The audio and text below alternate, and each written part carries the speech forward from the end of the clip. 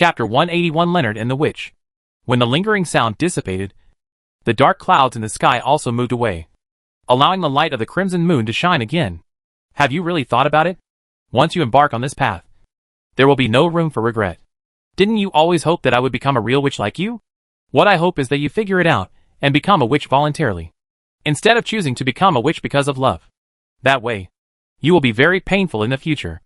Isn't this better? Only by experiencing pain can we get closer to the original. Okay. I will bring the assassin potion tomorrow night to help you become an extraordinary person. Where's the mother?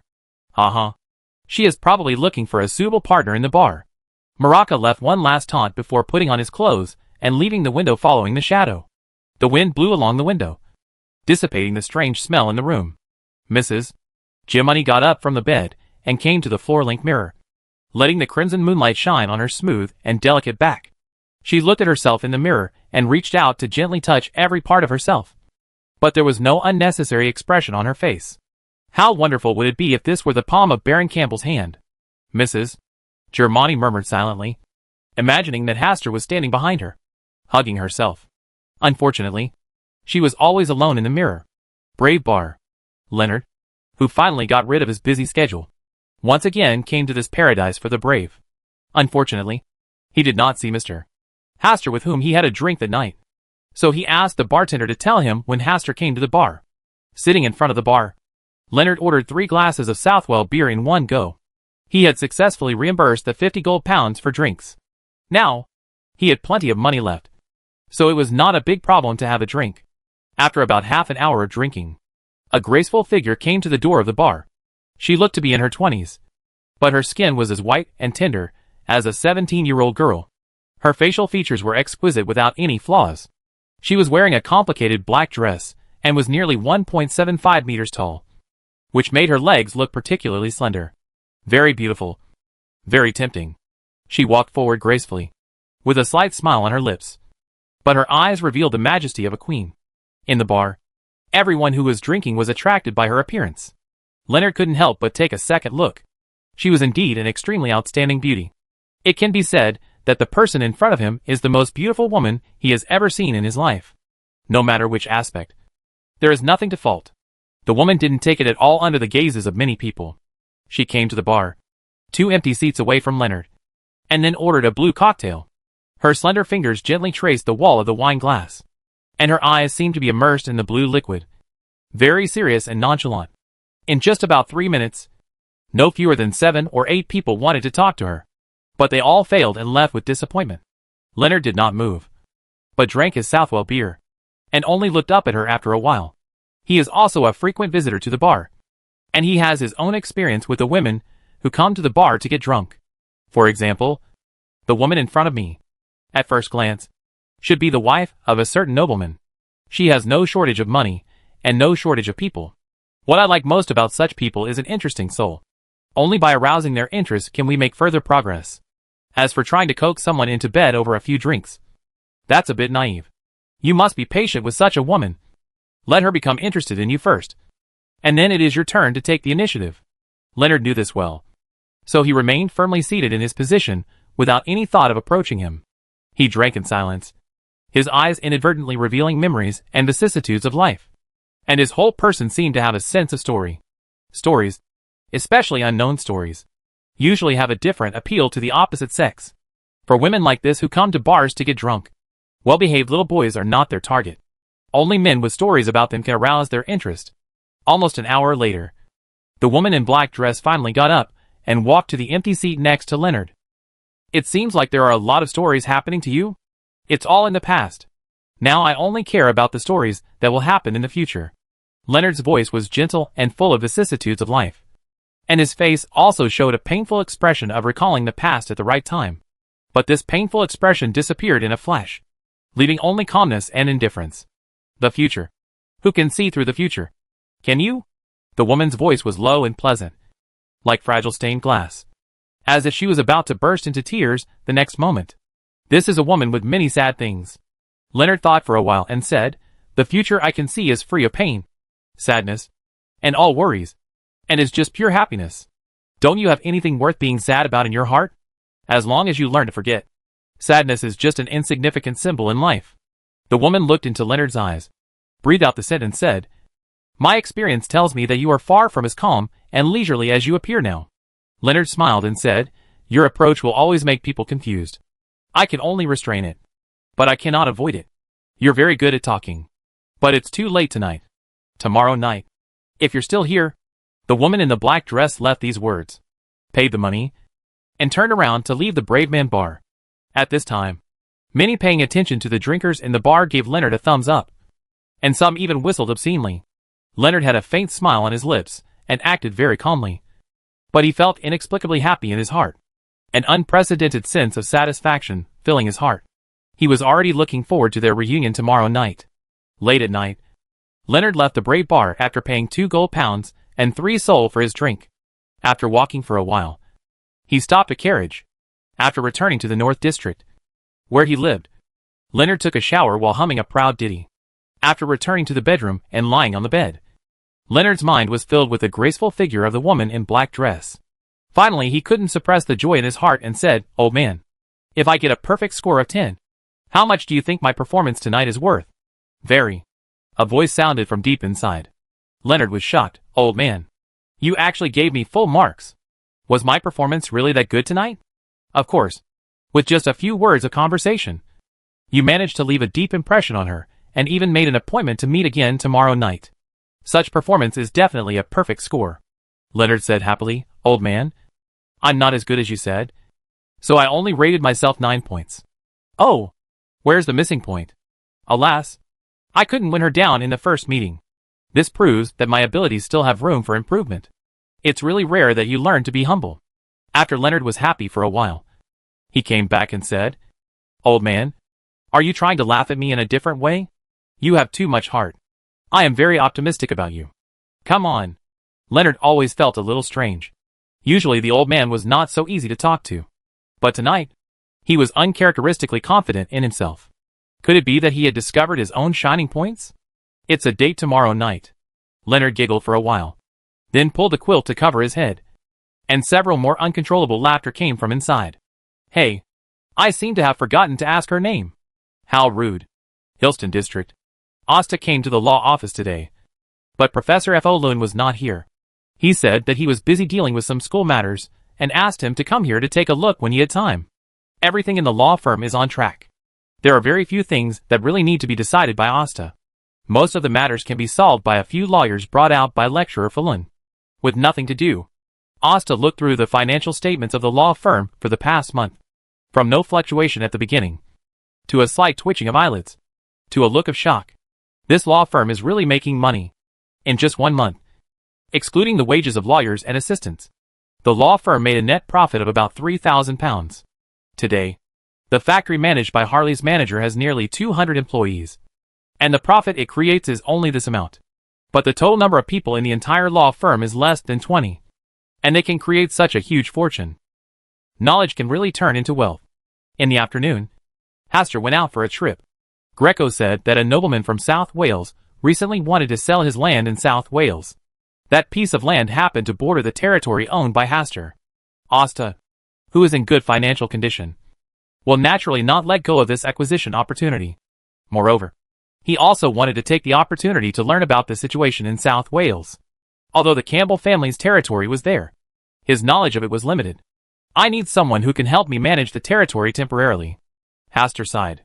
Currently, he still needs to stay in Backland to work on the promotion of the title and cannot leave. Otherwise, he also wants to be a local emperor in his own territory, with mountains high and emperors far away. That feeling should be very good. Chapter 182 Evenly Matched Love. Bavard Bank. 4th floor. The largest shareholder of this bank is Earl Hall, who is currently managed by Hibbert. The Negan family also has a certain share in this bank. It seemed normal that Glyke had chosen this place to hold the conversation. But Hastur knew that this was definitely not normal. Greco and Hibbert must have wanted to take the opportunity to inquire about information and satisfy their desire to eat melons. "Asta, let me introduce to you. This is Viscount Abel from South Wales. He originally only stayed in South Wales as an idle nobleman. He only came to Backland in the past 2 years." As soon as Hastur arrived, Greco briefly introduced the basic information about both parties. After the two exchanged a few words, Hastur began to look at the able Viscount in front of him. He was between 40 and 50 years old. His hair was the blue of the sea, compared with the local nobles in Backland. His skin color was it looks dark and rough. And it looks like it lives in a place where the sea breeze blows all year round. The thing is, I have decided to settle in Backland. Except for the territory to which I belong. All other lands in South Wales are intended to be sold. Viscount Abel is very direct, and clearly points out the business of the day as soon as he opens his mouth. This kind of character is very endearing. I know that land prices have been falling recently, and I am really eager to sell the land. So I don't beat around the bush and offer it for 15,000 gold pounds.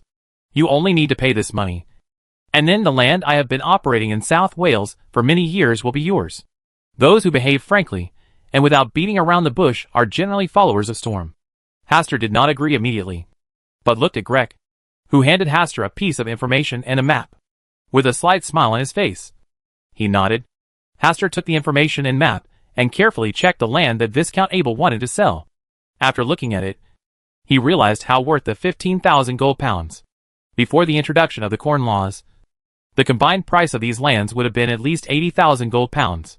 It is currently only selling for 15,000 gold pounds, which is already a lot of discount, according to the current normal transaction price. Even though these lands are not near Backland, they should be worth about 30,000 gold pounds.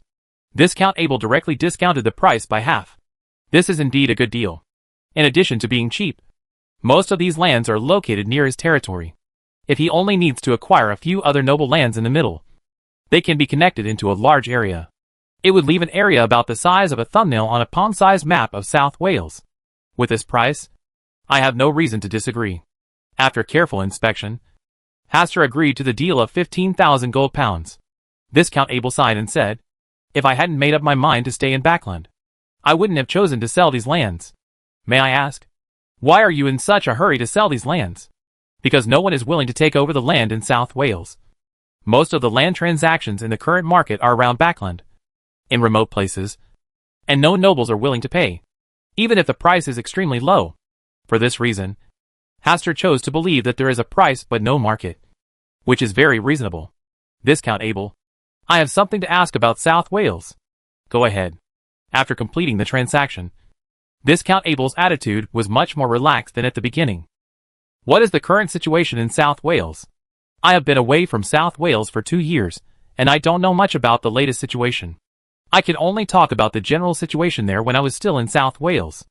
Hastur expressed his understanding, and motioned to Viscount Abel to start the introduction. Southern Wales is located in the southeastern coastal area of Lone Kingdom. Although there is no well-known port there, maritime trade is also very frequent.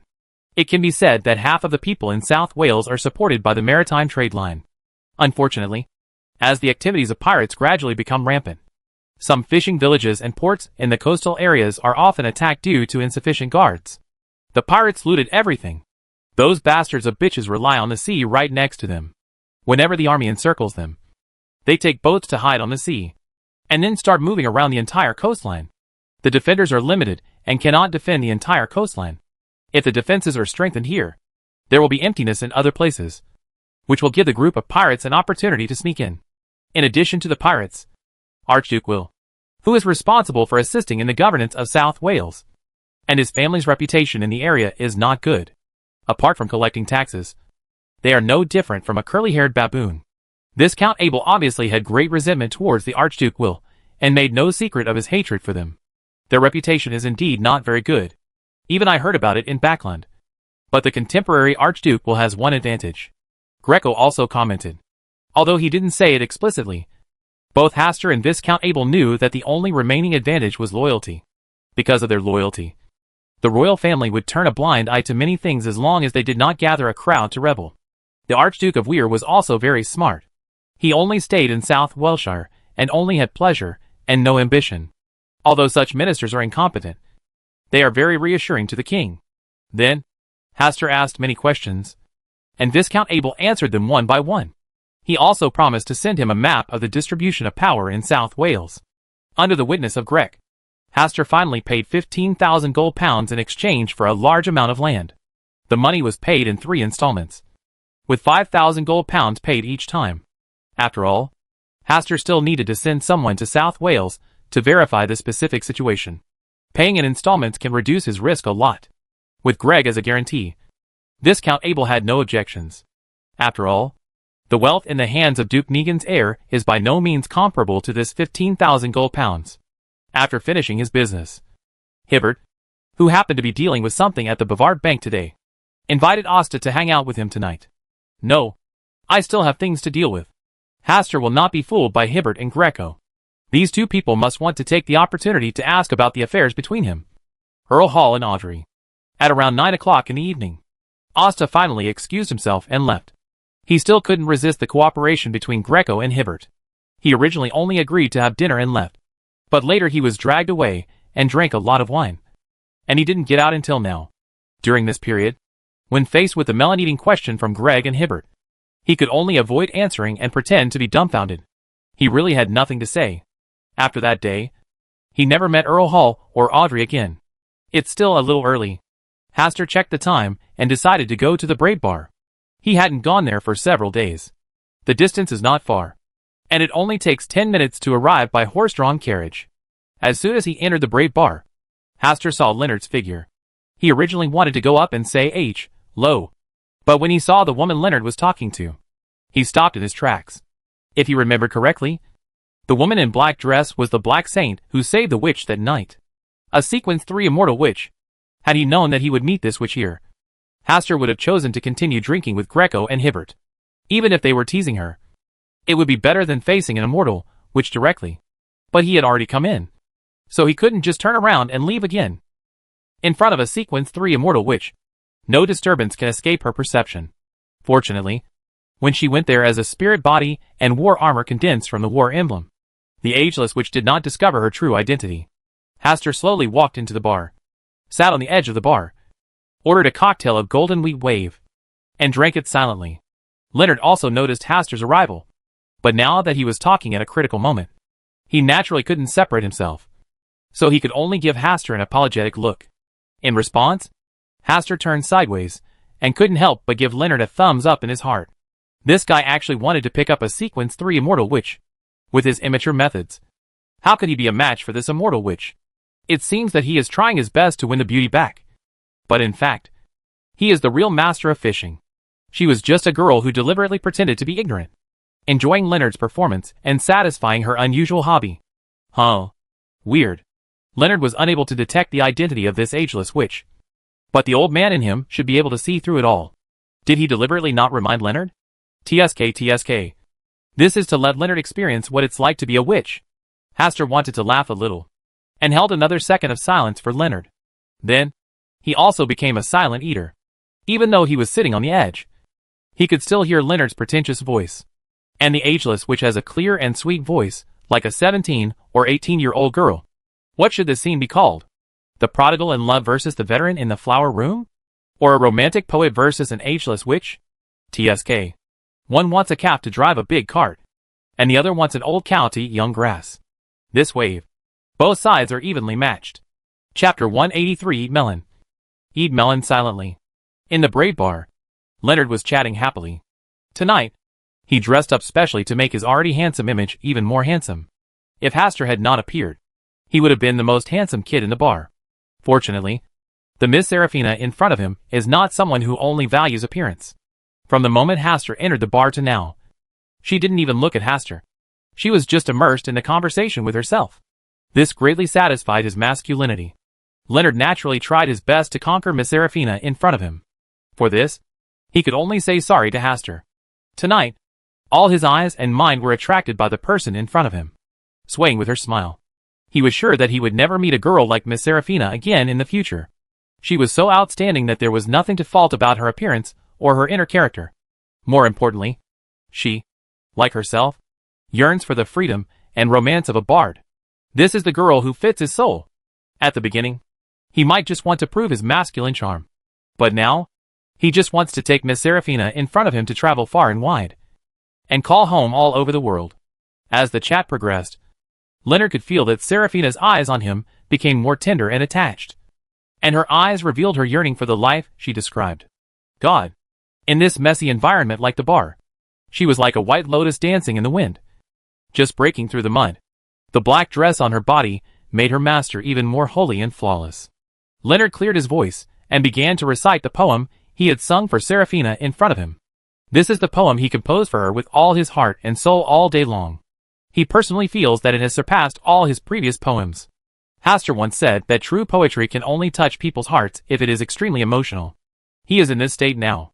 The vicissitudes of his voice, chanting gentle poems, coupled with his story-filled eyes, immediately attracted the attention of the audience. Hastur also cooperated and turned around, looking at Leonard, who was performing hard with an appreciative look. At this time, Hastur wanted to become an audience and see if he could understand the heart of the ageless witch. He wanted to know whether the ageless witch was indifferent when faced with Leonard's wholehearted praise, or did she find it boring? One thing Hastur is sure of is that for the immortal witch who has experienced countless stories, once Leonard starts to fall into this relationship, they will withdraw before pulling away. They may reward you with a favor in bed, or they may just turn around and leave, because what they want to leave behind is only pain and despair, not happiness. Therefore, Leonard, who is hopelessly immersed in this relationship, has been sentenced to death by this immortal witch. Poor Leonard. Hastur gave Leonard a rare 3 seconds of silence in his heart. As Leonard finished reciting the poem, there was a burst of applause and whistles in the bar. Is this your talent? No. My talent is so sincere because of your presence, Serafina. This is your extraordinary ability. Leonard's eyes were full of tenderness, and his eyes were as bright and colorful as stars.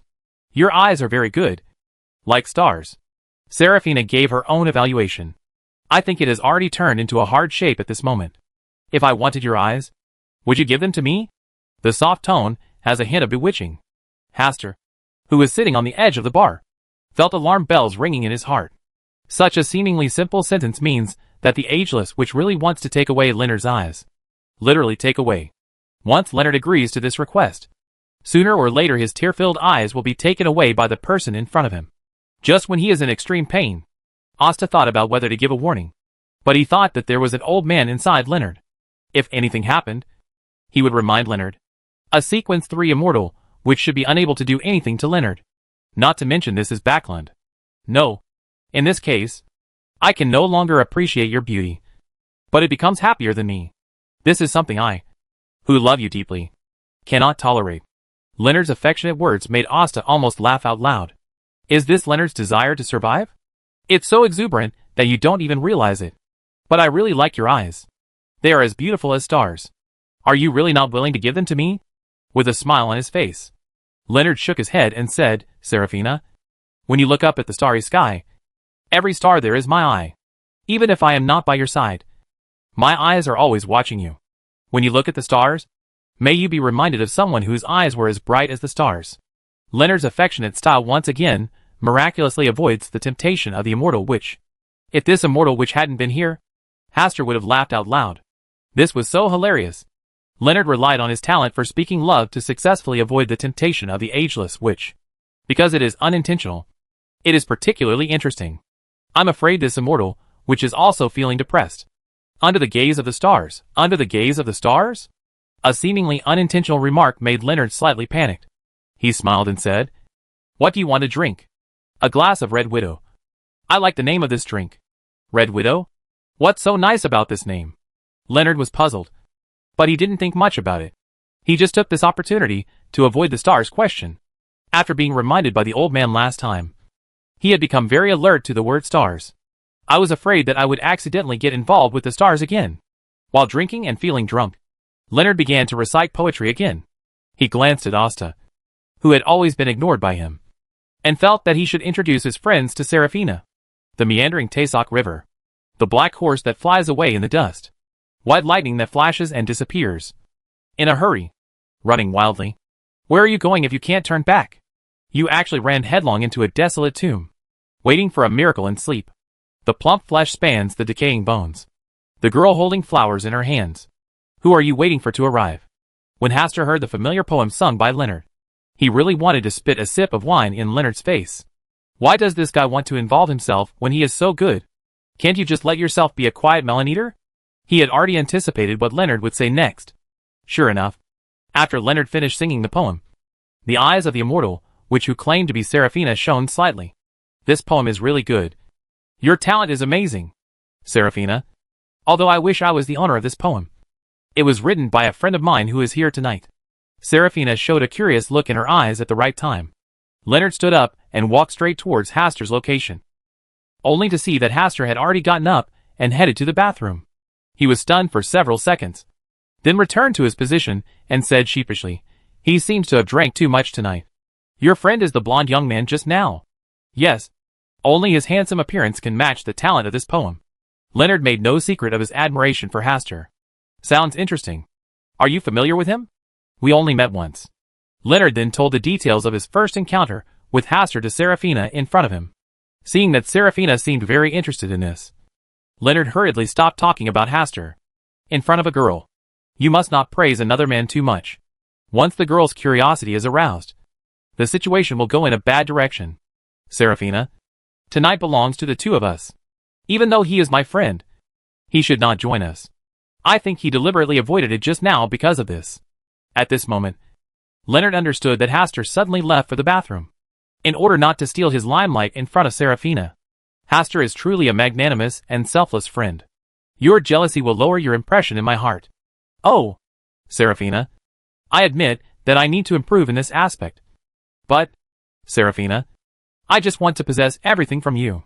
Even your casual words can make me crazy with jealousy." "Really?" Serafina's slightly joyful and playful smile made Leonard feel that his heart was pierced by the arrow of Cupid. Hot and fiery. It was the endless love that flowed from the depths of his heart. About 10 minutes later, Haster came out of the bathroom. He had just thought about sneaking out through the back door, but after thinking about it, he gave up the idea. In addition to not wanting to attract the attention of the ageless witch, he also wanted to see the latest progress between Leonard and the ageless witch. There are risks in eating melons, but these melons taste particularly sweet. Isn't this the support of the grandfather in Leonard's body? Chapter 180 for the ageless witch. Haster, can you take me home? When Haster's figure appeared in the bar again, Leonard stood up and walked towards him. And Serafina also cast a curious look. "Asta, I didn't expect you to come tonight. I hope you won't be angry at what I did just now. I think you can understand my situation just now." There was an apology on Leonard's face. He really felt that he was sorry for Haster in front of him. It was obvious that his original intention of coming to this bar was to buy back Haster's drink. But now, Haster, when I arrived, I was chatting with a beautiful woman. Putting himself in his shoes, Leonard felt that he was so inhuman. "Of course, I understand you very well." Haster had a smile on his face, but he was cursing in his heart. "I understand that it is very interesting for you to fall in love with a witch. In fact, you can just pretend that I don't exist." Leonard said happily, "Asta, I am determined to be your friend. Go ahead. Don't let people wait over there. I would like to introduce you to Serafina. After all, you are my proud friend. This is not good. The bar tonight is a stage that belongs to the two of you.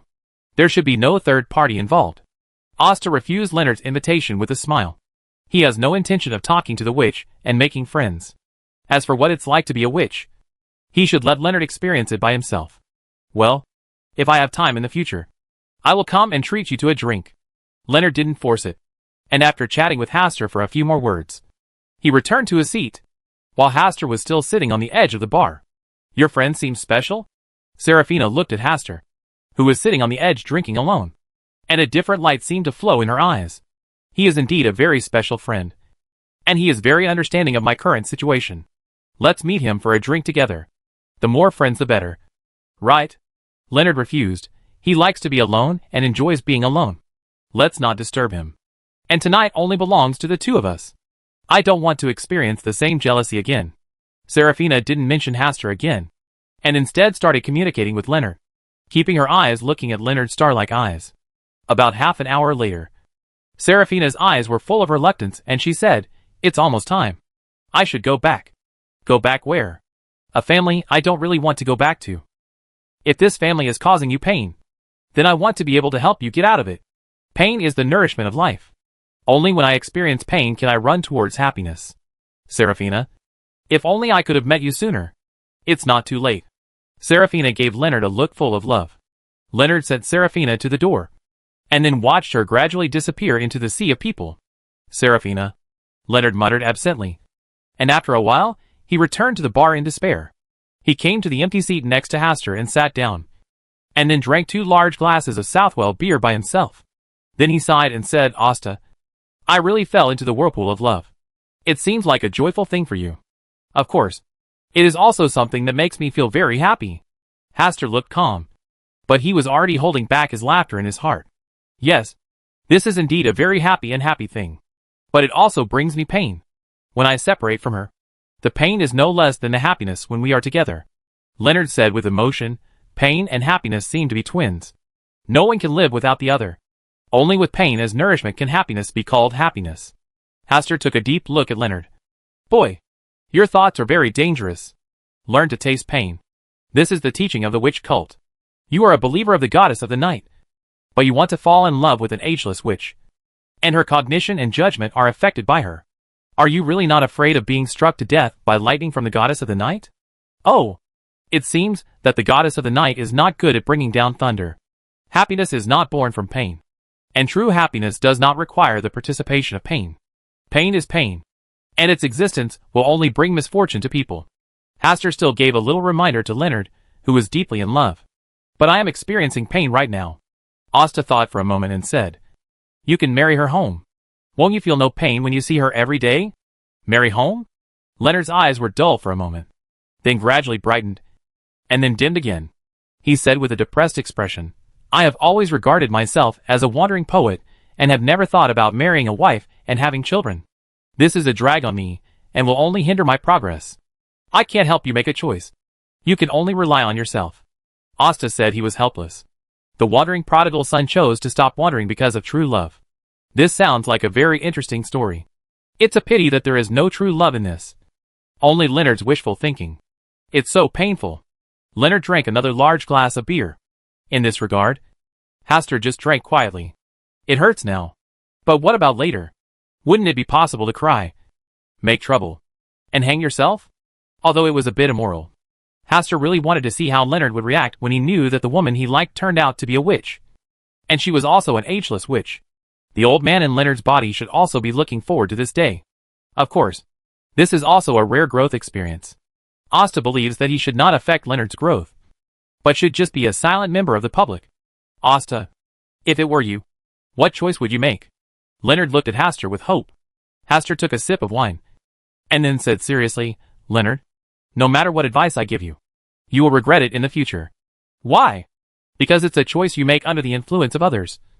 Not entirely based on your own will.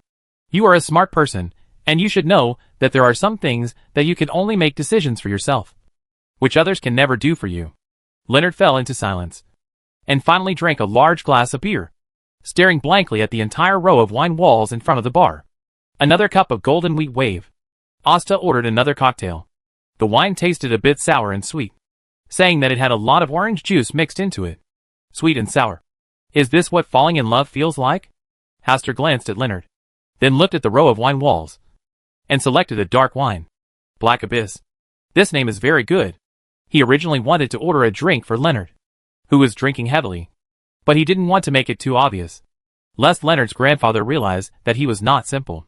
Around 12 o'clock, Haster watched Leonard, who was a little drunk, get into the carriage and leave, and he was about to stop a carriage and go back. But after waiting for half an hour, there was no second carriage on the street. This situation is not common. Haster has come to the Brave Bar many times.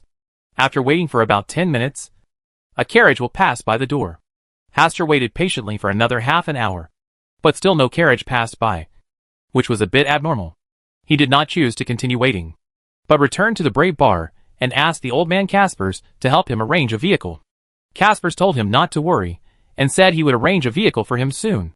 With nothing to do, Haster tried to order a glass of Black Abyss, but he frowned as soon as he took the first sip. It was so bitter. It's simply more bitter than unsweetened black coffee, and it almost makes your tongue numb. Only a true brave can drink this wine. Caspar saw this scene. His tone was brisk, and a smile crept onto his face. Have a cup of sweet iced tea. This is a bar, not a drink shop. TSK. We don't even have drinks like sweet iced tea. How can we meet the diverse needs of our guests? Who said you have to drink alcohol when you come to a bar? After chatting with Caspers for a few words, Haster replaced it with a glass of ice water. After waiting for another 10 minutes, there was still no carriage, but a familiar figure walked towards the door of the bar. It's the immortal witch who has returned, Serafina! Asta resisted the urge to swear, pretending he didn't see her, and continued to taste the ice water. It was indeed an abyss of despair. I had just taken a taste of it, and encountered such a desperate thing. This ageless witch obviously came for him. She sent away the drinkers who wanted to strike up a conversation, and went straight to the seat next to Haster and sat down. Just now, I made a mistake. Her tone was no longer as childish and crisp as before, but full of lazy, condescending queenly temperament. It's late at night, and it's not good to be alone outside. Since he couldn't escape, Haster had no scruples. Since Will promised himself, he would naturally keep an eye on the whereabouts of this immortal witch. He probably had a bad taste and deliberately failed to lure the ageless witch away through fate so that he could meet her tonight. It's really not safe. Are you willing to take me home? Do I have a chance to say no? Why do you want this opportunity? What are you afraid of? I don't want my friends to misunderstand. Then you should send me home to avoid any accidents. Serafina's eyes fell on Asta's face, and she couldn't help but sigh. He is indeed born with a good skin. Thank you for the compliment. Let's go. I'll take you home. Haster has no choice. It is estimated that there will be no carriage passing here tonight, which is also the method of the immortal witch. She was probably just waiting for her to walk home and create an unexpected encounter. But unfortunately, she didn't give her such a chance. Haster stood up and walked out of the bar. Serafina followed behind him with graceful steps. Chapter 185. I want to take a look at the witch card. The night was deep, and the crimson moon had disappeared, perhaps hidden by black clouds. On the street, the vaguely lit street lights emitted a dim light. There were very few people walking around, but there were many homeless people hiding on the corners to avoid the cold night wind. Just at the intersection of a long and narrow alley, under a street lamp, there were 4 homeless people wrapped in a dirty quilt, lying next to each other. Seeing Haster and Serafina approaching, they just glanced at them blankly, then turned slightly sideways and continued to sleep soundly. The last time Haster saw so many homeless people was the last time. We didn't see much of them during the day, but at night they appeared from every corner. Perhaps because there were police patrols during the day. Backland, the city of hope, is really a bit ironic. Haster just looked at everything around him and did not speak. Instead, he let Serafina lead the way. The other party didn't speak, and he had no desire to speak. As for where he was going, he wasn't too worried. In such a matter of life and death, he still believed in Will. After walking for a while, Serafina saw that Haster was very patient and finally spoke. Baron Haster Campbell, last time your men hurt my people, shouldn't you give me an explanation? That crazy woman came to assassinate me in the middle of the night. If she's alive, it's because I gave you face. Haster's voice was cold and confident. You seem to know who I am? I can smell the stench of your witch sect from a long distance away. Do you really think you are hiding it well? Uh-huh. You have a strong tone. Do you have anything to rely on? This is Backland, the place where the gods are watching. Even if you get here, you still need to keep your tail between your legs. Serafina did not answer, but instead said, the aura on your body is very strange and difficult to figure out. There are very few people in this world who can make me feel like this. Oh, that's because you are too ignorant. You are always provoking me. Do you really think I won't kill you? Of course you have the ability to kill me, but someone can also kill your 2 daughters. I don't have much affection for them. If you hadn't shown up in time that night, I might have believed what you said. Serafina stopped, turned around and looked at Haster, with a playful look on her face. I haven't been threatened by anyone for a long time. You really shouldn't threaten a witch who has little family ties. When she was about to take action, an inexplicable panic surged into her heart. Her body froze in place, and cold sweat dripped from her forehead. She understands that once she wants to kill herself, the first person to die will be herself. There is a being of a higher order watching here and protecting the young noble in front of him. The existence that can make her feel this way is at least a Sequence 2 angel, or even higher. A Sequence 1 terrifying existence. Sequence 1. The first echelon of strong men under the true God, in their entire witch sect. Except for the original one they believe in, the most powerful, which is only Sequence 2. When Asta saw her like this, he knew that Will was already watching her secretly. He raised the corners of his mouth slightly and said sarcastically, I haven't been threatened by anyone for a long time. You really shouldn't threaten a young and promising person in Backland. Noble. Serafina was silent for a while, and finally gave up all her murderous intentions and chose to compromise. She was able to rescue her daughter at a critical moment. So the other party must also be able to rescue Baron Haster Campbell in front of her. What she just couldn't figure out was how could a powerful being of at least sequence 2 deign to protect a young noble? And just a baron? Could it be that this Baron Haster Campbell is also a direct descendant of a powerful being? Backland. Sequence 1. The illegitimate son of the royal prince? Serafina was finally moved and looked at Haster with a hint of complexity. Such a young and handsome nobleman turned out to be just someone else's illegitimate son. How pitiful. Don't think too much. There is no hatred between us. Why don't we chat? I'm also very interested in your witch sect. I'm equally interested in your origins. Serafina turned around and continued to lead the way, with Haster about 3 steps away from her. Do you have the witch card left by Emperor Russell? Good. Are you interested in selling? Can you afford it? Serafina's tone was calm. This was not a sarcasm, but a statement of fact. Yes. I'm just curious about the image of Emperor Russell on that witch card. As you imagined, it's a female figure. Witch Russell. Serafina's tone was pleasant, but also seemed to be slightly sarcastic. Great Emperor Russell is really awesome. Asta sincerely admires Russell's thick skin, which is already at a level where he is not afraid of social death. Actually using a female image to represent the witch card. He wanted to see the witch card more and more, even if it was just to see Russell's witch image with his own eyes. I don't know what it will look like, whether it will be ugly or beautiful, whether the figure will be flat or material, and what kind of changes will be made to the facial features. Are you interested in Russell's affairs? I was just interested in the image of him wearing women's clothing. Why? Don't you think this is an interesting thing? I don't think so. Serafina obviously had a different idea from Asta. She said calmly, the gender division between men and women is not static. Men can become women and women can become men. Russell's image of a woman is not worthy. What a fuss. No. You don't understand. You have no idea how much fun is involved here. Just imagine. What kind of expression would Russell have if one day he stood in front of Russell with that witch card in his hand and called out Russell's name in Mandarin? Is there anything more interesting than watching Russell die in front of others? At the best moment, Bernadette could stand on the sidelines and witness this historic scene. At that time, how will Russell respond? No. How will he quibble about his original mood of creating the witch card? He would probably look serious and say in a deep voice that this was a necessary part. Haster didn't refute on the surface, but he was already making up a big drama in his mind. If you are willing to join us, maybe I can let you take a look at the witch card. It is the ultimate secret that contains the extraordinary path. A blasphemous secret. Serafina spoke seductively, and her voice penetrated deep into Haster's heart. This is not a deliberate display of her witch charm, but a natural and amazing allure that can be revealed inadvertently. Just like her conversation with Leonard. She did not use extraordinary powers from beginning to end. It was just a normal chat, which still fascinated Leonard. A blasphemous secret? Shouldn't it be the secret of becoming a god? Haster didn't mind giving the ageless witch a little shock. Just such a sentence. Still hiding it. Moreover, you want to seduce yourself based on this little knowledge? At the very least, you have to come up with more valuable chips.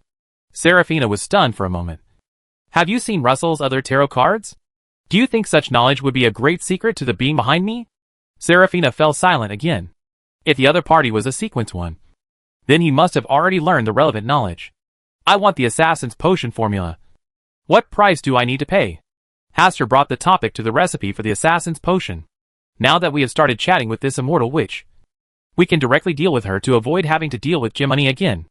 Oh, are you tired of being a man? Such a provocation is too childish. Serafina thought for a while. Then with a slight smile on her lips, she stopped and said, I can give you the assassin potion formula. And the conditions are very simple. You must let me hold your arm during the last part of the journey. Of course, if you want to be more intimate, I don't mind. What the L kind of condition is this? Asta was stunned. Wasn't this a clear attempt to take advantage of him? Still holding hands. Even more intimate. Could it be that Leonard was not sleeping in the front and was waiting on the roadside? Stage a cliché love triangle story? I reject. Why? Serafina looked puzzled. She only had to hold her arms. Is this condition difficult? When nobles perform ballroom dancing, the posture is much more intimate than holding arms. Do you think I'm as cheap as you? Serafina temporarily forgot to retort. Just negotiate terms. Don't worry about other people's bodies every day. Serafina finally understood that the Baron Haster Campbell in front of her was very narcissistic. Quite narcissistic. But she didn't get angry because of this. She had been alive for so many years, and she had never seen such a person. She has seen a lot of narcissistic people. The only person who might be able to resist her charm and still remain narcissistic is Haster. Interesting. I'm becoming more and more interested in you. Serafina laughed. And with a flick of her finger, several lines of dense text appeared on Haster's clothes. This assassin potion recipe is my reward for sending me home tonight. Do you know how many gold pounds I need for this coat? Serafina was stunned for a moment, and finally chose to ignore Haster's words and continue to lead the way. Finally, the two came to the outside of a large house and under the window of a room on the second floor. After a while, the upstairs window was opened. Mrs. Germani appeared from the window and looked at Haster and Serafina below with a look of disbelief on her face. Chapter 186. You witches still know how to play. Click. It's the sound of heartbreak. There was a kind of sadness spreading deep in Mrs. Germani's heart, and her eyes were full of pain and incomprehensible sorrow. It would have been a joy to have Baron Haster Campbell suddenly appear under her window tonight. However, there was a beauty accompanying him. She, who knew her mother's character well, had only one thought in her mind when she saw this scene. Why did Baron Haster Campbell come back with his mother tonight? Did something happen? In terms of appearance and figure, I am almost the same as my mother. If I didn't measure them with my own hands, they would basically look like a pair of sisters. But now, Haster is sending his mother back late at night. What does this mean? She no longer dared to imagine how they would spend tonight. What did the two people do when they were together? Jealousy. This emotion is also spreading. Don't be sad. All men in the world are the same. So I have always told you not to believe in love. This is the most illusory and unbelievable emotion. Behind Mrs. Germani, Morocco walked up silently, put his arms around Mrs. Germani's waist, and leaned his head gently on her shoulder. With a beguiling tone and a charming look. Below, Haster also saw the interaction between Mrs. Germani and Morocco, and thought about the transaction conditions proposed by the ageless, which beside him just now. He could only say, you witches really know how to play. The ageless which Serafina obviously knew that her daughter, Mrs. Germani, was interested in her, so she specially asked her to send her back at such a late hour. Then she happened to be caught by Mrs. Germani and misunderstood her. Is this something a normal mother would think of and put into action? He was sure that if he wanted, the immortal witch wouldn't even mind getting intimate with him under the gaze of Lady Germani. There is also the witch who assassinated her. Her expression and actions clearly showed that she loved Mrs. Germani very much, and Mrs. Germani looked very similar to their common mother. Yet there was no other difference in this. Such sentiments are strange. The witch is indeed a being with a twisted mind. Everyone is so good at playing. In contrast, Mrs. Germani, who has always adhered to her identity and has not done anything random to her, is simply a good baby in the witch circle. Although the White Saints family next door are also not very good. Compared with the Black Saints family, they are still a lot simpler. Their family seems to be inclined to turn their sons into witches. And the one left in the Black Saint family is a girl. Haster glanced at the immortal witch beside him. She was smiling at the corner of her mouth, looking at Mrs. Germani and her other daughter at the window with a smile. That kind of smile is full of chills. I don't know if he is angry that his two daughters stayed up late at night and stayed together all day long, or because they feel embarrassed for being messy in front of his guest. At the window, Morocco also felt the chilling gaze. Not only was she not afraid, she raised her chin slightly and looked at each other unceremoniously. Then she hugged Mrs. Germani tighter, as if to declare her ownership. Mrs. Germani is obviously thin-skinned and cannot bear this kind of stimulation, especially in front of her mother. She struggled to leave Morocco's arms, and then looked down at her mother with a panicked expression. What a complicated family ethics relationship this is. Haster only felt that what Will did tonight was very reliable. If he hadn't seen it with his own eyes, he wouldn't have believed that the witch's family could be so exciting. Leonard just wanted to have a vigorous love affair with the ageless witch. In comparison, Leonard's behavior was still too conservative. Would you be interested in coming upstairs with me? Serafina looked away from the second-floor window, exuding the charm of a witch, and looked at Haster with a charming look on her face. I'm not interested. Find someone else. Haster refused directly, and even took a small step back. If you are willing to go up, there will be 3 witches accompanying you tonight. Even the king does not have such treatment. Serafina spoke seductively, stretched out her fingers and lightly traced her lips, and also licked the tip of her pink tongue to increase her temptation. You are not good at seducing others with your beauty. Hastur ruthlessly exposed Serafina's disguise. A true witch does not need to deliberately engage in seductive and provocative behavior. The more she behaves like this, the more it shows that she did it deliberately. Are you really not moved at all? I have no interest in discussing this topic with a witch. Serafina looked at Hastur from top to bottom, then stopped between his legs, and said mockingly, "You don't have this ability, do you?" This sentence is really intolerable. He couldn't bear it, but he would not be angered by Serafina's simple provocation. If he really goes upstairs according to her wishes, then he will definitely be drained tonight. Drained in every sense of the word. It's a pity that you are too old. I am not interested in old women. Germany. She is still young. Are you also not tempted by her? Sorry. I'm misophobic and don't like to use things that others have used. Serafina's eyes flashed, but she did not get angry. Instead, she said calmly, "Then you can go. I don't want to leave just yet." Such a family ethics drama is really exciting. Serafina's face turned completely cold. She raised her hand, and the second-floor window was tightly closed. Are you witches also particular about not exposing your family's scandal? Asta admitted that he was a little jumpy now. But who made this immortal, which insist on plotting against him? Well now, I failed to plot against myself, but instead allowed myself to watch a lot of fun. Serafina still didn't speak. With a sullen face, she grabbed Hastur's shoulder, took him through the spirit world, and then threw him out of the spirit world. Asta has returned to his own home from Mrs. Germani's house. Before Hastur could taunt her, Serafina disappeared, probably going back to deal with family ethics matters. Alas, it is so convenient to be able to travel to the spirit world at any time. Tonight was really interesting. I have to thank Will, Asta murmured, returned to the bedroom, then took out a paper crane and placed it in the palm of his hand. Not long after he lay in bed, he entered the dream world. Will appears dressed as a clown carrying a bunch of balloons. Are you looking for me in such a hurry to thank me for my arrangement tonight? Will grinned, his clown makeup looking like he was smiling and crying at the same time. The ice cream served to you from now on will be halved. Why? Will waved the balloon in his hand angrily. Why didn't you inform me in advance? This is called a surprise. Do you know what a surprise is? It's not enough to scare you. Humph. Don't you think what happened tonight is interesting? It's really interesting. I watched a witch family ethics drama. It was really confusing and twisted. Will raised the corners of his mouth and said with a wide smile, "What's this? These witches can do even more twisted things. They need to vent their twists and pains. Why do you think they don't abandon their own blood? That's because in their eyes, blood is the best toy and the greatest kindness given to them by the original. They can still maintain their sanity in this kind of painful distortion precisely because they vent these negative emotions on their blood relatives."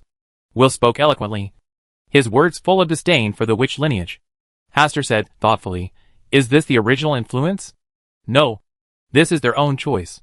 The original, which did not issue any special oracle. It is their own choice to pass on the pain and distortion from generation to generation. People who have been hurt eventually turn into butchers who cause tragedy. They are pitiful and hateful." Hastur was quite emotional about this. There were not a few people like this in the world. Will looked at him and said, "Why did you come back so early tonight? The witch didn't invite you to play some new games together." "Play some new games?" Asta's face turned dark, and he said solemnly, "From now on, reduce your ice cream by half." "I'm so angry." Will didn't care about Hastur's threat at all. Just because he suppressed the ageless witch tonight, Hastur watched a good show in vain. From now on, there will only be more ice cream on offer, not less. Ha! Be careful. I will go to your house to find you tomorrow. No. Your destiny will change as soon as you come here. This is the best way to get along now. Hastur just scares Will and doesn't want to interfere with Will's destiny, because Will's destiny was not with him from the beginning. After finishing his chat with Will, Hastur went to the Hall of Stars to accurately verify the authenticity of the assassin's potion formula. His chain of order itself is a concrete product of order and rules. It is still very simple to verify an assassin's potion formula. The verification result is true. Now all you need to do is find the corresponding extraordinary materials to turn Azhara into a cat assassin. One step closer to becoming the cat witch of the future. Chapter 187 New Extraordinary Path. Sequence 5 Winter. In the morning, Hastur woke up from his sleep. He went to the bathroom to wash up, and then carried the clingy Azhara downstairs. This little thing may have gained a lot of weight recently because of the good food at home. From being sensitive and alert at the beginning, He began to evolve into a homely fat cat. Hastur didn't want to raise Azhara into a big orange cat. If you are going to force it to go out for a walk, and ask the maid to take it out for a walk more often if it is fine, you should also control its food intake a little. Meow? Azhara looked at Hastur with innocent eyes. But it was of no use. Hastur rubbed its little head, and went out in the carriage to do errands. There are 2 things he needs to do now. One is to choose a suitable person, and ask him to help him go to South Wales, to investigate various situations, and confirm the specific land situation of Viscount Abel. The second is to solve the problem of extraordinary materials in the assassin sequence. Now he is not short of money, but only lacks a platform to purchase extraordinary materials. Mr. A's place was originally a pretty good extraordinary party. Now, before he understands Mr. A's purpose, he doesn't want to have casual contact with Mr. A. Let's solve the first problem first. Asta rode a carriage to the talent recruitment market, which has a more official name. The Talent and Employment Association. This association claims to be able to recruit any talent you need. Before there was any better way, Hastur decided to try his luck here. The Talent and Employment Association is located in the South District of Dachau, not too far from Harvest Church. Asta planned to drop by the Harvest Church later. As soon as the carriage arrived at the entrance of the Talent and Employment Association, a dedicated service staff came to greet him. After saying hello to Asta, he stayed beside Asta and introduced him to some of the service scope of the association. Asta listened silently at first, and then expressed his needs. I need an investigator with keen observation and certain self-protection ability to help me go to South Wales to handle some matters. Okay. Please wait a moment. We will select some suitable people for you right away. The service staff led Asta to sit down in the VIP area, and then had someone bring him a cup of marquee black tea and 2 exquisite desserts. Asta tasted desserts as a habit, but the first bite surprised him. The taste of this dessert is excellent, and it suits my taste very well. It is comparable to the dessert master of Earl Hall's family. A pastry chef of this caliber actually serves a small talent and employment association? This association is a real gem, and very smart. Basically, people who have tasted the delicious food will have a great impression of this association.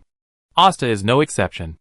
As long as the candidate is still available, he will decide to choose this association to provide services.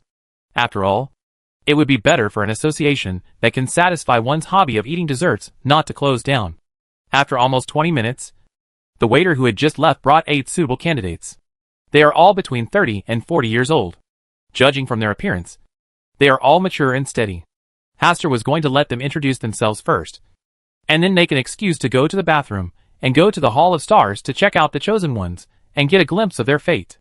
If there is no big problem, he will choose one of them. The 8 investigators who came to apply for the job began to introduce their origins and some of the legendary events they had experienced and completed. The first one said that he once went deep into a dry well alone and destroyed a big thief's secret hideout from inside. The second one said that he had climbed a snow peak more than 4,000 meters above sea level in the Fozak Empire and witnessed the legendary snowman on the snow peak. The third one said that he was once a navigator. When he was young, he followed a fleet into unexplored waters, where he saw a series of legendary creatures, such as deep-sea naga, undersea mermaids, etc. The fourth person was more modest. He just said that he once traveled through a barren desert in the southern continent alone. He did not encounter anything special, and just lived alone in the desert for half a year.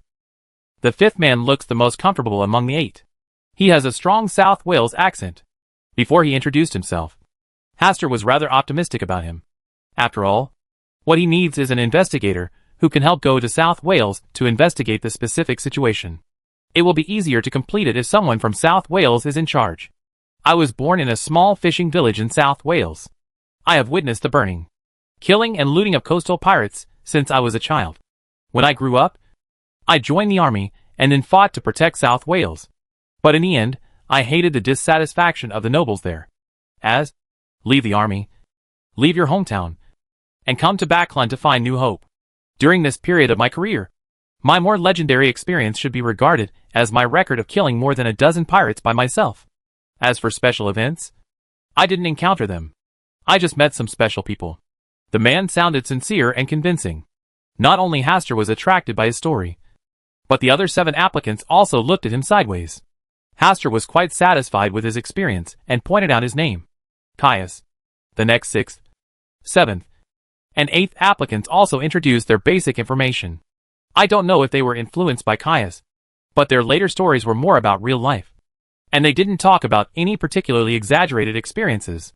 Hastur asked them a few more questions, and then asked them to go down and wait. He made an excuse to go to the bathroom, and came to the Hall of Stars. This time, the 3 candidates he was more satisfied with were No. 4, No. 5, and No. 8. He gives each of them a sneak peek into their fate. What is very regrettable about No. 4 is that he is very capable, but he seems to have great ambitions, and is easily eroded by money. Such a person is not suitable to be entrusted with tasks alone. Next up is number 5. And there aren't many glimpses into the fate of it. There are only 3 pictures. The first picture shows him fighting the pirates who were burning, killing, and looting on the coast. The second scene shows him coming into contact with a party held by a group of people wearing yellow clothes. The third picture turned out to be an incomplete extraordinary path. Asta opened his eyes suddenly. There was a big fish in today's recruitment. There is no doubt that the second scene refers to Caius coming into contact with members of the Yellow Friars, and eventually joining them. I have been patiently waiting for this group of people, and they finally started to take action. They didn't seem to be too afraid of him seeing through their identities, and they actually appeared in front of him blatantly. Do they really think they can't identify their true identities? Or was this development expected by them? The third picture is even more interesting. This extraordinary path is not the 22 extraordinary paths he is familiar with, but a brand new extraordinary path. Unfortunately, he can only see sequence 5.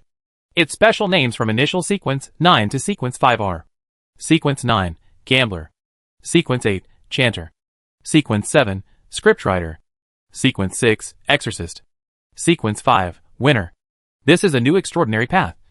An extraordinary path from the King in Yellow, the Gambler, the Chanter, the Librettist, the Exorcist, the Winner. Hastur silently recited these 5 words. 5 identities. Judging from these 5 sequences alone, the monks in yellow do have the ability to influence destiny. But they are different from Will's destiny path. Will's destiny path is very pure, and it revolves around destiny promotion from beginning to end. Although this extraordinary path also involves destiny, such as sequence 9 Gamblers and sequence 5 Winners. It also involves other extraordinary abilities. Lector and Exorcist seem to be special positions within the church. It is understandable that the monks in yellow robes and the church's monks were promoted to chanters and exorcists. As for the sequence 7 scriptwriter, Hastur was surprised. He was not surprised that a scriptwriter appeared in the entire extraordinary path. What he found strange was that the scriptwriter was only sequence 7. If it is sequence 2 or sequence 1, Asta can understand it relatively well. But in this way, this extraordinary path will appear similar to the audience path in high sequences. It seems that the audience path is more suitable for becoming a writer. Sequence 7 Scriptwriter. There is also a possibility that the sequence scriptwriter has a relatively unknown ancient name. The reason why I am now called a scriptwriter is just to correspond with my current profession, so that extraordinaries who set foot in this sequence can more easily understand its spiritual core and digest the magic potion. Hastur thought carefully for a while, and gradually understood the main direction of this extraordinary path. Arrange destiny in conjunction with church office. In high sequences above sequence 5, there should be extraordinary sequences whose destiny is related to the church. For example, names such as Archbishop XX and Pope XX.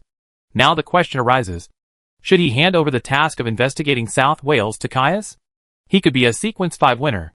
Just by hearing the name of this sequence, he basically doesn't have to worry about this task. Isn't there too much risk in getting too close to the extraordinary person who is the monk in yellow? Chapter 188 New member of the Tarot Society. The magician. From his personal point of view, he did not want to have too deep connection with the Yellow Monk organization. But now the other party has sent someone to contact him. If he refuses, they will still lurk in the dark. For him, this is not the best choice. It's better to let them come to the stage and let them be completely exposed to the sun. Maybe this is their conspiracy. Hastur thought for a while, and felt that this was what the group of yellow-robed monks wanted to achieve. Sequence 5 winners. Does their organization have sequence 1? Or is it just sequence 2? Hastur did not stay in the Hall of Stars for too long. He quickly left the Hall of Stars, washed his hands, and then walked out of the bathroom. He was going to hire Caius, but before hiring him, he wanted to chat with him, preferably under Will's watchful eye. Otherwise, who knows what accidents may happen. Hastur said to the 3 people he had chosen before, You three are equally good. I need some time to determine who is the best choice. Tomorrow, I will bring my final decision. Leaving a deposit of 100 gold pounds. Asta left the Employment and Service Association. He also wanted to know if the monks in yellow would come looking for him overnight. Monday afternoon. Tarot session. Klein sat at the head of the long bronze table, looking at the light spot representing Forsey. He felt a headache, and finally summoned the other party to come to the meeting above the grey mist. During this time, the unknown lady often prayed to him in the middle of the night, especially at 2 or 3 o'clock, a time suitable for deep sleep. Every time she prayed, she would change her clothes. Her clothes became shabbier each time. Her face became paler each time, and the words she prayed became more pitiful. The further he got to the back, the less able Klein was to listen. Based on the tragic situation described by the woman and the living environment around her, Klein believed that it was a great miracle that the other party was alive today and prayed to himself. To be on the safe side, he also used divination to make judgments. The result of the divination is that for this poor and helpless lady, her joining will not be detrimental to herself, nor will it have any bad impact on tarot. For this reason, and to warn the other party not to pray to themselves casually, especially the prayer time should not be so lish. Recently, he was often woken up in the middle of the night, causing him to almost become distracted and sleepy while working during the day. If the time is longer, there will be some problems with his body design.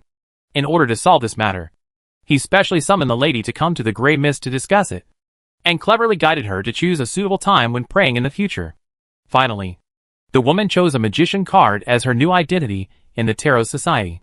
Good afternoon, Mr. Fool. Good afternoon, Mr. Hangman. Good afternoon, Mr. Sun. Good afternoon. Audrey was used to saying low to the members of the Tarot Club. But suddenly her eyes widened, and she looked at the new members on the same side as herself. The Tarot Society has a new member. I didn't even know it at all. Was she also chosen by Mr. Fool? Audrey really had too many questions in her mind. But she suppressed these emotions very well, and still smiled and said low, good afternoon. New Tarot Club partner. She used a relatively close word companion, because she found the new member to be very reserved, wary and uneasy. As the earliest veteran of the Tarot Club, she felt it was necessary to help new members adapt to the life of the Tarot Club as quickly as possible. Alger and Derek also looked at this new member. Derek had a simple mind, and just glanced at it before looking away. He could attract Mr. Fool's attention and help through prayer, and others should be able to do the same. The light of hope should shine equally on every inch of land. Alger looked calm on the surface, and still had a cold and deep expression. But in fact, he immediately noticed the performance of the new members and Miss Justice. Lil Sun is relatively simple, and it is impossible to recommend others to join the Tarot Club. Miss Justice once mentioned that she would introduce new members. But now it seems that Miss Justice is also puzzled by the appearance of new members, which can prove that the new members did not join the Tarot Society because of Miss Justice's recommendation. This is critical. Although he was a little dissatisfied with Mr. Fool suddenly inviting a new person to join the Tarot Society, it was still acceptable since the other person was not from Miss Justice's side. Forsey was also silently observing the others, even though Mr. Fool had told him that there were 3 other members of the Tarot Club. She had been somewhat prepared in her mind, but when she actually saw it, she still felt nervous. She also felt the gazes of the 3 people just now. The girl who was the first to greet him seemed to have a very good personality, giving off a very cheerful and polite feeling.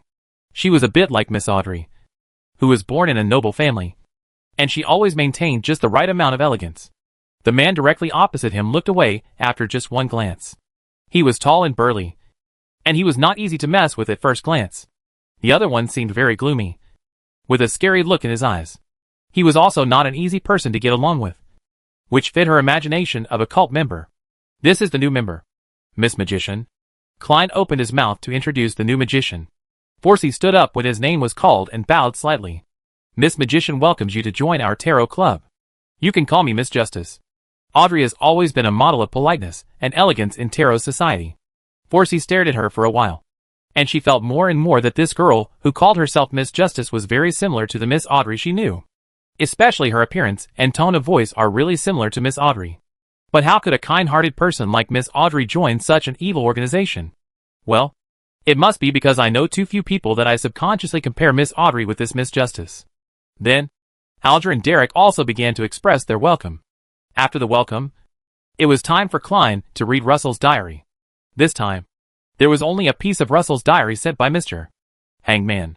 Miss Justice, who has always been known for her generosity, has not turned in a single entry from Russell's diary recently. It seems that she might have been influenced by 008 when she was able to produce so many crucial Russell diaries. But at that time, could 008, who was far away in Tingen, really affect Miss Justice in Backlund? Is there something hidden here that I don't know about? After the Tingen incident, Klein spent a lot of time thinking about and deducing the details of the incident and came to many interesting conclusions. He didn't say anything directly, but placed the finished diary of Russell on the table, indicating that they could talk freely. Audrey mentioned the latest situation of Backlund. After the man who claimed to be a disciple of the stars appeared, the entire Backlund seemed to be much cleaner. The number of homicides also dropped significantly, and the security situation was basically restored to what it was before the disciples of the stars appeared. Regarding this matter, Klein can definitely say that he knows the inside story of this matter better than anyone present. If someone really asked him about this matter, he would not panic at all. There was also Forsey, who had the same idea as him. She thought for a while, then deliberately lowered her voice and said, "The disciple of the stars who appeared in Backlund recently is a fake. He is not protected by the stars at all. This is a trap." As soon as these words came out, everyone's eyes turned to her. Klein was most curious. Only the people who participated in the operation at night and the church's top officials knew about Leonard's disguise as a believer in the stars. How did the magician lady know about it? Also, wasn't she seriously ill and lying in bed? Dying? How can you still observe what is happening outside so keenly? Audrey felt nervous. From the tone of this magician lady, it seemed that she also lived in Backlund. I hope this magician lady doesn't recognize me. Otherwise my real identity may be discovered. Although nothing happened after her real identity was discovered, she felt that she still had to maintain a sense of mystery and use her own judgment to reveal the real identities of other Tarot Club members first. Audrey chuckled and said, "You dare to pretend to be a believer in the stars. It seems that person's good luck is about to end. No one can easily deceive a being of such a high status." With the last reminder from Mr. Fool, he already maintained a deep awe of the stars, especially since he has been sailing on the sea all year round. And sometimes his instruments malfunction.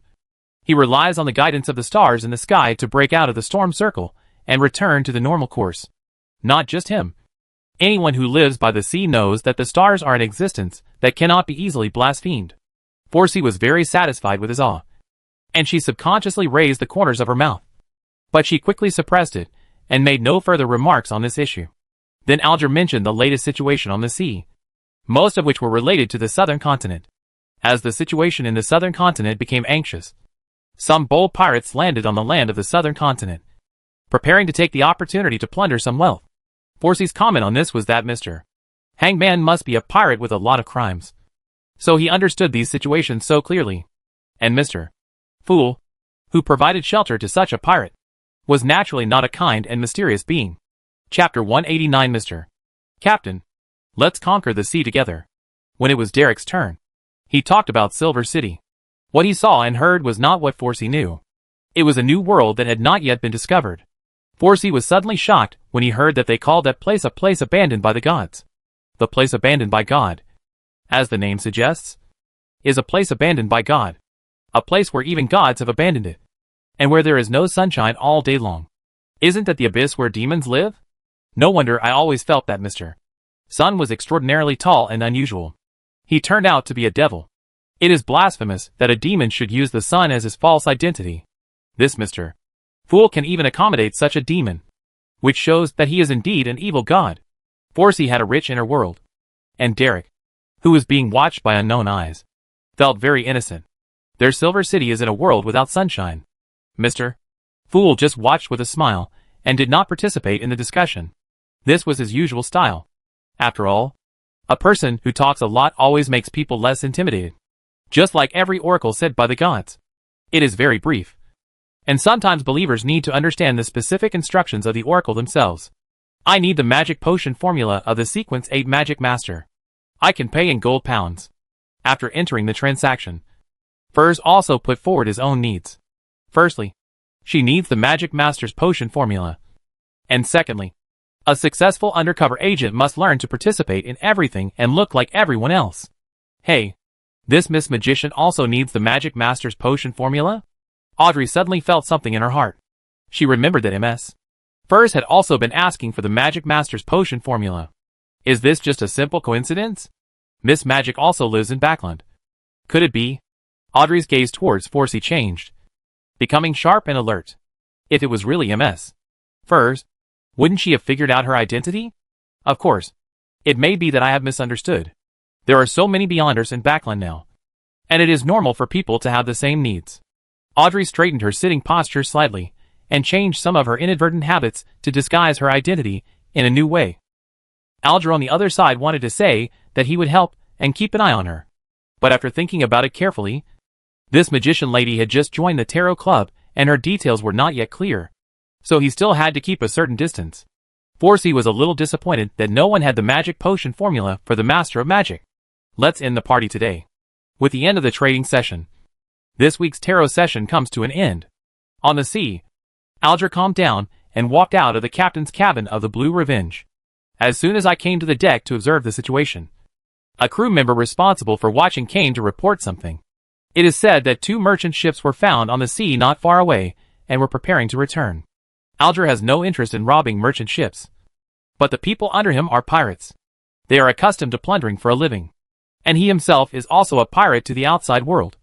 So he cannot completely prohibit it. They looted. It's just a matter of promulgating relevant regulations that don't allow casual killing and taking property. But every robbery would cause many casualties. So he could only choose to acquiesce. Soon, the 2 merchant ships were overtaken by the extremely capable Blue Revenge. Many pirates came to the ship and began to taunt the 2 merchant ships, and even made some obscene moves to several beautiful female passengers. Alger just watched without stopping, hoping that the leaders of the 2 merchant ships would be wiser and not try to resist. Otherwise, there will definitely be blood today. Soon the iron hooks of the Blue Revenge were nailed to the 2 merchant ships.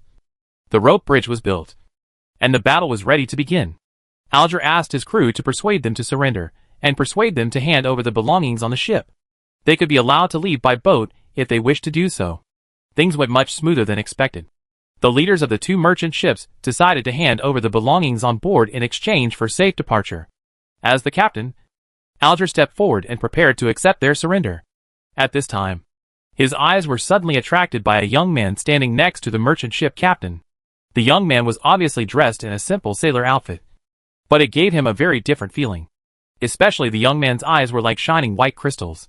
There was also the confidence and calmness of the young man, and the look in his eyes, as if he had found an interesting prey, which made Alger feel even worse. He has lived on the sea for so many years, and has his own way of observing words and emotions. Basically, no one who can give him this feeling is simple. At this time, the young sailor said, "Are you pirates? Is this ship what they call the Blue Revenge?" The pirates next to Alger laughed and kept mocking, joking, and intimidating the young sailor. The young sailor just looked at them with a smile. Not angry at all. As if he was enjoying some interesting performance. Being a pirate seems like a good experience. I want to join you on the Blue Revenge. And then we can conquer the sea together. It should be interesting to be the protagonist of the great age of navigation. The young sailor's shocking words caused the pirates to laugh wildly. And 2 pirates even stepped forward to push the young sailor.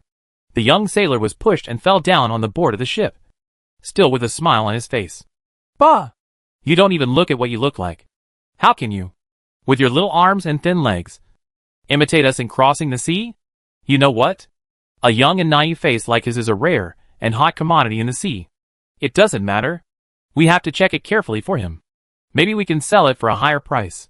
Seeing this scene, Alger felt a chill in his heart for no reason. Very violent and full of fear. The young sailor, who had been criticized and insulted in all kinds of words, still maintained a kind smile. He slowly stood up from the ship's plank, and then looked at the pirates, who were insulting him with words and staring at him lustfully. Pirates? A symbol of vulgarity. Really make me feel uncomfortable. Like a murmur. The bodies of the pirates, who were targeted by the young sailors in front of them, were cut into countless pieces. The wound of each piece of flesh and blood is smooth. Smoother than cutting a piece of meat with a sharp butcher knife.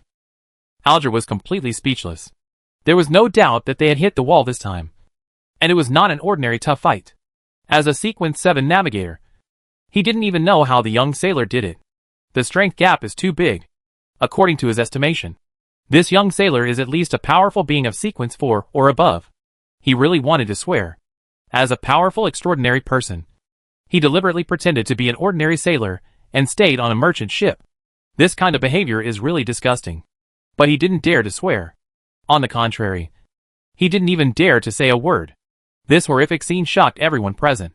The people on the merchant ship felt terrible, and at the same time felt the joy of surviving the disaster. As for the pirates, who were still alive, they were so frightened that they lay on the ship's deck covered in blood and flesh, and began to beg for mercy. "You guys go back." The young sailor asked the merchant captain to leave on the merchant ship, and stayed alone on the Blue Revenge.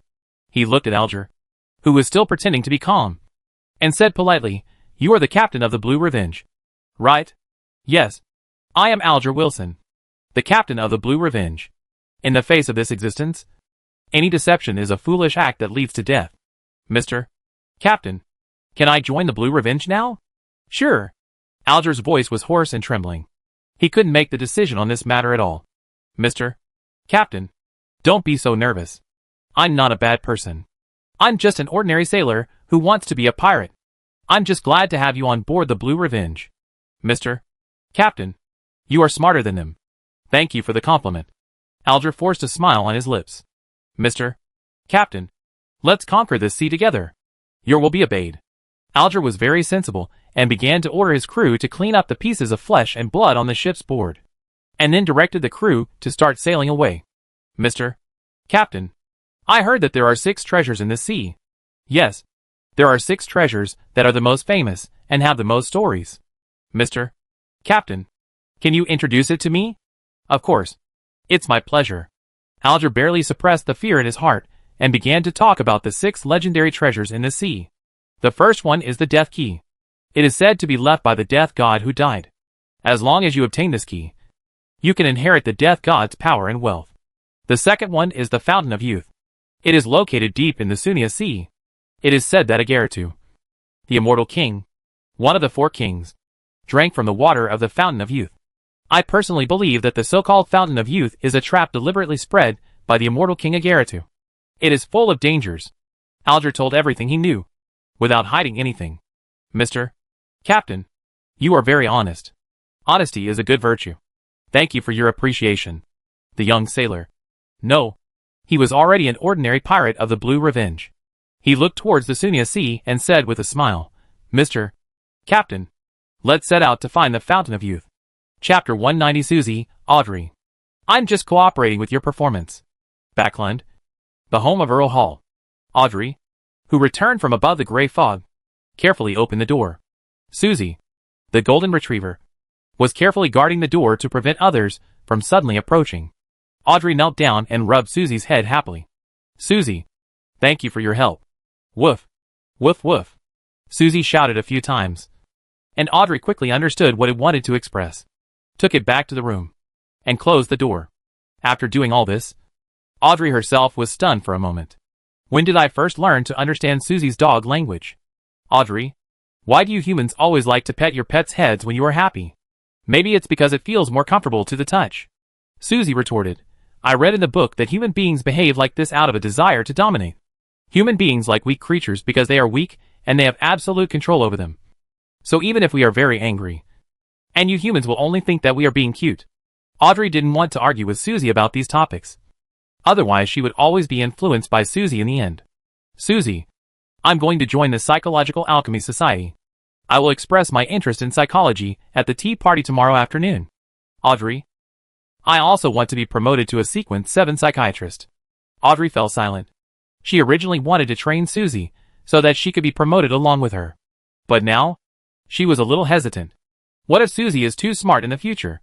I can't be like it and spend all my time reading books. In the future, she will definitely lose to Susie in the knowledge competition. "Audrey, you hesitated. Don't you want me to accompany you to advance to a higher order? I think it will be difficult to get 2 psychiatrists extraordinary potions from the Psychological Alchemy Society. I don't want you to have too much hope." "All right." Susie lowered her head and twitched her ears, feeling a little depressed. "But, Susie, you are my best friend, And I will definitely find a way to get another copy of the psychiatrist's extraordinary potion. Audrey, you are so kind. Susie wiped away her disappointment and wagged her tail happily. Audrey felt a little guilty, and her cheeks were hot. She had actually learned to be a little tricky in the conversation with Susie just now, so that Susie would be more grateful to her. Audrey, can you only rely on this method to gain the upper hand now? Audrey thought for a moment, and sincerely apologized to Susie for what had just happened. Susie said generously, I know. I just deliberately cooperated with your performance. Audrey's eyes widened. Now she really had to consider whether to continue helping Susie get promoted. At night, around 11 o'clock, Forsey returned to his room, closed the door and windows, covered himself with a quilt, and began to pray to the stars. The familiar starry sky appears, filling the room with brilliance. Hastur, who appeared in the Hall of Stars, sat high in the hall, without opening his mouth. Forsey told all about how he pretended to be ill, how he prayed to Mr. Fool in the middle of the night, and finally infiltrated the Tarot Society. Say it. You did very well. Hearing that Forsey had been disturbing Mr. Fool sleep at 3 or 4 in the middle of the night, Hastur gave her a very good evaluation. This is what I should be playing for. Although Forsey pretended to be humble, the smile on his face could not be hidden. What should I do next? Stay observant. I see. Forsey accepted this task with a solemn expression, feeling quite heroic as he died generously. Hastur did not remind her of her thoughts, and just let her continue to maintain this strong fighting spirit. It was better than her lying flat all the way. After the starry sky dispersed, Forsey was still immersed in the praise just now. This is the affirmation from the stars, and it is the reward that one deserves for his hard work. You did very well. You did very well. In the Hall of Stars, Hastur ended his communication with Forsey, and did not leave the Hall of Stars immediately. Instead, he scanned the stars above his head as usual. Only the star where the high-dimensional overlooker is located is slightly abnormal. In the scene where he was originally the only one, another figure appeared. Alger Wilson. Their current location should be on the Blue Revenge. Alger is really unfortunate. No wonder his codename is the Hanged Man. It is indeed a symbol of sacrifice. It's strange. The sea is so vast. Why can high-dimensional observers find Alger accurately? A pure coincidence? Then Alger's luck is really bad. Hastur just chose to watch and had no intention of intervening in this matter. Let Mr. Fool worry about this kind of thing. Hastur watched for a while longer, and then left the Hall of Stars. The next day, Hastur was fully prepared and even asked Will to pay some attention secretly before heading to the Employment and Service Association again. He let the others go ahead, leaving Caius alone. In the room, Caius was not surprised at all that he was the winner among the 8 people. Caius, why do you think I chose you? Hastur asked his question. Because I am the best among the 8 people. Anyone with vision will choose to hire me as this investigator. Caius looked calm and spoke with absolute confidence in himself. Do you think you are a winner or a loser in life? Facing Hastur's sudden turn of the question, Caius frowned slightly and said, Winner. I consider myself a winner in life. I rarely experience failure. Have you ever come into contact with a mysterious organization that likes to wear yellow clothes? Been touched. What do you think of that organization? Those are the most noble monks I have ever seen in my life. They have the same goal of moving forward. Are you also a member of that organization? Caius was silent for a while, and then looked at Hastur with a strange look. You are really different. You still have not answered my question. Yes, I am also a member of this organization. This time it was Hastur's turn to be curious. Why did Caius answer all his questions without any hidden thoughts? Are you pure of heart? Or do you disdain lying? After thinking for a while, Asta asked again, why did you come to participate in this application? A winner in life like you doesn't need to earn this little gold pound at all. Because I accepted a task from the organization. And the task requires me to come to this job fair and complete your commission. Oh, organizing the task. Does the task content require you to be honest and forthright? Yes. No deception is allowed. Hastur became more and more curious. The monks in yellow sent such a person to see him, and did not allow him to lie. Are they really afraid that he will ask everything about them? Which god does your organization believe in? Not sure. Have you never come into contact with an oracle? I am not sure. How many people are there in your organization? I am not sure. Who is your boss? I don't have a boss. Who is the person responsible for maintaining the entire organization on a daily basis? I am not sure. Only then did Asta understand that the monks in yellow had sent Taihanan. But they were not allowed to lie. It turned out to be because he knew too little about things and basically didn't know anything about it. When did you join this organization? It's March this year. Less than half a year. Are you loyal to this organization? Nothing to mention. I'm only here for the reward of the mission. In this regard, Hastur can only say 6 things. Apart from this, there is no other suitable evaluation. What is the mission reward? The magic potion formula for promotion to sequence 4. What is sequence 4 of this extraordinary path called? Priest. What about higher sequences? I am not sure. Hastur was silent for a while, then continued to ask many questions, and Caius answered them all. But when it comes to the real secrets of the Yellow Monk organization, he doesn't know anything about it. The most common answer is I don't know. In the end, Hastur decided to hire Caius to go to South Wales to investigate Viscount Abel's land. I will definitely complete my mission and return. After Caius expressed his determination, he set off directly from Backland and headed for South Wales. In the process, Caius didn't even ask about the reward for this mission. It can be seen that what he cares about is not Hastur's meager gold pounds, but to obtain mission rewards within the organization. The Yellow Monks are such a strange organization. Hastur thought for a long time, and could only give the evaluation of weird. Chapter 191 Leonard's Night of Waking Up. Brave Bar. Leonard has been here 3 nights in a row, but every time he has not met Miss Seraphina. Not even Hastur. If he didn't believe in Hastur's character, he would even think that Hastur and Seraphina secretly eloped without telling him. Ha ha ha. So funny. He has turned into the worried person he is now. At 11 o'clock in the evening, Leonard ended another day full of disappointment. He sighed, left the Brave Bar, and walked aimlessly along the side of the street, looking past the shops. As for the pedestrians passing by, he no longer had the intention to look at them, so as not to be moved by the scene and only add to his sadness. Until now, he was shocked to realize that his knowledge of Miss Seraphina was very limited, and he didn't even know where she lived specifically. If he wanted to meet her, he could only come to the Brave Bar to try his luck. Other than that, he had no other way to find her. Old man, am I almost hopeless? Leonard, who was full of worries that no one knew, could only lower his voice and talk to the old man living in his body. Don't worry. You will meet her again soon. I know you're just trying to comfort me. Oh, she will come to you by herself. Really? If you don't believe it, why bother asking for my opinion? It's not that I don't believe it, but I just can't believe it. Maybe people have already forgotten me. Don't you always think you are very masculine? Leonard was silenced by this taunt, and stopped chatting with the old man to cause trouble. After walking aimlessly on the street for more than 10 minutes, a familiar figure suddenly appeared in front of me. She was still wearing that distinctive black dress. Even in a dark street, Leonard could recognize her figure at first sight. Miss Seraphina. Leonard's spirit was shaken, and he quickly stepped forward to meet him. Seraphina stood quietly, waiting for Leonard's arrival. Her eyes were not as clear as before, but filled with a hint of coldness. Last time she suffered a little loss from Campbell, and this time it was time for his good friend to make up for it. Since you want to experience love, how can you miss tasting the bitterness of love? The flower of love nourished by pain is the most beautiful. Seraphina, I thought you no longer wanted to see me. Leonard's breathing was rapid. His eyes were red, and he looked at a loss. Seraphina said nothing, just looked at him with the same affectionate eyes, and then reached out to wipe the sweat on his forehead. The gentle and tender movements turned the pain and sorrow in Leonard's heart into sweet spring water, which was now flowing continuously to every inch of his body. Every cell seems to be nourished and is beginning to cheer. Seraphina. Leonard called the name in his gentlest voice. Seraphina gently tapped his lips with her right index finger, indicating that he didn't need to say anything.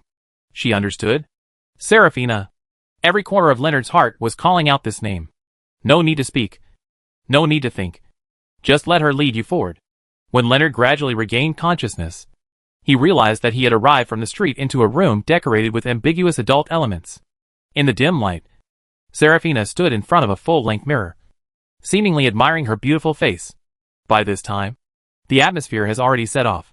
No matter how long Leonard stayed, he still knew what he should do at this moment. Silence is better than sound.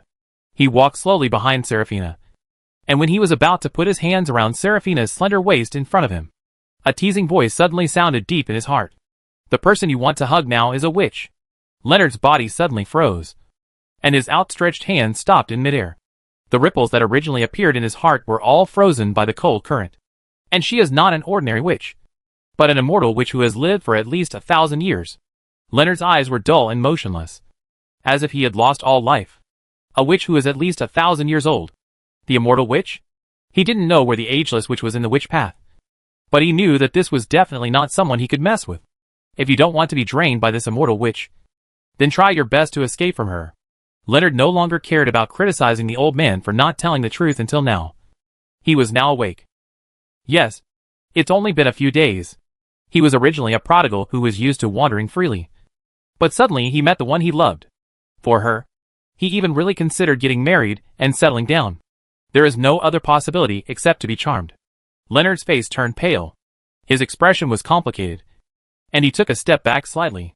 What's wrong? Serafina, who was admiring her beauty in front of the mirror, noticed Leonard's little movements and asked in confusion. It's okay. I just think you are suitable to admire from a distance now.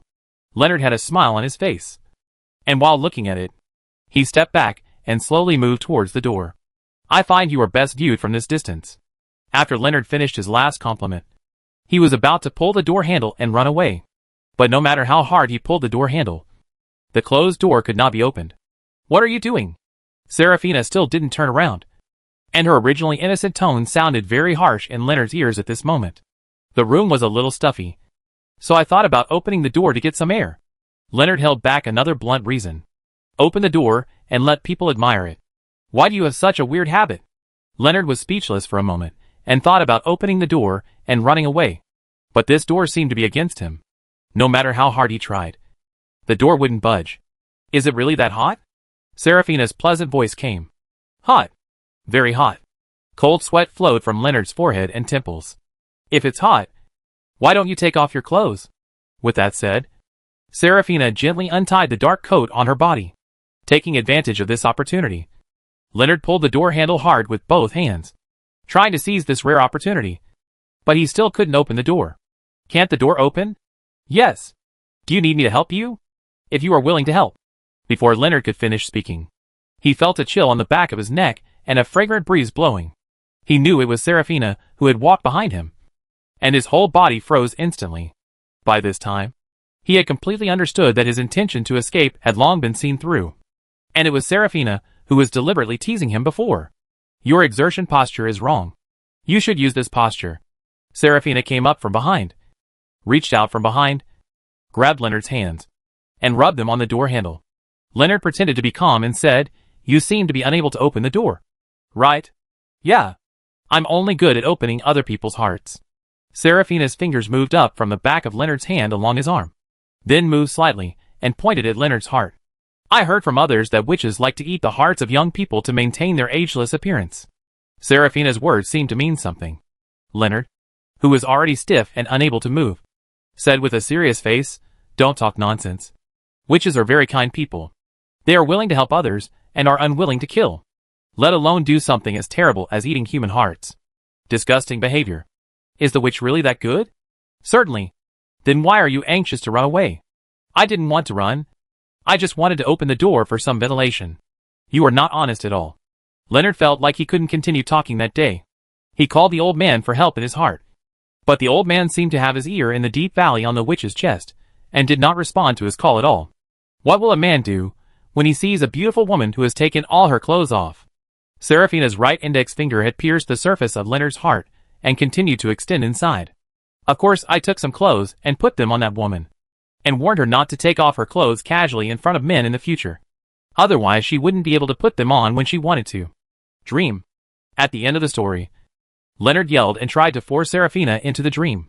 But unfortunately, he failed. Serafina rested her head on Leonard's shoulder, with a smile on her face. I can't live without you in my dreams. None of my business. Leonard's forehead had veins popping out, and he hit the back with his right elbow. What he didn't expect was that his powerful back elbow hit actually hit Serafina's beautiful face, causing her to take half a step back in pain. Leonard would not miss such a good opportunity, and tried to open the door again. This time, the door was opened as expected. He hurried out and closed the door smoothly.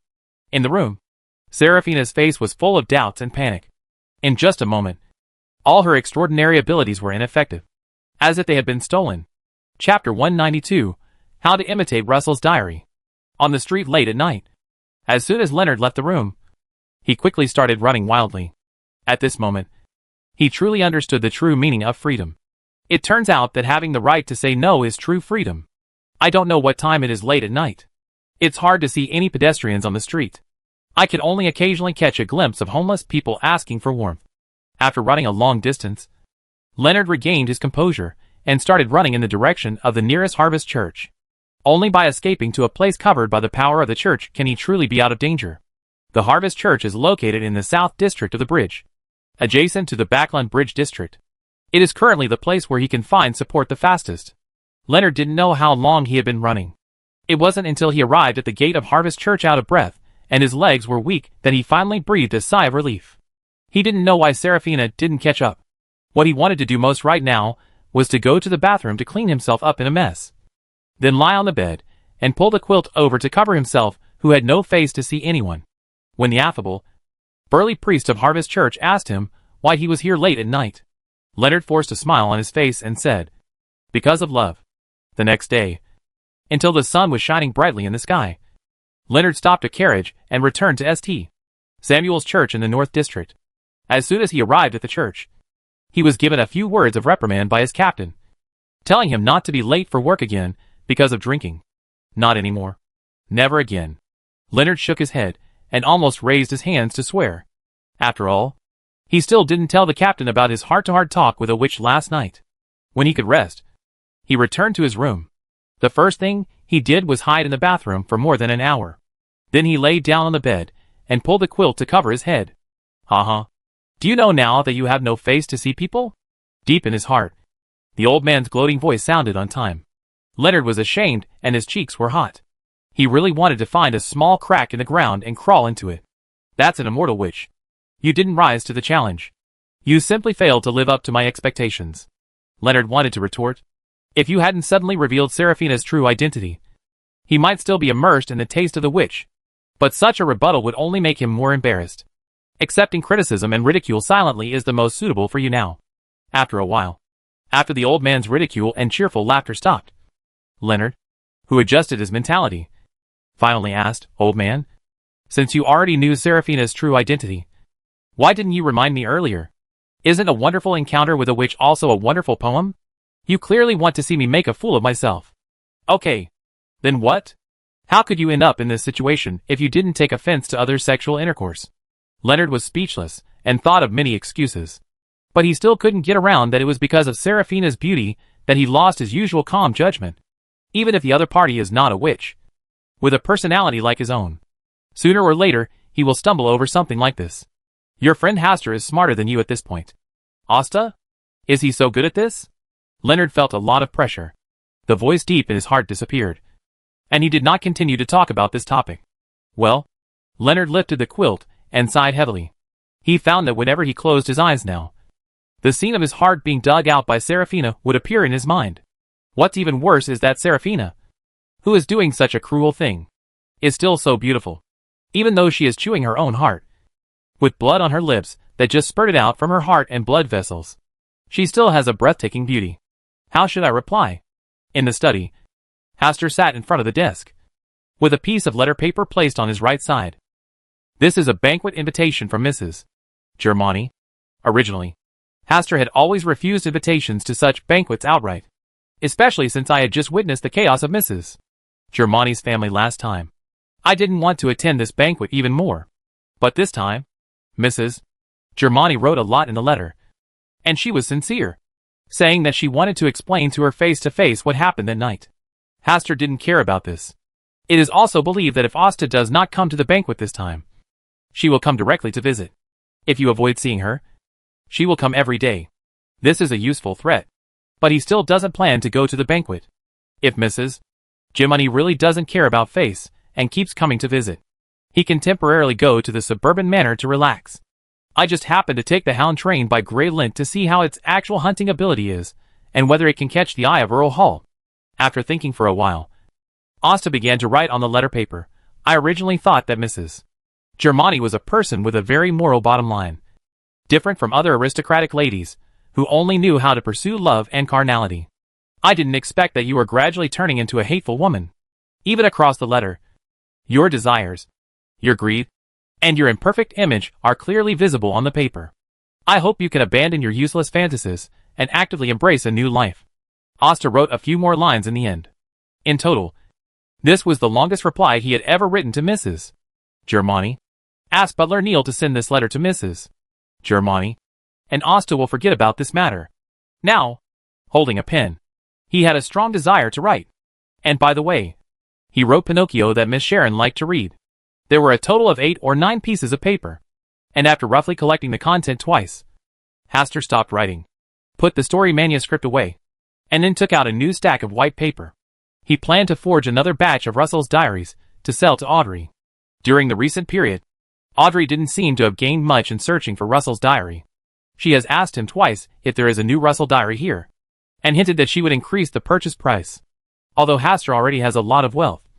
After the last purchase of Viscount Abel's land, there is not much money left at his disposal. I need to make some money to fill my own coffers. Anyway, he has basically reached the level of proficiency in imitating Russell's diary. Except for Russell himself, outsiders can no longer distinguish the authenticity from the fake. For Russell's diary, which only needs to be used to make money, Haster can completely ignore the knowledge density of the content.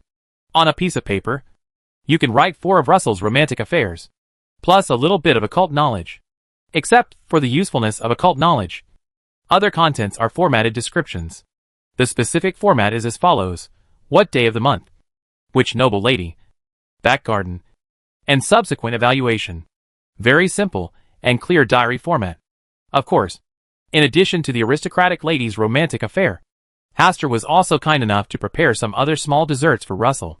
For example, a certain fat-bellied noble coveted him, the temptation from the witch, the explosive performance of the song and dance troupe, the melon eaters who witnessed the first scene, etc. Anyway, it's probably these categories. Haster tried his best to change the tricks so as not to make Russell's private life seem too monotonous and boring. As for the sources of occult knowledge revealed, Mr. Min, Zeradal, the Twilight Hermits, the Church of Steam Clergy, etc., can be allowed to perform for free. Ever since the almost formulaic format of Russell's diary came into being, Haster has become more relaxed and casual in imitating Russell's diary. About an hour later, Haster shook his aching arm and looked at the 20-odd Russell diaries on the table with satisfaction. Based on the price, he sold it to Audrey. These Russell diaries could earn him thousands of gold pounds. Earning several thousand gold pounds an hour is tens of thousands of gold pounds a day. He has almost realized his dream of making money every day. As for Russell, whose reputation was affected, and Mr. Fool, who was tainted by this knowledge, Haster chose not to see their emotions. After all, the shining gold pounds were enough to temporarily blind him. Thank you to Emperor Russell for the precious wealth he left behind. Thank you, Mr. Fool, for pursuing Russell's diary. Thank you to Miss Audrey for her generosity and her current financial position. Haster thanked him silently in his heart, and then put the 20-odd Roselle diaries separately into drawers. Now, he only needs to wait until Audrey comes to buy it, and he can earn a lot of money in craftsmanship fees. Knowledge is wealth. Haster sighed, got up and left the study, went to the side room, and picked up Ishara, who was about to pounce. Ishara, have you been greedy again recently? Meow. As long as you're willing to admit it, I'll cut the cat's food in half at night. Do you have any objection? Meow. Okay. I know you don't have any objections, so we will happily implement this decision from now on. Meow. You said you firmly support the decision to have the cat food? Ashara. You are becoming more and more aware of the righteousness. You all know that you can save money for your family. Meow. Ashara finally let out a feeble meow. Chapter 193. Sheriff Reed. Our child is still alive. West End, William Street, where the Nighthawks are located. Okay, Captain. I will complete this mission. In the captain's office, Klein took on his first real mission in Backland. Visit a nearby nursing home to investigate an incident that may have unusual elements. Specific task content. There was a couple who were currently nursing in a nursing home. But a few days ago, the couple suddenly lost their eyes and became blind. At the same time, the eyes of other nursing staff living with them also showed varying degrees of alienation. The information given above does not mention in detail the phenomena of alienation. I just felt that extraordinary Insu might be involved, and he needed to go and help investigate. The first time Klein took over the task, he retrieved specific information about the couple from the database. Sheriff Reed and his wife. Chief Reed was originally a sergeant at the West District Police Department. Just over a month ago, a gas pipeline exploded in their home, causing a major fire. Their only son died in the fire, and they became insane and were sent to a nursing home. This is the official explanation given to the outside world. As the Nighthawk, Klein came into contact with another piece of information. Sheriff Reed's newborn son, who was not yet a full month old, was the son of the evil god. Before a major accident was about to occur, the Church of Storms teamed up with the Church of the Goddess of Night and the Church of Steam and Machinery to deal with the son of the evil god first and avoid the spread of harm. In this accident, disasters occurred all over Backland. Hundreds of people died, and the area near Sheriff Reed's home was turned into a mess. Their son, the heir of evil god, died of natural causes in the accident. Sheriff Reed and his wife were not completely insane. They were just grieving over the death of their son. Considering that Sheriff Reed and his wife had lived with the children of the evil god for a long time and might have been infected, the church personnel decided to send them to a nursing home for observation. This should have been the best choice. But just a few days ago, Sheriff Reed and his wife lost their eyesight, and the people living around the nursing home were also affected in unknown ways. Only then did the church issue a mission to send out extraordinary people to investigate. Klein is one of the two people selected by the Church of the Night this time. The other is Leonard. The Church of Storms and the Church of Steam and Machinery each sent an Beyonder to participate in this investigation. When Klein saw this, he knew why he and Leonard were sent on this mission. And he was also asked to be the person in charge of this mission. When they were in Tingen, they had jointly encountered the incident of the evil god's descendants. This task was indeed suitable for the two of them to complete. For the sake of safety, Klein also took a closer look at the life of Sheriff Reed and the experiences that took place before and after the incident with the children of the evil god. At around 3 o'clock in the afternoon, Klein had arrived at the nursing home. After waiting for almost half an hour, Leonard and two other extraordinary people also arrived one after another. Klein said hello to them and became a little familiar with each other. Leonard, haven't you had a good rest recently? Klein's sudden question made Leonard stay on the spot for a moment. Even if there is no other meaning in Klein's gaze, his cheeks will get hot when he looks at this gaze, and he instinctively wants to avoid this gaze. Feeling ashamed and flustered was his biggest feeling at the moment. Fortunately, Klein didn't know about his romance with Serafina some time ago. Nor did he know that Serafina was a witch, which kept him from being completely socialized. You're feeling uneasy. Has anything happened to you recently? Klein continued to ask.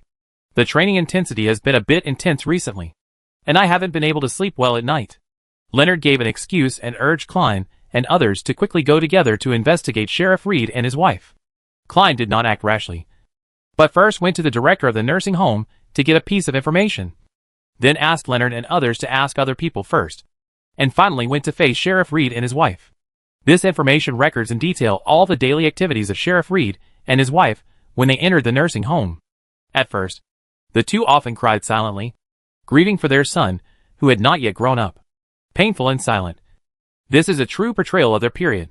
But just 7 days ago, Sheriff Reed and his wife began to talk to themselves intermittently. At first, the staff didn't take it seriously, thinking that Sheriff Reed and his wife were hallucinating because they were too sad.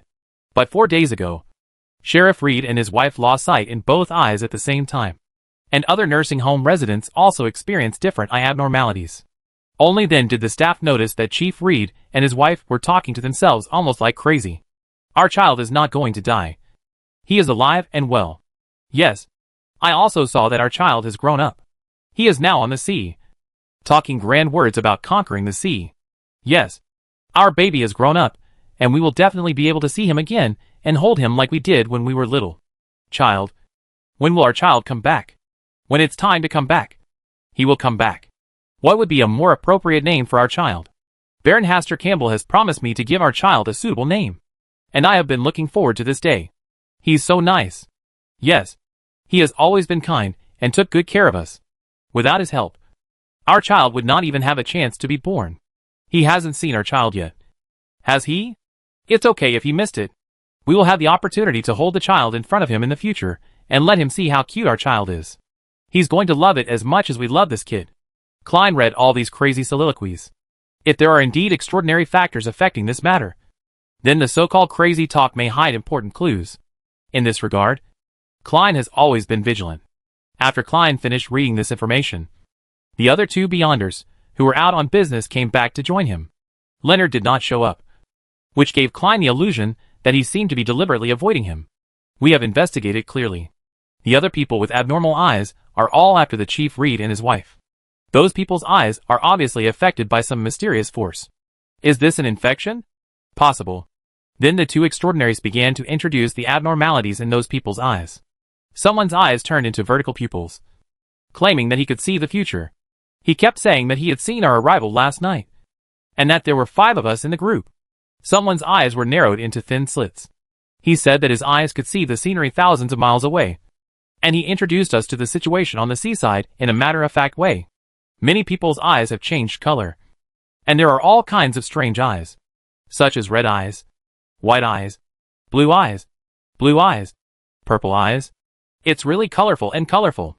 There are also some people whose eyes mutate into the eyes of various animals, and the whole person's behavior and temperament gradually come closer to the animal nature of the transformed animal eyes.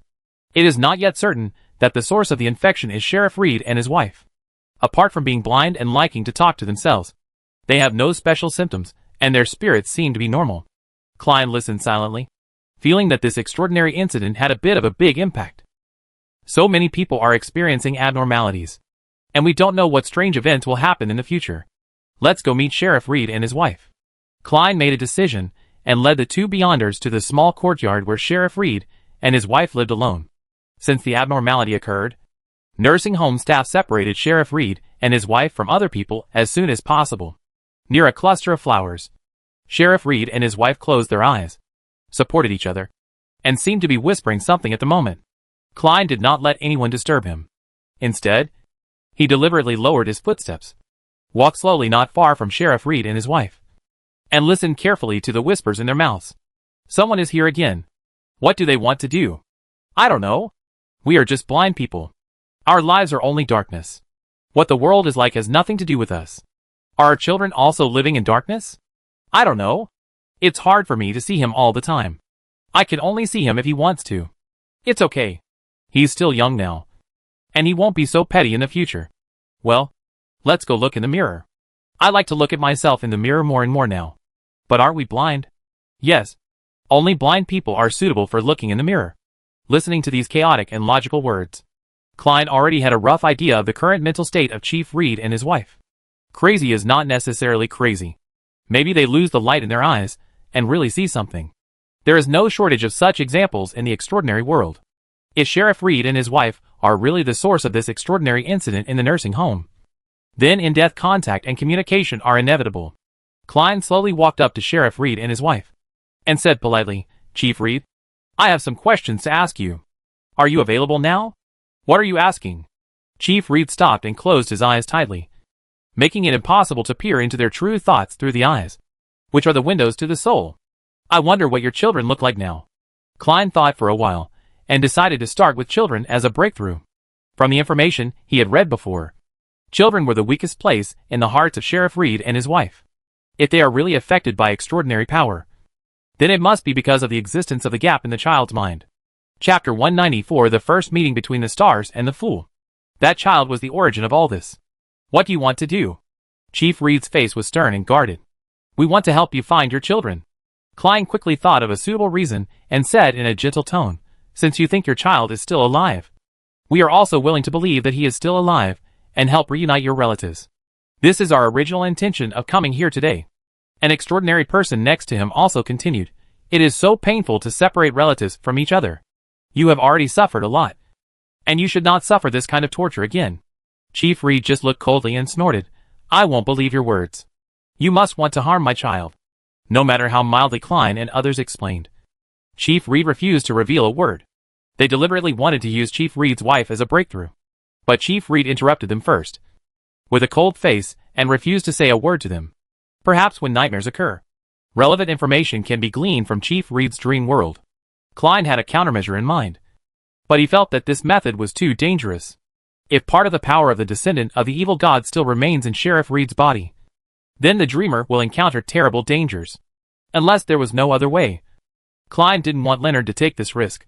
After thinking for a while, Klein asked someone to find the deputy dean, who was usually kind to Chief Reed and his wife, hoping that through this relationship, Chief Reed's wariness towards them would be slowly broken down. Unless you find Baron Hastur Campbell, I will only believe in him. I will not believe in anyone else. Sheriff Reed gave the solution after relenting. Baron Hastur Campbell? Klein searched his mind and finally found relevant information about him. According to records, before giving birth to the son of the evil god, Sheriff Reed's wife almost couldn't give birth to a child due to her own problems. It was Baron Hastur Campbell, who had some relationship with Chief Reed, who sent his own doctor and even took the initiative to visit Chief Reed's home. After this treatment, Sheriff Reed's wife successfully gave birth to her own child, the son of the evil god. For Klein, who had experienced the Tingen incident, the appearance and help of Baron Hastur Campbell seemed too coincidental, and there might be something wrong with it. And this Hastur Campbell was not only deeply trusted by Sheriff Reed, but even promised to give the child a new name. From this point of view, the suspicion of Baron Hastur Campbell has become much greater. Now, Sheriff Reed is making such a request again. Maybe he wants to take this opportunity to exchange some information with Baron Hastur Campbell. Although they haven't met him yet, Klein has already listed Baron Hastur Campbell as a suspect candidate in his mind. What? You are going to ask Hastur to come and help?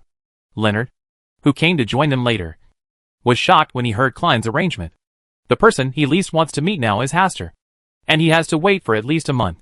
For this reason, he has not dared to go to the Brave Bar recently. Leonard, do you know this Baron Hastur Campbell? Leonard was silent for a while, and then slowly spoke. I do know this Baron Hastur Campbell. Many things have happened between us. I am not suitable for this task. I even have to avoid him to avoid being because of him. The relationship between the two of us shaped this mission. After saying this, Leonard blocked Klein in advance and handed over the task of recruiting people to himself. Then let me go. The extraordinary men of the Church of Steam and Machinery should do this. Good. Klein agreed to this request. And then the group stayed at the nursing home to rest for a while checking the relevant information about Chief Reed and Hastur. I finally got through this for the time being. After hearing Klein's arrangement, Leonard finally breathed a sigh of relief. But he was thinking about whether he should find a reason to leave the nursing home later to avoid running into Hastur. Leonard, come. Tell us what kind of person that Baron Hastur Campbell is. Leonard once again experienced what it means to be surprised. Chief Reed? Hastur received the extraordinary from the Church of Steam and Machinery accompanied by 2 police officers in the lobby on the first floor. When he heard that the other party came to him about Sheriff Reed, his first reaction was to refuse. The high-dimensional overlooker is still active, and is currently leading Alger on the sea to sweep away those unlucky pirates, constantly increasing the strength of the Blue Revenge. Although it was far away from Backland, if he was willing, one day would be enough to reach Backland. Hastur did not want to have too deep contact with Chief Reed. Once they met, Chief Reed would definitely ask him to give the high-dimensional overlooker a suitable name. If there is this connection, high-dimensional overlookers will definitely notice him. Sorry, I don't have time to go out right now. Asta declined. He could only refuse politely, but could not refuse forcefully. After all, as a nobleman with no bad deeds, it was his responsibility to cooperate with the police. If the thing is done, then he can also gain an extra glory. It's okay. We can bring Chief Reed to see you. Chief Reed is a poor man. I don't want to remind him of the original incident again because of my appearance. It's better to let him gradually forget about it. It's not up to me to decide. This extraordinary person has always behaved very gently and calmly, and does not care at all about Hastur's minor dissatisfaction. Which of you is in charge of this operation? Since there is no way to escape, Hastur can only try to learn the relevant information. An experienced captain from Tingen. Hastur was slightly stunned, thinking that the person the other party was talking about was Leonard. Klein Moretti? This extraordinary person still said Klein's name, which showed the sincerity of his trip. Hastur's eyes narrowed, and something suddenly moved in his heart. It would be Klein who was responsible for this matter. It's really interesting. He and I actually got involved because of this incident. Is there anything special about Captain Klein? Of course. He can be transferred from Tingen to Backland and serve as the captain of this operation. There is no doubt about his professional ability. I know a friend named Leonard, who is also from Tingen. He also participated in our operation this time. Hearing that Leonard was also there, Asta had no reason to refuse. If something unexpected happened, the grandfather and Leonard could also take a chance. Soon, Hastur followed the extraordinary man to the nursing home in a carriage. In the nursing home, Leonard tried to find opportunities to sneak away many times, But Klein stopped him every time. In this regard, Leonard could only sigh silently, hoping that Hastur did not know that Serafina was a witch. When Hastur entered the nursing home and appeared in front of him, Leonard's mouth twitched slightly, but he still had a smile on his face and hurried forward to greet him. "Asta, my friend, I didn't expect to see you here." "I didn't expect it either." Hastur exchanged greetings with Leonard, and when he saw that Hastur did not mention anything about Serafina, he felt relieved. "This is our captain, Captain Klein." Leonard briefly introduced Klein to Hastur. Hastur walked forward and said with a smile, "I've heard a lot about you, Captain Klein." "Hello, Baron Hastur Campbell." It was a very brief exchange. Nothing special or commendable. Destiny seems to have changed. A voice suddenly sounded deep in Leonard's heart, which surprised him. Under normal circumstances, the old man would only communicate with him when there was no one around, and he rarely communicated directly like this. Leonard pretended that nothing had happened, and went to the bathroom alone as an excuse to go to the bathroom. "Old man, what exactly did you find?" "Nothing found." Leonard looked puzzled and found nothing. So why did he suddenly speak? It was just a sudden whim. That's all. You can't pry into what's going on? Haha. I won't take the initiative to do such boring things. Old man, don't you know how to do it, or you can't do it? Both of them seem to have the breath of night in them. How do you know? My guess? Leonard left the bathroom, with a confused look on his face. On the other side, Klein and others have led Hastur to Sheriff Reed. Chief Reed? Long time no see. Hastur's gentle tone instantly broke the guard of Chief Reed, who was always on guard. He stretched out his hand to feel for Hastur's location, but quickly took it back. His upper and lower lips trembled, and he said excitedly and sentimentally, "Baron Hastur Campbell, I didn't expect that I would see you again. Yes, this is fate." Hastur was also very emotional. He never thought he would see Chief Reed again. And looking at the vicissitudes of Chief Reed now, he couldn't help but feel a little sad. Sheriff Reed used to be a handsome uncle, but now he suddenly looks 20 years older. His hair is slightly white, and his face shows the wrinkles of time. He looks like an old man in his 50s or 60s. Chapter 195 Sequence 9 Blind Man. Blind man? To be honest, I also bear some responsibility for this matter. If he hadn't gone to spy on the high-dimensional observer, the character of the high-dimensional observer might not have been born in Backland. If he hadn't intervened in Sheriff Reed's matter, maybe none of this would have happened. Of course, without her intervention, Sheriff Reed's wife might have died on the operating table. After the excitement, Sheriff Reed said with infinite emotion, "I have been waiting for the Baron to give my newborn child a suitable name. Well, I always remember that. My poor child is not around right now." Sheriff Reed trembled slightly and sighed heavily. "It doesn't matter. No matter where he is. As long as you keep him in your hearts, he will always be with you." Hastur thought to himself, if the white crystal eyeball suspended in the sky was not split off by the Lord of Storms, maybe the high-dimensional overlooker was staring at this place at the moment. I have always cherished this thought. They kept telling me that my child had died in the turmoil, but I never believed that he would die like that. And he did respond to my expectations. Hearing this, Hastur felt a chill in his heart. Sure enough, the reason why Galway Overlooker left Sheriff Reed and his wife behind was because they had some backhand on him. But it was not easy to be discovered. What does he look like now? Hastur did not forget the intention of Klein and others to invite him to come and chat with Chief Reed. He has grown up and is a very outstanding young man. He is now at sea. Their captain is very good to him and listens to him in everything. Sheriff Reed said a lot, but did not talk about the specific appearance and facial features of his child. This made Klein and others who were listening in confusion. Hastur has confirmed that Chief Reed has really seen the current high-dimensional overlooker. Otherwise, he would not have known that the high-dimensional overlooker was now on the sea. Hastur had seen the specific appearance of the high-dimensional overlooker, but he had no intention of telling Klein and others. Even if they knew the existence of the high-dimensional overlooker, who could deal with him?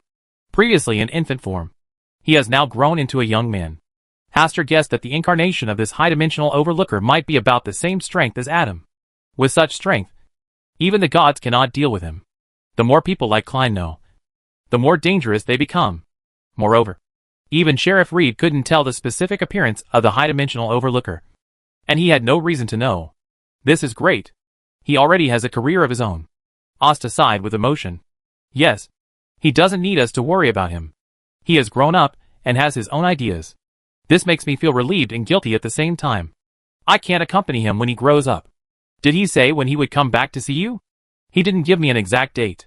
I thought I would come back when he got tired of playing outside. Chief Reed was very sure of this. But when these words were heard by Klein and others, they sounded like pure lunacy. Talking to themselves. In their view, the so-called child has long since died. And Sheriff Reed has constructed a new child in his own spiritual world. A child who has grown up and started to go out to explore. That's why Sheriff Reed couldn't remember the specific appearance of his child. Because it was all fictitious, non-existent, and definitely not real. Then when he comes back, I'll give him a name. Hastur wanted to postpone this matter. Of course, it's his name, and he has the right to know it. After all, his parents are not dictators who don't care about their children's feelings. Hastur chatted with Chief Reed for a while, and Leonard winked at him, asking him to stop for now. I'm going to the bathroom. Hastur found an excuse to leave. After walking out of the courtyard, Leonard and others surrounded him. I've tried my best. We understand. We just need your help to ask if there are any abnormal changes in Chief Reed's eyes. Okay. But I hope this is the last time I ask.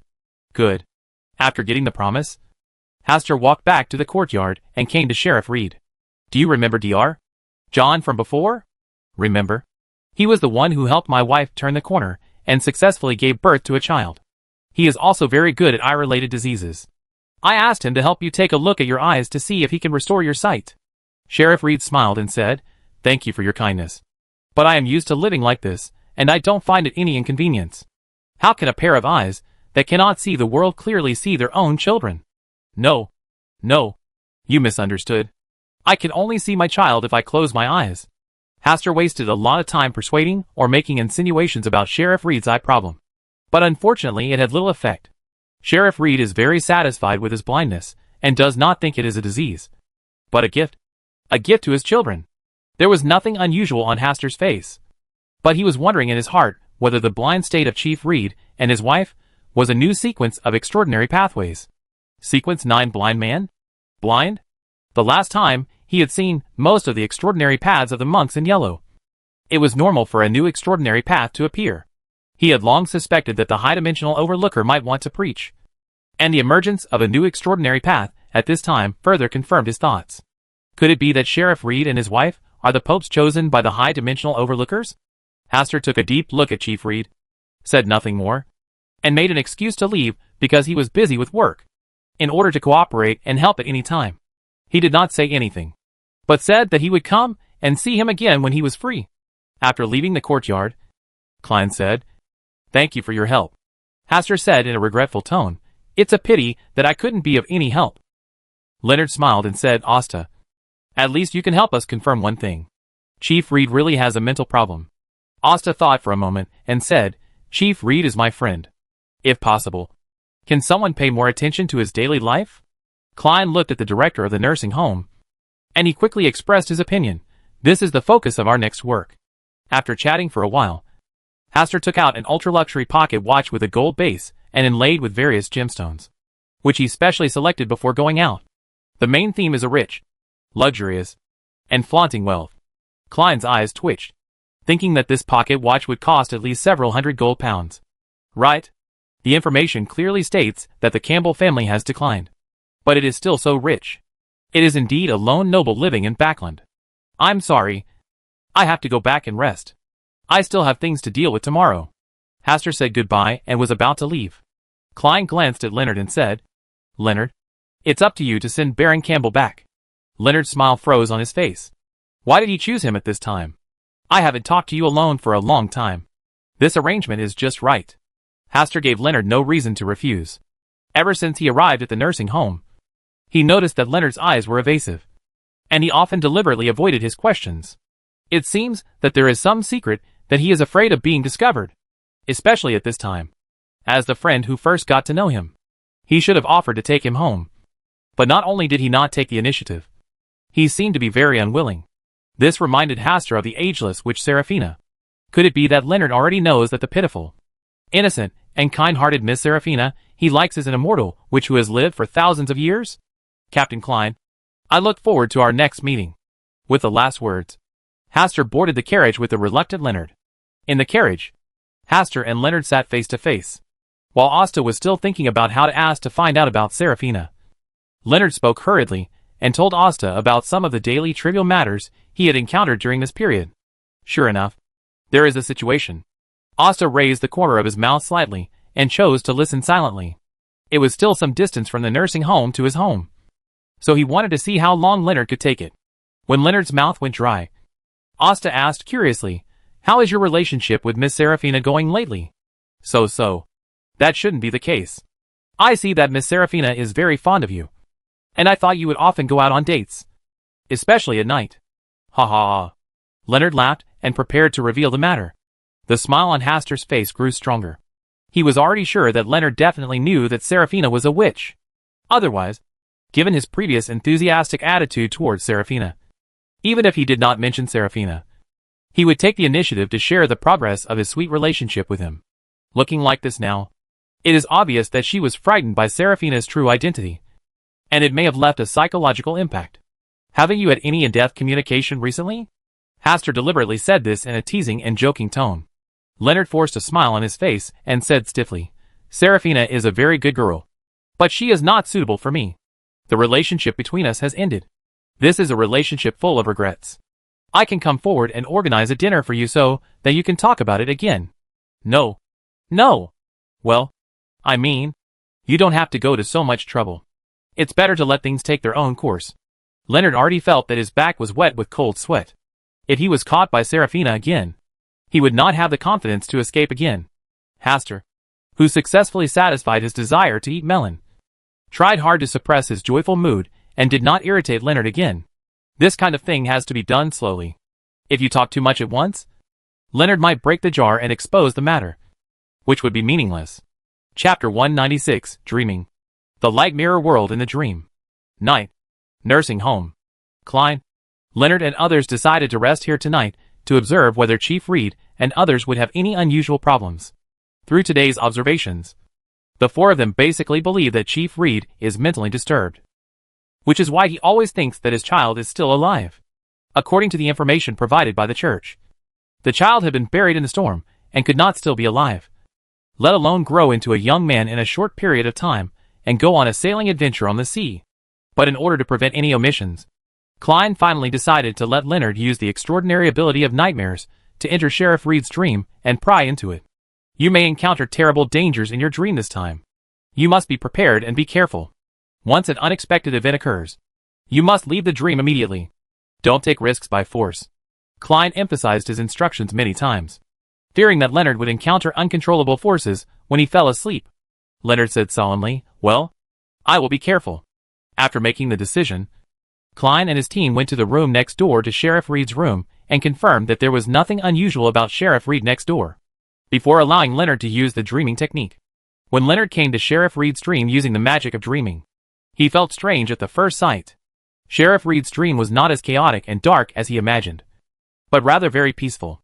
The gentle light forms a vast world of shimmering light. The light you see is not dazzling, but gives people a very warm and soft feeling. In order to digest the nightmare potion, he has repeatedly entered other people's dreams and transformed into nightmares. The current situation means that Chief Reed's mind is very pure, without too many messy thoughts, and without corruption or chaos. Is this a dream world that a mentally ill person should have?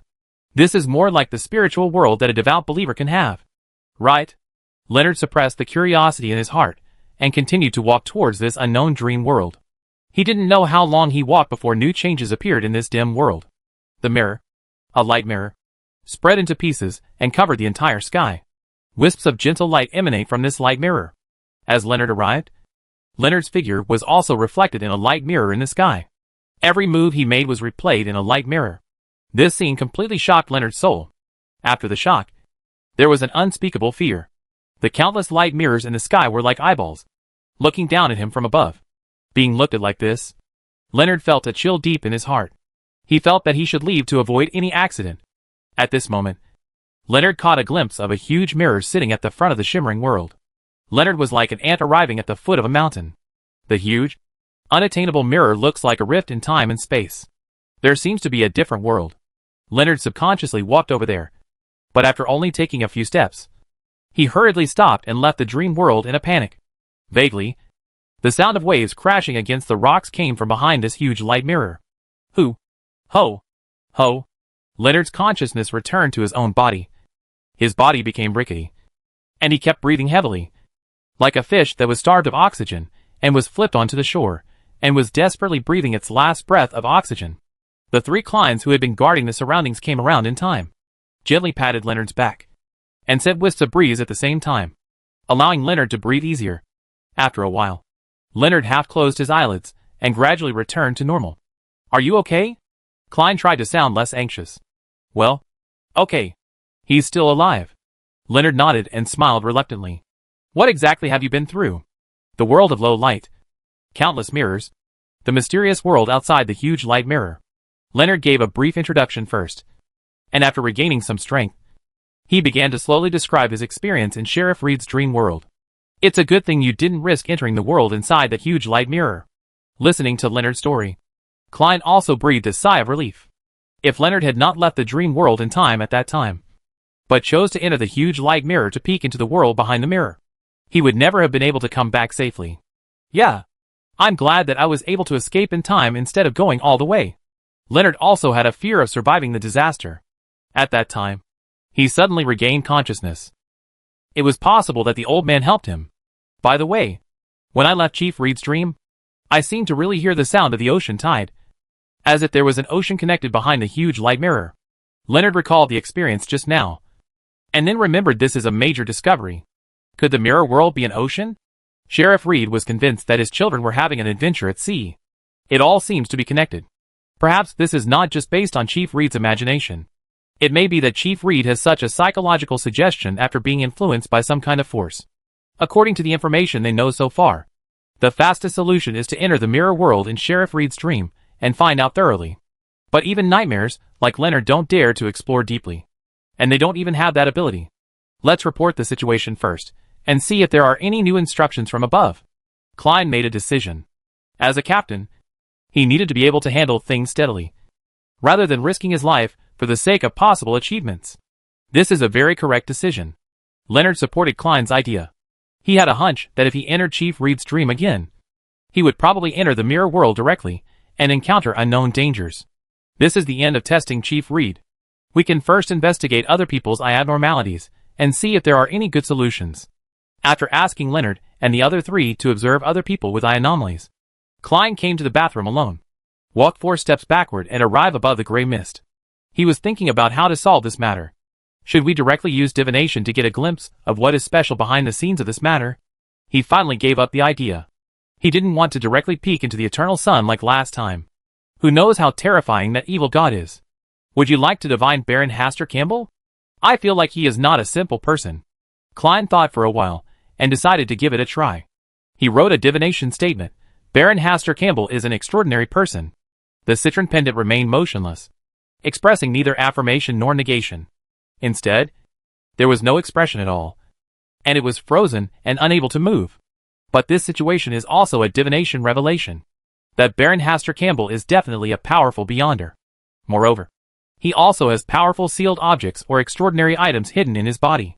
Only in this way can he completely avoid his own divination. Klein thought for a while, and then wrote a second divination sentence. Baron Haster Campbell wants to harm Sheriff Reed. The citron pendant still appeared in the same situation as last time, motionless and unable to give him effective divination revelation. As expected of Backlund, I met such a mysterious figure not long after I arrived. It seems that we need to find an opportunity to have an open chat with Leonard to see if we can get more information about Baron Haster Campbell. Klein didn't stay above the gray fog for long, and walked out of the bathroom. When he met Leonard, Klein gave him a look that was frank and lenient, and that he could explain quickly. In response, Leonard also made excuses to go to the bathroom, and tried various methods to avoid Klein. Late at night, while sleeping, Klein suddenly felt that he had entered a world shrouded in darkness. The sky was dim, and the thick darkness seemed to completely obscure everything that could be seen. Klein woke up with a start, his back already wet with sweat. This should be a spiritual warning for what he did today. The meaning is very clear. That is, let him stop performing divination casually. Otherwise it may bring misfortune to his future. You should be more careful when doing things in the future, and don't rely too much on divination. Otherwise it is easy to spy on dangerous things unconsciously. What Klein didn't realize was that under the thick darkness of the night, there was a brilliant starry sky. That night, Leonard couldn't sleep peacefully either. He also had a dream. A dream about the sea. On the vast sea, dozens of ships were sailing on the sea, and the leading ship among them was particularly unique. It is like a blue ghost ship, traveling like a ghost, vast and mysterious. On the bow deck of the ghost ship, there was a figure holding a fishing rod, seemingly fishing for creatures in the sea. Before Leonard could see the figure clearly, the dream shattered, and he woke up from his deep sleep.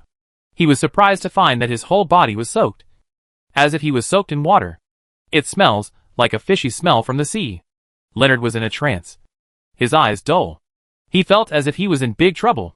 Chapter 197 Provocation from those looking down from higher dimensions.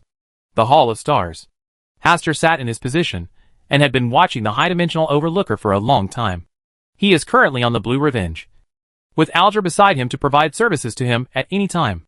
Judging from his recent series of actions, it seems that he really wants to conquer the entire sea for fun.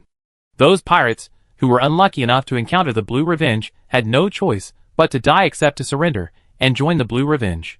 In the face of the incomprehensible strength of the high-dimensional overlooker, the Blue Revenge ran rampant all the way, and the fleet grew stronger and stronger. As for the high-dimensional overlooker's plan to conquer the sea, Hastur thought it was good. He had something to worry about, and it saved him from running to Backland again. What is really worth worrying about is whether the high-dimensional overlookers will follow Alger's line and enter the Source Castle, now that Alger is being targeted by the high-dimensional overlooker. Before next Monday comes, he may find a way to pray to Mr.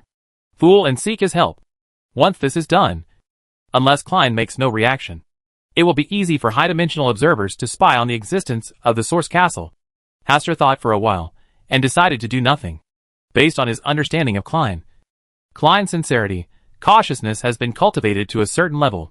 When he did meet Alger asking for help, he would just wait and see, or pretend he didn't hear him, because now, with his ability, he is simply unable to interfere with matters on the distant sea. Hastur looked at the white crystal eyeballs again. The devout believer who was responsible for enshrining it looked calm and peaceful. And at this moment, he covered his eyes with a strip of white cloth. Did his eyes also change? Become a blind man? Blind? Hastur matched what happened to him with Chief Reed, becoming more and more certain of his previous guess. There is a high probability that blind people are the sequence 9 of an extraordinary path for high-dimensional overlookers. The main direction of advancement in this extraordinary path is the eyes.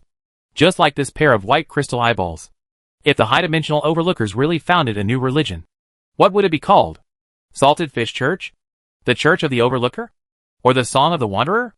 Hastur always felt that there should be some sequence of wanderers or rangers behind this extraordinary path left by the high-dimensional overlooker.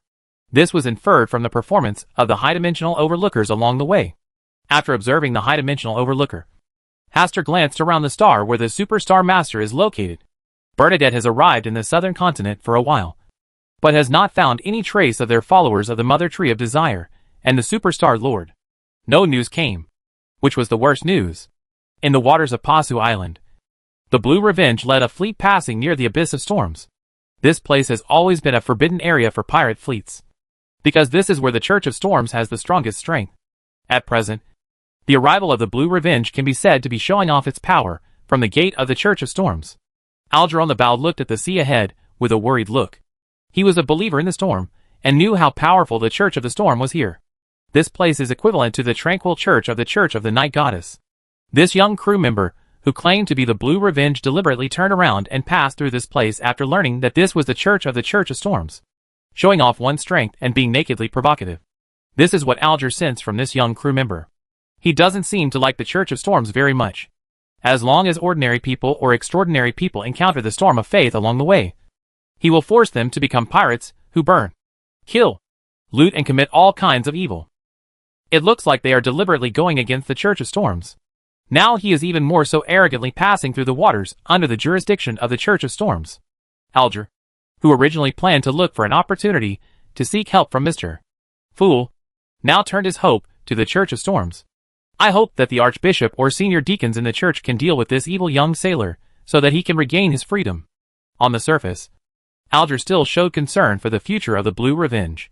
Black clouds shrouded the sea in the distance, and there was lightning and thunder inside.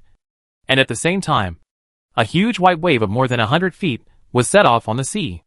At the highest point of the wave wall, a figure stood motionless, with blue hair and blue eyes, and a tall figure, as if the legendary Poseidon had arrived.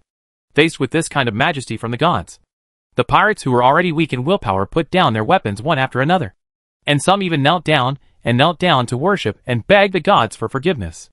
Alger was shocked in his heart, and his eyes were fiery. Becoming such a powerful being was his pursuit to enter the extraordinary world. He secretly glanced at the young crew member. The man did not look at the burly figure standing on the wave wall, but at the sky shrouded in black clouds. Alger observed that the young sailor didn't seem to care about the situation in front of him at all, but looked towards the battlefield further away. Perhaps because he was angered, or perhaps because he wanted to wash away his sins with a storm. The burly figure drove the wave wall towards him. The water on the sea surface was turbulent, and those ships that had no time to leave the vicinity were swallowed up by the sea. As the wave wall approached, the blue vengeance that Alger was on began to bump up and down, as if it was about to be broken into pieces. After thinking for a moment, Alger stepped forward and said in horror, "We are no match at all. We should leave the territory of the Church of Storms as soon as possible." "Mr. Captain, do you want me to win or the Church of Storms to win?" "Of course you win. We are in the same boat now." Alger could only say what he said against his will. "Mr. Captain, you have a very good sense." The cute crew member smiled, and then asked Alger to drive the Blue Revenge with all his strength and sail towards the huge wall of waves that was coming. This is a near-suicidal act. Alger instinctively felt something was wrong, but he did not dare to directly go against the young crew member's will. Along the way, anyone who dared to disobey would have been ruined. If the situation goes bad, I will have no choice but to abandon the ship and escape. Alger was reluctant to part with the Blue Revenge, but right now his life safety was the most important thing. He came to the cab, turned on the engine at full speed, adjusted the course, and the Blue Revenge sailed upstream against the wave wall. I originally thought that the Blue Revenge would be crushed to pieces by the 100-foot wave wall, but what I didn't expect was that the Blue Revenge actually went along the wave wall in reverse direction at a vertical angle of nearly 90 degrees. This unscientific. Seeing this scene, Alger's eyes widened, and he felt fear in his heart. The strength of that young crew member is so terrifying. He can actually do this easily. What's even more amazing is that even though the Yulon Revenge sailed upstream like this, it didn't feel any weightlessness. And the things on the ship didn't fall straight down because of it, but remained in place. It seems that the place where the Blue Revenge is sailing now is a calm sea, instead of a terrifying giant wave that can swallow up all ships. As the Blue Revenge climbed to the top along the huge waves, the thunder that had been suppressed for a long time in the sky finally turned into terrifying beasts, rushing down one after another. Alger's body began to tremble, and his limbs became weak. In front of this magnificent power, he felt the urge to kneel down and worship. But just when he thought the Blue Revenge would be torn apart by thunder, a magical scene happened again. Those falling thunderbolts suddenly disappeared just when they were about to touch the Blue Revenge. It's the power of space. Alger's heart trembled. This time he looked very carefully. When the thunder falling from the sky was about to touch the hull of the Blue Revenge, the space was slightly distorted. It's just that this kind of distortion is difficult to detect under the vast cover of lightning. He only saw the subtle spatial distortion when several thunderbolts passed by the hull of the ship, distorting space. Which extraordinary path is this? Alger thought about it, and still couldn't make a correct judgment on this. He sighed, and continued to follow the instructions of the young crew member to adjust the course and move forward. At this time, Yulon Revenge was already level with the burly figure. He was standing alone in front of the Blue Revenge. His already burly figure was more like a giant wall at this moment.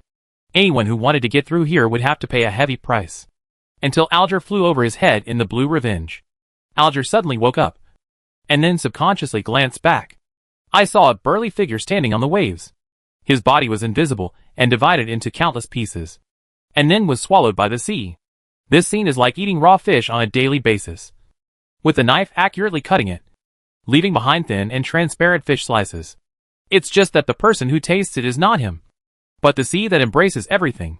Various emotions of fear, shock, and powerlessness flooded into Alger's heart. He didn't know which person from the Church of Storms this burly figure was, but he was certain that this person was definitely a powerful beyonder of sequence 4 or above. But even such an existence couldn't fight against the young crew member, and there wasn't even a decent counterattack. This is because there is an insurmountable gap in strength between them. As the burly figure died, everything returned to normal on the sea. The Blue Revenge sailed smoothly on the sea and passed majestically through the gate of the Church of Storms, followed by some ships that were lucky enough not to be swallowed by the wave wall. Chapter 198. When you drink this bowl of assassin potion, you will no longer be an ordinary mortal cat. Asta was in a good mood today. He was sitting on the balcony on the second floor, drinking a cold fruit drink, petting the cat, and occasionally admiring the setting sun in the distance. Since she refused Mrs. Germani's invitation last time, she has never written to herself again, nor has she visited her directly. It seemed that his advice had an effect. Another thing that is gratifying is that Sharon and the others have found extraordinary materials for the assassin's potion formula. All he has to do is go to the Brave Bar to trade tonight. Hastur lowered his head slightly and said with a serious face, after tonight, you will no longer be an ordinary cat. You can no longer touch the lust of the world. If you are tempted, you will fall into the abyss. It's miserable. Meow. Azhara opened her big eyes and looked at Hastur in confusion, then raised her head and licked the palm of Hastur's hand. You'll understand later. Meow. Azhara turned over, changed her position, and curled up in Hastur's arms.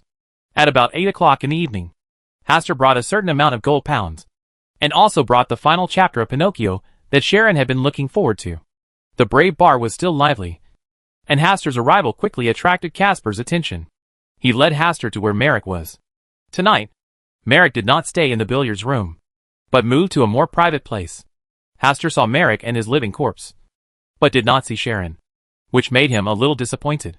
He was planning to use the finale of Pinocchio tonight to bribe Sharon, build a link, and see if he could sense Sharon's emotional fluctuations. Are you alone tonight? You sound like you really don't want to see me? Of course. I prefer chatting with Miss Sharon. Merrick was stunned for a moment. He didn't expect Asta to say it so directly. Hastur found a seat to sit down, glanced at Merrick, and said slowly, Russell once said, smart people always like to chat with smart people, because then they don't need to waste time arguing with stupid people. Merrick chuckled softly. Asta, you are more and more in need of a beating now. Oh, I sometimes wonder, why didn't I become a hunter in the first place? Humph. You'd better become a witch first, Merrick said, and asked a living corpse beside him to hand something to Hastur, which was the extraordinary material that Hastur entrusted them to find. The total amount is 100 gold pounds. Credit is not supported and cash transactions are required. Merrick spread his right hand and signaled Asta to pay the money quickly. Didn't we agree before that we only need 80 gold pounds? Oh, that was before. Now I'm in a bad mood. Isn't it too much to take your 20 gold pounds for your hard work? Asta smiled, handed the 100 gold pound note to Merrick, and then said, Want to play cards again? Do you want to win back these 20 gold pounds? I just thought I got pretty lucky tonight. Naturally, Merrick did not refuse, and the two agreed to bet 3 times, winning 2 out of 3 games, with a bet of 20 gold pounds. Unfortunately, the bet did not proceed to the 3rd round, because Merrick quickly lost twice in a row and returned the 20 gold pounds that had not been warmed up to Asta. Russell also said, no one can occupy wealth that does not belong to him. The corner of Merrick's mouth moved slightly. He wanted to ask, did Emperor Russell really leave such a famous saying? Russell was able to get involved in any topic, and what he said every time seemed to make some sense. By the way, shouldn't I also buy a copy of the Encyclopedia of Quotations from Russell's life? When chatting with others in the future, if you casually throw out a sentence that Russell once said, does it appear that what you say suddenly becomes weighty and connotative? The last time he passed by a bookstore, he glanced at it.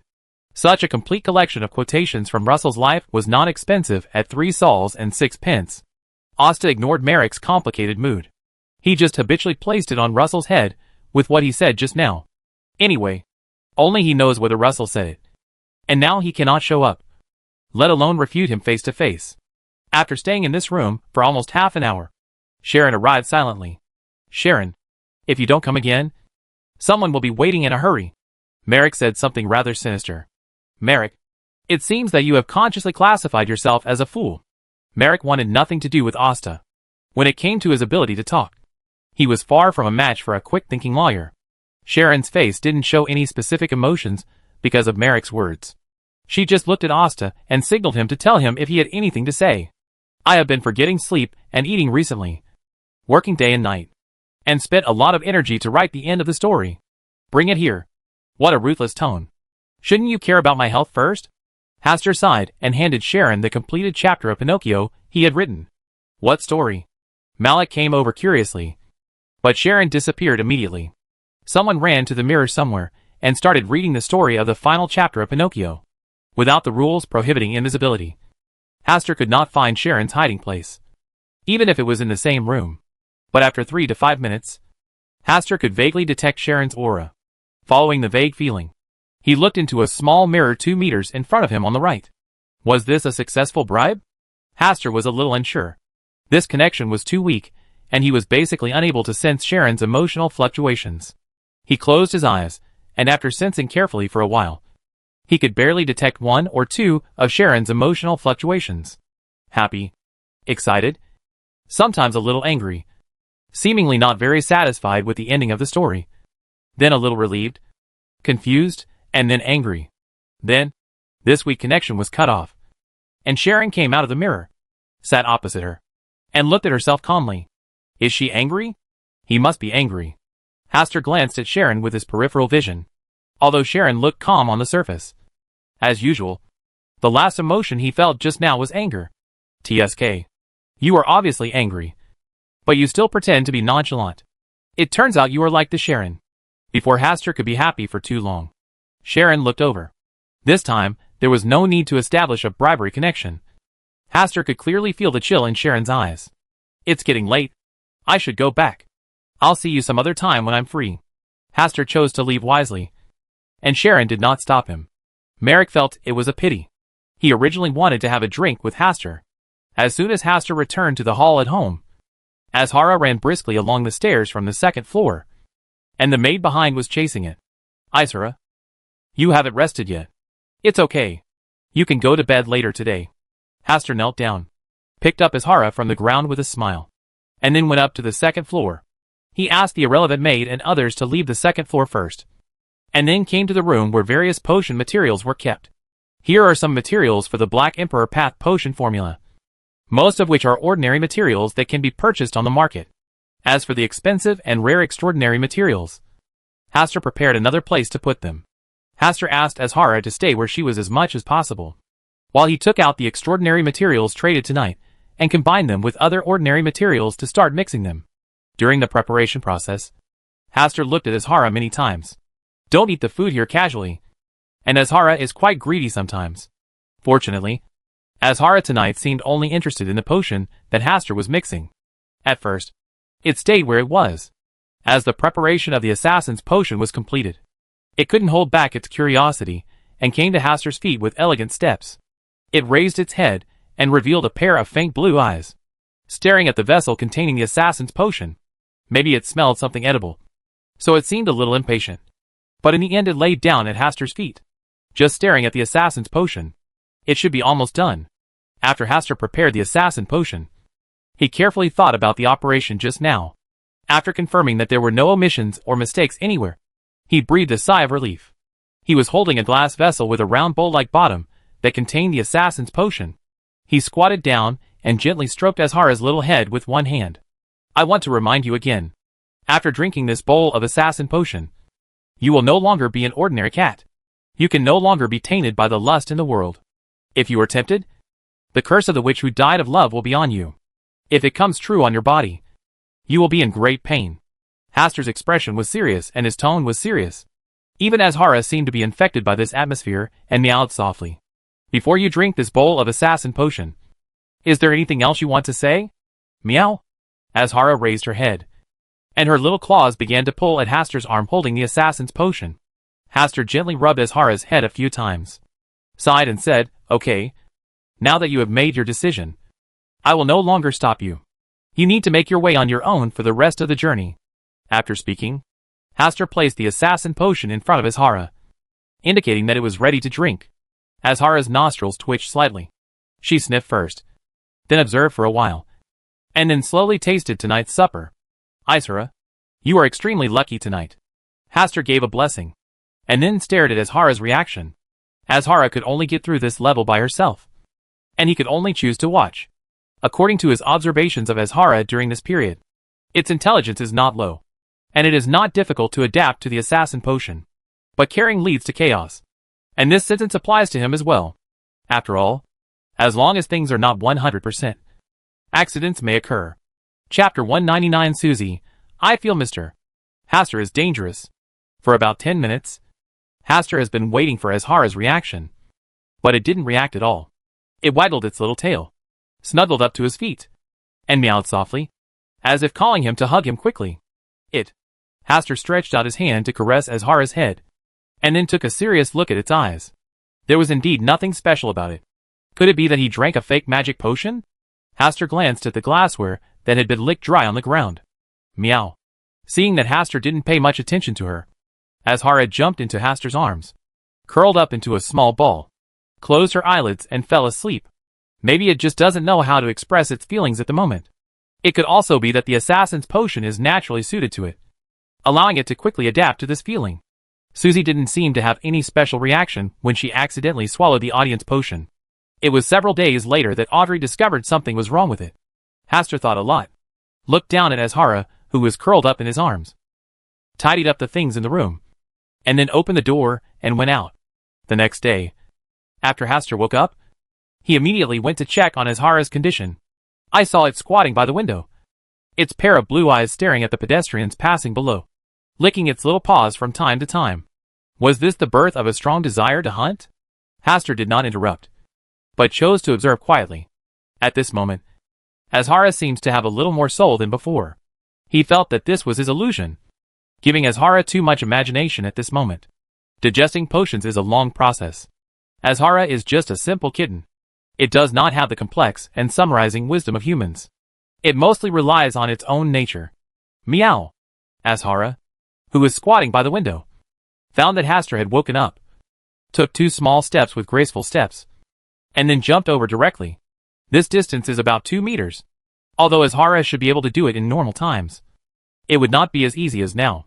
This should be the physical transformation given to it by the assassin's potion, making its limbs more powerful and dexterous.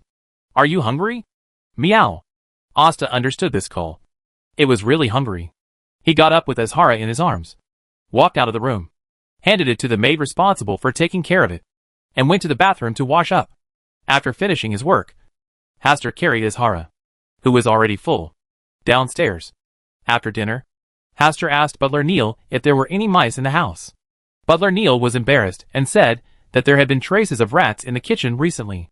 Although he had ordered the servants to take corresponding rodent control actions, rats still appeared occasionally. This is not a problem that their family can solve. It is a problem for Backland as a whole. Although the sewer pipes have solved Backland's problem of water accumulation on rainy days, they have also become a natural home suitable for rats to inhabit and breed. Therefore, a special profession was born, that of rat catcher. They were commissioned to capture rats at their employer's house. Occasionally, officials will organize personnel to inspect and clean sewer pipes and other places where dirt and evil are hiding. It is said that this is one of the measures actively promoted by Emperor Russell, saying that this can effectively reduce the occurrence of plague. The plague has become a common understanding among many people. In response, Hastur said that Azhara could try it. Butler Neil quickly refused, saying that the rats that emerged from the sewers were too dirty. Azhara ate cat food specially provided by humans every day. If she accidentally ate rats, serious problems might occur. Hastur thought the same thing. Someone must have put a lot of rat poison around here. If the poisonous rats were accidentally eaten by Azhara, it would be very dangerous. It would be better to wait a few more days until Azhara learns not to eat rats and only concentrates on hunting. Before leaving, Hastur left Azhara at home and asked the maid to take care of it, before taking a carriage to Graylint's house. Because Graylint was a beast tamer, Hastur didn't want Azhara to run into him at this moment to avoid a stress reaction. When they arrived at Graylint's house, Graylint happily took Hastur to the back garden, saying that he wanted to show him the results of his recent training. The beagle, under the command of Graylint, performed very well in how to pounce on prey and find traces of prey. The only pity is that this place is not in a forest after all, so the training effect will be greatly reduced. Graylint said that he needed to go to the forest for training in order to further train the beagle. This is a very good suggestion. Let's go to the suburbs this Saturday, Hastur proposed. No problem. My Hoagie has been looking forward to this day for a long time. Haug is the name of the golden retriever dog raised by Graylint. What do you think about inviting Miss Audrey? Of course. It's just time for my hoagie to compete with Susie to see who is smarter. Grey Lindy touched the head of the golden retriever hound. Looking very confident, Hastur glanced at him with a look of imperceptible pity. If I remember correctly, Susie should already be a Sequence 8 mind reader. Right? This golden retriever trained by Grey Lint would definitely not be Susie's opponent if compared to him. Thinking of this, Hastur smiled and told Grey Lindy to try his best to do some fancy things, such as walking upright with a plate in his mouth, walking on wheels, jumping through fire hoops, etc. He was looking forward to how Susie would face it when the time came. Before leaving Grey Lint's house, Hastur made an agreement with Grey Lint that he would be responsible for inviting Audrey. This time Hastur plans to invite Earl Hall as well. Since the last time he went to Earl Hall's house for a meeting, he had never contacted Earl Hall and Audrey again. This time was a good opportunity.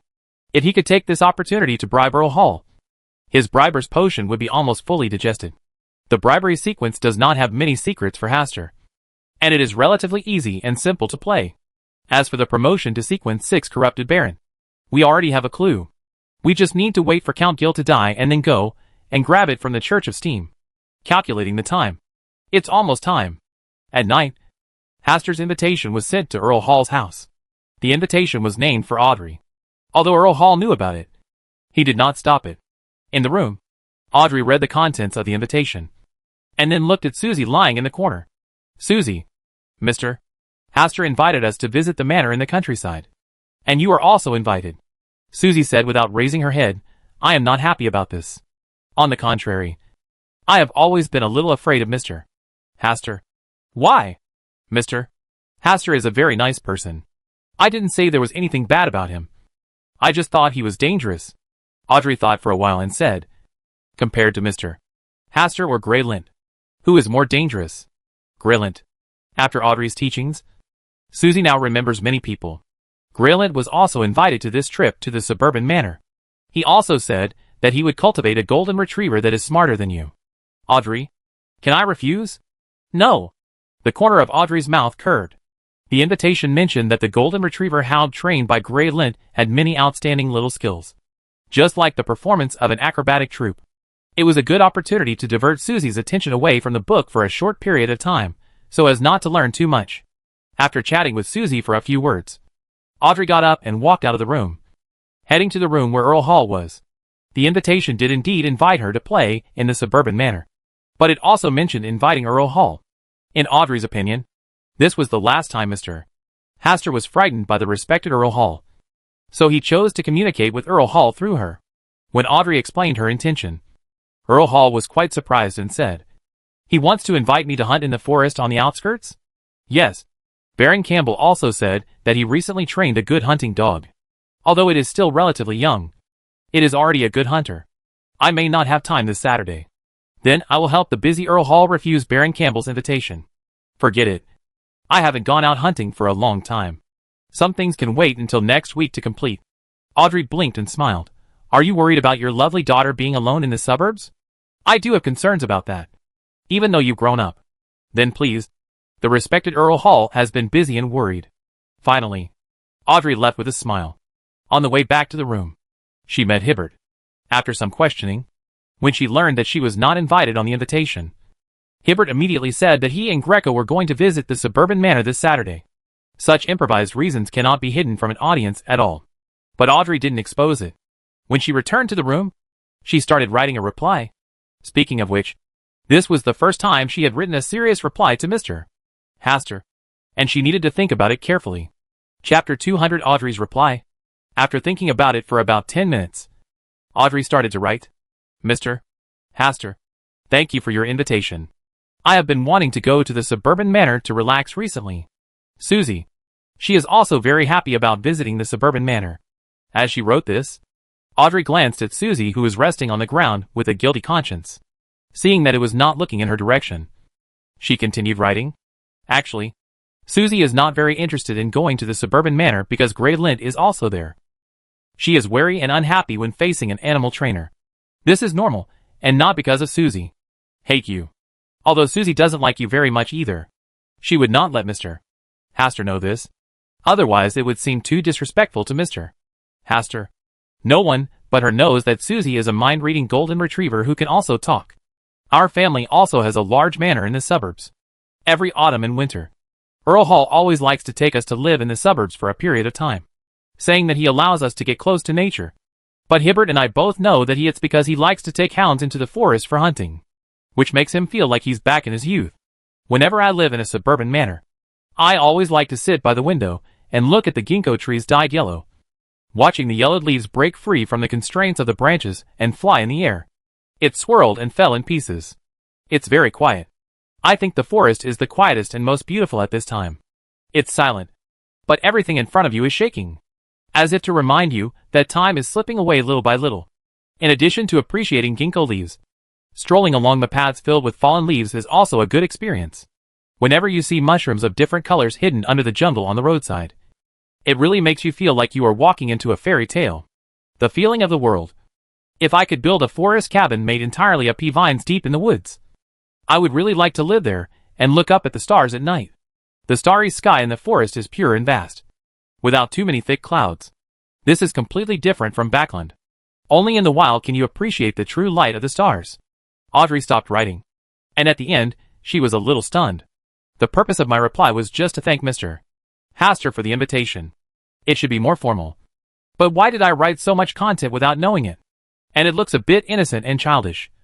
With ginkgo leaves, small mushrooms, pea vines, looking up at the stars, just like a girl who hasn't grown up yet. Audrey muttered slightly. But she was indeed not an adult yet. You have to wait until December 31st this year, after going through the coming-of-age ceremony, to be considered an adult in a social sense. Anyway, Mr. Hastur has already seen him acting coquettishly to his parents. It shouldn't matter if he occasionally tells the truth to Mr. Hastur, right? Audrey held the middle section of the pen holder, with the top lightly touching her cheek. She tilted her head slightly and thought for a while. But in the end, she did not modify this part of the content. There must be someone who can tell the truth. Otherwise life would be too unfair. As the content of the letter came to an end, Audrey mentioned that Earl Hall had accepted the invitation, and that he would go to the suburban manor this weekend. Hibbert and Greco seemed to be going to the countryside for some fun too. After finishing writing, Audrey took another look at it. The handwriting was very beautiful. It was more steady and elegant than Mr. Osta's handwriting, but a little less free and casual. Maybe it has something to do with personality. Audrey murmured and looked at Susie, who had woken up to read a book. She advised Susie, "You've been a little nervous recently. It's better not to read too many books and go out for a walk more often. Otherwise you will gain weight soon." Audrey, you have gained some weight recently. No way. Impossible. Audrey stood up and stretched out her hands to hold her waist. It was still so slender, and had not gained weight at all. There's no way she's getting fat either. A broad heart and a fat body. This is what I read in the book. Audrey, haven't you been in a good mood lately? Audrey was silent for a while, then shook her head and said, "Susie, you are wrong. I am not in a good mood at all because of your incident recently." Woof. In the nursing home, Klein and others, who had been observing hard for several days, finally waited for a notice from the church. It is not allowed to forcefully enter dreams to spy, if it will not cause any pollution. Continue to choose to observe, and try not to use violence to take any additional measures. With the statement from the church's top leaders, Leonard also breathed a sigh of relief. If the church insists on trying to spy on Sheriff Reed's dreams, he will have to keep taking risks in spying. Ever since he dreamed of the sea last time and smelled the fishy smell of the sea, he knew that this was not something they could solve. The church asked them to come here to confirm the specific situation and whether there was a possibility of spread. Choosing to stand aside is what the church truly stands for. The three major churches have a tacit understanding on this matter, as if they want to observe something through the changes in Chief Reed. The last time the person who said he could see the future went crazy and died. Just last night, after Klein arranged everything, the Beyonder from the Church of Steam and Machinery suddenly mentioned, "Dead?" Leonard came over curiously. He had also heard that person's predictions about the future, especially when the person said that there would be 5 people to deal with the nursing home problem. His heart suddenly thumped. If you include the old man inside him, then there are indeed 5 people in their group. But can that person really see the old man's existence? He didn't believe it. If the old man's existence was so easy to see, he would have been arrested and tried by the archbishops of the Church of the Night Goddess. Klein frowned and asked, "Are there extraordinary factors?" After my investigation, he probably saw too much content that he shouldn't have seen. And that's why he went crazy and died violently. Have you recorded his predictions about the future during this period? Only some. Not all collected. Klein asked him to tell him the future prophecies he knew to see if there was any meaningful information. Soon, the Beyonder handed the compiled document to Klein and said, "Most of it is crazy talk. Especially the following words. Be careful not to be affected." After Klein nodded, he, Leonard and others began to open the document. I saw a heavy fog blowing across Backland. Many people died. All died. I saw a ghost ship passing through the storm's hold. I saw meteors falling from the sky. I saw a big explosion in the nursing home. I saw someone hiding behind the shadows. Ah! My eyes saw it. And I saw the sun burning brightly. I saw the stars twinkling all over the sky. I saw the sky split open. After Klein and others finished reading, they each looked at each other with different feelings. Even though it looked crazy, it was as if he had seen it with his own eyes. But no matter how strange his eyes were, he still couldn't see so many things in the future, let alone predictions. These so-called future scenes are more like hallucinations produced by a person on the verge of collapse. When people are about to die, they can sometimes see a different world. Listening to his description, the world in the future will be really troubled. If the sky is torn apart, then won't the people living on the earth be almost extinct? The extraordinary person from the Church of Storms obviously does not believe this. The so-called prophecy. Extraordinaries, who can accurately predict these things, are definitely far beyond their imagination. A half-extraordinary who only has abnormal eyes does not have this ability, even if he pays the price of death for it. Leonard also believes that it is not easy to peek into the future, let alone make accurate predictions. Among these words, it would be great if one prophecy could be confirmed. He said that there will be an explosion in the nursing home. Whether it is true or false, the dean here needs to be reminded to make corresponding preparations to avoid any accidents. Klein simply gave a few words, and did not believe too much in the so-called prophecy. In this era of extraordinary power, there are always people who will say some strange and mysterious words. Occasionally, after one or two words come true, they will call it a prophecy. From a probability perspective, as long as you make enough predictions, one or two predictions are likely to come true. After leaving the nursing home, Leonard wanted to run away, but was blocked by Klein. "Leonard, we haven't seen each other for a long time. I heard that there is a good Brave bar. Let's go have a drink at night." Leonard was stunned for a while, and said subconsciously, "How do you know this Brave bar? I also heard from others that you often went to that place to drink some time ago." "That was before.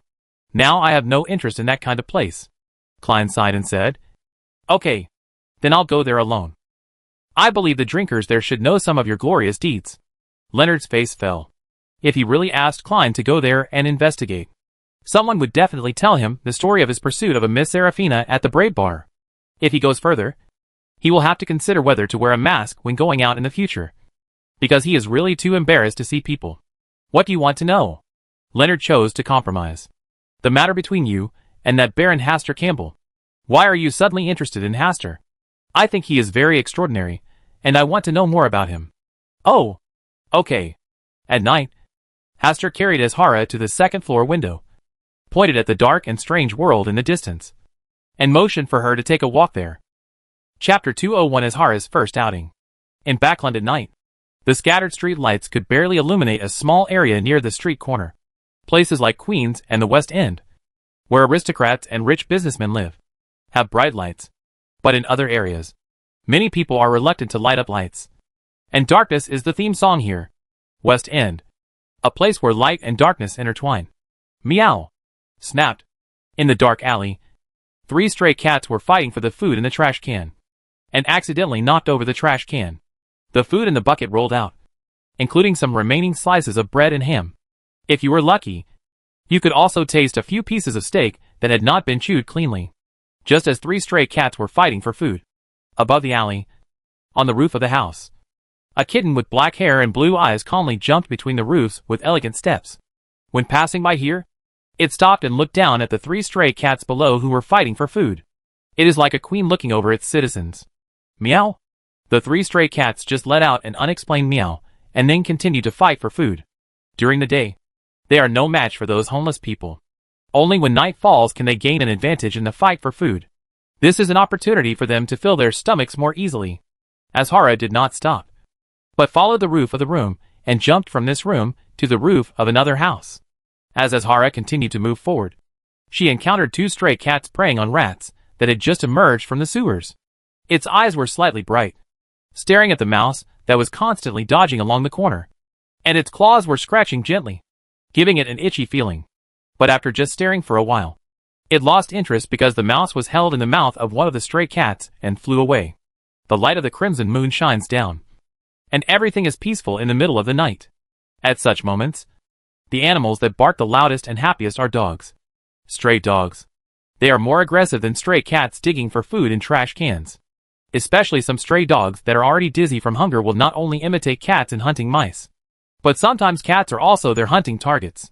Some of them walk alone in the streets, and some are in groups in small alleys. This is a dangerous small group. Sometimes lone people will be frightened and leave quickly when encountering them. In addition to looking for food, they are still looking for food. This is the reason why most animals emerge and walk in the streets and alleys late at night. Azhara walked around and found it boring, so she laid down on the roof to rest for a while. But after just lying down for a while, she stood up and fluffed out her shiny black hair that was wet with late-night dew. The environment here is not as warm and clean as at home. The more it hangs out, the more it misses its cozy and fragrant nest. Meow. Azhara wandered around for a while, then ran and jumped in the direction she came from. The body is as light as a feather, and it can jump a long distance every time it jumps. When she saw the familiar house appearing in her field of vision, Azhara meowed softly and quickly came to the window on the 2nd floor. However, she did not go in immediately. Instead, she stayed in the shadow and looked through the window first. Look inside. After waiting for a few minutes, when he saw Hastur's figure appearing in front of him and extending his hands to him, it jumped in from the window, jumping into the air. He was picked up by the soft flesh of the back of his neck and lifted up. Go take a shower first. Meow. I asked you to go out and try to hunt, but you just came back after wandering around. Hastur flicked his finger on Azhara's head. After Azhara left just now, he also followed behind as a spirit body to prevent any accidents.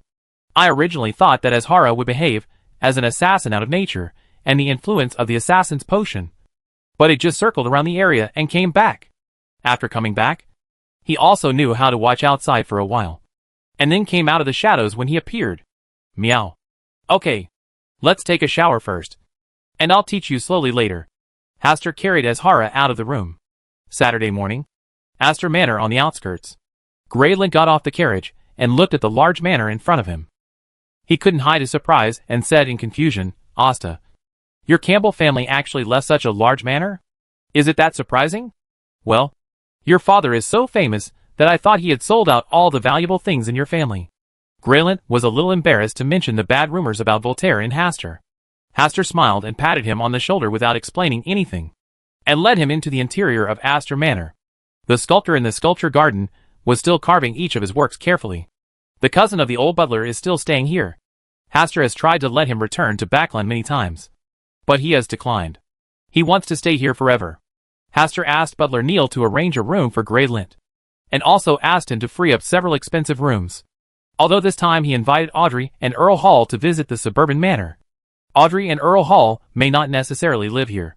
They must have a large manor of their own nearby, and they will probably choose to return to their own manor to live.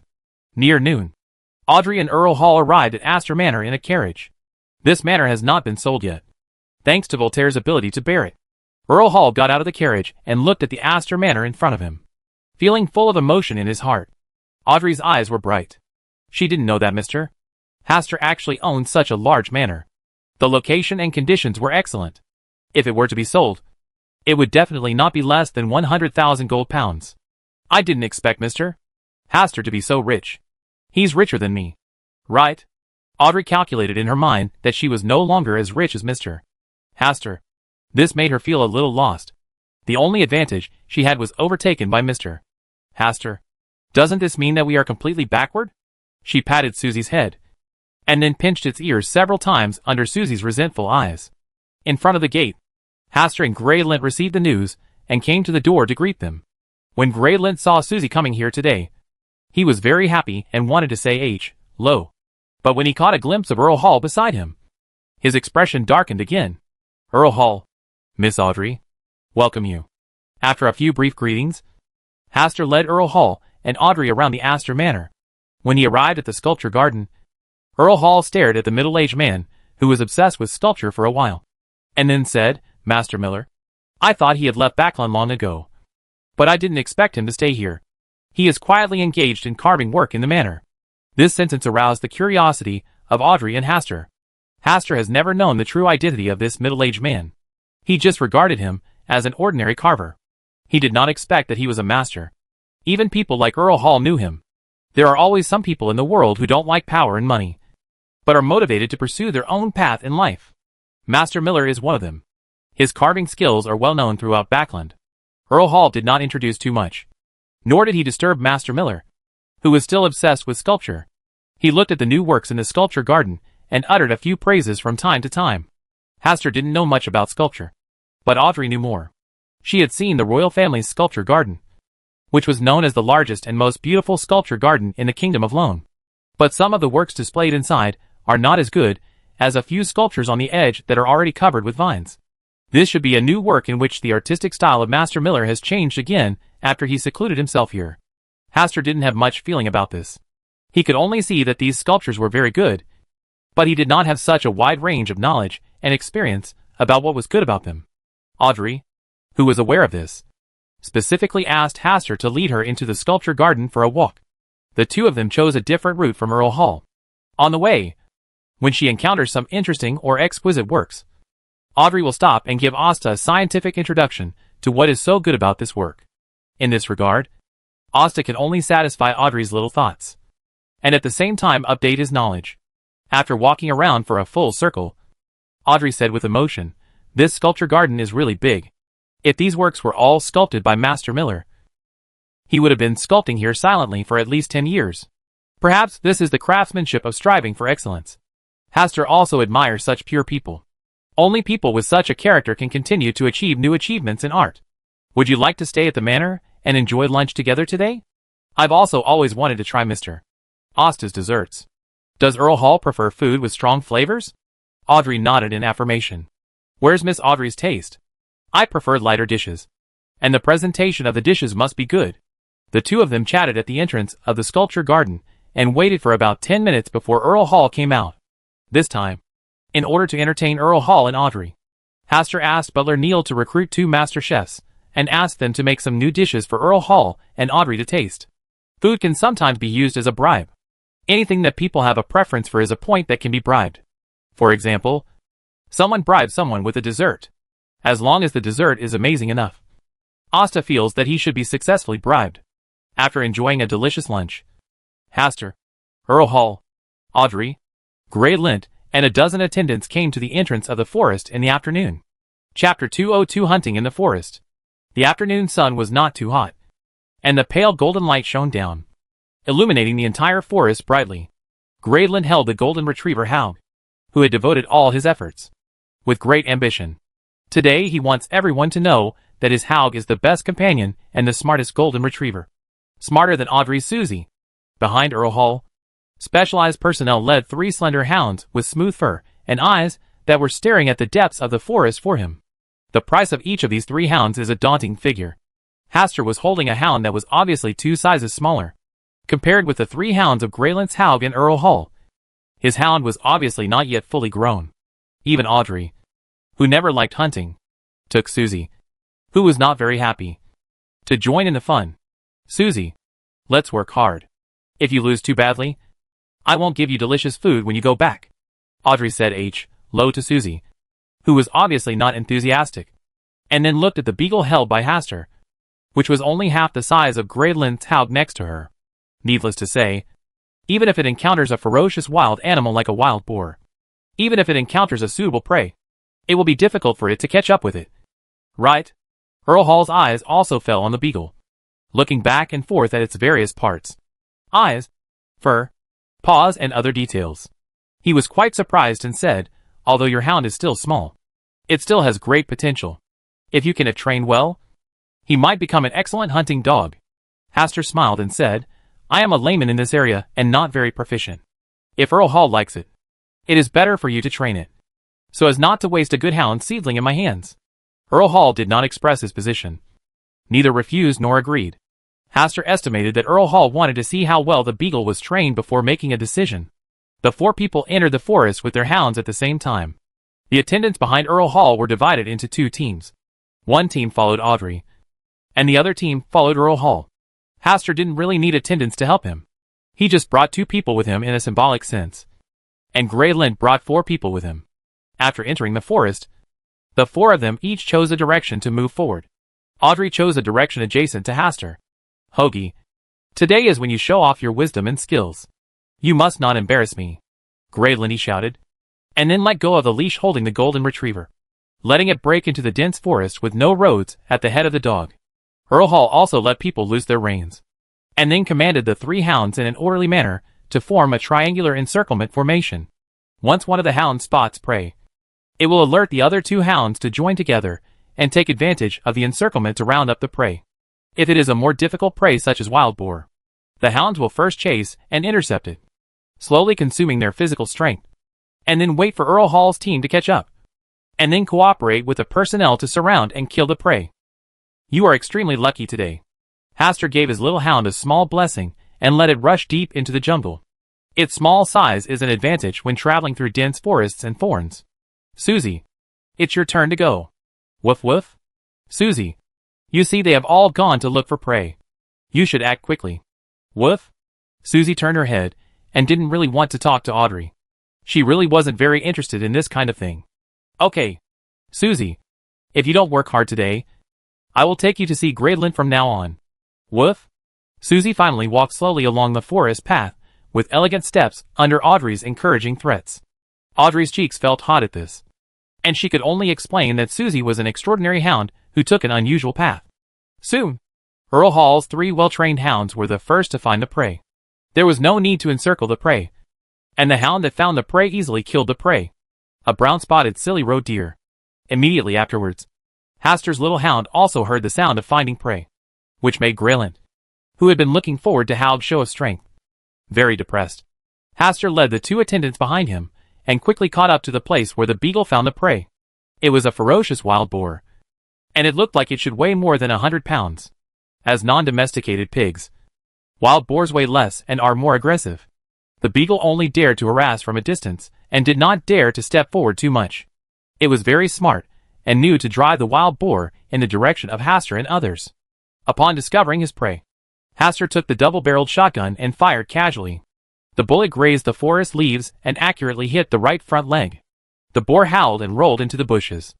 Hastur asked the 2 attendants behind him to clear the way forward, followed behind him, and the hounds also surrounded him, roaring at the hiding place of the wild boar. When he found the wild boar, Hastur shot it again, and then took out food to reward the beagle, so that it could continue to look for prey in front. As for the wild boar, just note the approximate location and someone will deal with it. Perhaps stimulated by Hastur's hunting of a wild boar at the beginning, Earl Hall also had a desire to win, commanding 3 hounds to continuously surround and kill the prey. An hour later, Earl Hall had the most results. 2 roe deer, 3 foxes, and 1 wild boar. Hastur was second, with 2 wild boars and a deer. Grey Lint did not hunt a single prey. Audrey had better luck. A panicked white fox rushed past Audrey by accident, and then was disturbed and became Audrey's trophy. Hoagie. Woof. Grey Lint looked at the shotgun in his hand with a look of sadness on his face. It's not that Hoagie couldn't find his prey, but that he couldn't make up the crucial shot, allowing his prey to slip away easily every time. He didn't practice spear skills specifically, and he didn't have Audrey's good luck, so he could only finish at the bottom. As they went deeper, Asta came to the cabin he had built with Merrick by the waterhole, ready to take a short rest here. Audrey came here slowly, holding the silly white fox in her arms, followed by Susie. She was not far from Hastur. When she discovered that there was a waterhole and a cabin here, she turned slightly in a different direction and came here. This place is really nice. Audrey praised her and led Susie to the pool to play in the water. Rather than hunting, she prefers to appreciate every inch of the forest worth stopping for. The scene where water pools, lush forests, wooden houses, dead vines and other scenery blend together is also the beautiful scenery in the forest that she has imagined. It's a pity that there are no small houses made of pea vines here. Asta came over and joked with a smile. Mr. Haster, please don't expose the girl's fantasy. Audrey puffed up her cheeks slightly, took a handful of water, and poured it on Susie, who was lying by the pool with her eyes closed and concentrating. Woof! Susie opened her eyes and looked at Audrey, shook off the water drops on her body, walked away from Audrey with graceful steps, and found a place under the shade of a tree to lie down and rest. Audrey, Susie's steps are very elegant. It seems that you can teach by words and deeds very well. Susie is so smart. She likes to imitate other people's walking postures.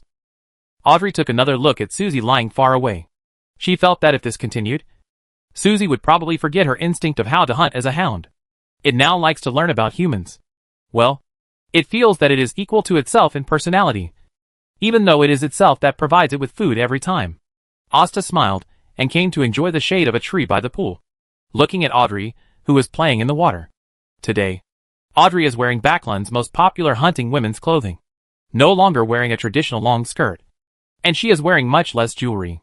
Brown double-breasted jacket, brown short boots, black trousers, and a red felt hat on his head. The whole person looks a bit more dashing and heroic, and the overall image is somewhat similar to Bernadette. But after careful inspection, Audrey's temperament has always been more elegant and majestic, without Bernadette's free and easy feeling that comes from her bones. After a while, Greyland appeared sullenly. He originally had a chance to catch a roe deer, but at the time he felt that a roe deer prey was too small to be worth hunting. Later, he felt that no matter how small the prey was, it was better than finding it empty-handed. Hoagie doesn't seem to be in good condition today. Haster gave the embarrassed Greyland a step down. Yes, it trained too late last night, so it didn't have much energy today. Otherwise it would be very powerful on weekdays. Placing today's failure on Hoagie, Greyland's mood improved a lot. After chatting with Haster for a while, his eyes looked at Susie. If he remembered correctly, Susie didn't catch a single prey today.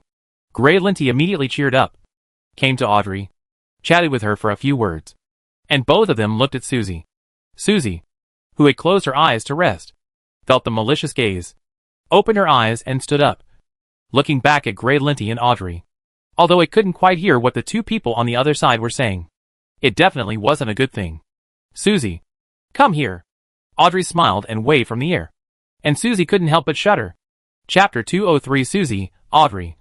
How are my acting skills? It felt that it should pretend to faint now. Just like Audrey would use this trick every time she didn't want to deal with people. And the effect was very good. After several observations, it felt that it had also learned this skill of pretending to faint. But it just never had the chance to use it. Right now is a good opportunity. Under the gazes of Audrey, Haster, and Greyland, Susie first took small steps to leave the shadow area and came to a place where the sun could shine.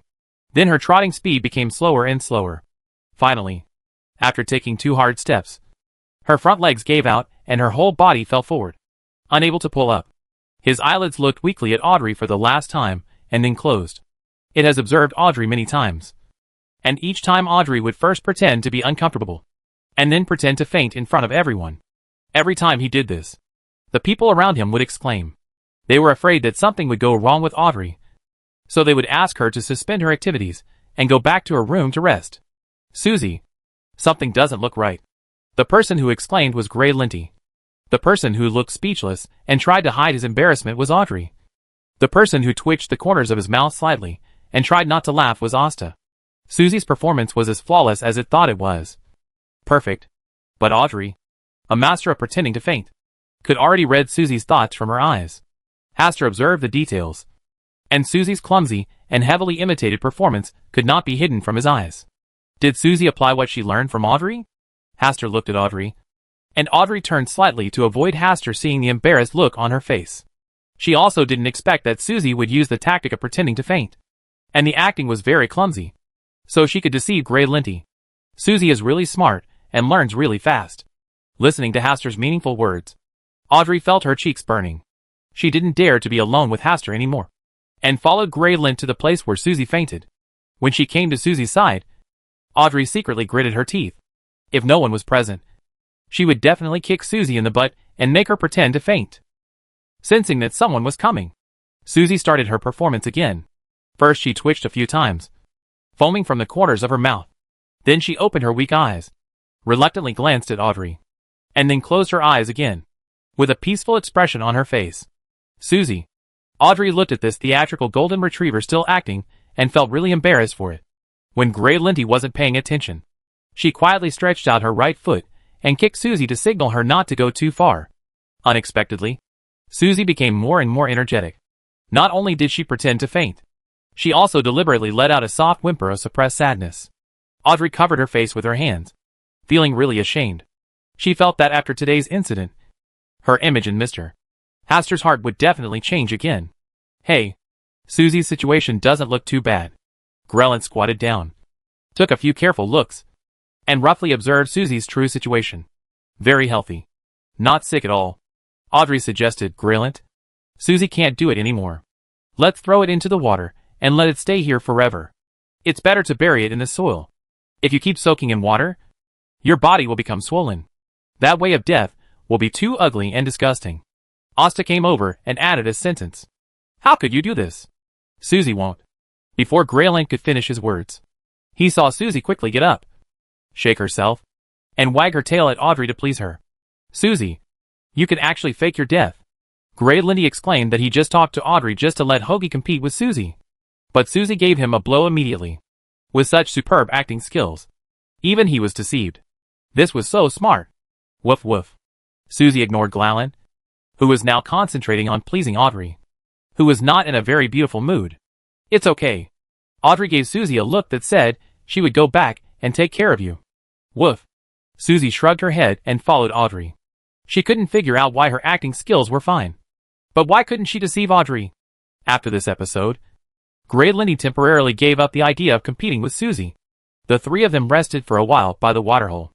Earl Hall also came, walking briskly and in a happy mood, thinking that when the three of them chose to rest, he gained a lot. Everyone had already arrived, and Asta asked the people following him to bring tea and snacks for a simple afternoon tea. Unfortunately, the forests here are too dense to allow horses to gallop. It would be interesting if we hunted on plains or in areas with sparse trees. Earl Hall was quite moved, and then gave Haster and Grelin a brief introduction to the real noble hunting scene. If it is a hunting activity organized by the royal family, there can be as many as hundreds of hounds in groups. The nobles sit on horses and drive groups of hounds to chase the prey. The shotguns in their hands are weapons to compete with each other. Each hunting trip can last for several days, camping in the wild at night and grilling the prey caught during the day. Noble ladies sang and danced around the bonfire. Wine and guns were all that a hunting event required. When talking about the rise, Earl Hall explained to Haster and others his heroic deeds in his youth, such as how many prey he caught or how accurate his marksmanship was. Haster thought that if Audrey wasn't here and gave Earl Hall some wine, he might have brought up the love affairs of his youth as a topic of conversation. Audrey just listened with a smile, and did not stop Earl Hall from talking about the past events of his youth. Haster and Grelin naturally did not stop them, and listened silently. Fortunately, Earl Hall was very measured and took the initiative to skip some topics every time, which not only aroused the interest of Haster and Grey Linty, but also did not arouse Audrey's resentment. After resting for about an hour, Earl Hall stood up, blew a whistle, and led the three hounds toward the dense forest. Upon seeing this, Grey Linty hurriedly followed. He had to hurry up and hunt in the second half of the time, and he must not be left empty-handed again. Audrey glanced at Susie, who had no fighting spirit or interest, and had no intention of continuing the hunt. She planned to stay here and take a look around. Haster and the beagle headed towards Earl Hall. Since he planned to give away the beagle, he naturally wanted Earl Hall to see its potential. Susie, let's take a walk. Woof. Seeing that Audrey was no longer angry, Susie hurriedly followed Audrey's footsteps. Susie, do you think you'll encounter a witch living on a high tower in a forest like this? Woof. Susie, what do you think we go exploring where there are no people? Woof. It's rare that you are also interested in this. Let's go. Audrey chose a direction where the trees were taller, and Susie followed behind her, wagging her tail. After walking forward for about 20 minutes, a faint mist seemed to rise around us. Audrey didn't pay too much attention to it at first, when she discovered that the attendants and maids behind her had disappeared without knowing it, and only Susie was by her side. She felt a sense of crisis. Inside the forest, heavy fog will occasionally rise. As long as you don't move around randomly and stay in place for a while, the fog will dissipate. Once you wander around, it's easy to stray deeper into the forest. Susie, we seem to be in trouble. Audrey frowned slightly as she looked at the thickening fog. Susie, what if we get trapped here and can't get back? Will some mysterious creature suddenly appear and attack us? Is it possible that we might encounter elves living deep in the forest? Audrey talked a lot, looking very worried about the situation at hand, but also looking forward to what would happen. Susie came to Audrey's feet and was silent for a while before whispering, Audrey, I still remember the way here. Audrey's pretty eyebrows frowned slightly. You shouldn't put too much fantasy into a situation that is so obvious. It's impossible for elves to appear here. Seeing that Susie was about to continue talking, Audrey interrupted what she was going to say next. Susie, you are just a dog. You can't talk casually. Woof. Susie gave a very knowledgeable bark, and the expression on Audrey's face became more complicated.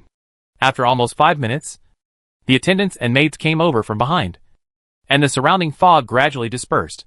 The so-called foggy environment ushered in reality at this moment. Audrey looked at the increasingly clear scenery and sighed in disappointment. She still hadn't waited for the adventure she dreamed of, let alone met the legendary elf. At night, Hastur and others met at the entrance of the forest. The one with the most hunting results was Earl Hall. Hastur was still in second place, and Grey Linny tied for third place with Audrey with a silly roe deer. You sure are a good beagle. Earl Hall gave the beagle a very good evaluation, and Hastur also took this opportunity to give the beagle to Earl Hall to complete this bribery. Chapter 204 Audrey's Dream Adventure.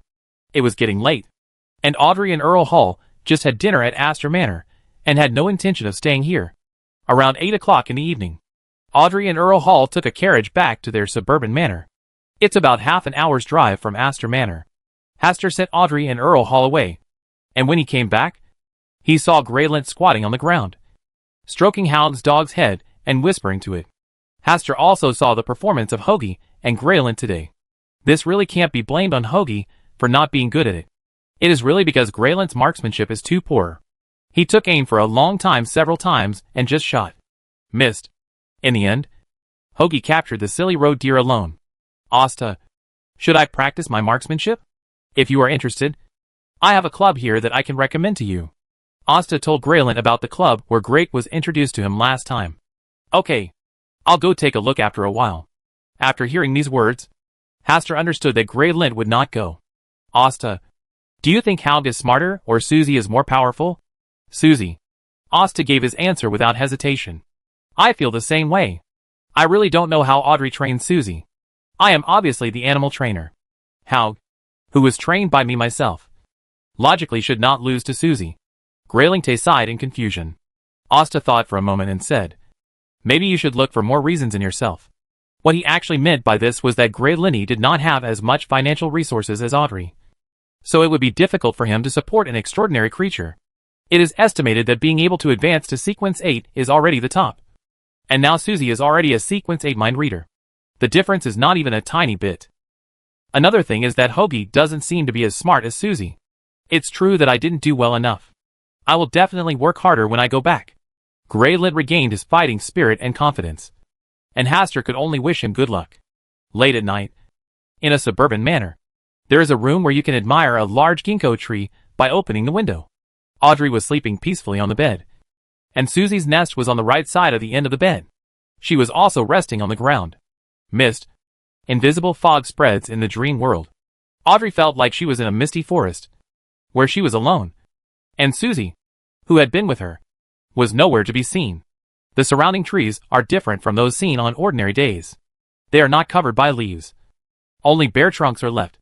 The surroundings suddenly became lifeless, and all that was left was a scene of dying people. Audrey was a little flustered, but besides that, she was also looking forward to it and eager to try. She has been looking forward to such an adventure even before she stepped into the extraordinary world. But except for the magic mirror incident, which made her meet Mr. Fool and join the Tarot Club, her world still hasn't changed much. Daily life is still so ordinary. Nothing new. Now a mysterious and unknown journey was unfolding before her eyes, and she was a little excited. However, facing the unknown, she still couldn't help but feel fear. She did not stay where she was, but kept walking forward. As we go deeper, the fog becomes thicker, and the surrounding trees, with only their branches remaining bare, seem to gradually come to life. The branches are arms, and they are waving in disorder, not knowing whether they are cheering for Audrey's arrival or jumping for joy in order to have a feast later. Audrey was a little scared at first. She stayed there and observed for a long time. Seeing that they had no intention of harming her, she slowly let go of her worries and moved on. The main tree trunk, which was originally motionless, began to twist like a human body as the fog deepened. They are like tall and twisted giants, fogging happily at this moment. Whenever Audrey comes within a certain range, they will return to an immobile posture. Audrey's eyes widened slightly. She really liked the scene. It was also in line with her fantasy of the extraordinary world. Weird and mysterious. The mysterious being living deep in this misty forest could be a vicious curse, witch or a magical elf from myths and legends. Audrey continued walking deeper with a hint of expectation. And she was also worried about whether she would encounter danger. But now, her consciousness is awake. But she has been unable to wake up. Her consciousness seems to be pulled into a dream by some force and cannot escape. If I'm really in danger, I can seek help from Mr. Fool. With this idea in mind, Audrey was cautious and vaguely expected to go deeper into the woods ahead. Apart from trees, I didn't see a single moving creature along the way. She didn't see the scary witches or magical elves. All she saw was a strange forest shrouded in mist. This foggy world seems to have no end and no boundaries. No matter which direction Audrey chooses to go, she will never encounter any special events. This turned her initial expectation into disappointment. The only good thing is that this misty world does not harm her ability, because this is her dream, and such changes only occur due to the influence of some extraordinary power. I can only wait until I wake up automatically tomorrow morning. Audrey sighed and chose another direction to continue deeper. It's dawn, and the sunlight has risen from the windowsill to the roof. Susie had woken up and returned from a walk outside, but Audrey was still asleep. The personal maid had no suspicion at first, but simply thought that Audrey was feeling sleepy today because she went into the forest to hunt yesterday and was physically and mentally exhausted. Until the sunset rays dyed the ginkgo trees, and the breeze gently knocked on the windows. The personal maid who was responsible for taking care of Audrey discovered the abnormality. She just tried to wake Audrey at first. After all, sleeping for too long was not good for her health. But she couldn't be woken up, no matter how loud her shouts were. Audrey, who was sleeping in bed, never opened her eyes. Susie was also so anxious that she kept walking back and forth around the bed, barking non-stop. Soon, this incident alarmed Earl Hall. He has a wide range of knowledge, and after thinking for a while, he guessed that the abnormality that happened to Audrey might be related to the hunting in the forest yesterday. When he heard that Audrey had encountered a foggy situation yesterday and was briefly separated from other people, he was basically certain that there were extraordinary factors involved in this matter. Earl Hall's face was livid. On the one hand, he sent people to Backlund to ask for help, and on the other hand, he sent people to notify Hastur. Yesterday's hunting activity was arranged by him. Just one night, Audrey was in such a situation. Whether he knew it or not, he was responsible for solving this matter. It was already approaching evening when Hastur and Grey Lynn arrived at Earl Hall's manor. You must give me an explanation for this matter. Facing Earl Hall's almost ultimatum words, Hastur felt heavy. He has observed Audrey's condition. She sleeps peacefully and has no physical problems. The only problem that may arise is in her spiritual world. For example, dreams are an extraordinary power that can make people sleep forever. He, Earl Hall and others did not encounter the fog yesterday. Only Audrey, who encountered the fog, had problems. It can be seen that the abnormality on Audrey must be related to yesterday's fog. Earl Hall, I need Susie to take me to where Miss Audrey went yesterday. Can Earl Hall asked Hastur to take Susie away with a gloomy face. Grey Lindy also wanted to follow, but Hastur stopped him. The situation was unclear at the moment, and he didn't want to take Grey Lint with him. If another problem arose, he would have to go and solve it himself. Arriving at the entrance to the forest, Hastur took Susie on the road alone. Susie, take me to the place where you encountered the fog yesterday. I know you are very smart, and you should understand what I mean. Woof. Susie started to trot, and Asta followed behind, and soon came to the area where Susie and Audrey encountered the fog yesterday.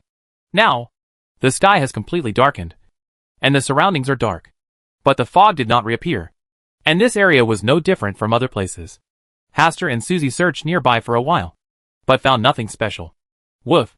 Susie's voice was low and depressed, and she was worried about Audrey's situation. Don't worry. I will find a way to save her. Asta knelt down and stroked Susie's head, telling her not to be too sad. Woof woof. Susie lay on the ground, squeezing her ears, feeling very helpless. It's just a dog, and this situation is beyond its ability to handle. It doesn't know how to help Audrey at all. Susie, help me guard the surrounding area. If anything happens, please notify me immediately. Asta also laid down after speaking. Woof? Susie looked at Hastur, who had closed his eyes with confusion, but finally chose to believe Mr. Hastur. It has always had a hunch that this Mr. Hastur is not simple.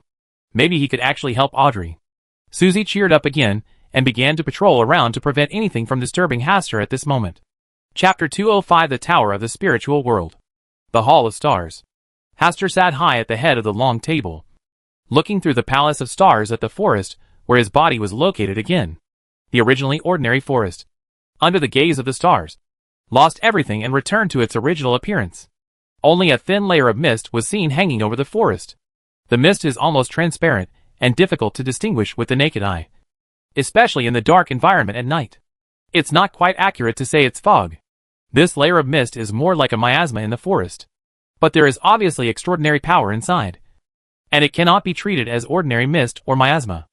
Hastur used a higher perspective to overlook the entire forest, including his own Astor Manor and the Earl of Hall Manor where Audrey was located.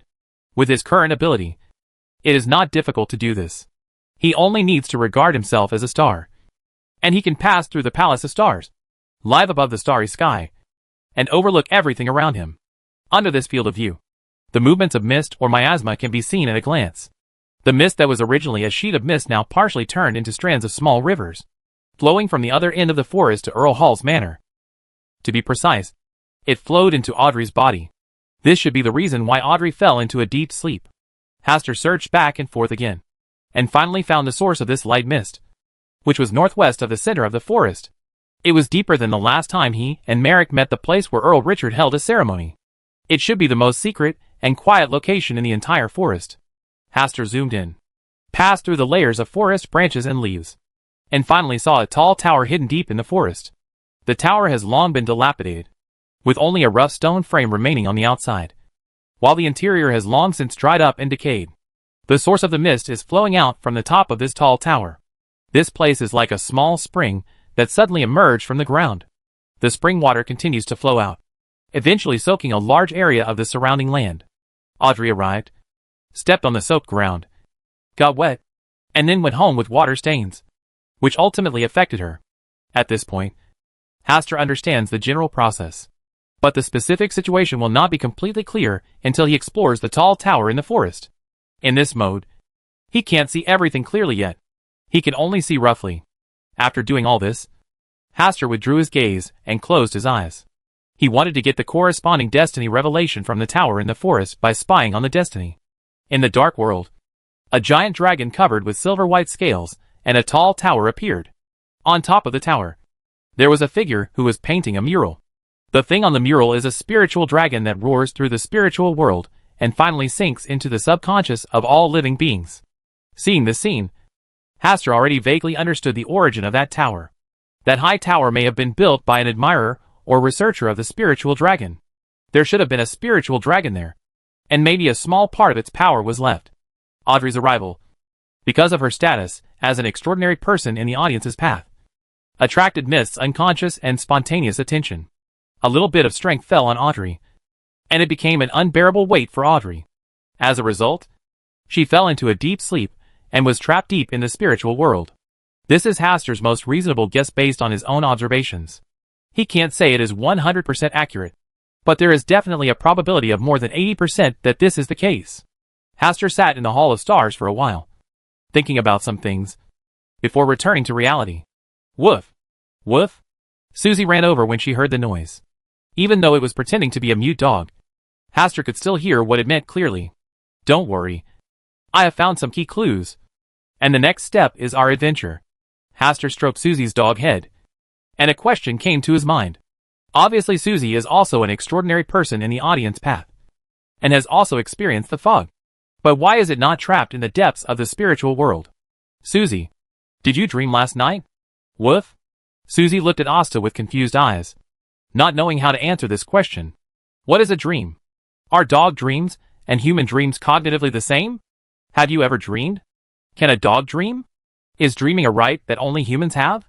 After being confused, Susie fell into deep thought. She lay on the ground and unconsciously brought her legs together. Showing a thoughtful look, Hastur glanced at it, but still did not choose to remind Susie. He is now curious.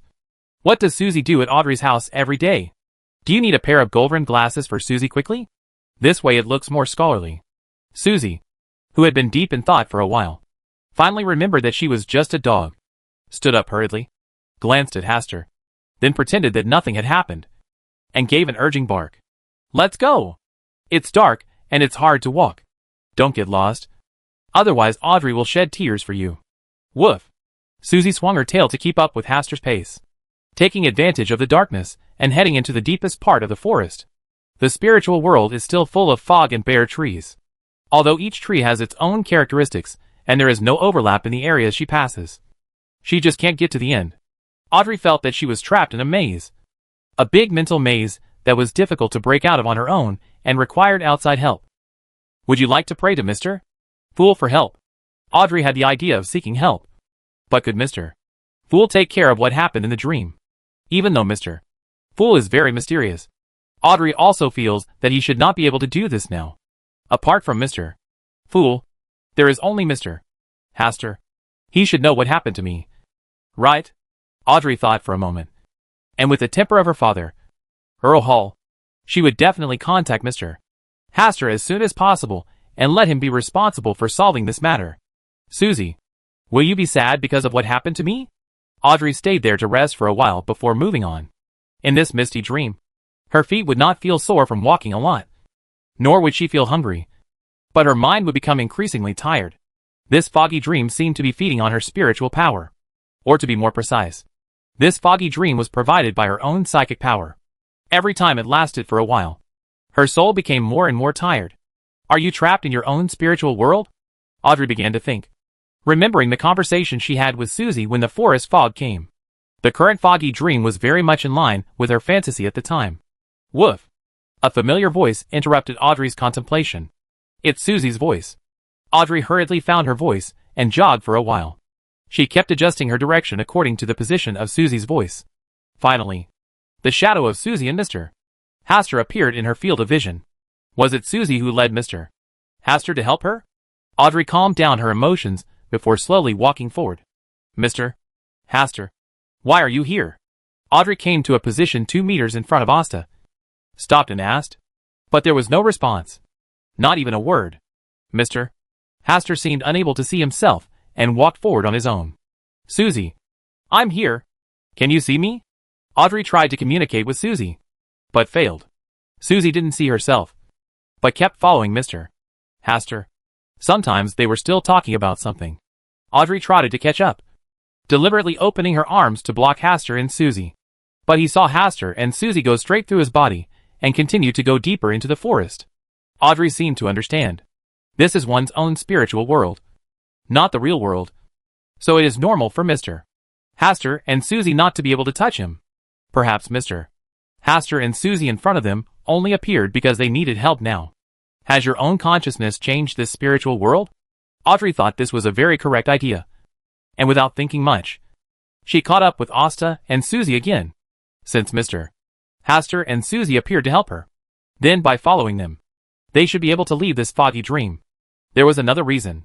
The foggy dream finally changed a little bit, and she naturally couldn't miss it.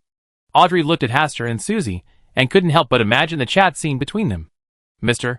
Hastur must have said a lot of words, but Susie always covered it all with a few barks. I wonder if there will be any communication barriers between Mr. Hastur and Susie? Audrey was thinking as she quickly came to the front of Asta and Susie. Of course, Miss Justice must be the pioneer in this misty dream adventure. As she went deeper, Audrey was shocked to find that the surrounding scenery began to change. Not only were there trees, there were also pools of water and scattered boulders.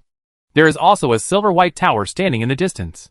Chapter 206. The stars are the audience tonight. The silver-white tower has a round base, an oval body, and a raised top. It is as white as jade. In such a foggy dream, its existence is like a seaside lighthouse guiding ships on the sea. And it is the only point of light. It's so beautiful. Audrey admired from the bottom of her heart.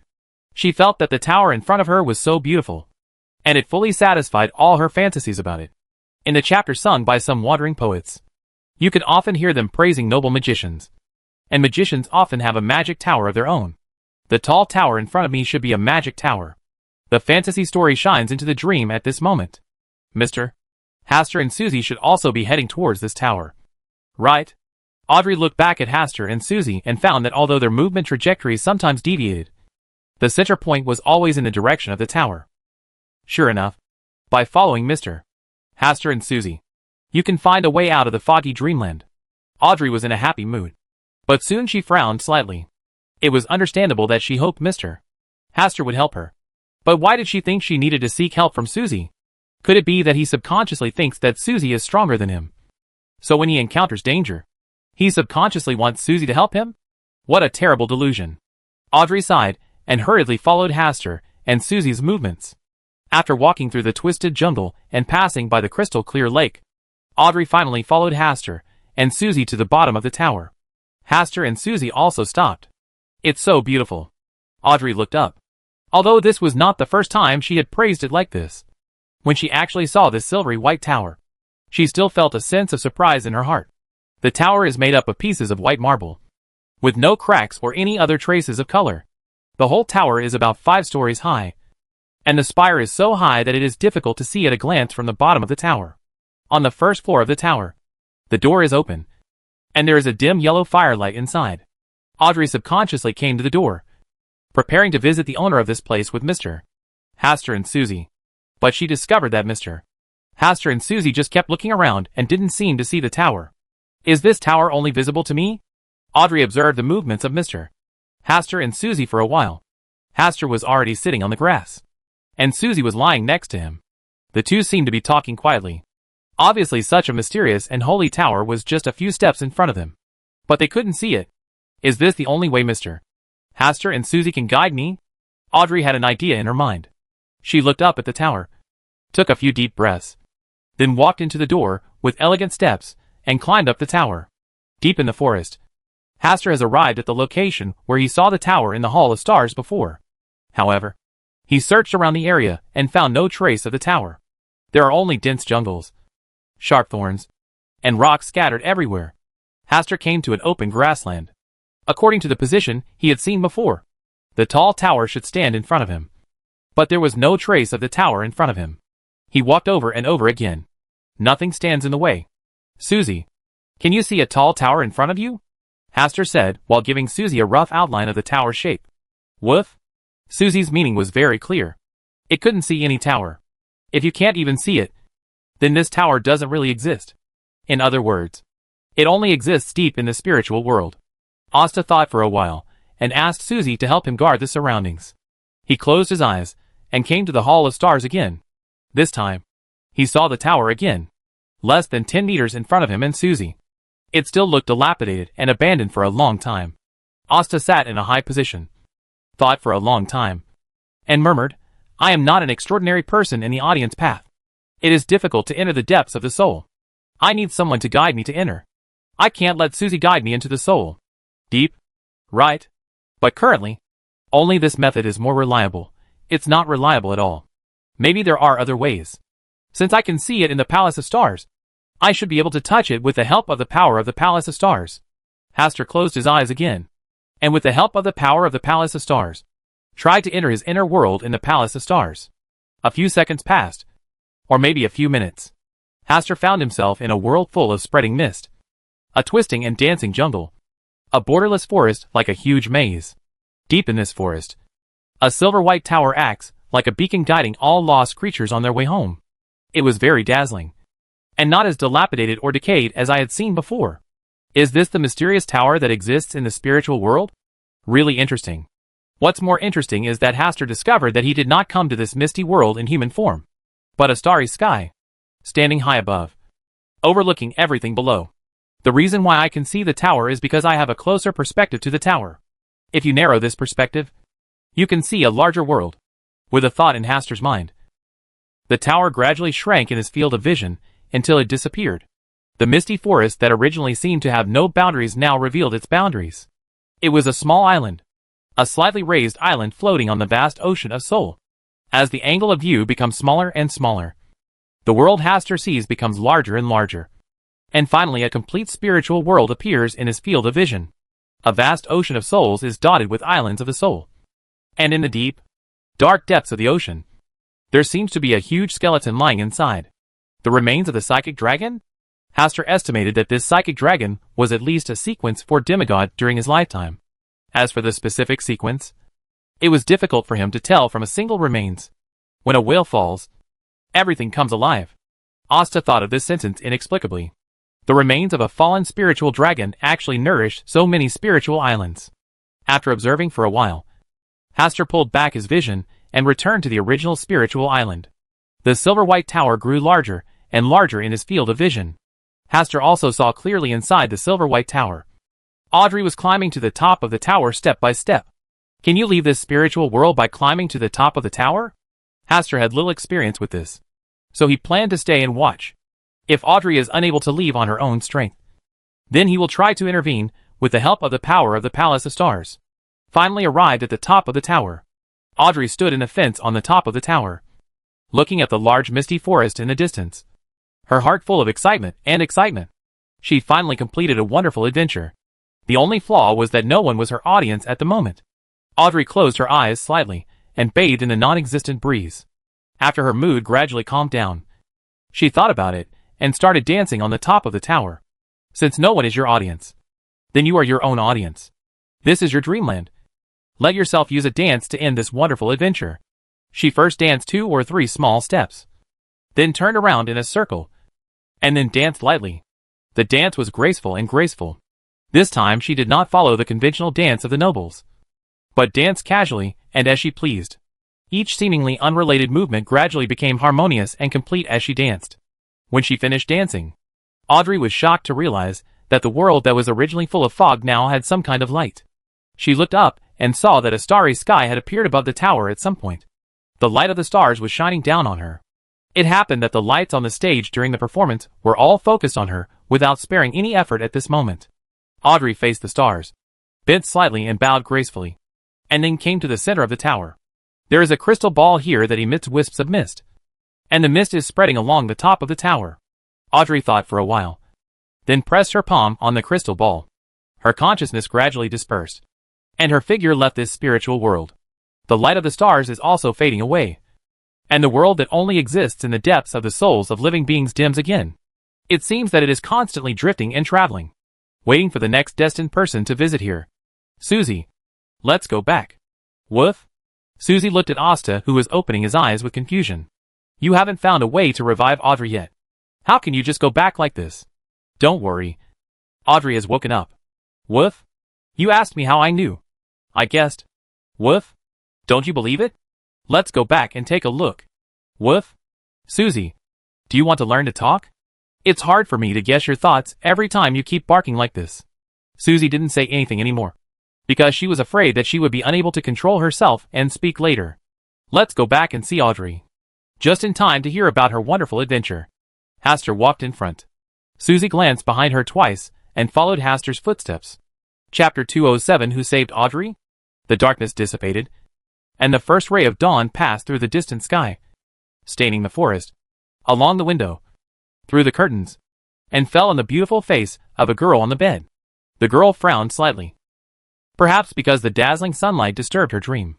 She pouted her lips in dissatisfaction, but she seemed to think it was not elegant.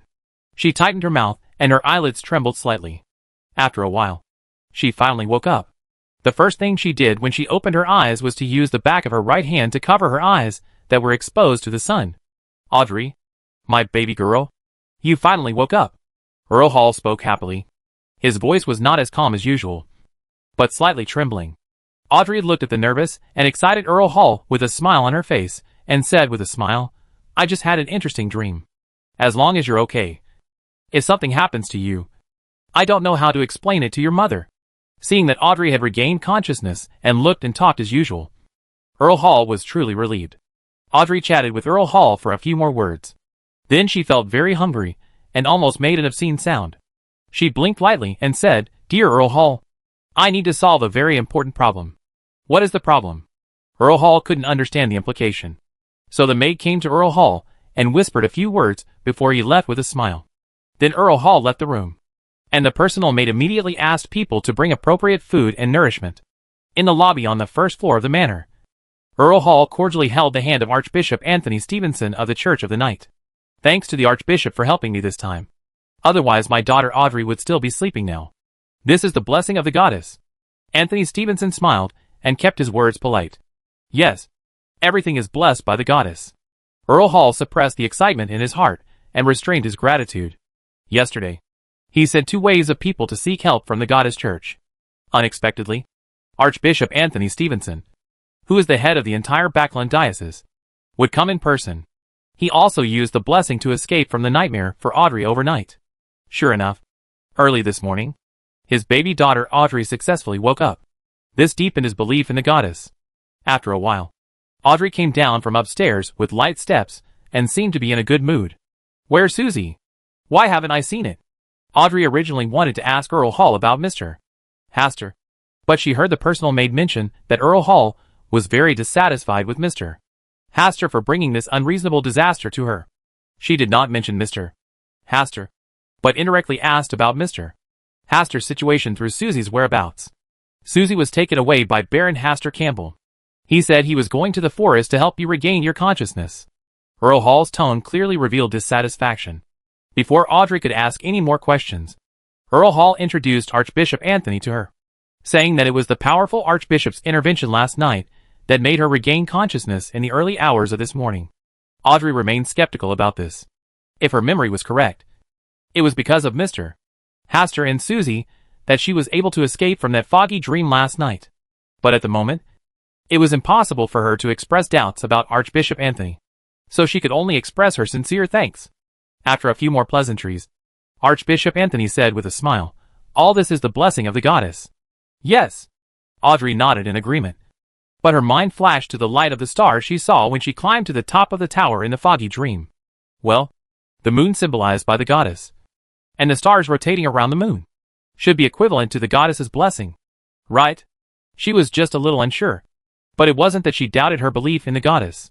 She has always been very devout in her belief in the goddess. After a while, Hastur and Susie arrived at the door. Looking at Hastur, who was clean and tidy, Earl Hall's face darkened. But he didn't say anything and just nodded symbolically. Woof!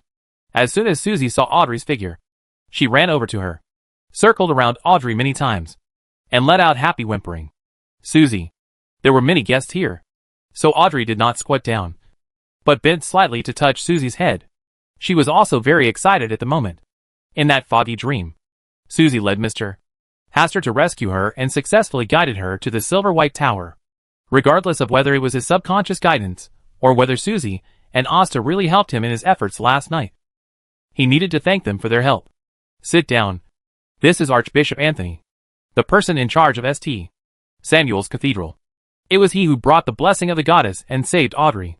Earl Hall gave Hastur a brief introduction. It was only when he saw that the clothes on Hastur's body were not the same as yesterday that he calmed down his anger a little. This proves that Hastur and Susie were indeed working hard to save Audrey last night. They arrived late today. They should have gone back to the manor to freshen up before coming here. Asta's expression was a little complicated, but he still smiled and said, "Thank you, Archbishop Anthony, for helping to solve Miss Audrey's problem. This also makes up for my mistake of not taking care of Miss Audrey. Everything is blessed by the goddess, who always shows mercy to every devout believer." Archbishop Anthony did not take any credit at all. He just gave all the credit to the blessing of the goddess. Because when he came to treat Audrey last night, he only realized that Audrey's deep sleep was probably related to abnormalities in the spiritual world. He just said the right prayer and blessing. As for Audrey's ability to regain consciousness today, it can only be explained by the goddess' blessing. You must be Voltaire's son. That's great. You do have a shadow of Voltaire when you were young. Of course, in terms of appearance, Voltaire is still a little inferior to you. After chatting for a while, Archbishop Anthony also took the initiative to mention things about Voltaire. This surprised both Hastur and Count Hall that an archbishop who guarded the entire St. Samuel Church still remembered Voltaire, who had been dead for many years. And from the tone of voice, it seemed like they were very familiar with each other. "This is the greatest wealth my parents left me," Asta responded with a smile. Archbishop Anthony nodded and said nothing more. He chatted with Earl Hall for a while, then stood up and left. Earl Hall glanced at Hastur and then at Audrey, and asked Audrey to take Susie upstairs first. The other miscellaneous people were also screened away, leaving only him and Hastur sitting face to face. Tell me about what you and Susie discovered last night. Last night, Susie and I went to the area where Miss Audrey encountered the fog, and did some exploration. And we did find something unusual. What's abnormal? It seems there used to be a tall tower there. Hastur only introduced a few words briefly, and did not expand on this issue in depth. Nor did he mention issues related to the psychic dragon. That's it? Earl Hall said with displeasure. Well, I think this may have something to do with what happened to Miss Audrey. Just a tower, and it doesn't exist anymore? Yes. It should have weathered and decayed over time. Earl Hall was silent for a while, stared at Hastur and asked, Do you think it was you who helped Audrey wake up or Archbishop Anthony? Only Miss Audrey should be able to answer this question. It seems that you think you and Susie saved Audrey? It was really hard for Hastur to answer this question. He didn't dare to say that it was entirely his and Susie's credit, but he could at least take half of the credit. Right? At the last moment, he used the power of the Palace of Stars to help Audrey escape from that spiritual world. Earl Hall's gloomy expression softened a lot, and he looked at Hastur with more satisfaction. When will you return to the manor? When the morning sun first shines on the earth. Earl Hall nodded. No matter who saved Audrey, the only one I can tell the public is Archbishop Anthony. Hastur only thought for a moment, and understood the meaning of Earl Hall's words. Many people must have known that Earl Hall invited Archbishop Anthony. This credit must belong to Archbishop Anthony, and the blessing of the goddess of the night. Secondly, it also means protecting your privacy. Earl Hall must have known something different about himself through what happened last night. Otherwise, how could he dare to compete with Archbishop Anthony for credit? I see. You are still young, and there will be many opportunities for you to perform in the future. Earl Hall was very satisfied with Hastur's attitude. Only those who know how to restrain their sharp edges and keep their appearance low can go further. Upstairs, Audrey finally waited for the chance to be alone with Susie. There were no outsiders present, and Susie, who had already held back her words, couldn't help but say, Audrey, I'm really worried about your safety. I understand. Susie. Audrey knelt down, hugged Susie's neck, and stroked her head. After a while, she asked, Susie, did you and Mr. Hastur save me last night? Chapter 208. Susie, do you also like Russell's quotations? Audrey, I don't know this question either. Susie shook her head, and began to tell Audrey what happened last night. Mr. Hastur just asked you to help guard the surroundings, but didn't tell you what exactly happened? Audrey was not sure whether Mr. Hastur and Susie helped her last night, or whether she saved herself. I don't know. He just said there should be a high tower here, and asked me if I had seen that high tower, but I didn't find anything. That's it. Audrey nodded and asked, How does Mr. Hastur know there is a high tower there? I don't know. He seems to be able to see things that I can't see. What else? Audrey, do dogs also dream? Is there any difference between human dreams and dog dreams? Susie, I just want to know something about Mr. Hastur. When he left at the end, he was sure you could come to your senses, and I don't know where his confidence came from. Susie, I saw you and Mr. Hastur in the foggy dream last night. Audrey also told Susie about her adventure last night. She didn't hide anything because Susie would not tell other people these things. It's really magical. I really want to go in and have a look. Susie looked forward to it. I'll take you in again if I have a chance in the future. Audrey, can you come in and out of there freely now? Well, there's one thing you can't tell others. I now have a crystal ball in my spiritual world. Through that crystal ball, I can enter that mysterious world again. Interesting. Yes, this is very interesting. But I can't guarantee that it will be absolutely safe to enter that spiritual world. So I can't take you in with me for the time being. Okay. Audrey, I believe you. Susie sighed regretfully. Audrey was in a happy mood, thought for a while and said, Susie, what do you think of Mr. Hastur? Very mysterious, and very concerned about your affairs. Susie began to talk about some details of her time with Asta last night, when she heard that Asta's clothes were torn by thorns, and had to go home to change clothes. Audrey already understood that Mr. Asta must have been there last night. Helped myself in places I didn't know existed. He was sure that he could regain consciousness, so he could calmly return to his manor, and then come here to check on his situation. Susie, You haven't revealed that you can speak human language. Have you? No. Susie shook her head and said very uncertainly, sometimes I suspect that Mr. Hastur is a mind reader. He always seems to know exactly what I want to express. Susie. Could it be that Mr. Hastur has seen through you? Susie's tail was raised and straightened. And she was a little nervous for a moment. It also had such a premonition last night. But it was just not sure. Now that I think about it, it seems that it is really possible. Seeing this, Audrey also fell silent. Audrey, what should we do? Can you humans tolerate a dog that can speak human language? I think it's not that difficult. Oh, that's okay. Susie's expression suddenly became cheerful again, wagging her tail, not caring about the question just now. Seeing this, Audrey was a little discouraged and said, Susie, you don't seem to care much about this? Emperor Russell said, when you face a status quo that you cannot change, the only thing you can do is learn to accept it silently. Audrey's eyes widened. She really didn't expect to hear quotes about Emperor Russell from Susie's mouth one day. Oh my God! Which book did it come from? Why don't I know it clearly? Audrey, is this sentence surprising? Susie looked at Audrey in a daze. This expression inexplicably made her want to be beaten.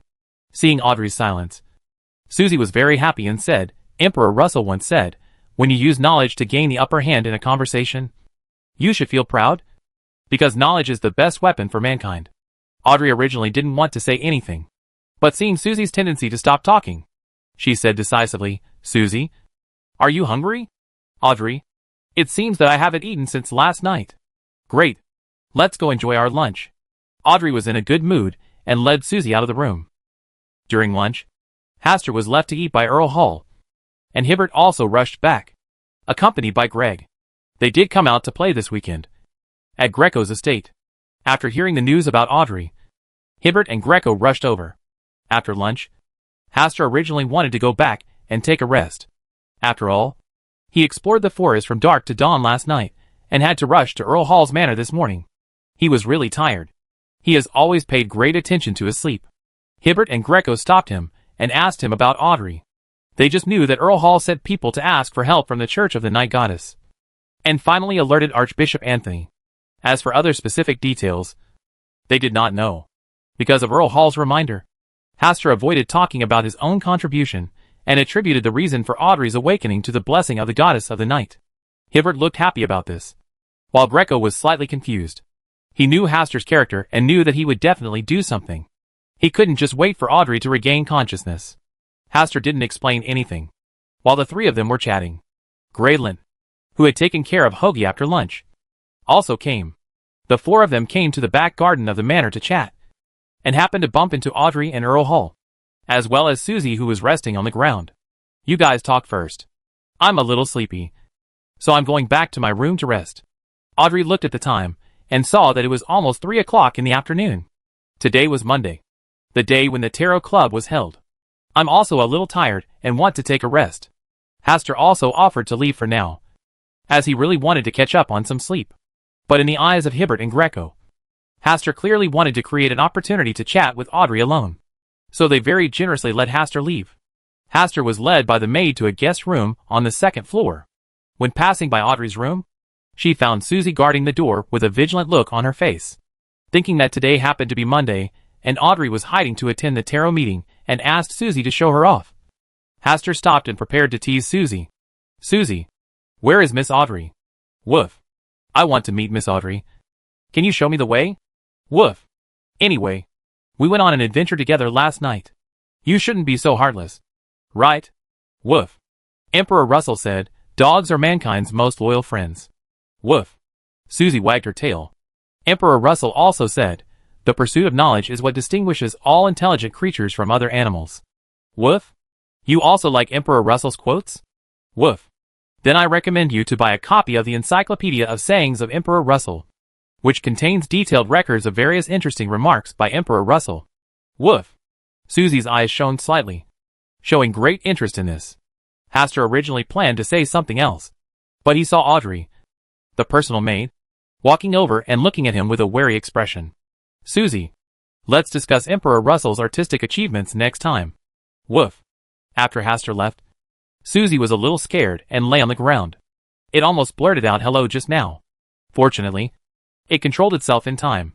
The complete quotations of Emperor Russell sounds like a good book. Do humans also like Emperor Russell very much? It also thought that it was the only one who knew how to appreciate Emperor Russell's lonely and unknown mood. Next time, I will ask Audrey to buy it for me. Tarot Society. Good afternoon. Mr. Fool? Good afternoon. Miss Magician? Good afternoon. Mr. Sun. Hey, where is Mr. Hanged Man? After Audrey finished saying hello, she scanned around the familiar people in the Tarot Society, but suddenly found that Mr. Hanged Man was missing. She was curious and a little lucky at the same time. If she had woken up one day later, wouldn't she have missed the tarot session she had been looking forward to for a week, just like Mr. Hanged Man? He encountered something, so he was absent from this tarot meeting. Klein opened his mouth to answer Audrey's doubts. Just 2 days ago, Klein received a prayer from Mr. Hanged Man. In Mr. Hanged Man's prayer, he mentioned that he is currently in a very bad situation and may not be able to attend the tarot meeting normally next Monday. At the same time, he also mentioned that Mr. Fool's help was needed at critical moments. After saying this, Mr. Hanged Man immediately ended his prayer, as if he was afraid of something. Regarding this situation, Klein just assumed that he already knew about it. As for how to help, he currently does not have the ability to directly intervene in what is happening on the sea. I can only wish Mr. Hanged Man good luck on his journey. Chapter 209, an unsuccessful tarot session. Klein scanned the other 3 people present. Due to Miss Justice's mistake, there was no Russell diary to watch today.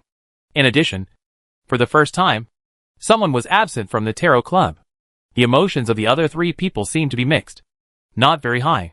Miss Justice, who had always been enthusiastic and confident, seemed to have something on her mind at the moment. Miss Magic was taciturn, and Little Sun seemed a little nervous. This atmosphere is very bad. Klein thought for a while, tapped his fingers on the table, and after attracting the attention of the 3 people, he slowly spoke. If you encounter something that is difficult to deal with in a timely manner in the future, you can also explain the situation in advance, and I will allow your absence. Thank you, Mr. Fool, for your reminder and generosity. Audrey was the first to recover from the uneasy atmosphere. Since Mr. Hanged Man was unable to attend this week's tarot meeting, I will assist Mr. Fool in completing this meeting. Audrey regained her energy, and with a smile on her face, she began to share her recent experiences, especially her accidental entry into the spiritual world. Of course, she omitted a lot of relevant situations, especially those involving Susie and Mr. Haster. But even the incomplete version of the adventure story attracted the attention of everyone present, especially the interweaving of dreams and reality, the diversity and complexity of the spiritual world. It's a magical encounter, but it's also very dangerous. Klein gave Miss Justice's adventure a not-so-good evaluation in his heart. The unknown. Pursuing the unknown is often the easiest way to lose oneself. Most of the adventures in this world are often traps. If it were him, he would never advance like Miss Justice. It's terrible. Forsey felt cold in her heart. She didn't want to encounter such a thing. She didn't need any adventures. It was best to spend every day safely. Isn't the original intention of pursuing extraordinary power just to live a better life? If you get the primary and secondary relationship wrong, you will lose more than you gain. That should be the power left by the spiritual dragon. Only Derek, who lives in Silver City, gave Miss Justice good feedback on this adventure.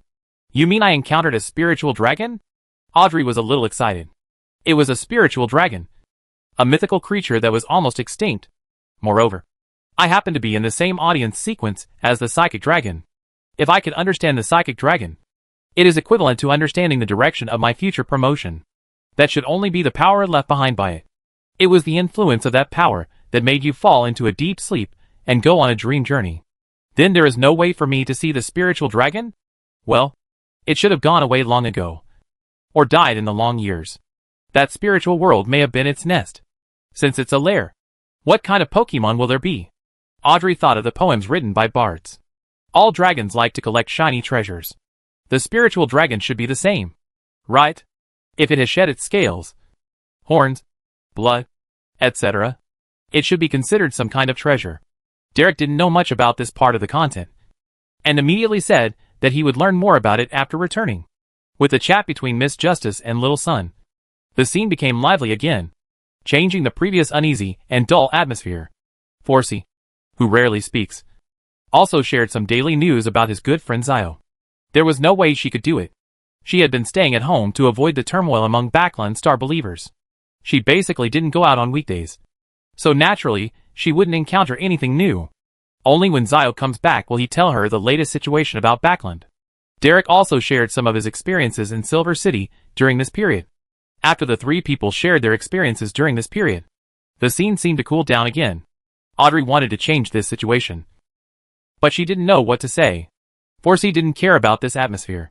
Now, she was just thinking about whether Mr. Hangman, who was suspected of being a pirate, had done too many bad things and was arrested. Derek looked at Mr. Fool and then at Miss Justice. He was also very uncomfortable without the familiar and warm-hearted Mr. Hangman. That's it for this party. Klein has no intention of actively bringing up the topic. He is the mysterious and great Mr. Fool, although he is very interested in many things that happened in Backlund. His identity restricts him from mentioning these trivial matters. It would be great if I had my own trumpet in tarot meetings. In this way, when encountering something in the future, such as the less successful tarot club like today, he can come forward to liven up the atmosphere. After this unsuccessful tarot meeting, Audrey lay on the bed, feeling a little depressed. She seemed to lack abilities in many aspects. For example, Mr. Hangman was not here today, and she originally wanted to assist Mr. Fool in hosting this week's tarot club. Unfortunately, my knowledge of mysticism is limited, and I don't have many stories or information to tell, so it can easily make the atmosphere awkward. This is not good. She must start to learn to stand alone, so that even if Mr. Hangman is not around, she can still be someone that everyone is willing to believe. After resting for a while, Audrey got up and opened the door. Susie, who was waiting at the door, couldn't wait to run in. After Audrey closed the door again, Susie lowered her voice and said, "Audrey, Mr. Hastur was here just now." "Mr. Hastur? Why is he here?" Audrey was a little nervous. "Don't worry. I blocked him out just now and didn't come in to disturb you." Susie was taking credit. "Susie, you're awesome." Seeing Audrey so happy, Susie also took the opportunity to make her request. "What?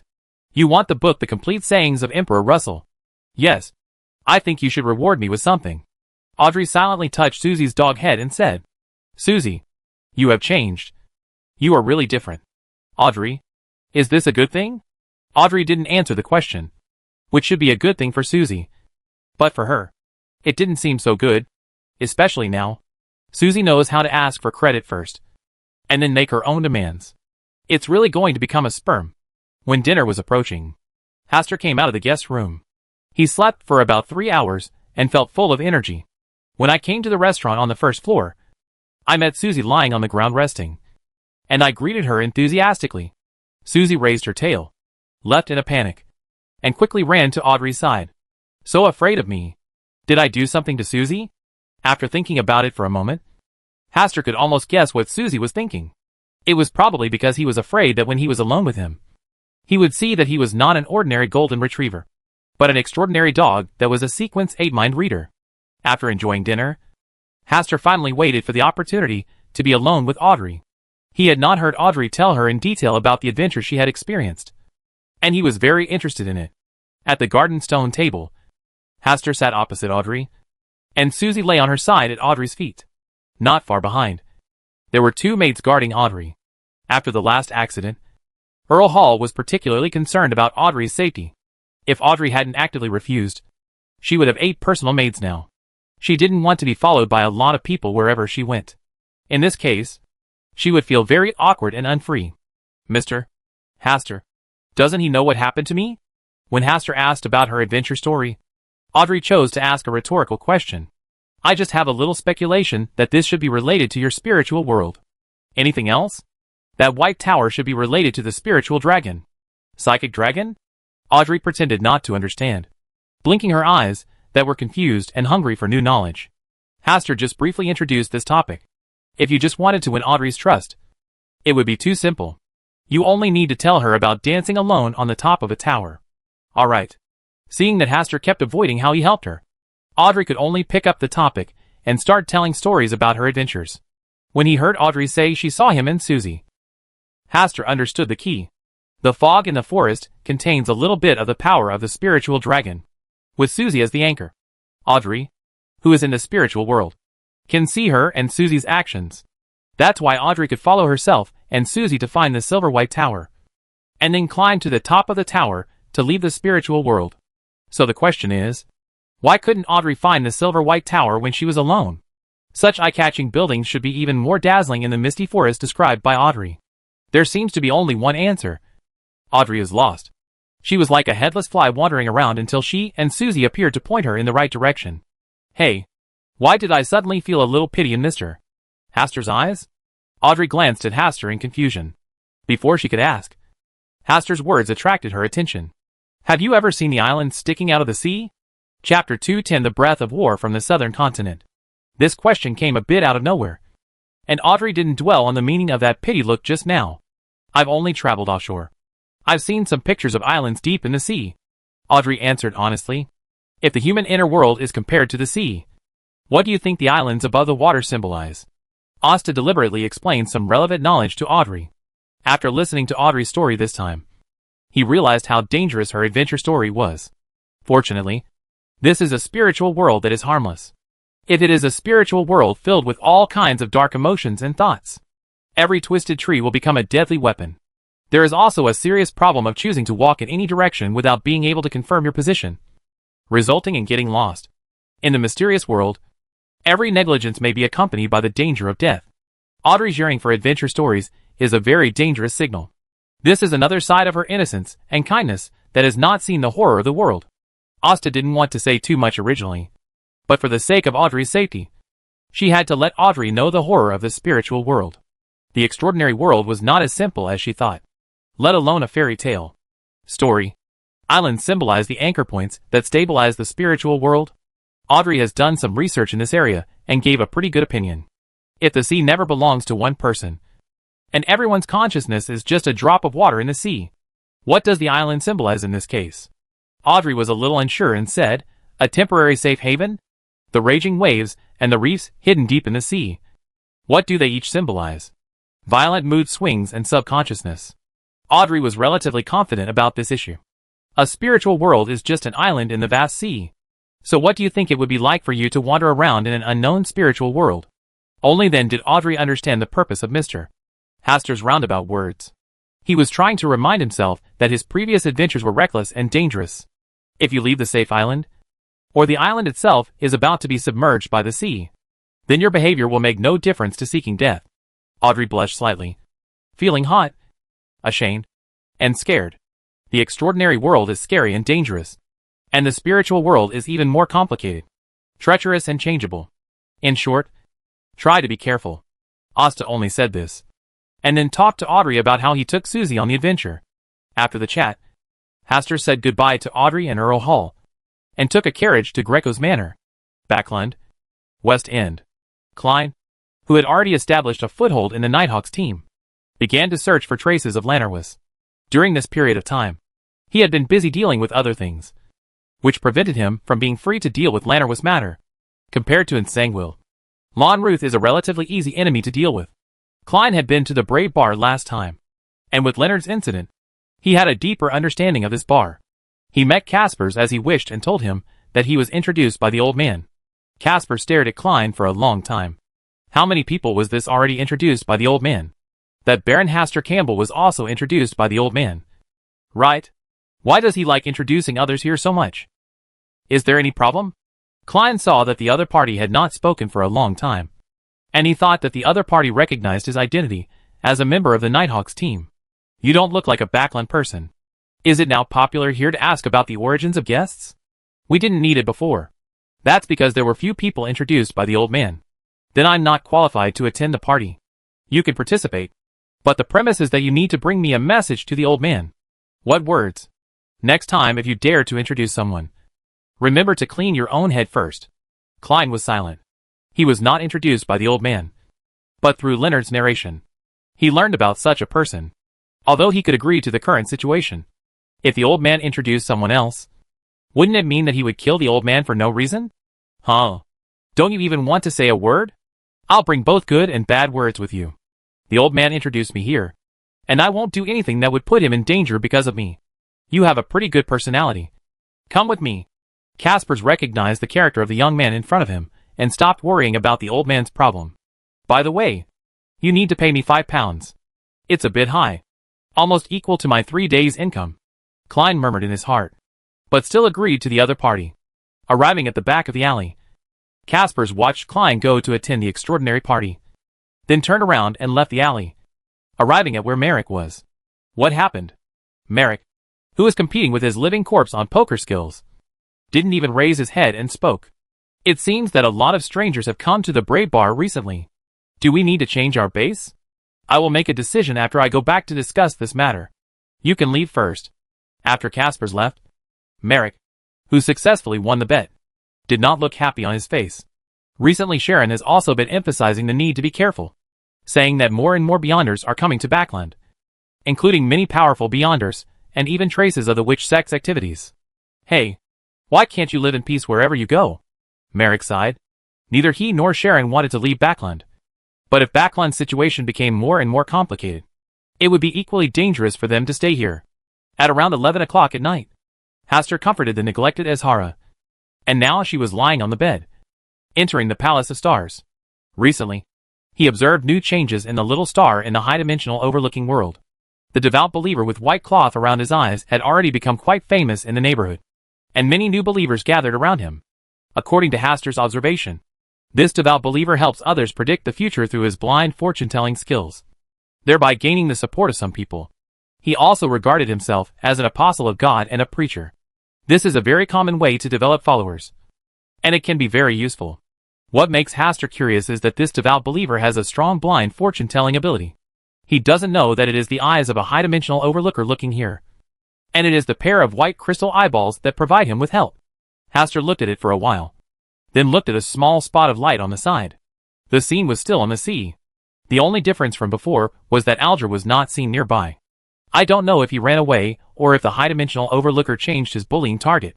Hastur observed for a while, and then discovered that the high-dimensional overlooker had left the Blue Revenge and arrived on the immortal ship of the immortal King Agaritu. This immortal king is really unlucky to bump into a high-dimensional overlooker on the vast sea. Hastur just glanced at it, and then looked towards the nearby sea. He had no intention of mourning for the immortal king.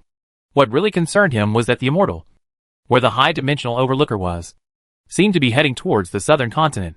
During this period, a lot of content about the chaotic situation in the southern continent was transmitted back to Backland every day, allowing interested people to get a glimpse of it in the form of newspapers. In the Daisai Bay alone, countless merchants and nobles from the southern continent have evacuated here during this period. All this information revealed a signal that a large-scale war in the southern continent was inevitable. If the high-dimensional overlooker really goes to the southern continent at this time, Bernadette must be reminded to leave early, because the high-dimensional overlookers are most likely coming for the Jinn. Hopefully it won't be that bad. Hastur is still a little worried about Bernadette's situation. This is currently his most powerful disciple.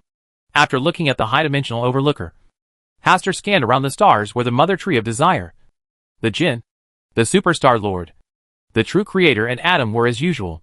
When nothing unusual happened, he withdrew his gaze and left the Hall of Stars. Southern Continent. Bernadette, who was deep in the primeval forest, could already smell the increasingly intense smell of war in the southern continent. It is estimated that before the Chinese New Year this year, or at the beginning of the year, a war will begin. Even though the local forces in the southern continent want to avoid war as much as possible, as the Eternal Sun Church invests more and more people here, the Church of the Seven Gods seems to have reluctantly reached an agreement. And the first priority is to eliminate the remnants of the Rose School. She even saw a war bishop arriving in the southern continent a few days ago, coupled with a large group of people with ulterior motives from the northern continent. War is inevitable. What surprised her was that the situation in the southern continent was already so chaotic. The Eternal Sun Church had to dig deep to search, but the members of the Rose School caught every time were not important figures, especially the god Ca, who didn't notice his aura at all. She had also suspected that the real elite of the Rose School had left the southern continent. But judging from the actions of the Eternal Sun Church, Ca, the sinner, was definitely still in the southern continent. The sea has been very unstable recently. Previously, the Blue Vengeance broke into the Abyss of Storms, resulting in the death of a Sequence 3 Sea King. Later, the immortal King Agaritu, who is also one of the 4 kings, was conquered by others, and the immortal became someone else's vehicle. Chaos. War. Is this the situation that the Rose School of Thought is looking forward to? Chapter 211 Azhara's first attack. Azhara, you are getting more and more clingy now. Hastur took Azhara out of the carriage, who had jumped into the carriage several times. He had something to go out this morning, and didn't want to take Azhara with him. But as soon as Azhara saw him boarding the carriage, she jumped out of the maid's arms, and jumped onto the carriage, ready to go out with him. After being stopped by Hastur several times, it still came up again. There was no other way. But Hastur finally took it with him. Meow. Seeing that Hastur no longer chased her away, Azhara jumped onto Hastur's lap and meowed softly. I've never seen you so persistent in hunting at night. Hastur rubbed Azhara's head. In the 2 days since he came back from the suburban manor, he has driven Azhara out every night to let her learn hunting skills, and in this way help her digest the potion. Unfortunately, Azhara is not interested in the rats that emerge from the sewers, and will never take the initiative to prey on them. Even if they met by chance on the roof, it would just scare the other person away, without any desire to take action. When he encountered a fight between a few stray cats and a stray dog, he watched it with gusto, and looked like a wolf. This makes Hastur feel that it is a pity. If he had known it earlier, he would have let Azhara choose the audience path to satisfy its desire to eat melons. The carriage crossed the street, and came to Backland Bank, where Hastur was going to meet a nobleman, who was also from South Wales. It is said that because the situation in the southern continent has become increasingly tense and chaotic, many nobles and wealthy businessmen are worried that it will affect them in the future. Many people from the southern continent have fled to South Wales County, while most of the nobles from South Wales County have chosen to go to Backland. There were many people selling land from South Wales during this time, and Asta was the only one he saw, because his land is the missing plot of land around his territory. It is very suitable for purchase. Once taken over, he can connect his entire territory into one. When Hastur appeared with Azhara in his arms, the nobleman from South Wales was obviously stunned for a moment.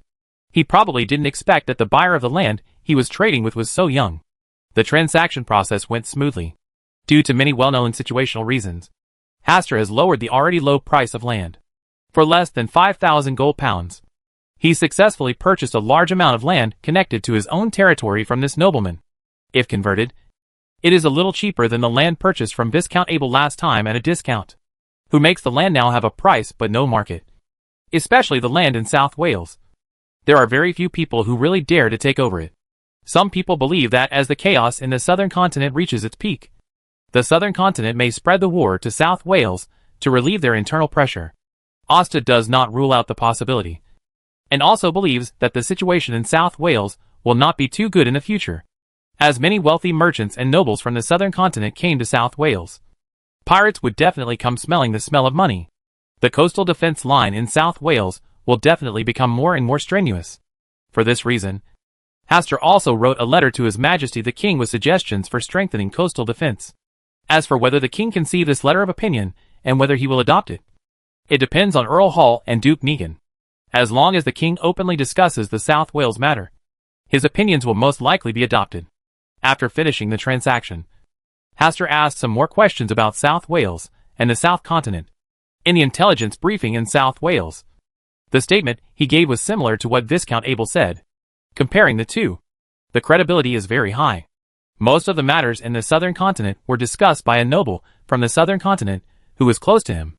When the members of the Church of the Seven Gods first entered the southern continent, they used slogans that would not affect their intervention in the southern continent's civil war. However, slogans are only suitable for shouting, and they will be of little use after a long time. The Church of the Seven Gods, which has been difficult to find the true foundation of the Rose School, especially the Church of the Eternal Sun, advocates starting a war that will sweep across the southern continent. By then, no matter where the remnants of the Rose School are hiding, they will all be affected by the war and exposed. Whereabouts? There is another theory that the reason why the remnants of the Rose School cannot be found is because they are hiding under the protection of the Balang Empire. The Church of the Seven Gods is ready to completely break away from each other, and at the same time, it will also take this opportunity to leave its own beliefs in the southern continent. Some radicals in the southern continent are preaching that the arrival of the Church of the Seven Gods is not to deal with the indulgence of the Rose School of Thought at all, but to use this as an excuse to start a civil war in the southern continent. and then unite with the countries of the northern continent to invade and occupy the southern continent, the rich land of the mainland. This statement is widely spread, and is also a common sentiment among residents of the southern continent. If he hadn't known that the Church of the Eternal Blazing Sun came specifically for the superstar lord, Hastur personally would have believed this statement. Especially the goddess of the night. She absolutely covets the faith of the southern continent. Perhaps after some time, the Kingdom of Lone will appear, and send its navy closer to the southern continent in the name of aiding the Church of the Seven Gods. At night, Hastur followed Greco to visit Duke Georgina Augustus. The briber's potion in his body is almost completely digested, and it only needs to be done step by step, which will take about 10 days to half a month. This Duke Georgina Augustus, he had no interest in meeting her originally. It was Greco who invited him, and said it was a party with many nobles attending. So he came to meet the Duchess.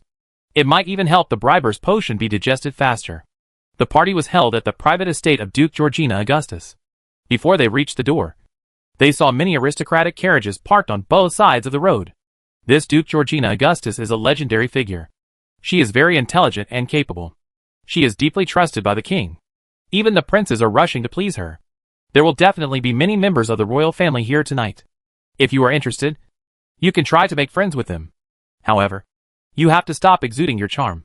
Royal women are not easy to get along with. It will be very annoying if they are targeted. Of course, if you want to please Duke Georgina Augustus, you can show your masculine charm to your heart's content. She likes men who are handsome and brave. Facing Greg's nagging, Asta, who hadn't even gotten out of the car, already regretted agreeing to attend this party with Greg tonight. Get off the car and walk into the gate of the manor. As the heir of Duke Negan, Greco naturally attracted the attention and communication of many people. While Greco was busy socializing, Hastur silently held the dinner plate and began to look for the best dessert tonight. He tasted a little bit of each dessert, and finally chose a more delightful layer cake as the winner tonight. Compared with the desserts at Earl Hall's house, the taste of the desserts here can only be considered average, which shows that Duke Georgina Augustus does not like desserts. Asta went to taste some meat again, and found that the cooking level and taste of these foods were excellent, far exceeding the standards of restaurants outside. You really have individual food likes and dislikes.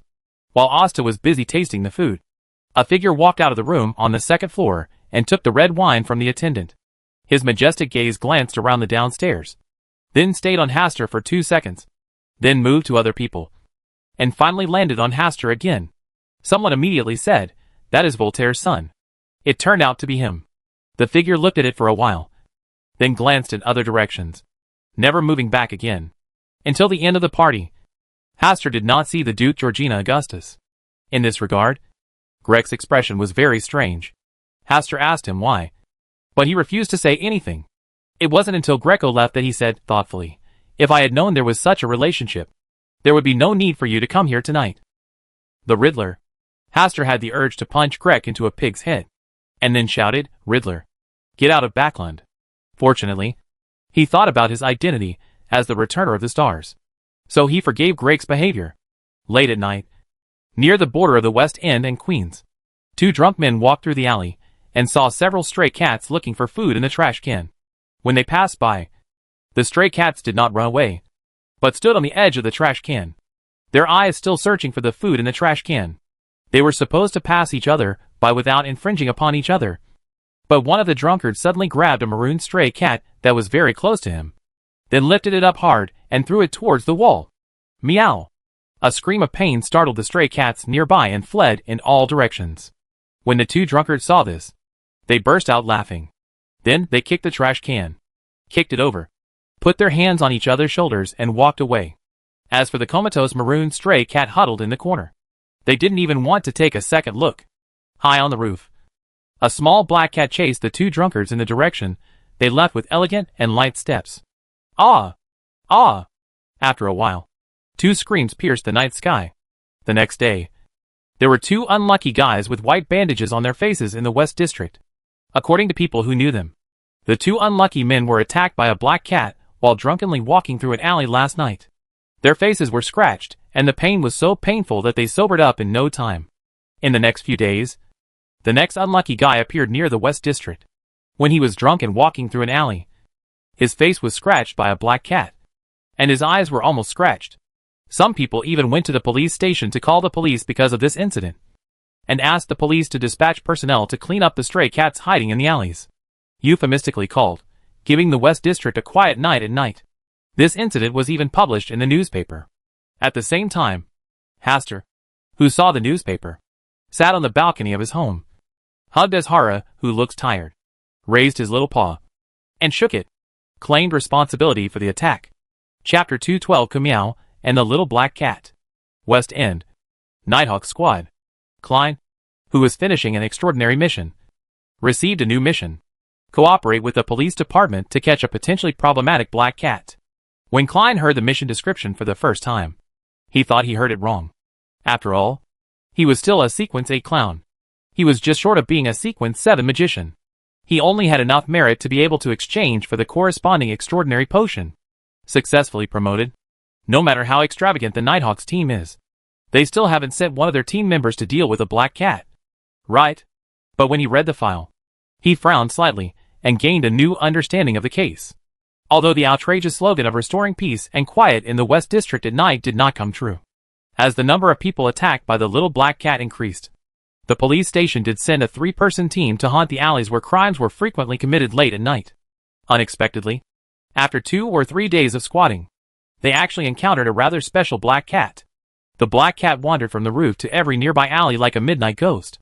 They didn't take it seriously at first, but it wasn't until the little black cat taught a drunken man who bullied a stray cat a lesson in front of them that they realized that this cat was something special.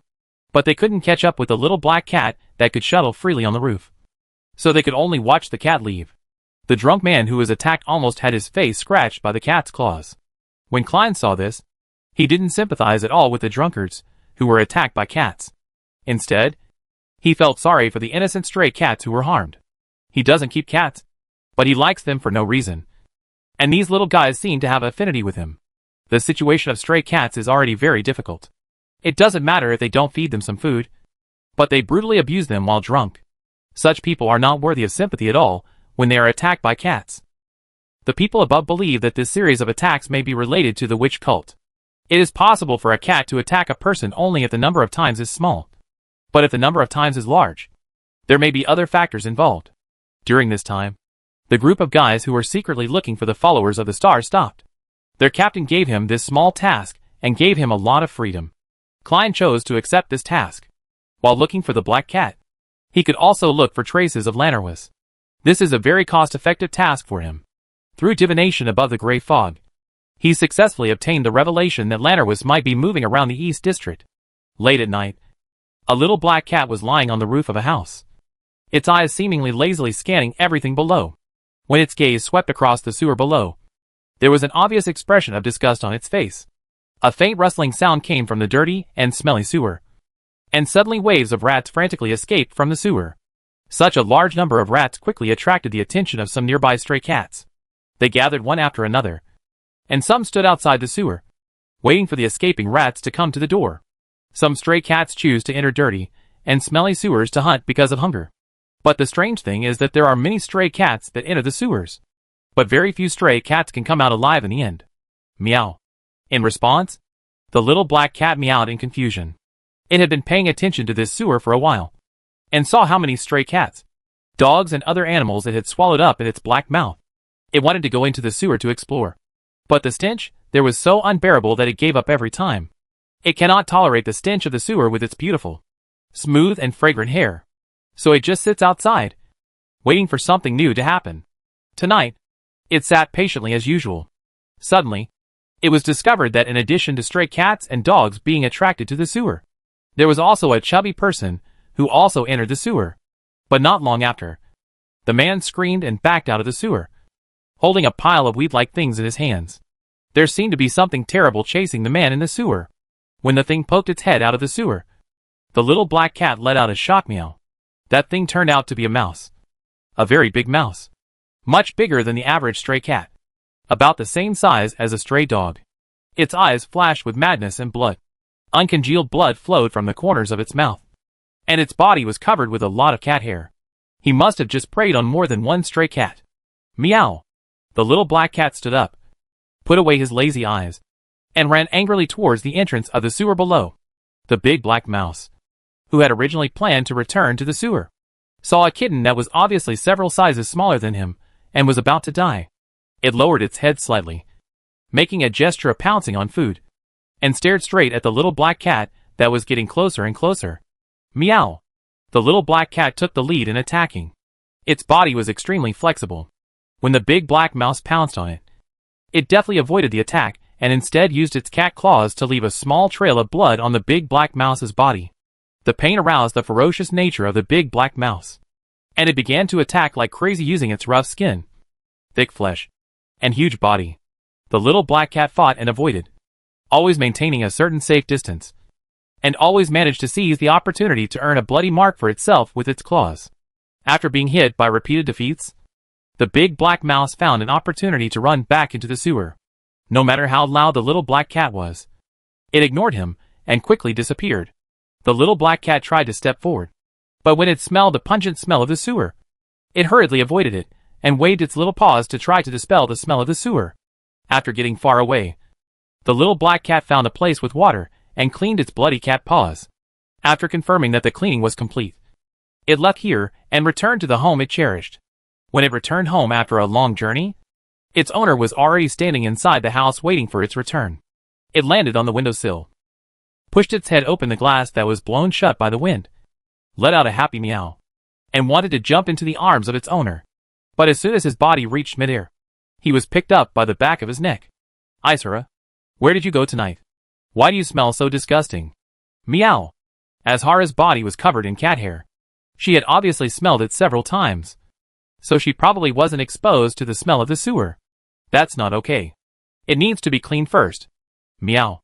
Azhara lowered her little head and made a reluctant sound. After cleaning it several times, it was also sprayed with a little rose essence that is harmless to cats.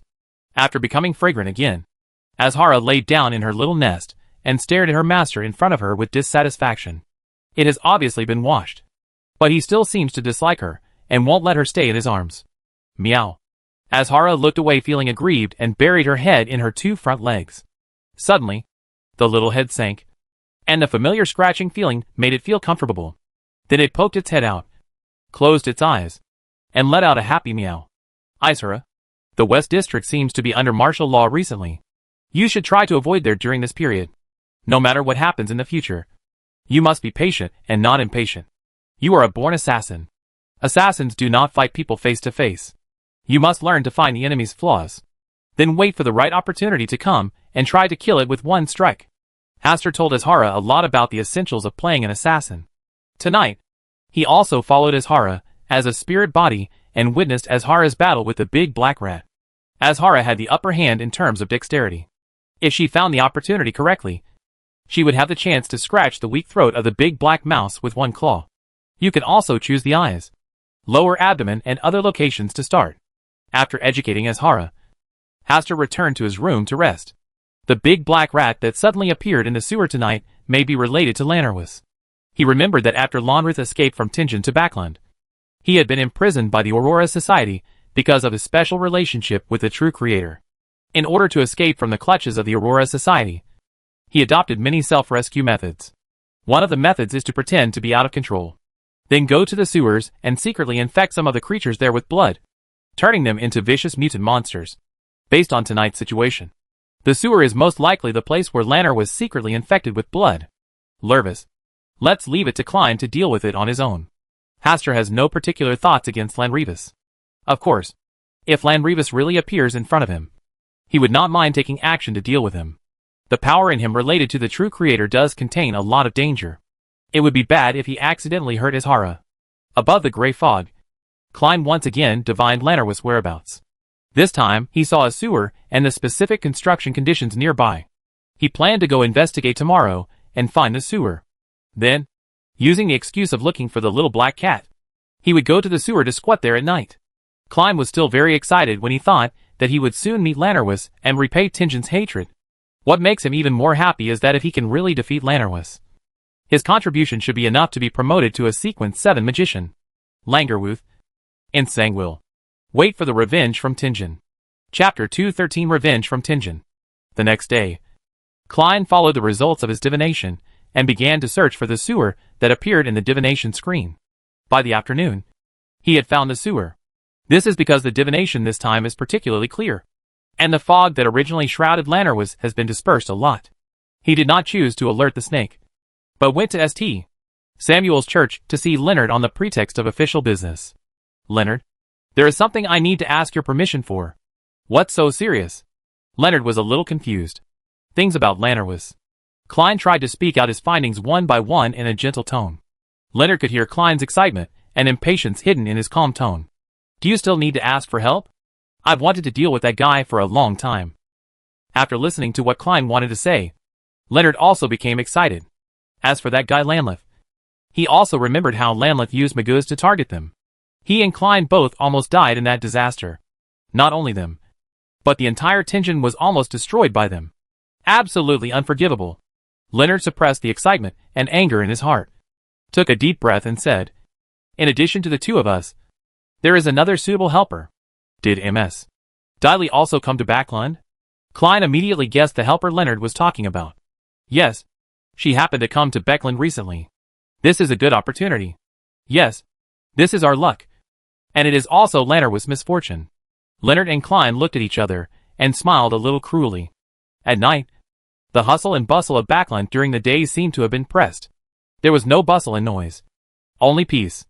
Facts have proved that what really affects Backlund's tranquility are the huge chimneys that are constantly puffing out smoke and the roar of the machines.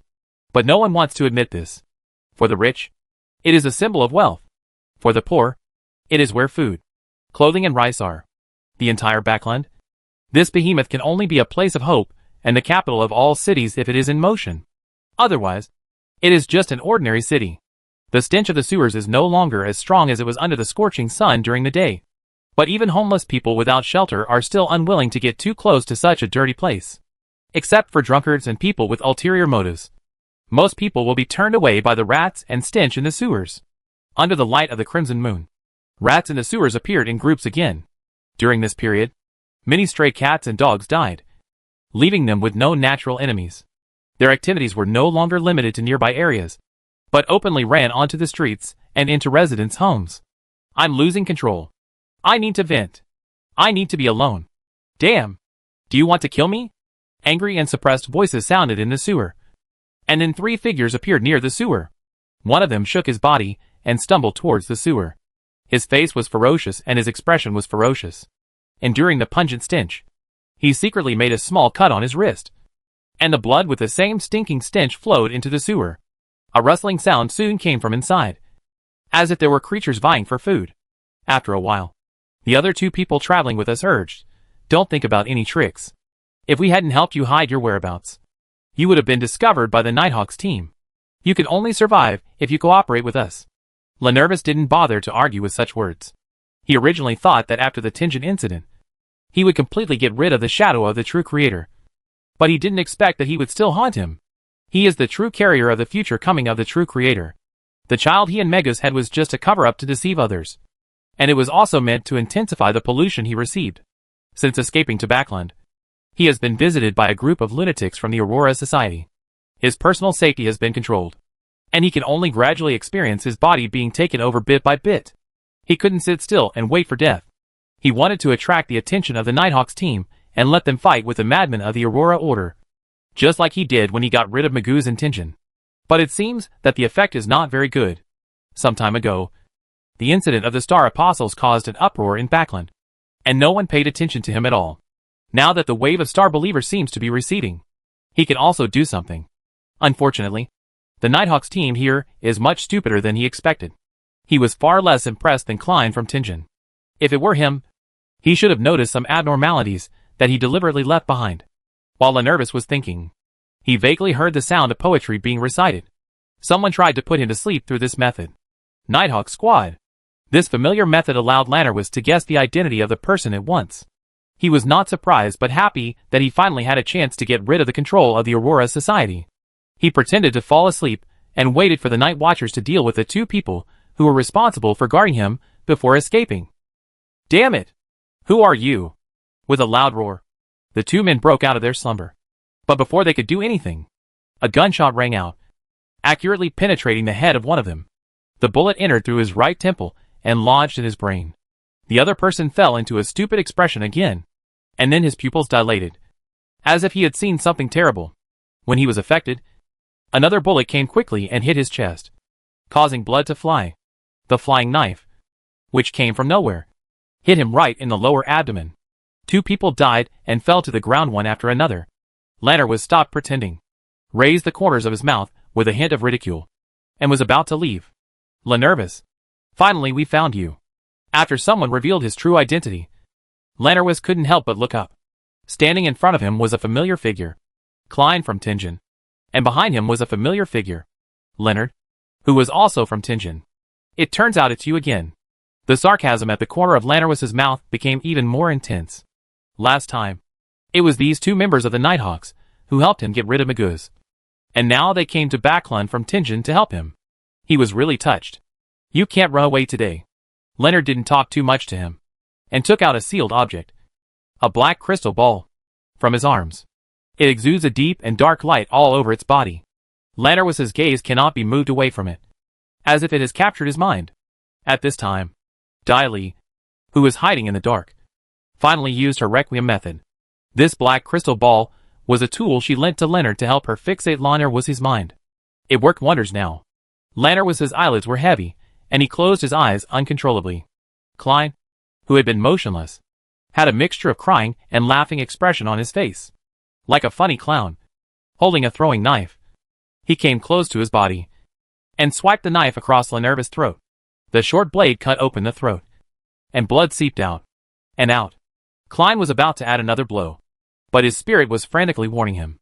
He hurriedly stepped back, and at the same time told Leonard and Daly to be careful. Faced with a fatal threat, the divine power of the true creator awakened in Leonard's body, allowing Leonard to regain consciousness instantly. At the same time, it also stopped the blood that was constantly seeping out of Leonard's throat, and the wound squirmed and healed at a speed visible to the naked eye. Snapped, snapped, snapped. Klein, who had already pulled away a certain distance, took out his pistol and fired continuously. Just now, he was afraid that the gunfire would wake up Leonard, who was in a state of requiem. Now, he has no such worries. Compared with cold weapons, pistols are more lethal. Leonard relied on his sense of danger to avoid the first 2 shots, but was hit in the stomach by the 3rd shot. But not much blood flowed out. Instead, the wound continued to squirm and heal. Seeing this, Leonard sneered, "So you have turned into an out-and-out monster." Leonard was angry and prepared to use blasphemous words, with the help of the divine power of the true creator. Diley once again used his Requiem ability, trying to force Leonard into a deep sleep. But the divine power of the true creator was immune to Diley's methods. But this interruption also affected Leonard from using blasphemous words. Diley suffered a backlash and retreated, coughing out blood. "Ms. Daly, let me help you. Don't cast nightmare to enter his dreams." Diley hurriedly gave Leonard a warning. "Don't worry. I won't be so reckless." When Leonard spoke, a voice also spoke in his heart. "Steele, kneel down," Leonard shouted, and Leonard fell to the ground uncontrollably. Klein took advantage of this rare opportunity to empty the magazine in an instant. Leonard was hit by several bullets in his head, although the bullets did not explode his skull. The severe pain made him completely crazy, but Leonard was crazier than him. With blood bleeding from the corner of his mouth, he shouted forcefully, "Kneel down! Whip!" The invisible mental whip began to whip Leonard's body, causing him to twitch in pain. It's a pity that Leonard also wanted to take this opportunity to eliminate Leonard. But the extraordinary ability of profanity was taken back by Leonard. Light. Klein directly cast a sun flame talisman on Leonard's face, and a dazzling light exploded. Ah! Leonard, who was severely traumatized, completely fell into madness, with only one thought in his mind. Why didn't Mr. A come forward to save him? The reason why he couldn't escape from those 2 people was because he was afraid of Mr. A, who was even crazier than him. Because of his existence, he could only sneak around like this. Now, he is on the verge of despair. But Mr. A has never appeared. Damn Mr. A. Chapter 214 The Terribleness of the Shepherd. Late at night, on the roof, under the crimson moon, a little black cat is looking curiously at the location of the sewer below. The battle that took place there was too interesting. Even from a distance, it could feel the resentful and terrifying aura from one of the figures. It's just that the power is still suppressed for the time being and has not fully exploded. Otherwise it will escape farther away. A few hundred meters away from the sewer. Mr. A, who was riding the strong wind, was stopped by someone. It was a figure wearing armor and holding a big sword, with a vague face. Just as he passed by here, this man suddenly appeared from the void and slashed him with a sword. It tore a hole in his back. Fortunately, he had the ability to control flesh and blood and stop the bleeding in time, so he didn't suffer serious injuries. His eyes were as sharp as a hawk, staring at the person in front of him, who was obviously not his true identity. This person should know himself. Otherwise, he would never appear out of thin air and chop himself with a sword. Who are you exactly? While Mr. A spoke in a deep voice, he continued to use Bishop Rose's extraordinary ability to heal the damage he had just suffered. You can call me Mr. B. The voice was dry and hoarse, and it sounded like a disguised voice. The other party's frivolous tone made Mr. A feel a little more angry. This man obviously knew that he was Mr. A of the Aurora Society. Otherwise, he wouldn't make such nonsense about Mr. B. But he still calmed down and tried to delay for a while, so that he could recover a little more. I have met Mr. B. You are not him. That's right. Then I am Mr. C. There's only MS. C but no Mr. C. Then I am Mr. A. Mr. A didn't say anything. He just felt strange. Who is this person? Will he have any conflict with Jiguang? From the tone of his voice, you will have a certain understanding of Aurora. But this understanding is very limited. For example, the person codenamed letter C is indeed called Mr. C. But she is a woman. This is something that many people who are not from the Aurora Society cannot understand. But there is no rule that says ladies cannot be called sir. Therefore, people within the Aurora Society only need to ask this question, and they can basically tell whether the other party is a member of the Aurora Society. If you want to become Mr. A, it's not impossible, as long as you are willing to join us. Believe me, this is definitely your best choice. Mr. A finished this sentence slowly, then his eyes lit up, and he used the extraordinary ability from the Sequence 7 Nightmare, trying to shock the opponent mentally for a moment. At the same time, with the help of the strong wind, his body exploded, wrapped in countless spider silks. The cold wave swept in from all directions. A sudden attack, nightmares, wind-blessed ones, and the disease ability from the witch. A variety of extraordinary abilities cooperated tacitly. Mr.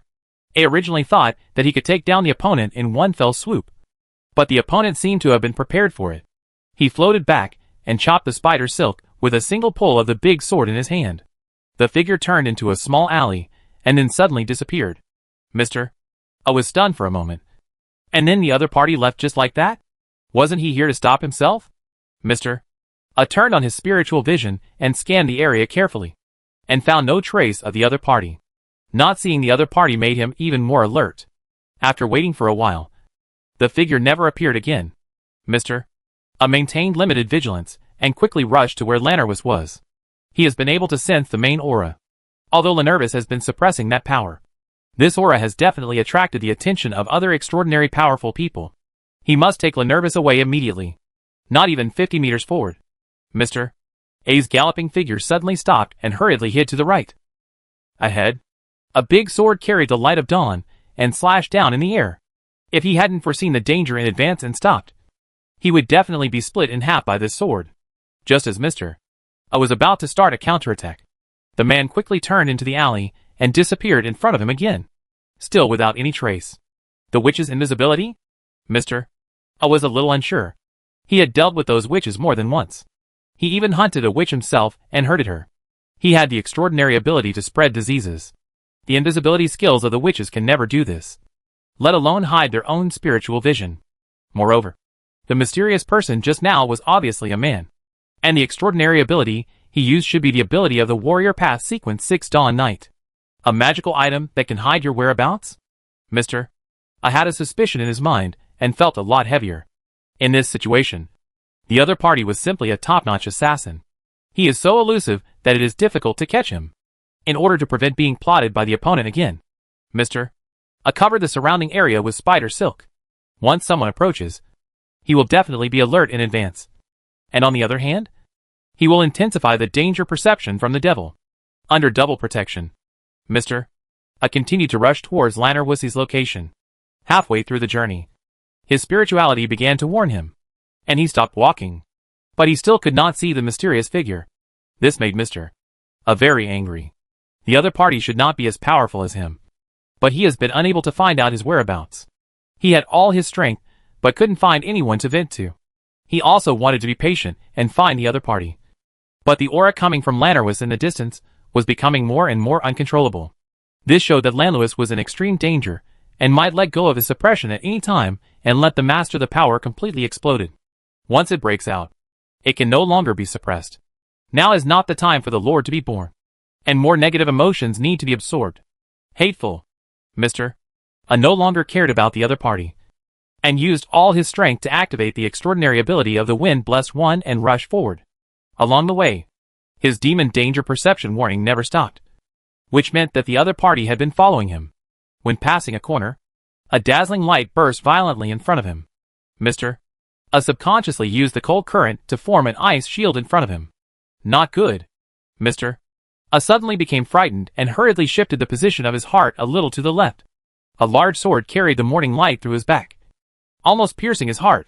Fortunately, he had moved the position of his heart in advance. Otherwise, he would have suffered severe damage. He coughed up blood, looked back at the figure holding the sword, and spat out a small fragment of his internal organs. Flesh and blood spurted out, and accompanying diseases raged.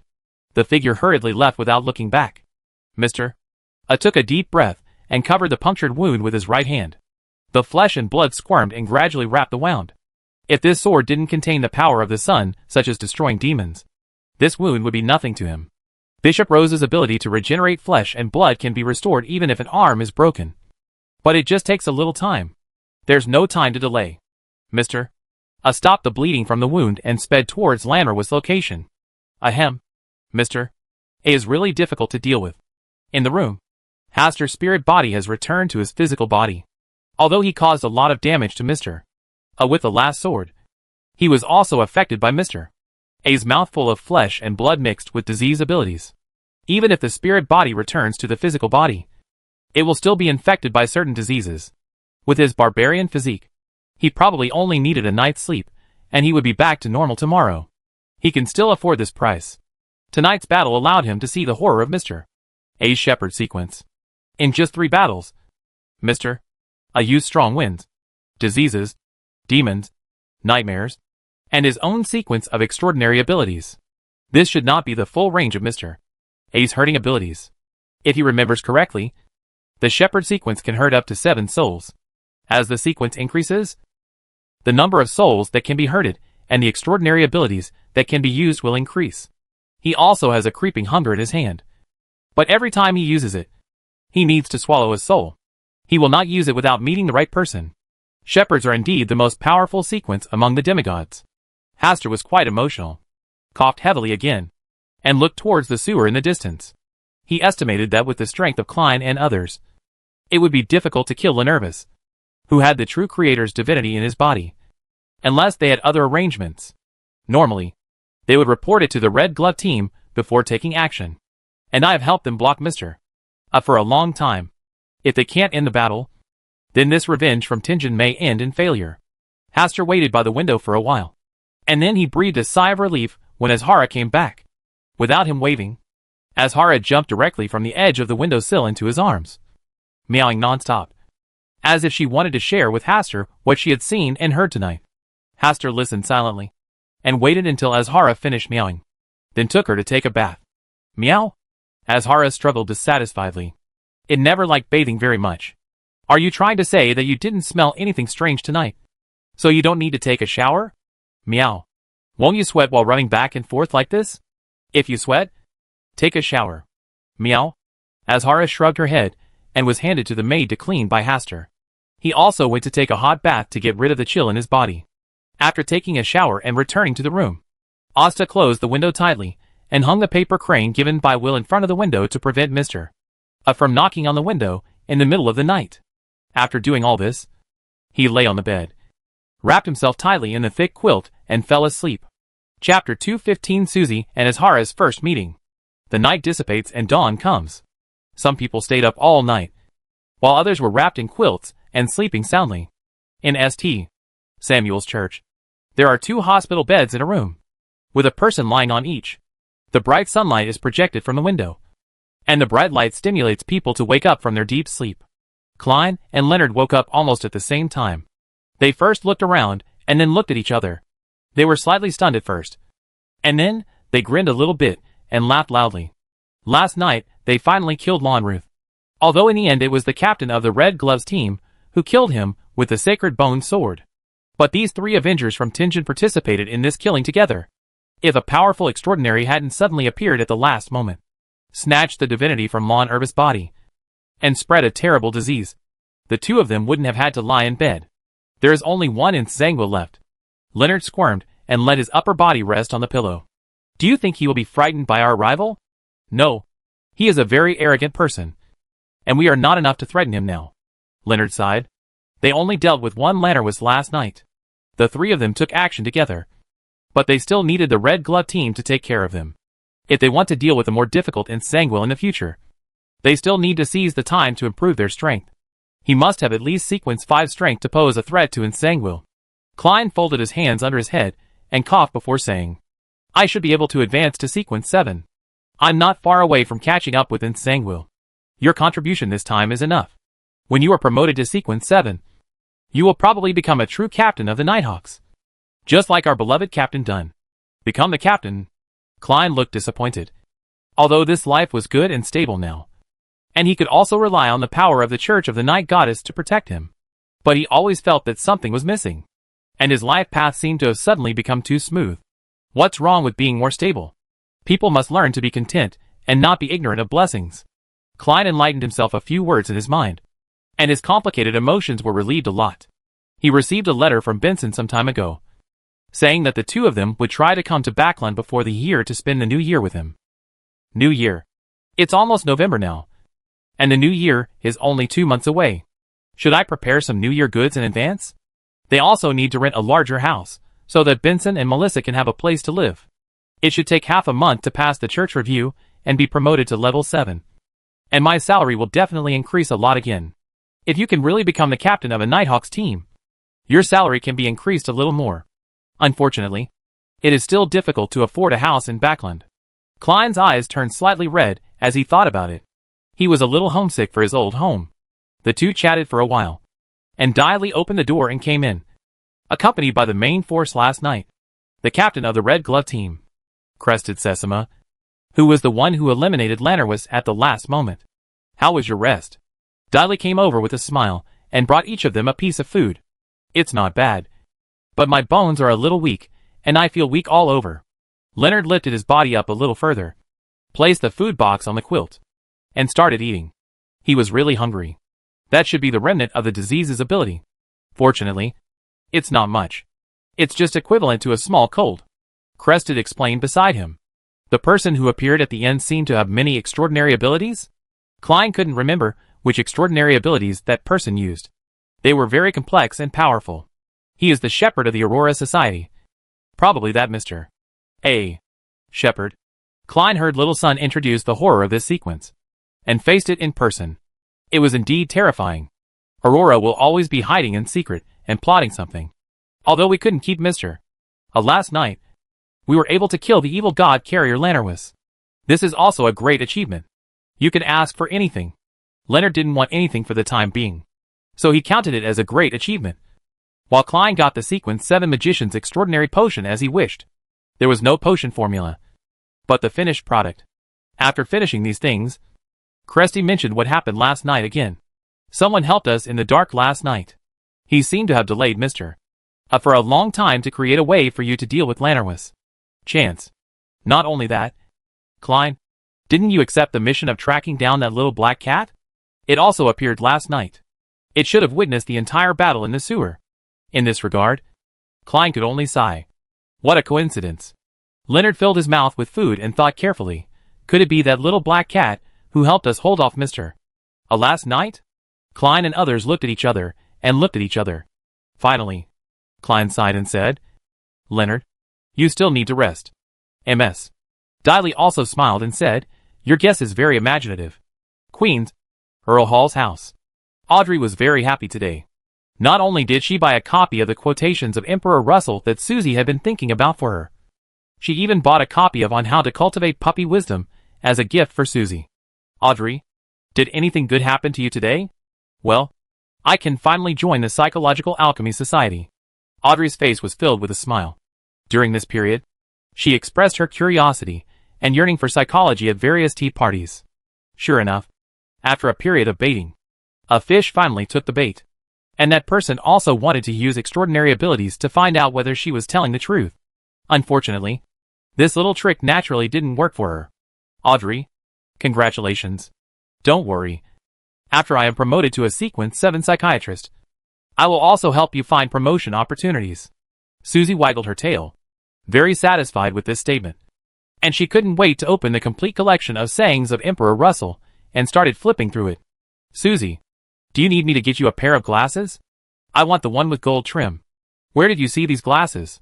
Of course, it's in the book. Well, Audrey now understands that it will be difficult for her to outshine Susie.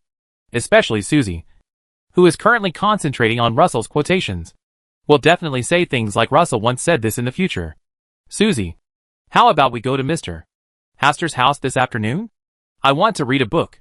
Come back and see. But, nothing but. Susie, you have to know how to balance work and rest. Reading all the time will make you stupid. Audrey, you haven't read much because you're afraid you'll become stupid? Audrey took a deep breath and decided that she had a lot of experience and was not as knowledgeable as Susie. In the afternoon, around 3 o'clock, Audrey arrived at Asta's house in a carriage. She came here today for one more thing. She wanted to buy Russell's diaries. Mr. Haster seemed to have mentioned last time that he had recently purchased a new batch of Russell's diaries. Miss Audrey, good afternoon. Haster carried Azhara out, intending to let her meet Susie. Sure enough, Azhara and Susie seemed to have a certain chemical reaction when they met for the first time. The cat and the dog looked at each other up and down like this. Azhara raised her head quite nobly and looked down at Susie, as if to say, I am much nobler than you. I can be in the arms of my master, but you can be led by the owner with a rope. Woof. Susie, who understood this meaning, looked at Audrey and motioned for her to pick her up as well. Audrey was speechless. This request was a bit too difficult for her. Although Susie is not very heavy now, she looks a bit chubby, and it is not elegant at all to hold her like this. She could only say with a smile, this kitten is so cute. Meow. Azhara was even more proud. She closed her eyes slightly and looked at Susie like a silly dog. Susie silently found a suitable place to lie down, closed her eyes, and stopped seeing Azhara. Azhara, go play with Susie. Meow. Azhara showed strong reluctance, grabbing Haster's arms and closed with her claws, looking at him with aggrieved eyes. Go ahead and make more friends. Haster still placed Azhara on the ground. And Audrey also smiled and said, Susie, you will not bully Azhara casually later. You must be good friends with her. After the explanation, Audrey and Haster went to the second floor to chat, and asked their respective maids to take care of Susie and Azhara. Meow. Azhara walked gracefully, passing by Susie, and deliberately glanced at her, which meant that I will not get along well with you. You silly dog. Woof. Susie opened her eyes, glanced at Azhara, who had walked some distance away, and sneered disapprovingly. When Azhara turned back, Susie stood up and began to move gracefully, because she has been influenced by Audrey for many years, and Audrey is very elegant herself. Susie just simply imitated her, and her elegance suddenly surpassed Azhara's. Meow. Woof. Chapter 216. Miss Audrey, you actually learned how to bargain. On the second floor, Haster and Audrey stood at the railing, overlooking the cat and dog below.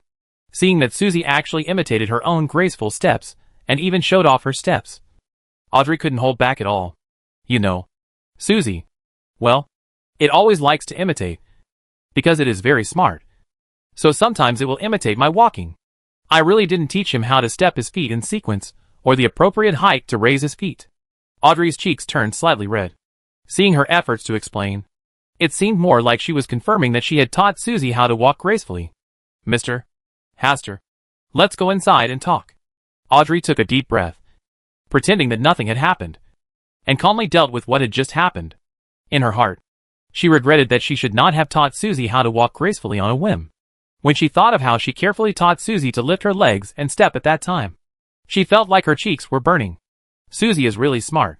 Asta gave a comment and led the way. When he came to the door of the study, he said again, Susie walked so elegantly. Miss Audrey must have worked hard to teach her. Right? Audrey was stunned in place. After Hastur had entered the study for a while, she realized what she was doing. She tried her best to suppress her shyness. At least she looked calm and was not disturbed by those words at all. Mr. Hastur, your joke is not funny. Well, I just have reasonable doubt. You always do interesting things when you were young. Was Mr. Hastur always so calm and wise before? Audrey calmed down and answered the question openly, so as not to be too embarrassed. Speaking of which, teaching Susie to walk gracefully is also an honor for the owner. Seeing that Audrey had regained her composure, Hastur had no intention of continuing the topic, and instead said, I recently got a new batch of Russell's diaries, but some of them haven't been thoroughly studied yet, so I can only sell a few of them first. As long as the water flows. Audrey is not disgusted with this kind of transaction. Hastur pulled out 4 Russell diaries from the drawer and handed them to Audrey. Seeing her look like she had found a treasure, he felt a little guilty. These 4 diaries of Russell were all imitated by him at that time.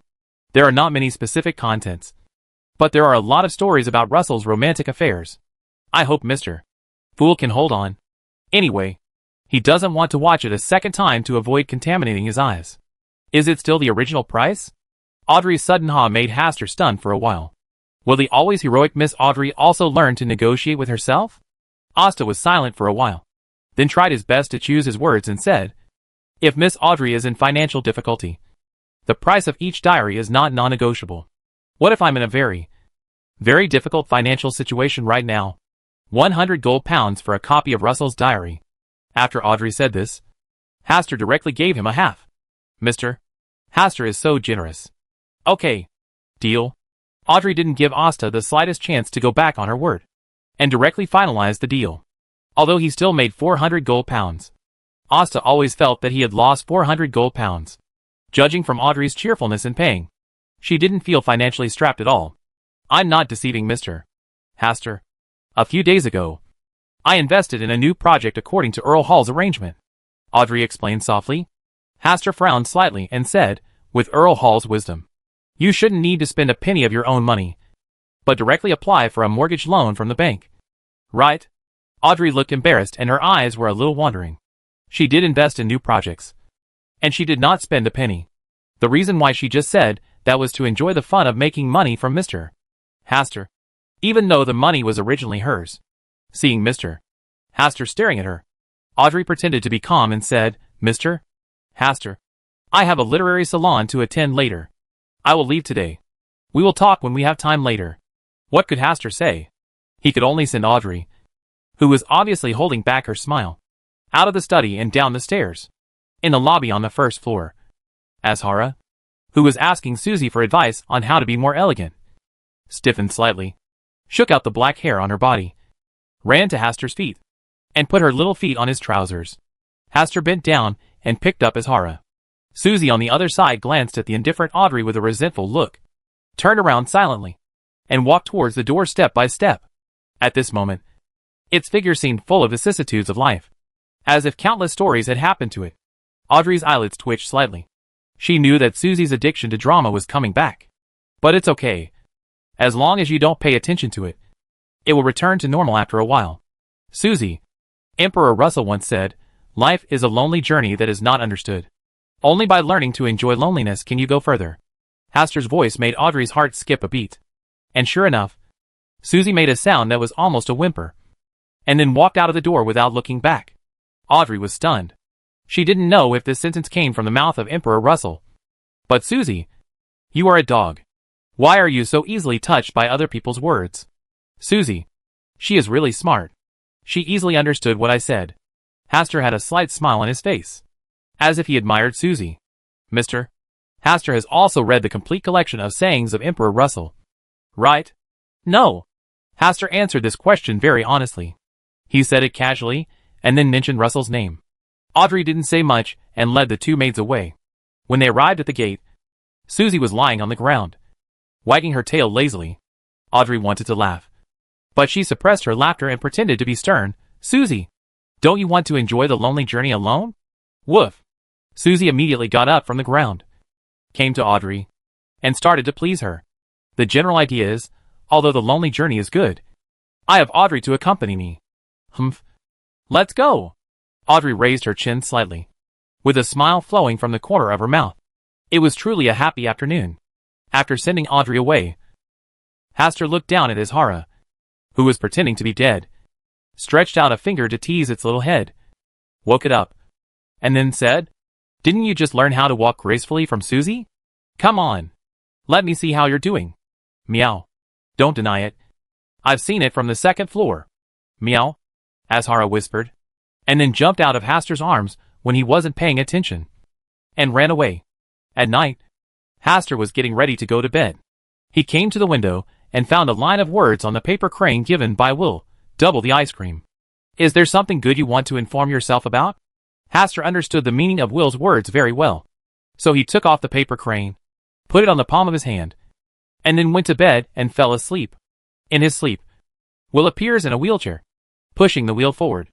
Asta asked curiously, "Aren't you already discharged from the hospital? Can't I use a wheelchair after being discharged from hospital?" "Of course. Do you need my help?" "No need. I can support myself." Hastur laughed, then walked over, pushed Will's wheelchair, and said, "If that's the case, then you should be able to make your own ice cream. You can eat for free. So why should I waste my time?" Will rolled his eyes at Hastur, as if wondering how he could ask such a question. After chatting for a while, Will revealed the reason for his visit tonight. That Earl of Gill, who has been so angry with his unfilial descendants these days, will probably die in bed tomorrow night. If you want to seize the extraordinary characteristics of the corrupted Baron from Count Gill, tomorrow night is an opportunity. Although this is a bit immoral, I have been waiting for this day for a long time. Hastur is in a good mood, and his briber's potion has almost been digested. He only needs to take away Count Gill's extraordinary characteristics, and then he can be promoted to Sequence 6. Didn't you lose things like morality when you chose this extraordinary path? Will, you are right. So I have decided that if you want to eat ice cream from now on, you can figure it out yourself. Because I have no morals, I naturally won't follow the principle of repaying kindness. A black line flashed across Will's forehead, and he changed the subject and said, "I have another thing to discuss with you tonight." "Will, you actually used the word discuss?" Hastur's expression became solemn, but Will rarely spoke to him in such a tone. "The thing is, I've been used to eating chocolate ice cream and strawberry ice cream recently. I want to change a few flavors. I heard that a rainbow ice cream is popular recently. Each color has a different flavor. I also want to taste it. This is the main reason why you came to me tonight." "Right? You can't say that. This is a side reward." Will smiled awkwardly, left a message to remember to send rainbow ice cream, and then disappeared. Chapter 217 sees the extraordinary characteristics. St. Mary's Hospital is a large hospital located in the West District. The people who come here to see patients are either rich or powerful. At the gate, Hastur passed by in a carriage and opened the curtain of the carriage to observe the specific situation of the hospital. According to the information provided by Will, Earl Gill will die in St. Mary's Hospital tonight, and the bed he is currently in is in the 5th ward from right to left on the street side of the 3rd floor. Hastur didn't stop for much, just checked it out briefly, and asked the coachman to drive the carriage away. On the way, he also passed by the place where Klein's Nighthawks team was. This was what the Nighthawks team told him the last time they came to ask for his help. Hastur measured the distance between here and St. Mary's Hospital, silently calculating the time it would take to get there. Tonight, he wanted to snatch Count Gill's extraordinary characteristics, and he needed to fight with the people from the Church of Steam and Mechanics. Once the fight lasted too long, it would easily attract the attention of the nearby Nighthawks team. It's not a big problem. Hastur felt that his invisibility technique should be able to defeat him quickly. In a ward at St. Mary's Hospital at night, Earl Gill, whose life was about to come to an end, stretched out his trembling fingers to scold his unworthy children and grandchildren. But in the end, he did not have the strength. His palm fell on the white quilt, and his eyelids closed heavily. Soon, a sad cry came from the ward. The cries were very mixed, and there were so many people crying that the ward could no longer be crowded. Many people stood outside the hospital corridor and shed tears silently. Among the bursts of crying, there were also a few angry curses. It was Count Gill's former friends, who were teaching Count Gill's unscrupulous children and grandchildren. Max Livermore was once the captain of a mechanical hard team responsible for guarding the Russell Memorial Exhibition, due to poor performance last time and some personal family reasons. During this time, he has been taking on tasks outside to keep himself busy, so as not to worry about those annoying things. This Earl of Gill was also a cleric of the Church of Steam and Machinery when he was young. He left the church in his 30s, and began to mingle among the powerful circles of Loan. It took 20 or 30 years to be promoted from an ordinary baron to an earl. And he was a very good man. The only failure he had was in the education of his children and grandchildren. He had a son in his later years, and he only had one son. His overly pampering education turned his son into a second-generation ancestor who only knew about eating, drinking and having fun. This time, he even secretly took out the land deed from his home to gamble. After hearing the news, Earl Gill was already in poor health. He was so angry that he was admitted to the hospital. While he was hospitalized, his son and grandson were left unchecked and continued to live, drink, gamble and have fun outside, and finally succeeded in driving Count Gill to death. Before Count Gill was dead, he received news that he was asked to lead 2 team members to recover the extraordinary properties of Count Gill after his death. In order to show the humane side of the church's law enforcement, he stood outside the door and waited for half an hour to cry inside before leading his team members inside and temporarily persuading relatives and friends in the ward to leave. He closed the doors and windows, and then began to extract the extraordinary characteristics of the corrupted baron from Count Gill's body. This extraordinary characteristic is not only the sequence 6 corrupted baron extraordinary characteristic, but also includes a total of 4 extraordinary characteristics of the sequence 9 lawyer, the sequence 8 barbarian, and the sequence 7 briber. The value alone is enough for several thousand gold pounds. Count Gill deliberately left his extraordinary characteristics to the church during his lifetime, so that the church could help his descendants a little in the future, even though his descendants were very unsatisfactory. After the extraordinary characteristics were separated out one by one, Max Livermore asked the team members to save and seal each extraordinary characteristic separately to avoid possible extraordinary spread of infection. This process is quick, only about 10 minutes, compared with the tasks they performed in the past. The task of recovering extraordinary characteristics seemed very simple. Max Livermore came to the window and scanned the outside slightly to prevent anyone from peeping in secret. Nowadays, there are too many extraordinaries in Backland, and there are more extraordinaries who dare to take risks. If they knew there was such a big gift in the hospital tonight, they would definitely come smelling it. When the 4 extraordinary characteristics were separated and stored, the surroundings were still silent. Max Livermore also let down his guard a little. He carried the safe containing the most important sequence 6 corrupted baron's extraordinary characteristics, and the other 3 were taken from his teammates to keep it. After finishing the work, he led the team members and performed the etiquette of the Church of Steam and Mechanics toward Count Gill, who had closed his eyes on the hospital bed. This was a blessing and a farewell. While they were saluting, Max Livermore suddenly saw a golden sword slashing towards his arm holding the safe. The speed was so fast that he subconsciously wanted to retract his arm. But he frowned slightly, and instead of retracting his arm, he shouted iron arm. A white and silver bracelet was exposed on his wrist. It flowed like mercury and covered Max Livermore's entire arm, blocking the golden sword. Click! Although his arm was not cut off in response, the white and silver bracelet cracked directly, and his whole body was swept away by a huge force. When the 2 opponents on the side saw this, they also hurriedly activated their extraordinary weapons to restrain the attacker. But in their eyes, they could only see a big sword attacking their captain, and could not see the location of the attacker at all. At this moment, their captain was kicked out again, and the safe he was holding in his hand finally came out. Captivity. One of the team members threw a small round ball, which emitted lightning and formed a small thunder prison, protecting the safe inside. At the same time, another team member, wearing a light gray ring on his right index finger, transformed into a crossbow, and he was aiming upwards with his big sword. It's a pity that the big sword smashed the small thunder prison into pieces with just a slight swing. As for the crossbow arrows fired at it, he didn't even dodge. A figure wearing armor, whose face could not be seen clearly, came out of the invisibility state and walked straight over to pick up the safe. Damn it! Max Livermore climbed up from the ground, his face full of anger. He took out a pocket watch from his arms and threw it towards the mysterious figure.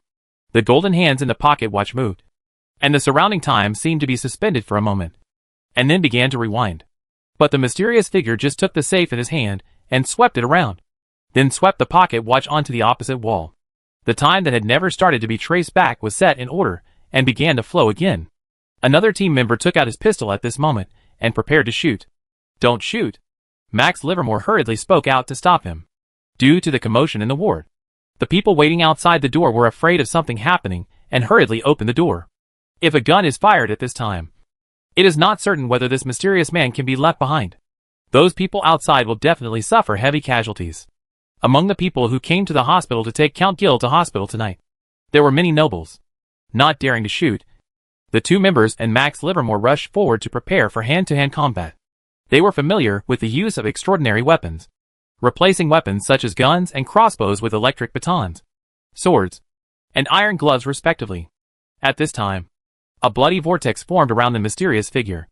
The blood of people around you flows out of the body uncontrollably. "Ah! How is this going? Go find someone to help." The people waiting outside the door finally reacted.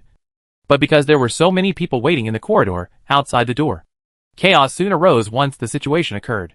That mysterious figure ran rampant like a barbarian, knocking several people away in succession, and then quickly disappeared around the corner of the corridor.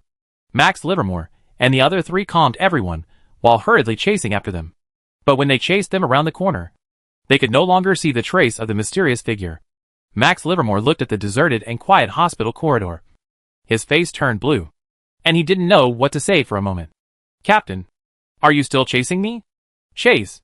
Max Livermore suppressed the irritability in his heart. Left one team member here to take charge of the overall situation, and led another team member to chase out. But from the time they walked from the corridor on the 3rd floor to the lobby on the 1st floor, and even outside the hospital, they didn't see the mysterious figure again. And they asked the staff inside the hospital, and they all said that they had not found any suspicious people. Only those who experienced the turmoil in the corridor at the entrance of the ward on the 3rd floor clearly saw the mysterious figure. Invisibility? An invisibility technique that can conceal the whereabouts of spirits. Max Livermore thought for a long time with a dark face, and finally figured out how the other party lurked in the ward without alerting anyone, and how he managed to completely disappear after just passing a corner. Ordinary people cannot open their spiritual vision, and cannot see the spirits of extraordinary people. As long as they can hide from the spiritual vision of other extraordinary people, they can achieve the effect of invisibility. Although he already knew the principle, he couldn't figure out how the other party did it. Because he can't do it, many extraordinary people can't completely hide their spiritual bodies. "Captain, what should we do next?" Max Livermore rubbed his sore eyebrows and waved his hand. "Send the report, and then draw a portrait of the mysterious figure to see if you can find relevant information from the church's database. Count Gill's relatives and friends want us to give me an explanation." "How should we answer?" "Tell them that there was a thief hiding behind the curtain just now, preparing to commit theft. He ran away after being discovered by us." Max Livermore patiently began to deal with the aftermath. After doing all this, he collapsed on the bench in the hospital corridor. Why did he encounter such bad luck again? Chapter 218: The first encounter between Klein and Arids. Max Livermore really feels that he has been very unlucky recently. Guarding the Russell Memorial Exhibition was originally a very leisurely task that could earn a lot of credit. However, a treasure left behind by Emperor Russell was stolen under the nose of his team. In order to make up for his mistake, he was not allowed to ask Rhodes, the magic mirror, and exchange questions for questions. This also led to a breakdown in his relationship with his wife and disharmony in the family. He finally regained his spirits. But tonight, another mistake occurred in the mission that he was supposed to be responsible for, and a copy of the Sequence 6 corrupted Baron's extraordinary characteristics was taken away, and it was snatched away from his hands. Invisibility theft. Damn it! This can't be the same person. Max Livermore stood up from the bench in a hurry. Feeling excited, the more he thought about it, the more it seemed possible. "Okay, let's settle the old and new scores together. This time I will find out your true identity, and then let you taste what pain is." At this moment, he had already thought of dozens of torture instruments that could torture people. After the excitement, he sat on the chair again and frowned. Last time, even a Rhodes magic mirror didn't give any obvious clues. It can be seen that this mysterious figure is very good at hiding his traces. How should I find out his whereabouts? Then check them out one by one. Max Livermore stood up again. He wanted to check everyone who had been to the hospital today. There are not many people who can accurately grasp Count Gill's physical condition. That mysterious figure must be among the people who came to visit him a few days ago. You can conduct some investigation first, and then ask the magic mirror, so that you can find out his true face. But that magic mirror. Max Livermore had another headache. His relationship with his wife had broken down. But there was still a chance to make amends. But if something went wrong again, he would definitely not be able to go home again. Well, while he was sighing silently, the nearby Nighthawks team heard the noise and sent people over, including Klein. He was going to look for the little black cat tonight, and he happened to be wandering in a nearby alley. When he heard the noise, he and a team member came here. The thing is like this. Max Livermore's teammates explained exactly what had just happened. We were nearby just now, and didn't see any suspicious people. He should be able to hide his spirit body and avoid spiritual inspection. Max Livermore took over the topic and continued, as extraordinary beings, the more we experience, the less we believe in our own eyes. Instead, we believe more in the world we see through spiritual vision. Vision can also be deceived. Klein was very interested in this topic and asked, "Then how can I hide my spirit body? I haven't figured this out yet. But I'm sure that the person tonight must be able to hide his spirit body. Otherwise, he wouldn't be able to successfully steal and disappear so easily. Is something missing?"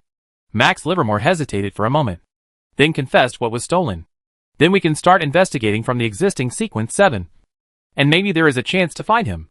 Klein gave his own opinion. Max Livermore said with a wry smile, "You didn't know something when you first came to Backland. Extraordinaries on this extraordinary path are rarely recorded. Some nobles have huge energy. They can easily spend gold pounds to purchase extraordinary materials and magic potion formulas. In addition, their identities are relatively special.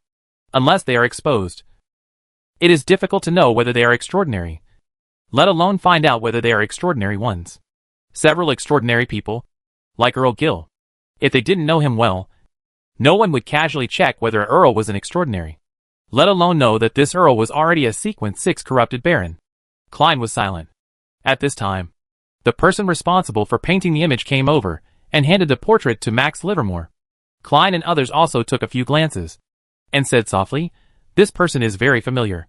There were witnesses who saw this person during our operation in the sewer not long ago." Klein made a careful comparison and finally confirmed that this person was the mysterious man who helped them stop Mr. A last time. That armor, the big sword that can emit golden light, the blurry face, and the mysterious and unpredictable whereabouts. You can match them one by one. This shocked Klein even more. Judging from what happened tonight, this mysterious talent is only Sequence 7. A Sequence 7 dares to stop a Sequence 5 shepherd? And manage to escape unscathed? Such strength is indeed terrifying. He is truly worthy of Backland. The extraordinary people who can survive here are indeed extraordinary. What? You also know his clues. That's great. Max Livermore was overjoyed and began happily exchanging information with Klein and others. After almost half an hour, supporters of the Church of Steam and Machinery appeared with the magic mirror roads. It was the first time that Klein saw such a spiritual magic mirror. It was actually the same as the question and answer magic mirror in Snow White. He was very curious. If the members of the Heart of Machinery hadn't told him that this magic mirror was dangerous and difficult to get along with, he would have really wanted to ask a few questions about this magic mirror. After understanding what happened, the bishop who came to support looked at Max Livermore and said, "Which of you will use Arids now?" There was silence for a while, and Klein saw the expressions of fear, embarrassment, and avoidance on their faces one by one. He became more and more curious about this, but he knew that being too curious would not be a good thing. So he suppressed his curiosity. Seeing that no one came forward, Max Livermore sighed, walked to the magic mirror Rhodes, and reached out to touch the mirror. "Dear Arids, my question is, who stole the extraordinary characteristics of the corrupted baron tonight?" As Max Livermore finished speaking, bright ripples appeared on the mirror surface, like a pool of lake water, showing a starry sky on this calm lake. The starry sky is dotted with stars, just like the scene when I asked about the theft of the Russell Memorial Exhibition. Based on the principle of reciprocity, it's my turn to ask questions. If you answer wrongly or lie, you need to accept a small punishment. Behind this sentence, there is a blooming smiling face. This small change stunned Max Livermore for a moment, but he had no mind to think about other things now. "Do you really want to go home now, and hug your wife, and make peace?" "Yes, it is." After Max Livermore finished his answer, he looked at the magic mirror Rhodes in front of him with a shocked expression. The question asked this time was so simple. Not at all in line with its past little devil style. Is the first question just to numb yourself? The real trap is in the second question? Max Livermore felt a chill in his heart and became more alert. Dear Rolls, my question is the person who robbed this time the same person who robbed the Russell Memorial Exhibition last time? A big word yes appeared on the mirror. Then, a line of text appeared on the mirror. Poor Max Livermore. Do you feel aggrieved by your recent experiences? Yes. Max Livermore looked puzzled. And the members of the Heart of Machinery behind him also found it incredible. Is Arid's in a very good mood today? Otherwise, how could it ask such a simple question based on its past temperament? Klein glanced at their expressions curiously. He thought Rhodes, the magic mirror, was very good. The questions asked based on the principle of reciprocity were very simple, and not scary at all. Just when he wanted to continue reading, the members of the Nighthawks team beside him reminded him that he still had to go on patrol to find the little black cat. Klein regretted leaving with his teammates. At this time, Max Livermore, who was in a good mood, casually asked his third question. My third question is that person among the people who visited Earl Gill recently? Not here. The mirror quickly gave an answer and asked a new question of its own. How many mistresses do you have? Ah! Max Livermore had a dull look on his face. Why did he suddenly ask such a question? Aren't you in a good mood? Sure enough, one should not believe in a Rhodes' kindness. The little devil is its true nature. After hesitating for a long time, Max Livermore said bravely, I choose punishment. As soon as these words came out, there were boos all around. This made him understand that it was basically impossible to get back together with his wife. But he really couldn't answer this question because there were a lot of them. Click! A silver lightning that had accumulated a lot of power struck in the air.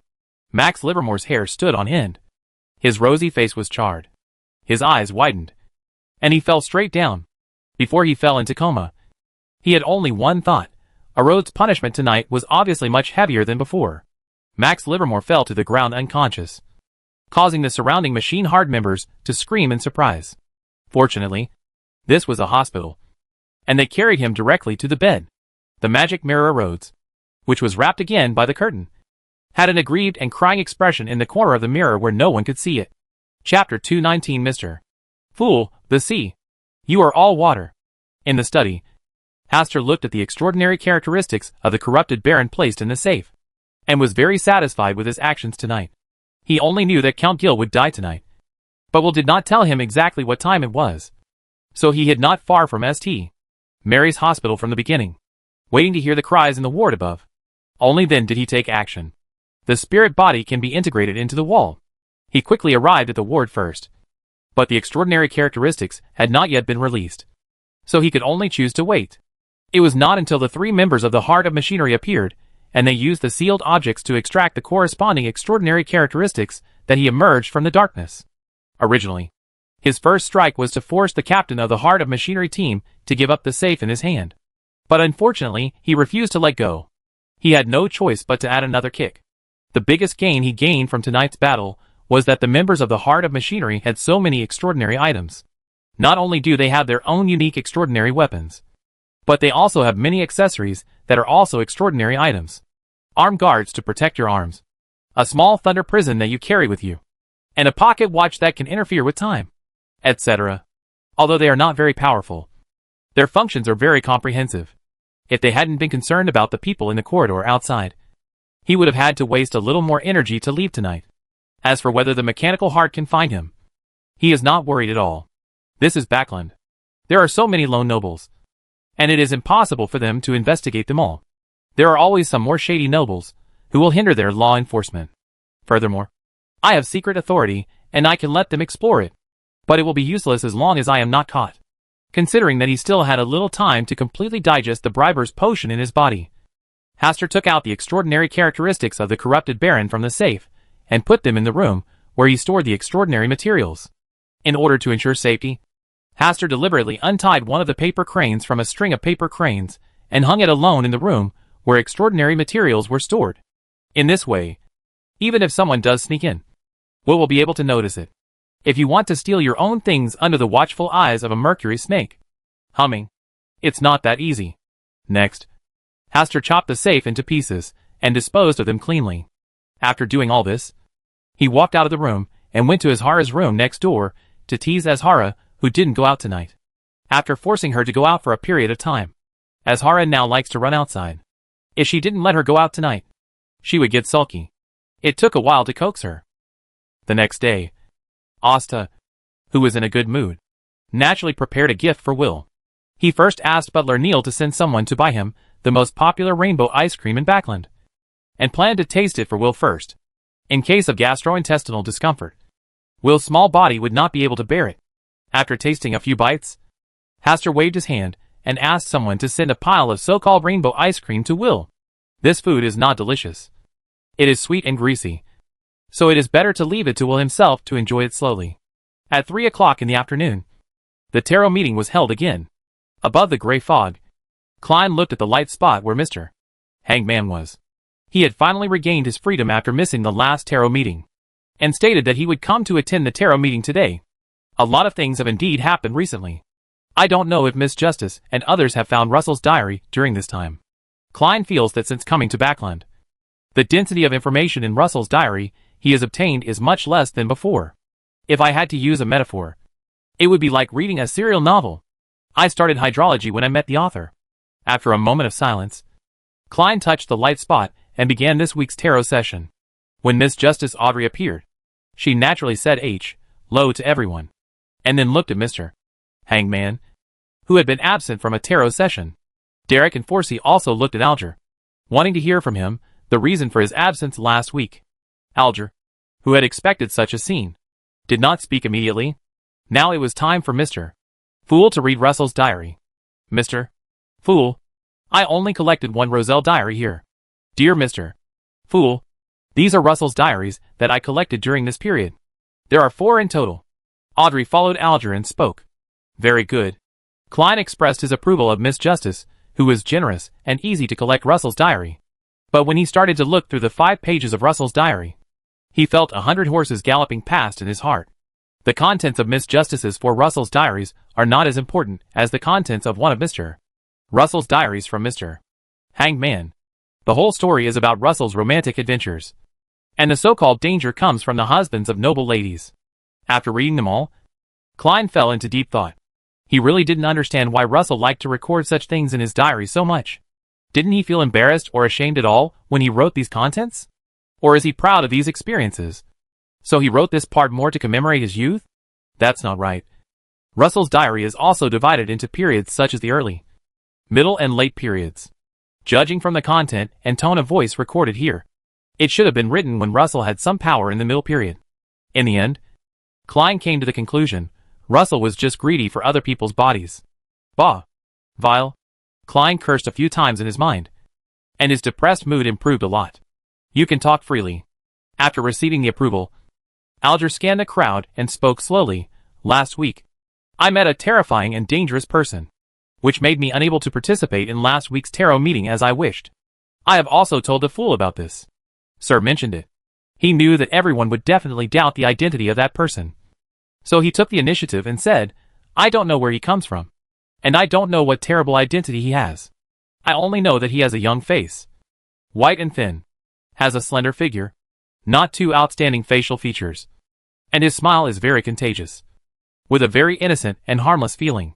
He is incredibly mysterious and incredibly powerful. A strong man from the Church of Storms fell in his hands without any resistance. He also conquered the Immortal King, one of the 4 kings, and collected the Immortal King's fleet, becoming the most terrifying person on the sea at this stage. The Pirate King, the Uncrowned King. Alger told the truth about what he knew, and he also hoped to get information about that person from everyone present, especially Mr. Fool. That man was so terrifying that he had decided to leave the sea temporarily and return to Backland to take a rest. Audrey thought for a while, frowned slightly and said, It's really scary. Even the Immortal King has been subdued. In the future, won't there be only one true pirate king on the sea? She still doesn't know which level of Beyonder the Immortal King is, but it should be above sequence for demigod. The person who can conquer the Immortal King must be even more terrifying. In the past, there were 4 kings standing in front of each other, but now this uncrowned king is the only king. This will definitely bring new impacts to the situation at sea. And Lone is a country located on the coast, and even a large part of its economy relies on this blood transfusion belt at sea. Once an accident occurs, it must be terrible. A few days ago, she heard Earl Hall mention the issue of the coastal defense line in South Wales. Now it seemed that the person who proposed the corresponding countermeasures was really prescient. Compared to Audrey's worries, Forsey remained silent. She didn't have much yearning for the sea, and she didn't have a good impression of pirates. As for who becomes the pirate king, she doesn't care at all. Derek didn't quite understand.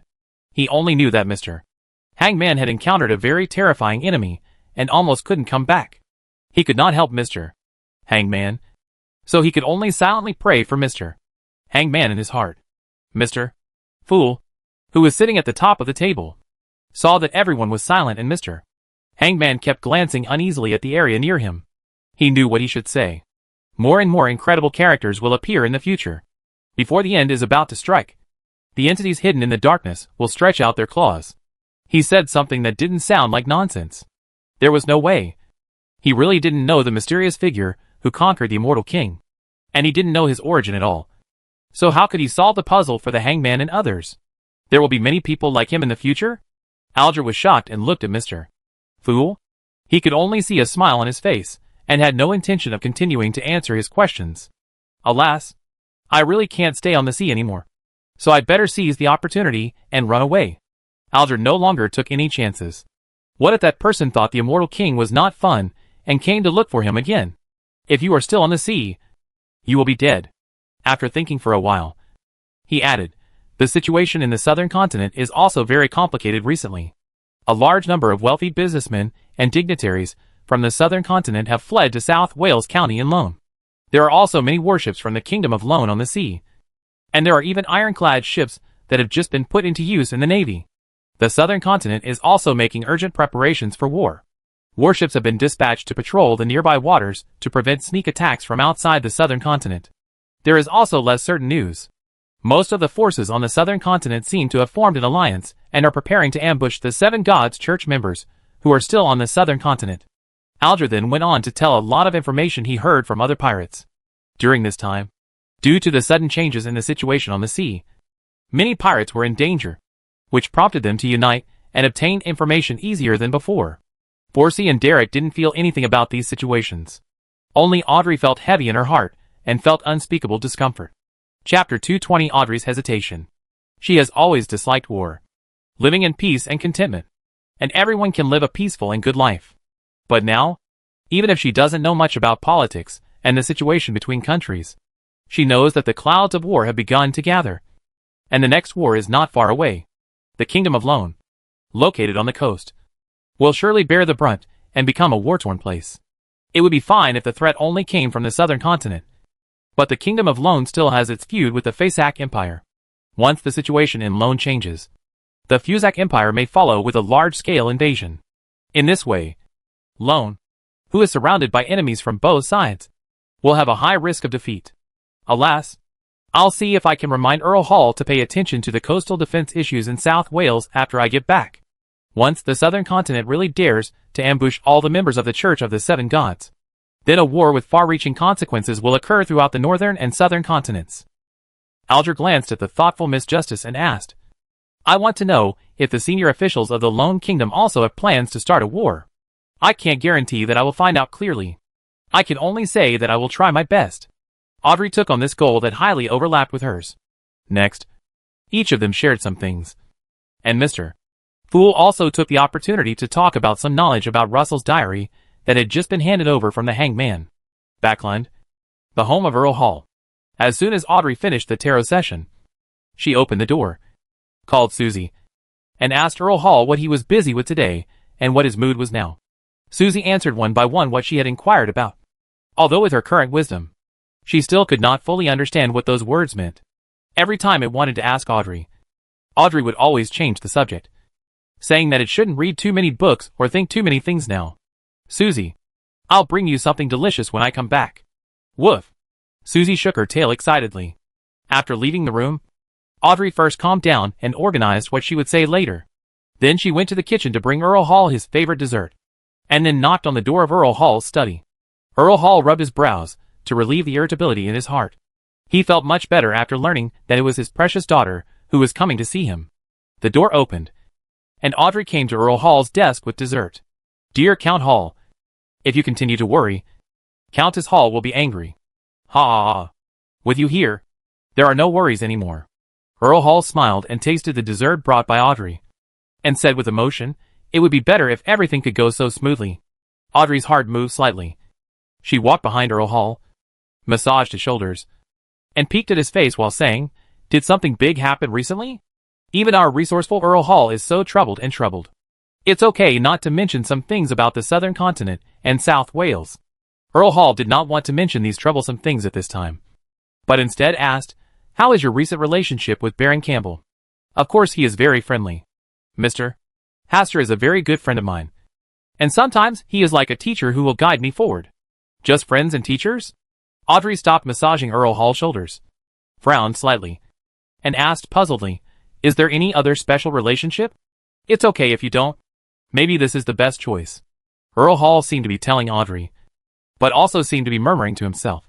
Audrey pretended to be dissatisfied and said, Dear Earl Hall, do you even have to solve puzzles to get along with your own daughter? Earl Hall said with a smile, I just thought of something. Maybe I should promote more young people and let them go out and have more adventures. Earl Hall. Audrey lengthened the title to express her dissatisfaction at the moment. I promise not to solve puzzles. But why did I say something so incomprehensible? Okay. I'll make things clear right now. Earl Hall laughed, and after gesturing for Audrey to continue massaging her shoulders, he said after a while, the war is about to begin, and Southwell County, which will bear the brunt, needs suitable candidates to help the Grand Duke of Southwell guard it. Baron Hastur Campbell, who has a good personal relationship with you, is a good choice, because he wrote a letter to the king long before the signs of war came, and I have also read that letter. He has a forward-looking vision, not only predicting the upcoming counterattack in the southern continent, but also predicting that South Wales will be the first place to face the test. For this reason, he wrote a lot of countermeasures on how to consolidate coastal defense. Firstly, it can prepare for the upcoming war. Secondly, it can also strangle the pirates who try to take advantage of the situation. Audrey listened blankly to Earl Hall's story in an appreciative tone. She had no idea that the person who raised the issue of coastal defense in South Wales would be Mr. Hastur. Listening to Earl Hall's tone, it is obvious that he has made a decision to recommend Mr. Hastur to go to South Wales to help the Archduke of South Wales guard the coastal defense line. I was still hesitant at first, because war is ruthless, and he is still very young. I can let him grow up for a few more years before entrusting him with important tasks. Earl Hall sighed and continued, if that Baron Hastur Campbell is the person you like, then I will not push him into this war. But I have already asked you meaning, and you gave a suitable answer. Since he is so concerned about the affairs of South Wales, it can be seen that he also has a heart to make contributions to the country, and wants to restore the Campbell family's former glory. Then Duke Negan, and I don't mind giving him a chance to try. As a young man, there's no harm in going out more. Audrey was already frozen in place, and the hands that were massaging Earl Hall also stopped. This was the first time that Earl Hall had explained the kingdom's major events so clearly in front of her. But she was not happy at all. Doesn't this sound like it was because of himself that Earl Hall made up his mind to send Mr. Hastur to the battlefield in South Wales? She doesn't like war, because once it starts, it means bloodshed and sacrifice. If Mr. Hastur goes to South Wales, his situation will definitely be very dangerous, and it will be far less safe than staying in Backland. Earl Hall saw Audrey's thoughts and comforted, none of this has anything to do with you.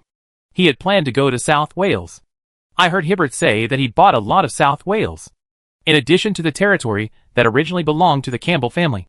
A large part of the county's territory was acquired from other nobles. But, Audrey pursed her red lips tightly, not knowing what to say for a moment. He is indeed a bit young, which is why I was so upset before. After all, he is the last heir of the Campbell family, and I have to personally send him to the battlefield. Is it really Mr. Hastur's choice? If you don't believe it, you can ask him now. I believe he will give you a positive answer. Then, when will you leave Backland? If the war situation changes, we will go to South Wales at the end of the year. If the situation is stable, we can wait until after the year. Earl Hall gave answers one by one, looking at Audrey, who was confused and feeling a little distressed. He never liked talking about national affairs in front of his family, especially in front of the naive and ignorant Audrey. However, this matter does have something to do with Audrey, which is why he made an exception and talked about so many things. When the Chinese New Year comes this year, the girl in front of him, his daughter, Audrey Hall, will be an adult. She will gradually bid farewell to her past innocence and begin to learn to accept the ruthless changes in the world. I want to go down and take a rest. I didn't sleep well at noon today. Go ahead. Earl Hall watched Audrey leave the study, looked back at the dessert on the desk, and took another bite. It was not as sweet as the first time he took it into his mouth. In the bedroom, Susie is waiting behind the door. She is looking forward to what delicious food Audrey will bring her this time. Unfortunately, the Audrey was waiting for arrived with nothing in her hands. Woof? It asked a question. But Audrey seemed not to hear it and walked straight to the bed. Then lay down and pulled up the quilt to cover her face. Susie glanced twice, then pushed the door shut and then ran to Audrey. Audrey? What happened? There was no echo from inside the quilt. Susie patiently continued to shout 2 or 3 times before Audrey's voice came from inside the quilt. Mr. Haster, you are leaving Backland. Woof? Susie's eyes were filled with confusion. Wasn't it about leaving Backland? What's all the fuss about? Or even feel sad about it? It didn't understand, and originally wanted to ask Audrey. But in the end, he didn't say anything, and laid down at the foot of the bed, wagging his tail as he fell asleep. It makes no difference to it whether it lives in Backland or in a small rural village.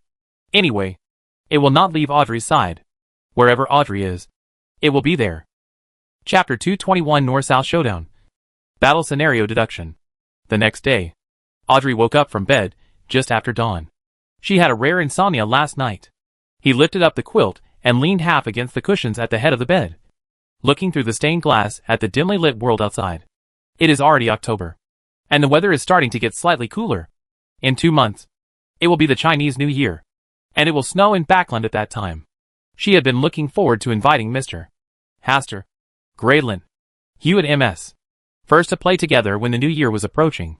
Even if you were just sitting and chatting, drinking hot tea and looking at the hazy snow scene outside the window, there is a different feeling. But now, Mr. Haster may leave Backland before the New Year and go to South Wales, which will become a battlefield. Audrey, what's wrong with you?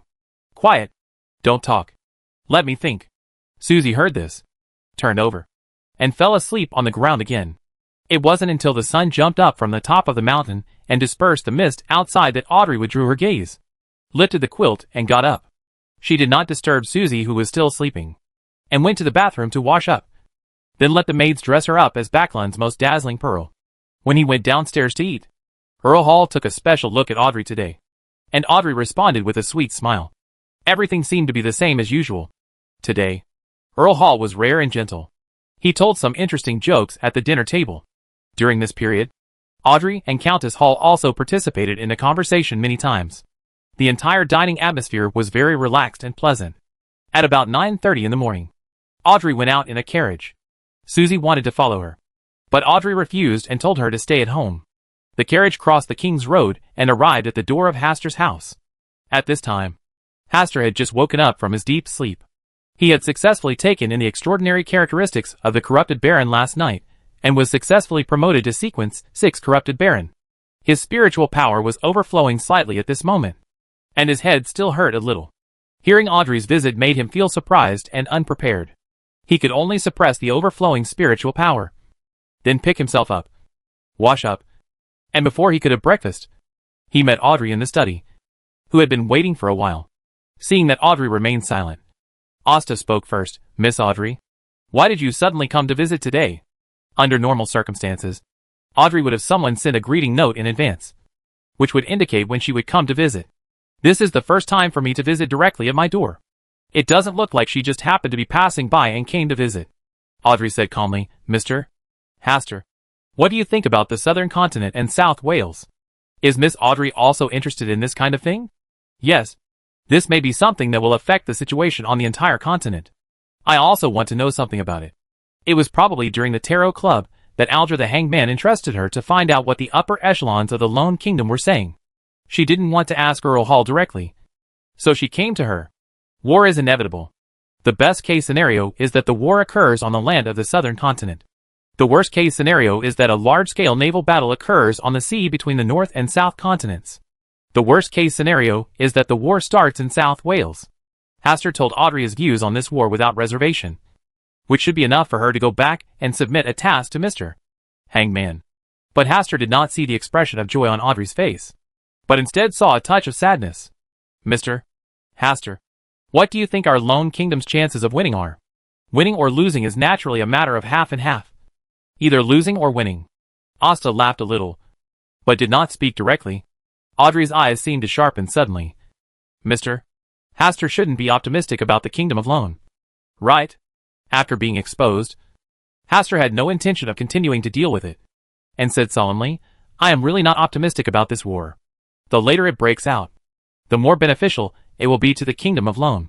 Why? Hastur stood up and brought out a hand-drawn world map. This was an accurate map drawn by the kingdom's navigators, who went to sea many times. It was very precious. In some places, Hastur completed it a little, but did not write specific location information. He just needed to understand it. It looks like a duel between the North and South continents, but in fact it is not. The ones that really need to face the threat from the southern continent are the Kingdom of Lone and the Kingdom of Finabod. Only these two kingdoms have a large part of their land area near the sea. If the southern continent counterattacks, considering the battle route issue, their first target will definitely be the coastal ports of the Kingdom of Lone and the Kingdom of Finaport. It is impossible to go around a large area, circle, run to the Amanda Mountains in the northeast, and attack the Fuzak Empire. It would be good if small countries such as Sagel and Limburg can protect themselves. It is impossible to send troops to join the war. The Republic of Intis does have enough national strength, but if they want them to join the war, they will probably come up with a strategy of using the interior of the Kingdom of Ruin. This is something that cannot be agreed to easily.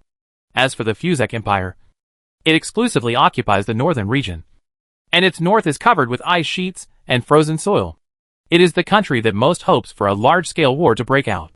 It will sit back and watch the Kingdom of Lone and the Kingdom of Finabod fight against the southern continent fleet, and then look for opportunities to reap the benefits. Asta talked eloquently that if the existence of gods was not considered, Fuzak should be the country most likely to unify the northern and southern continents. Unfortunately, the god of war doesn't have much brains.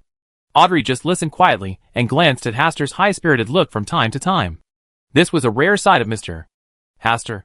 She had always thought that Mr. Hastur was a scholar-type nobleman, but now, she discovered that Mr. Hastur had another side that was not well known. He has his own set of views on analyzing the war situation, and how the situation in the northern and southern continents will evolve in the future. She didn't quite understand these views and opinions, and could only understand some of them. She had never been very interested in this aspect, but she still understood that Hastur was not optimistic about the current situation in the Kingdom of Lone. No wonder Earl Hall is always sighing and frowning recently. Well, these are all events that have a probability of happening. No one can be sure how the situation will change in the future. After all, in war, miracles and accidents are very likely to occur. After Asta was satisfied with scolding Feng Qiu and giving advice to Jiang Shan, he thought of his identity at the moment. I am no longer the Civilization 6 player who can sit at the computer desk, drink a can of Red Bull, and sit down day and night. The evolution of the situation he just mentioned was based on the absence of divine intervention. It was difficult for him to speculate on how the battle would evolve once the god himself came to an end, especially the trends in the Republic of Intis.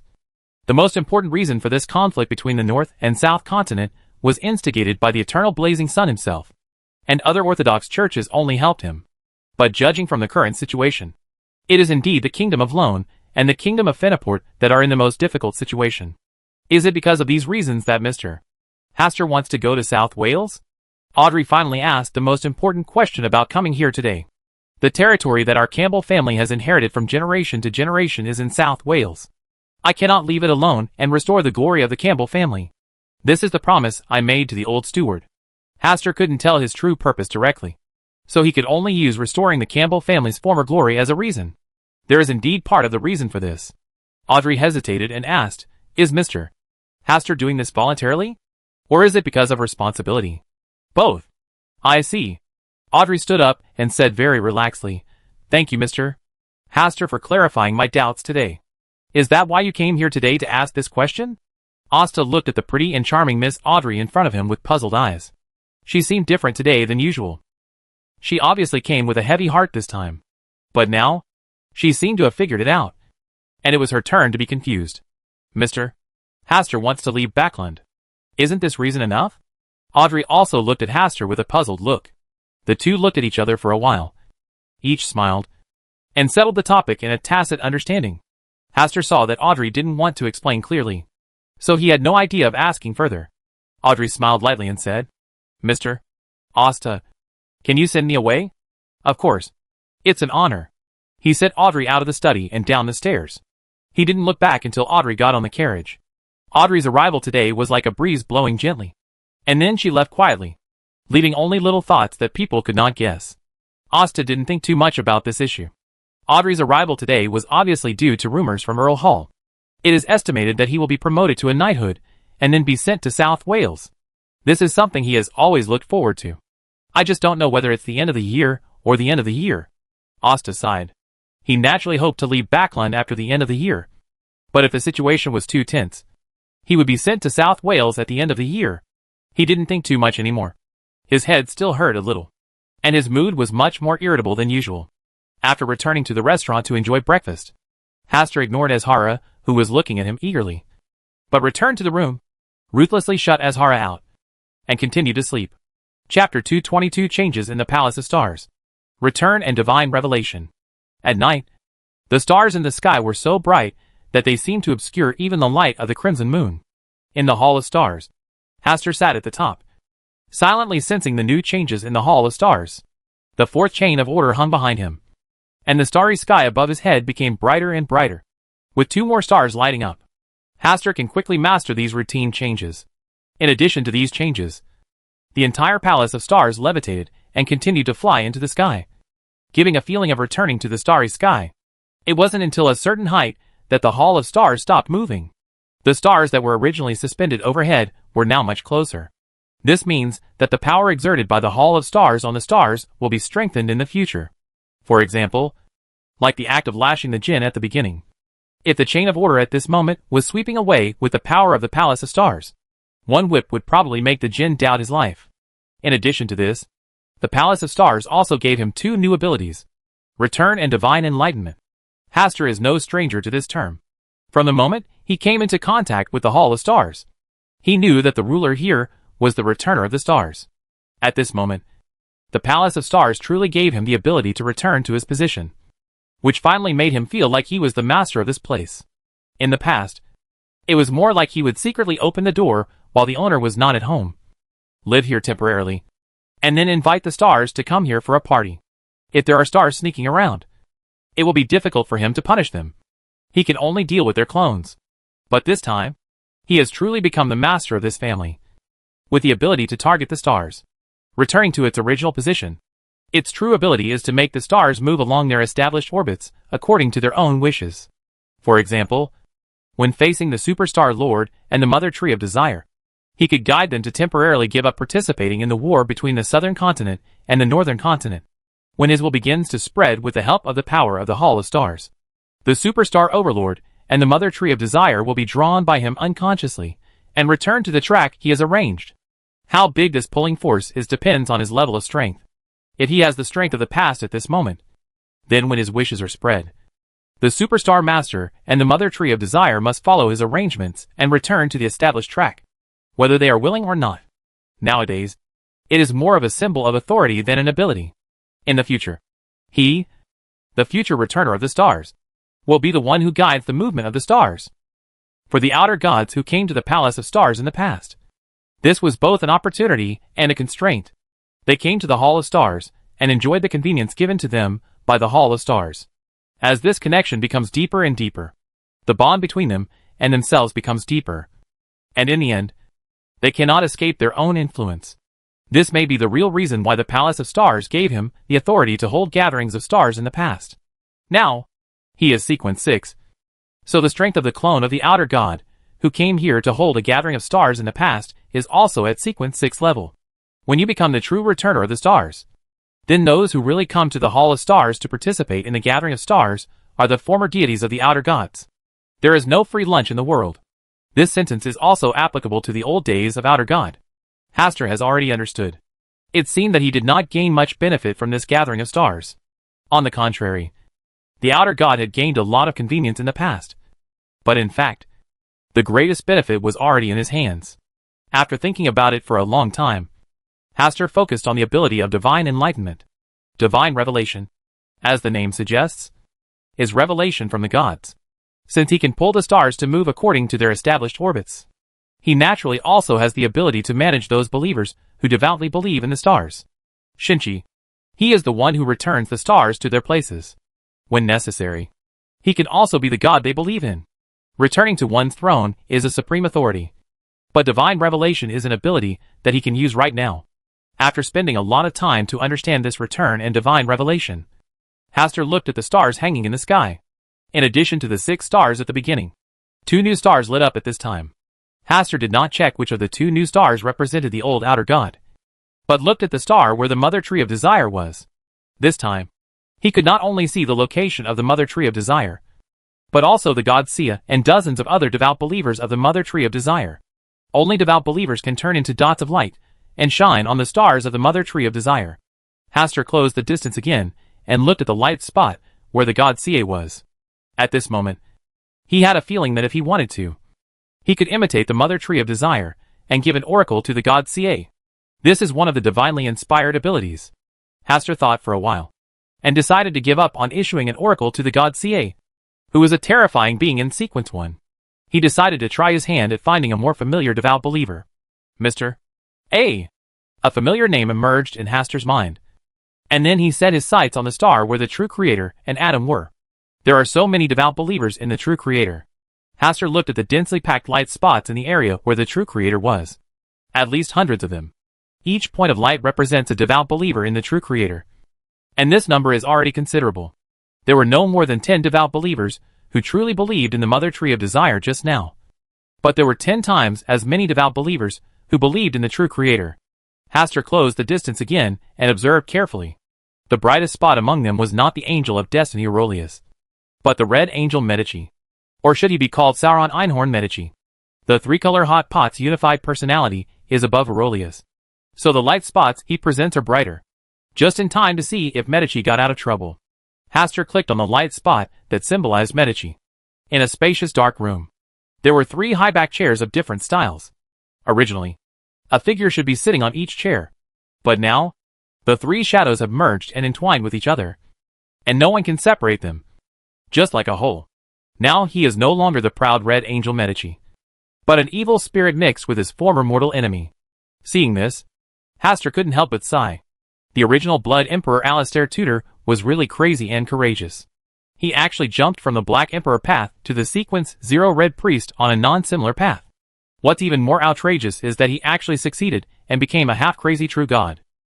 Although there was Adam's encouragement in this, the Blood Emperor's own perseverance and courage were extraordinary and could not be compared with ordinary people. Hastur observed for a while and then looked away. At this time, he saw the red angel representing war. It can be seen that this war between the northern and southern continents will definitely not be small. It should not be limited to the southern continent. The war will spread to South Wales. Hastur sighed and just glanced at the light spot where Aurelius was, and then looked at the light spot representing Mr. A. Mr. A is indeed a devout believer in the true creator, and he is indeed within these light spots. Hastur zoomed in closer to the light spot, and could clearly see that Mr. A was in a temple-like basement, with a statue of the true creator enshrined in front of him. A giant statue hanging upside down. At this moment, Mr. A is like a loyal dog, resting and sleeping in front of the statue of the true creator. This scene is like Susie lying at Audrey's feet, closing her eyes and resting. Mr. A just wags his tail to show his loyalty to the true creator. After observing for a while, Hastur decided to use Mr. A as the first target for his divine revelation. With a thought in Hastur's mind, the 4th chain of order quickly flew over and clicked on the light spot where Mr. A was, establishing a link. In front of the statue of the true creator, Mr. A was lying on the ground and resting. This was his way of expressing his loyalty to the Lord. And the Lord has indeed always favored him. His code name is Mr. A, which is the first among all the letters. He is also responsible for the general affairs of the Backland Aurora Society. Other believers may not encounter an oracle for several years, and he has listened to the oracle from the Lord more than once. Every time he talks to the Lord, he is happiest. Unfortunately, the Lord never had much waking time, and every time he spoke was very brief, leaving only key synopses of relevant tasks. No matter what, He firmly believed that he was the most favored believer of the Lord. Our Lord doesn't count. He is the Lord's heir. While Mr. A was daydreaming, he suddenly felt movement in the statue of the Lord in front of him. The Lord, the only God he believed in, had sent another oracle. Mr. A immediately got up, and then in a more respectful posture, he knelt quietly in front of the statue of the true Creator. He suppressed the excitement in his heart and said, "Pious believers, listen to your oracle." He tilted his ears to listen for something, but heard nothing. After a few seconds of pause, Mr. A tore off his right index finger, put the bloody finger into his mouth and chewed it. Gulu. Mr. A's throat squirmed, and he swallowed the chewed fingers into his stomach. After waiting for a while, the oracle he was waiting for did not arrive. Just as he was wondering, his consciousness was pulled into a dark world. In front of him was a black ocean, with a large mountain sitting on top of the ocean. A cross was erected on the top of the mountain, and a man was hanging upside down to blend with the cross. And in the night sky at the top, there is a curtain of shadow. Chapter 223 Original Hunger, and the Ring of Fate? This place is a holy mountain, and a kingdom of God. Only the most devout, and most respected believers can appear here. Mr. A's body trembled. His legs slid naturally, and he knelt down, floating above the black ocean out of thin air. His eyes were red. His body was trembling, and he couldn't help but kowtow heavily to the figure hanging upside down on the holy mountain. This is the holy mountain recorded in the classics. It hangs far and alone on the vast sea, except for the Lord's beloved angel of destiny Aurelius, who can always accompany the Lord. Few believers can see this mountain, the holy mountain. This is the Lord's kingdom of God. O Lord, the Lord who created everything, the Lord who is the Father of all living things. Mr. A murmured almost madly. After an unknown amount of time, Mr. A gradually regained his senses. He looked up at the Lord's kingdom, and was still kneeling on the spot. The black ocean began to surge, and in the shadow curtain in the night sky, the Lord's gaze came. Just by looking at him, Mr. A felt that his whole body, skin, flesh and bones, including his soul, were all being looked at. He is also willing to dedicate everything he has to the Lord, including his life and soul. Suspension of cooperation with the witch. An oracle came to the depths of Mr. A's mind. Before he could think about it, the world in front of him was shattered, and he had returned to the real world. In front of me, there is still the statue of the Lord. Only obey your oracle. Mr. A knelt down in front of the statue, and did not get up for a long time. In the Hall of Stars, Hastur recalled the feeling of catching a glimpse of Mr. A just now. Under his gaze, all of Mr. A's secrets were revealed to him, and he even knew clearly that there was a mole on his right buttock. Under the gaze of the stars, there are no secrets. This is something Hastur used to like to use to fool people. But now, he can really do it. Those devout believers are willing to dedicate everything they have to the gods in their hearts, without reservation. Hastur saw Mr. A's life, and the recent cooperation between the Aurora Society and the witch cult. The Backland Great Smog incident in the original work happened just before the Chinese New Year. Regarding this matter, Hastur naturally didn't want it to happen. He wanted to live a good year in peace. He then tried to send an oracle to Mr. A, asking him to terminate his cooperation with the witch sect. In this way, the probability of the Backland Smog incident occurring at the end of the year should be reduced by half. Even if it does happen, there is only one organization, the witch cult, which is easier to deal with, and the harm will be much less. Hastur thought for a while, and then looked at the area where Adam was. He was curious about how many devout believers Adam had. There are not many light spots belonging to Adam's devout believers. Only a few dozen or so, which is about the same number as the devout believers of the Mother Tree of Desire. This point is easy to understand. Belief in Adam and belief in the true Creator are two different concepts. All he could see were devout believers in Adam, not believers in the ancient sun god. Although in a sense the two are identical, they are not yet one. The Aurora Society created by the true Creator is basically composed of his devout followers. But Adam is different. The Twilight Hermitage he founded attracts people from different fields. And not only believers can join. Even people like Russell who do not believe in gods can join an organization. And the level of loyalty and belief among the members of the organization can be imagined. More than half of the people who join the Twilight Hermits are careerists. Or they are lurking young men. Adam never cared about their beliefs, or even their little thoughts. In this case, there are very few people who truly believe in Adam. After watching the true Creator in Adam, Hastur's eyes looked at the jinn. poor. He didn't even have a devout believer.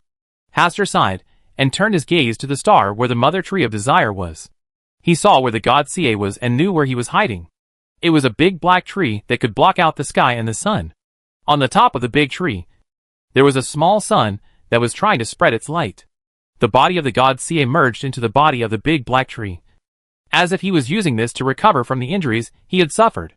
At the further periphery of the field of vision, there is a large mountain, and beyond the mountain, there is a vast ocean.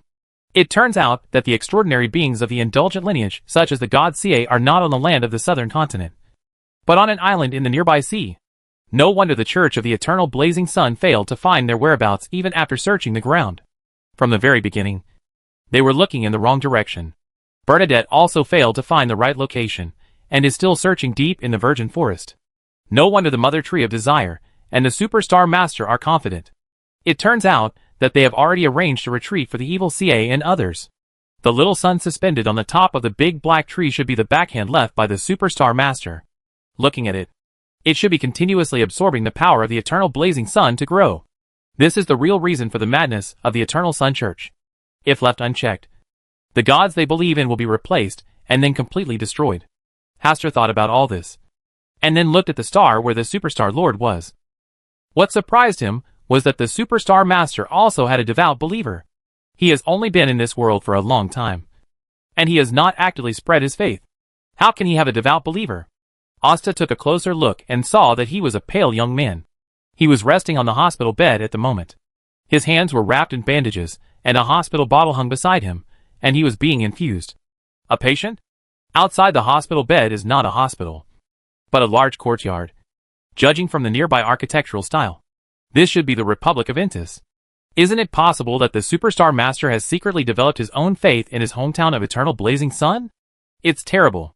The more Hastur thinks about it, the more he feels that this is possible. After a while, it is estimated that the belief in the Superstar Lord will bloom everywhere in the Republic of Intis. Because for ordinary believers who believe in the Eternal Blazing Sun, they cannot tell the difference between the Eternal Blazing Sun and the Superstar Master. Only people like the Pope of the Church of the Eternal Blazing Sun and those favored by God can truly distinguish between them.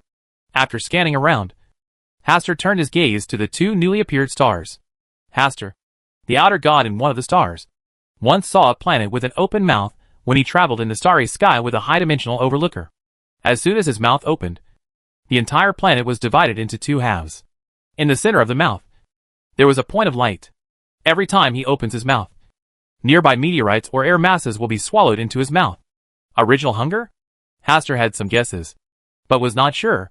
The information revealed by this big-mouthed planet was that it occasionally eats.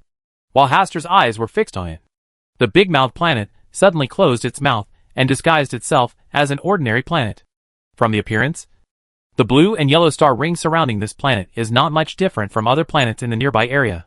This scene is a bit like a piranha. It looks like an ordinary flower on weekdays, but once a suitable prey approaches, it will immediately open its big mouth and swallow the prey into its big mouth. Hastur observed it for a while, and saw that he still had no other reaction, but pretended to be a planet without life fluctuations. So he shifted his gaze to another star. It was a huge yellow ring suspended deep in the starry sky, with a hollow center. The planets nearby were only insignificant existences in front of him. The huge ring is still spinning, without entity, like mist, flowing down from one end and gathering from the other end. He himself forms a closed loop of destiny. The Ring of Fate. It only took the first glance for Hastur to recognize his identity. This feature is so obvious that there is no other possibility except the Ring of Fate. I have to say that the appearance of the Ring of Fate is so beautiful. It has the atmosphere and grandeur of a cosmic wonder. As Hastur kept his gaze, the yellow mist flowing around the circle of fate seemed to accelerate and complete a circle in an instant. Is this using fate to spy on one's own existence? Hastur was not frightened by this. If the Ring of Fate could find him, there would be no reason for the fallen mother goddess to just stare. The circle of destiny turned in a circle, and it seemed that it could not glimpse itself from the destiny. But it did not panic at all, and still flowed in an orderly manner according to its original rhythm. It forms a closed loop, starting over and over again. Hastur thought of Will and Aurelius, the two snakes of Mercury and the snake of fate. When they used their abilities, they would often bite their own tails with their own mouths and use their bodies to complete a task. Ring. Forming a closed loop of destiny. Is this the characteristic of the destiny path? But it seems a little different. If Will surrenders to the uniqueness, becomes a true god at the right time, and merges with the source of the key of light, becoming the past of the destiny path, his final form should be different from the ring of destiny, because the source of the key of light does not come from the ring of fate. Rather, it is a source of essence similar to the ring of fate. This should be the reason why the ring of fate peeks into the real world. He wants to swallow the key of fusion light. For this reason alone, Hastur temporarily excluded him from the gathering of stars. He did not want to attract powerful enemies from adjacent paths for Will. If necessary, the Big Mouth planet that knows how to simply disguise is a very good choice. After seeing all this, Hastur's head felt a little heavy, which was a symbol that his spiritual power was nearly exhausted. Originally, he had planned to tell Bernadette about the hiding place of the god Ca. But now, he could only choose to postpone it. Perhaps delaying is indeed a better choice. If the hiding place of the god Siwa and others is discovered too early, the war will break out earlier. He also wants to spend a good year in Backland. Chapter 224 Azhara. Cats will never bow their heads unless the little fish is dry. Wednesday, December 1st. 1349. The temperature this year seems to be much colder than in previous years, with ice forming in many places in Backland.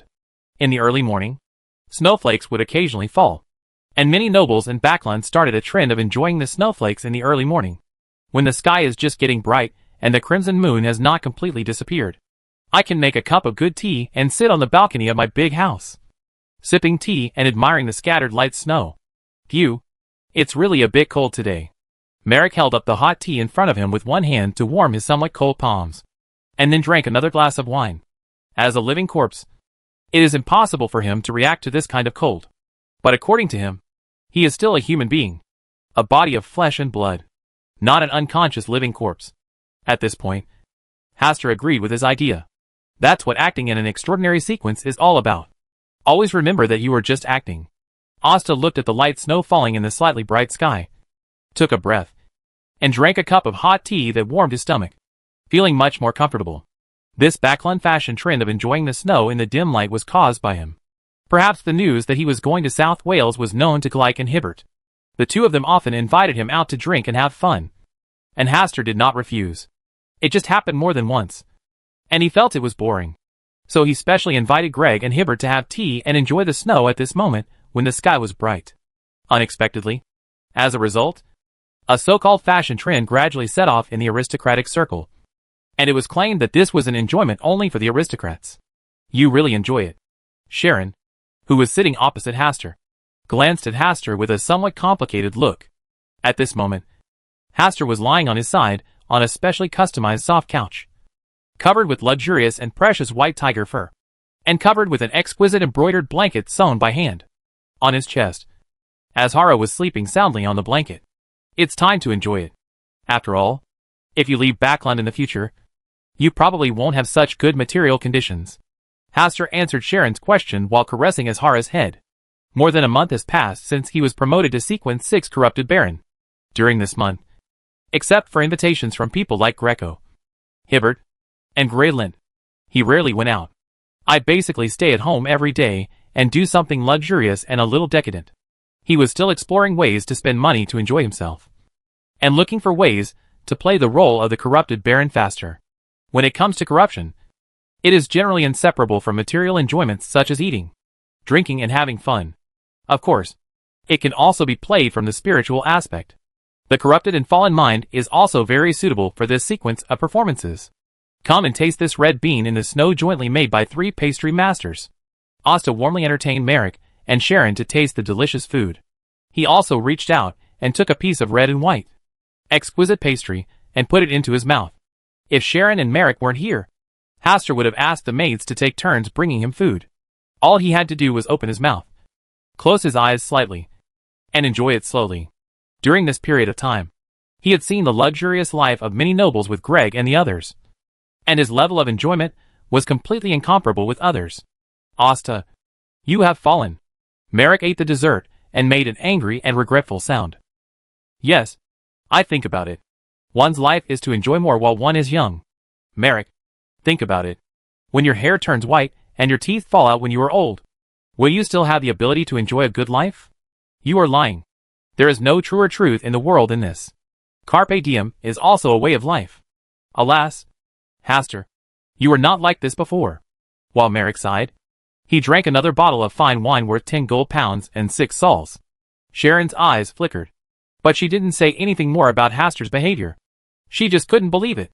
If she remembered correctly, when she first met Hastur, he was just promoted to Sequence 8 Barbarian. Right?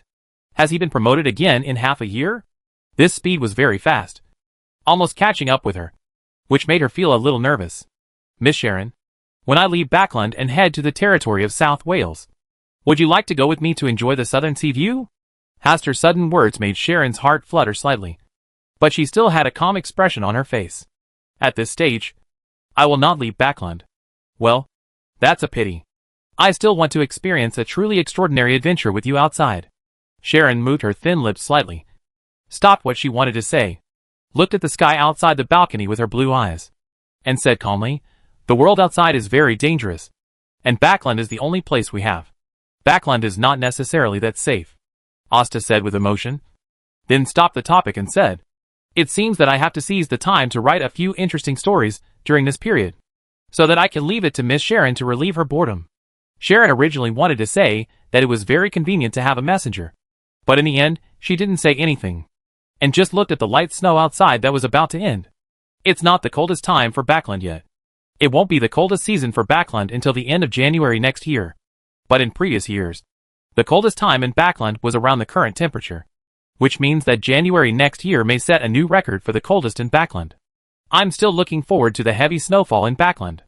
It should be much more beautiful than now, with just a little snow. It's difficult to even wet people's clothes. Merrick interjected. Asta said with a smile, "Perhaps this will be the warmest winter in Backland's future." "No way. I feel the same way." Sharon also spoke. "Prepare some coats and food, or you may starve to death later." Hastur said this in a joking tone. "Oh, I am a living corpse. It is impossible for me to die of cold. It is a noble like you who is not diligent in his limbs, who is most likely to end up like this. South Wales is much warmer than Backland. I'm going to avoid the cold this time." The three of Hastur chatted for more than half an hour. The scorching sun had begun to rise, and the light snow in the sky was melted into small water droplets by the sunlight.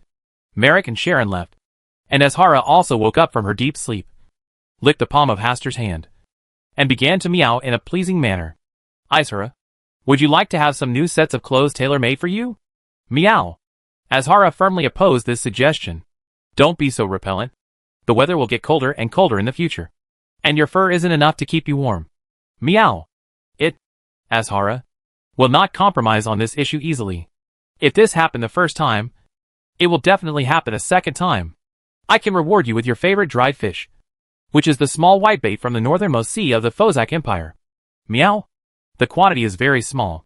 If you don't buy it early, you won't be able to taste it when the seawater freezes and the production of small whitebait drops sharply." "Meow." Azhara lowered her head and raised her head high. Sometimes it is worth paying a little price for delicious food. In this regard, Hastur thought of the orcs in Warcraft. Orcs will never be slaves unless they have food and shelter. Azhara's situation should be like this. Cat people will never bow their heads unless they are presented with dried fish. In a relatively secluded royal estate in Queens, there was a closed room with dim lights and only two figures standing face to face. "Mr. A said slowly, "Don't you understand? We, Jiguan, will not participate in your operation this time. This is what we agreed on before. I want to know why you suddenly went back on it."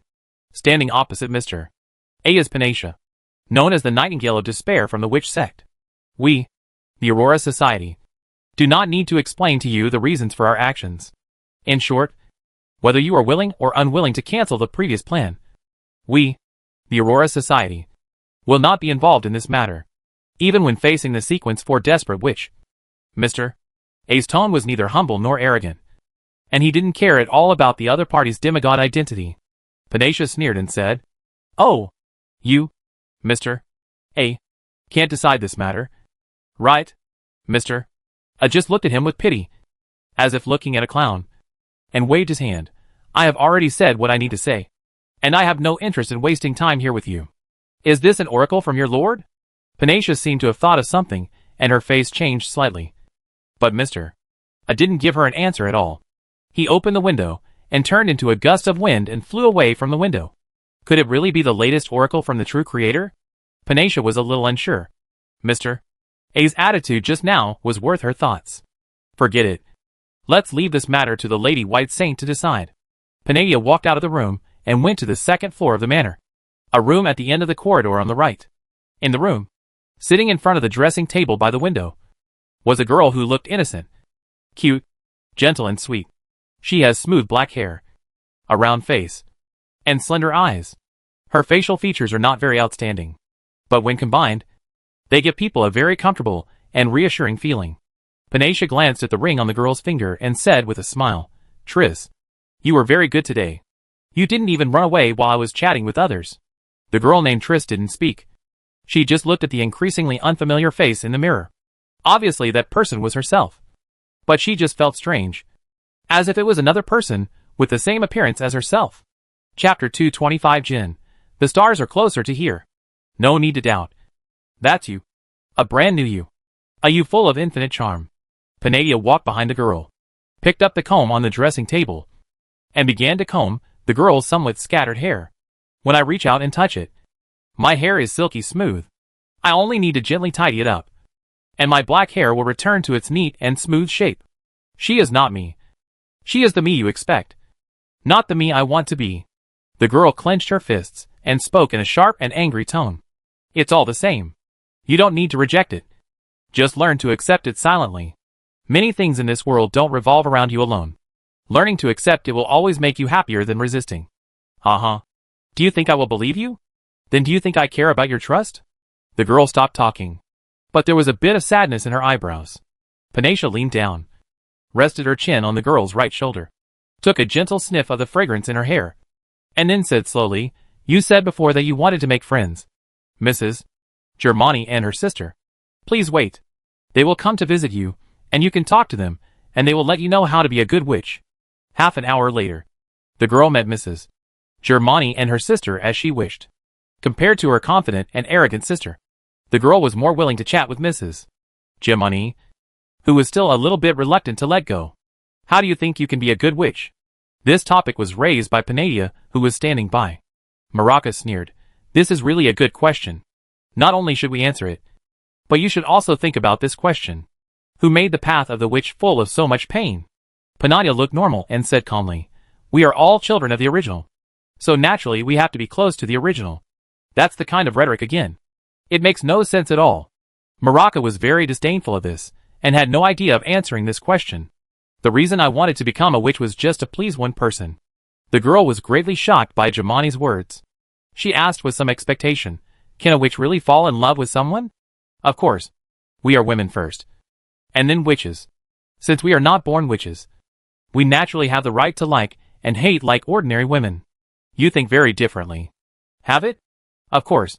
Look at the two of them.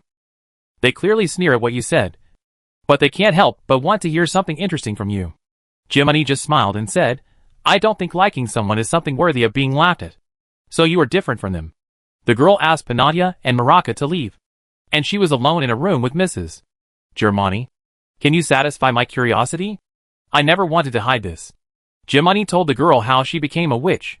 Baron Hastur Campbell? Well, he's a very different person. Mrs. Jiminy had a complicated look on her face, and said with some reminiscence, at the beginning, I couldn't tell when I fell in love with him.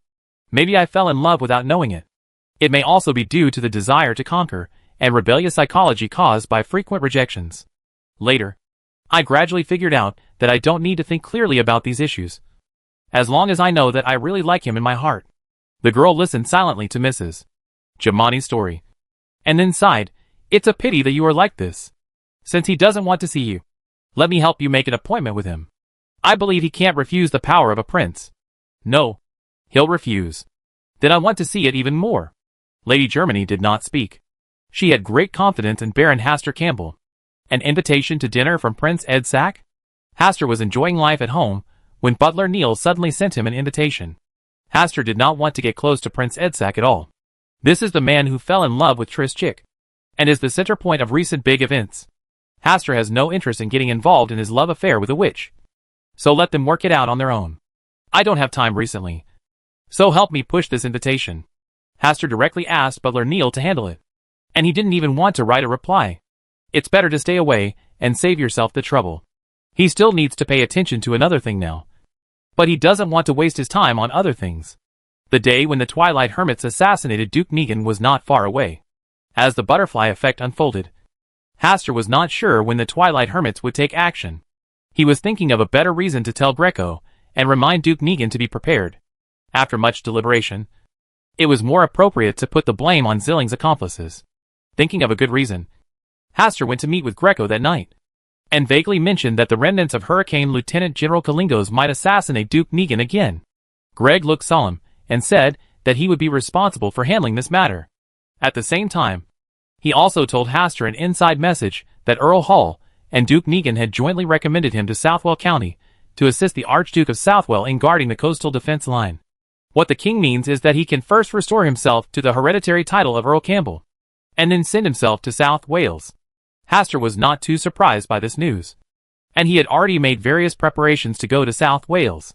Back home, Butler Neil brought another letter, saying that Prince Edsac was very angry at him for not attending the banquet. Hastur took the letter and looked at it. There was only one meaning in the whole letter. I am very kind to give you another chance. If you don't come to the banquet on Sunday, the consequences will be serious. Wait until Sunday morning and then help me refuse the invitation of Prince Edsac. That's not good? Butler Neil looked embarrassed. No matter what, he was still a prince and a real member of the royal family. It was really unreasonable to refuse him twice in a row. Just say that I had a date with Greg that night. Butler Neil had no choice but to act according to Hastur's wishes. Arriving on the second floor, Hastur teased Azhara for a while with a dried fish, then took a bath and lay on the bed to fall asleep. In the Hall of Stars, Hastur sat at the top, looking at the stars that were not far above his head. It has been more than 2 months since the last gathering of stars, and today is a day specially chosen by Hastur, December 1st, and will be held every 2 months thereafter, exactly 6 times a year. This makes it easier to remember. Otherwise sometimes he would really forget the specific time. After thinking for a while, Hastur summoned the Mother Tree of Desire, Superstar Master, and Jinn. As for the newly appeared Ring of Fate and the alien god, who was suspected of being the original Hunger, he wanted to observe it for a while for the time being. Hell, I actually feel like time has passed so long this time. Just listening to the content of these words, Hastur knew that this was the speech of the Jinn. The Superstar Master was in a good mood and habitually taunted. It is rare to have the opportunity to leave prison and temporarily regain your freedom. Naturally, you feel that time has passed for a long time. Oh, you are isolated from the initial barrier. Aren't you also in a prison? This sentence is very high level, and the Jinn has really been practicing his taunting skills in the past 2 months. It's better than you being sealed in the wishing lamp all the time. Why? Are you envious of this kind of treatment? It's a pity that Secret didn't look down on you when he first chose his opponent. The magic lamp and the Superstar Master were at each other's throats as soon as they met. Only the Mother Tree of Desire, who had been silent all this time, noticed the subtle changes in the Hall of Stars. You have regained some of your power and authority. The opening of the Mother Tree of Desire interrupted the fight between the Jinn and the Superstar Master. The genie sensed it for a while, looked at the starry sky above his head, and murmured, "The stars seem to be closer to here." Superstar Master and Desire Mother Tree also have this feeling. Being here, they feel faintly suppressed. It didn't feel like this the last time the stars gathered. They all looked at Hastur, who was sitting at the top of the table. The end is coming, and the stars have returned. Hastur had already thought of his words, so as not to have to improvise reasons. In fact, in order to prevent foreign gods such as the Mother Tree of Desire from noticing the changes too easily, every time he invited them to a meeting, he would deliberately lower the strength of their clones so that they would not notice this change in strength. Otherwise, if the incarnation strength was sequence 9 at first, then sequence 8, and now sequence 6, they would definitely find something abnormal. This time, it was the Hall of Stars that was raised high and a big step forward from returning to the starry sky, which made the Mother Tree of Desire notice the subtle changes. The Mother Tree of Desire and the Superstar Master looked at each other and said nothing more. Only the Jinn God felt heavy. The end has come and the stars have returned. But he still cannot see the hope of regaining his freedom. Did he really have to bow to the returner of the stars in order to have the chance to regain his freedom? Lower your head. It's impossible. The Jinn quickly gave up such weak thoughts. Even if he was secretive at the beginning, he couldn't make him bow his head. He currently still has the hope of being a high-dimensional overlooker, although his behavior seems a bit unreliable. Chapter 226, The Will of the Stars. The war will happen later this year. The Jinn was silent, and the Superstar Master was thoughtful. Desire thought for a while, and said, the stars return to their positions. Which star should move in which orbit? Does this all depend on the will of the stars? Hastur did not answer this question, but said in a slightly onlooker's tone, you have been making a lot of noise recently. It's just a small fight. Superstar Lord replied. The weather is getting colder and colder, and the sun's rays are far less bright than in the past. Hastur's sudden words made the Superstar Lord's expression slightly twitch, but he did not pay too much attention. There will always be a new sun to replace the old sun. The Jinn god interjected, Eternal Fear Sun is really unlucky. You actually targeted me and nourished yourself with the power of Eternal Fear Sun. This is really a bad move. It is difficult for my power to enter the initial barrier, and I can only use their own power as a means. TSK. How much longer will it take? 3 years. The time is really tight. It seems that a war in the southern continent is inevitable. War is the ultimate means to solve all problems. Even without our promotion, war will break out sooner or later. The Mother Tree of Desire also joined this topic. Hastur deeply believed in this statement. Recently, Adam's Twilight Hermits were plotting to assassinate Duke Negan, which was also intended to start a war. A large-scale war breaks out, which is the wave of the times that Adam expected. Now, it's just a little bit ahead of schedule. The Jinn asked curiously, what good will the outbreak of war do to you? Your authority has nothing to do with war. A chaotic situation is conducive to us changing the status quo. Hearing the words of the Mother Tree of Desire, the Jinn laughed and said, it turns out that your believers couldn't hold on any longer, so they wanted to disrupt the situation through war. The Mother Tree of Desire did not refute, but acquiesced. The Seven Gods Church joining forces is nothing to him. But for his believers, this kind of test is quite big. Especially the Eternal Sun Church members, who were attracted by the Superstar Lord were like mad dogs, eager to dig deep into the ground. Faced with this situation, launching a war and disrupting the situation is a good choice. The war will be after the year. Hastur opened his mouth, setting the tone for this matter. It was also his first attempt to use the authority of return. What was originally a very ordinary sentence fell into the ears of the Mother Tree of Desire, Superstar Master, and Jinn God, and there was an indescribable feeling. It seems that things in the southern continent should develop according to this sentence, delaying the outbreak of the war until later in the year. They didn't know why the stars suddenly said this, but they understood that this sentence represented the will of the stars. The war must begin after the year. They didn't care at all and didn't ask whether the war would start at the end of the year or after the year, because this time meant nothing to them. But now, the stars' statements forced them to pay attention. At the end of the year and after the year. Is it really possible that this little time will affect any unknown destiny?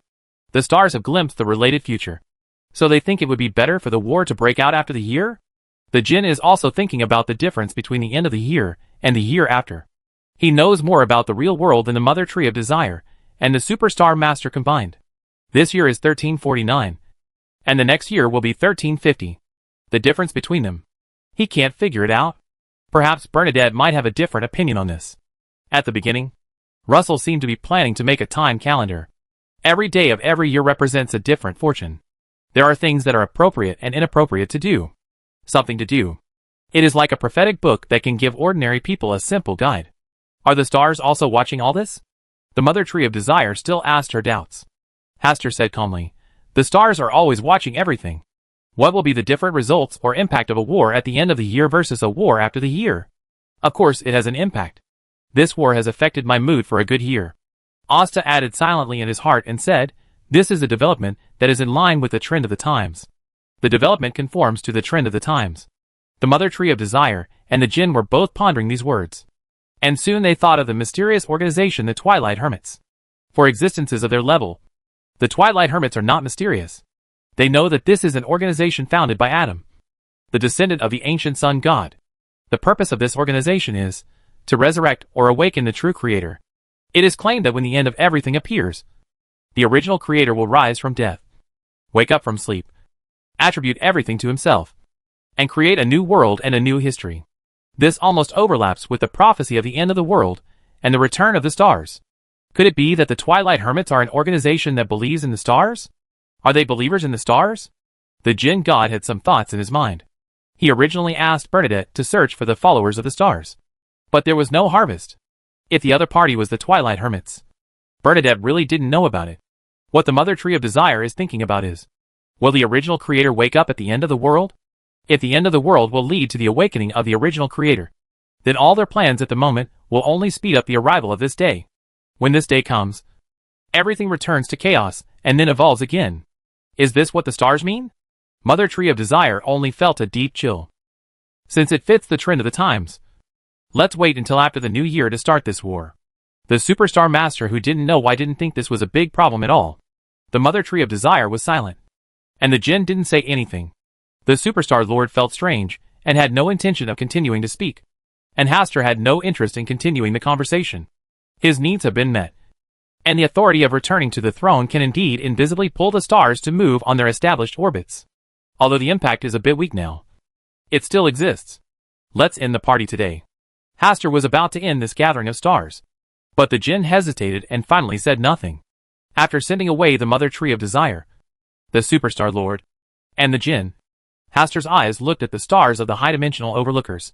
The Mother Tree of Desire and the Superstar Master have already stated that if the high-dimensional overlookers do not cause any trouble, then it is highly likely that the war in the southern continent will break out in the next year.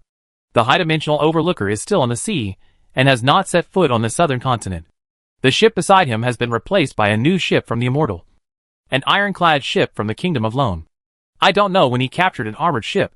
He is really good at playing. Hastur glanced at it for a few times and then looked away. After sitting quietly in the Hall of Stars for a while, Hastur went offline to sleep. Monday, December 6th. Asta, who was still staying at home, once again received a letter from Prince Edsac. The tone of the letter was not as friendly as last time. Instead, it was full of anger, questioning why he did not attend the dinner, asking whether he was not giving him face or looking down on him. In response, Hastur just pretended not to see the letter.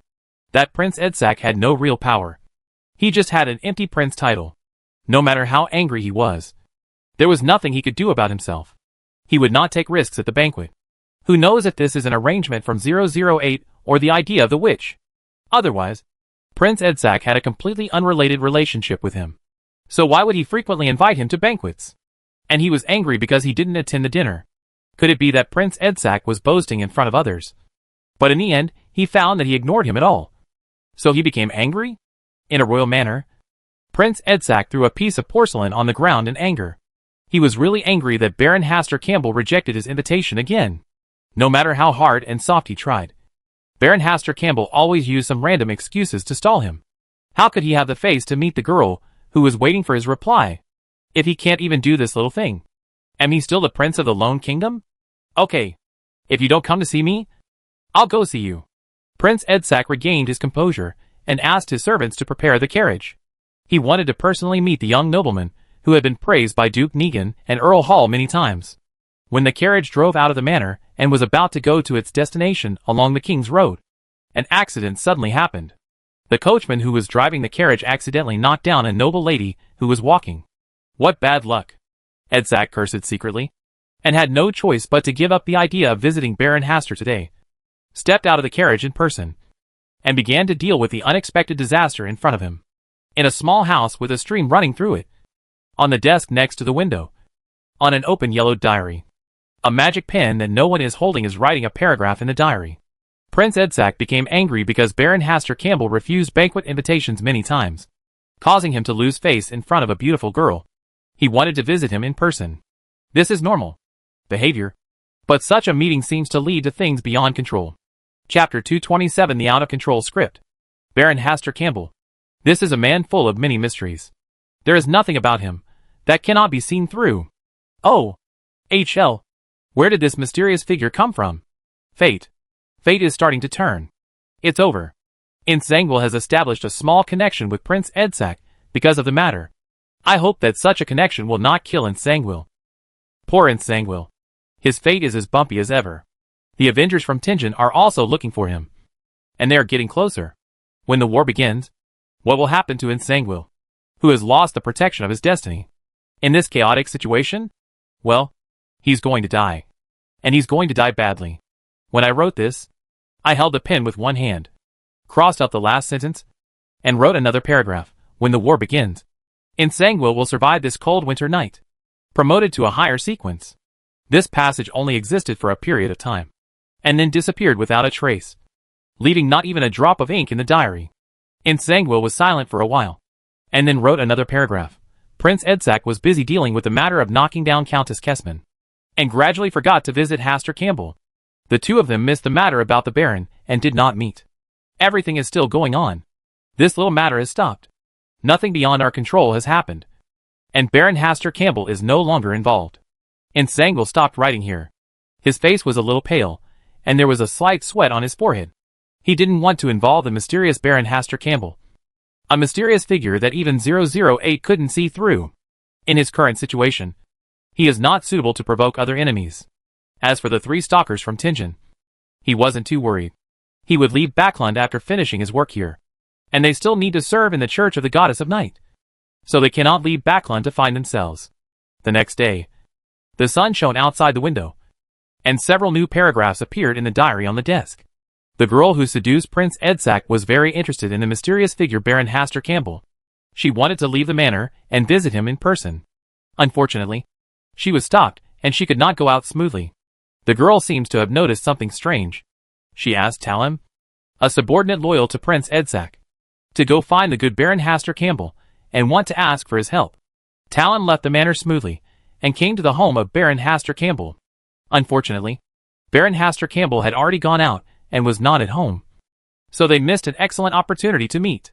The many interruptions disrupted the changes in the established destiny, which made Baron Haster Campbell alert. He knew the existence of Nsangwil, and believed that all these coincidences were caused by Nsangwil. Nsangwil is behind it. Poor Nsangwil. Miserable Nsangwil. He was really abandoned by fate, especially when facing the favorite of fate. His misfortune became more and more obvious when Nsangwil, who had not finished breakfast yet, and only grabbed a piece of white bread to satisfy his hunger. Read these paragraphs. His face darkened. He had obviously tried his best to avoid Baron Haster Campbell, and even specially arranged an accident to prevent Prince Edsack from disturbing him. But now, holding 008 in hand and writing the script, he has become the mastermind behind all this, and needs to take the blame for these coincidental events. It was really unfair. He had never wanted to provoke Baron Haster Campbell, but fate seemed to be converging in his direction, so that he succeeded in alarming Baron Haster Campbell and attracted a big man to himself. Enemy. The script failed on him, and I, who wrote the script, suffered backlash from him. Nsangwil, who has been mastering 008 for some time, vaguely understands why this series of events occurred. When the script he wrote involved Baron Haster Campbell, all the established scripts became invalid, and things began to develop in a direction beyond his control. There are only two reasons for this situation. One is to suppress 008's personality, and the other is to be protected by some kind of power. At present, 008's ability to compose scripts has been suppressed, and even the power to compose scripts is gradually being taken away, and everything is developing in an unknown and out-of-control direction. Now there are only two paths in front of him. One path is to do nothing, give up the script that is about to be written to the final chapter, and leave Backland quickly. This will bring him safety. The second way is to actively eliminate all factors that interfere with the development of the script, so that the script can usher in a gorgeous finale, as it was written at the beginning. At this time, a large paragraph of text appeared in the diary. Oh my God! Nsangwil, who has been successfully promoted to sequence for night watchman, actually wants to escape Backland, like a lost dog. Oh! So what caused Nsangwil to have this idea? A young nobleman, Baron Haster Campbell, who just turned 18 this year. Nsangwil is so afraid of a young man he has never met. Where is his courage? Hey! It turns out that even the Backland sewer rats are more courageous than him. At least they dare to come out and steal food. 008's unabashed mocking words made Nsangwil's already gloomy face even more ugly. He didn't know why he had just thought of evacuating Backland. He had already seen someone who couldn't be swayed by scripts with Klein when he was in Tingen. It was indeed difficult, but he was still the one who won in the end, and he was successfully promoted to the sequence for night watch because of this. Why is he still afraid? There was the witch sect and the lone royal family behind him. How could he have the shameful thought of escaping from Backland? No matter what. Living is the winner. The ridicule from 008 only made Zangwill more determined to evacuate Backland.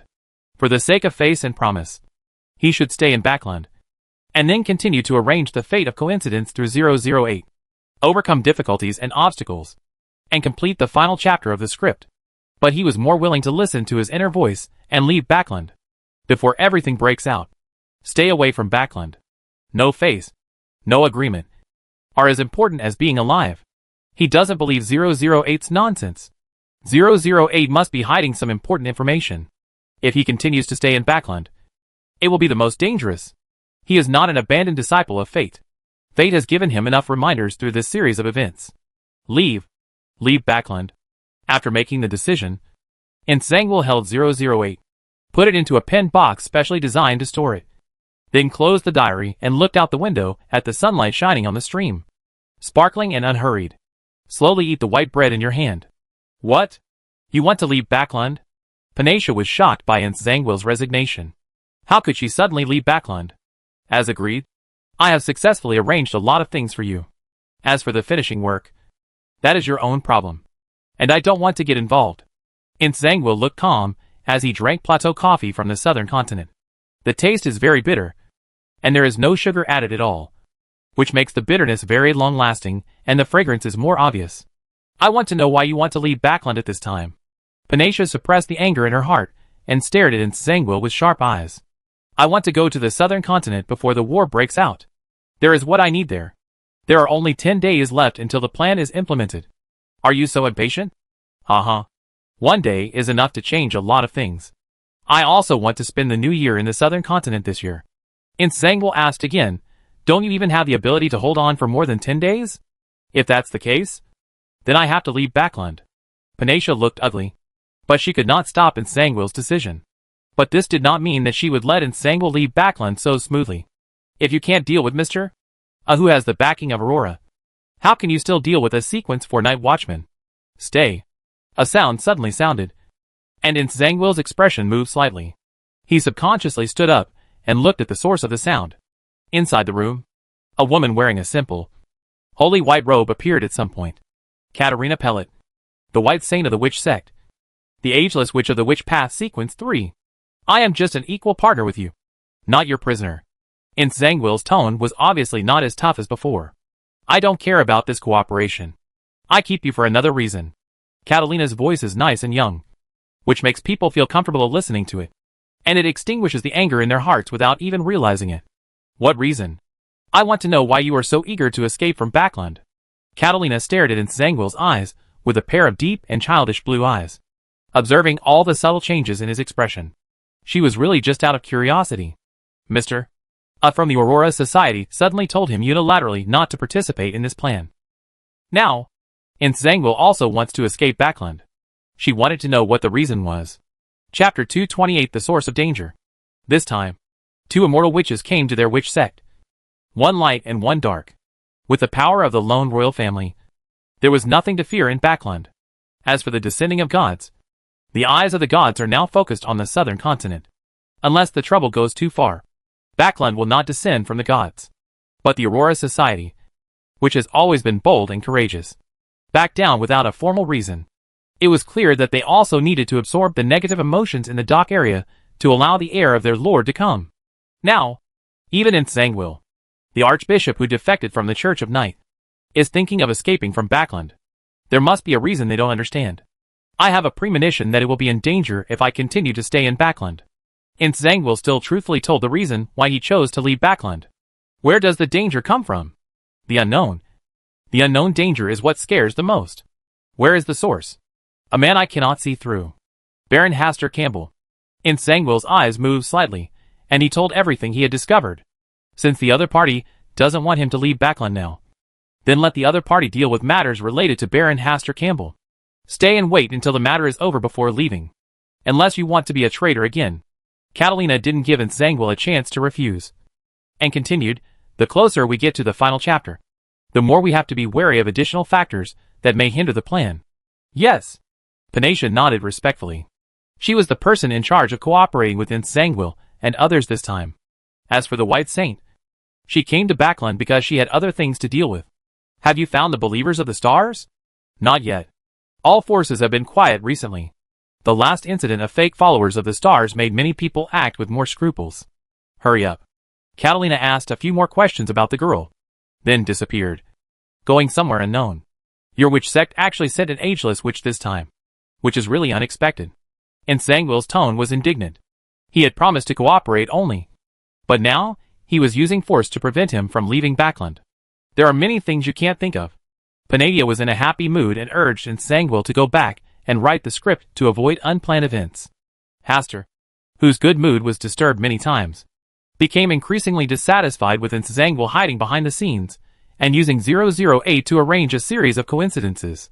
He also just learned that when Prince Edsack was coming to see him in a carriage a few days ago, he accidentally bumped into a countess.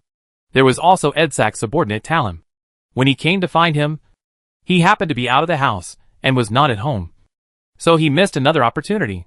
A series of coincidences made Asta suspect that Nsangwill was hiding behind the scenes and staring at him. In this case, he would help Leonard and Klein find Nsangwill, and at least not let him be too idle. But what Asta couldn't figure out was why Nsangwill suddenly targeted him. During this period of time, he was either staying at home or busy arranging the funeral arrangements for the factory and the law firm. He didn't do anything at all. Extra things. He didn't even pay attention to the Cap'n case that made a lot of noise some time ago. Nsangwill, you really went a little too far. Hastur sighed and checked the time. It was around 10 o'clock in the evening, and he went to take a bath again before lying on the bed and entering the Hall of Stars. He plans to use his ability to spy on fate to find out the whereabouts of Nsangwill. Since Nsangwill had used 008 to arrange himself, there would definitely be a corresponding fate connection. And he did not believe that he could not catch this big rat hiding in the dark. In the dark world, pictures of Nsangwill soon appeared, as well as traces of 008. Although they have the means to conceal the divination, neither Nsangwill nor 008 can hide from the related fate. In the Palace of Stars, I can even spy on the past of the outer gods. Soon, Hastur opened his eyes and materialized a piece of paper, on which he described Nsangwill's current residence as well as the nearby conspicuous buildings and environment. In order to prevent 008 from discovering in advance that he was targeting Nsangwill, Hastur used the power of the Hall of Stars to enhance his secret authority and bring corresponding good luck to himself. After doing all this, Hastur tried to pry into the final fate of Nsangwill. He has never tried to directly pry into a person's final fate, so he just used Nsangwill to practice his skills. In the world in the dark eyes, the fragments of Nsangwill's fate kept flashing like meteors until the last fragment of fate. Under the light of the crimson moon, there was a dense forest and a castle-like building on the edge. Nsangwill was half kneeling, raising his head and looking at the crimson moon in the sky. This was the last scene. As for whether it was the last moment of Nsangwill's death, Hastur could not tell.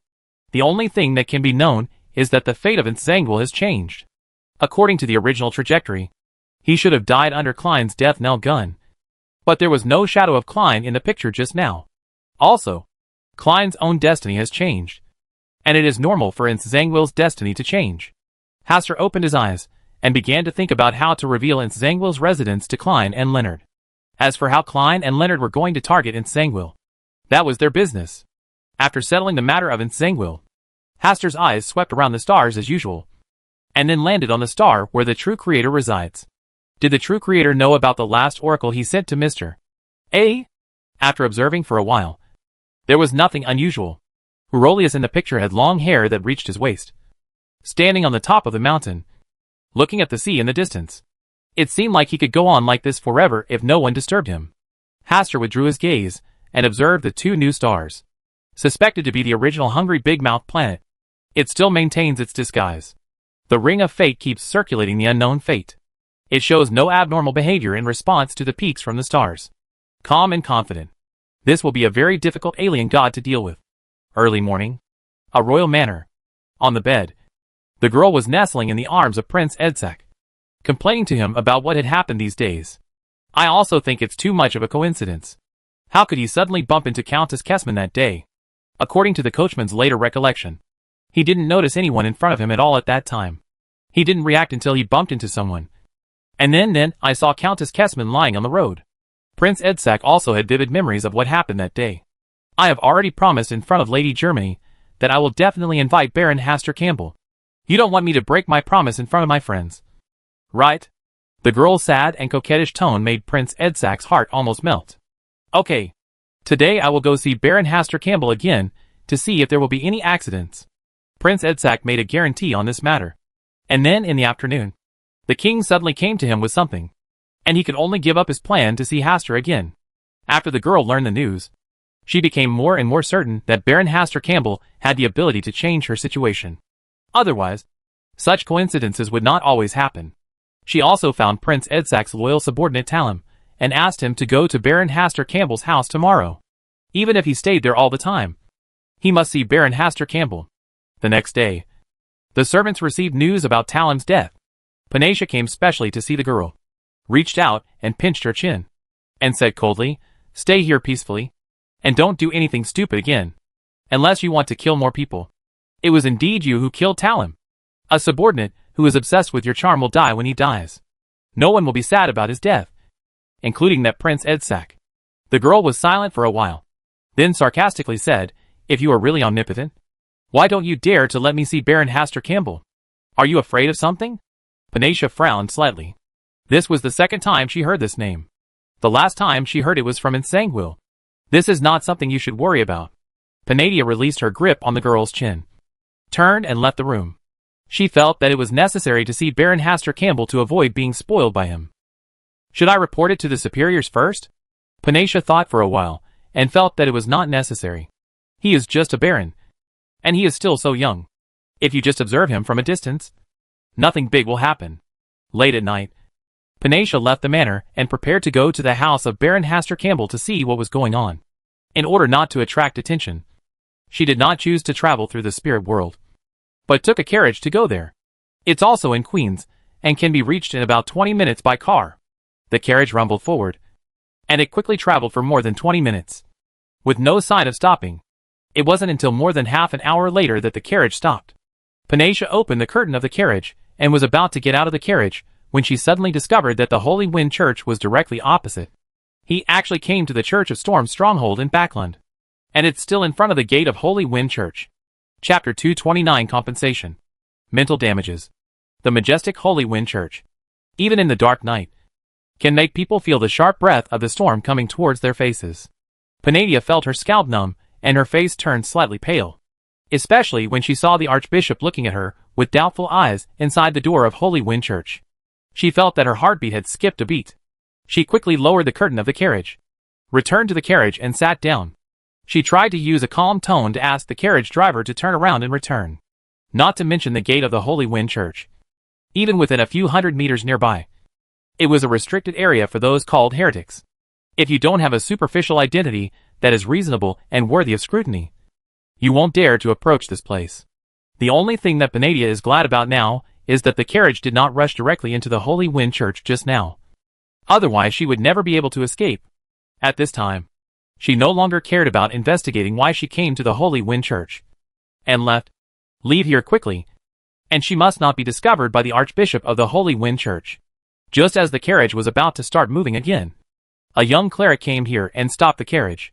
"Dear madam, are you here late at night? Do you need help with anything difficult?" "Nothing.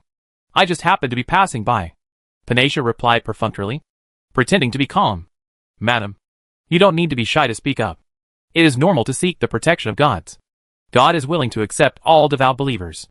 I didn't believe in storms. God welcomes any lost lamb. Would you mind coming down and chatting for a few words?"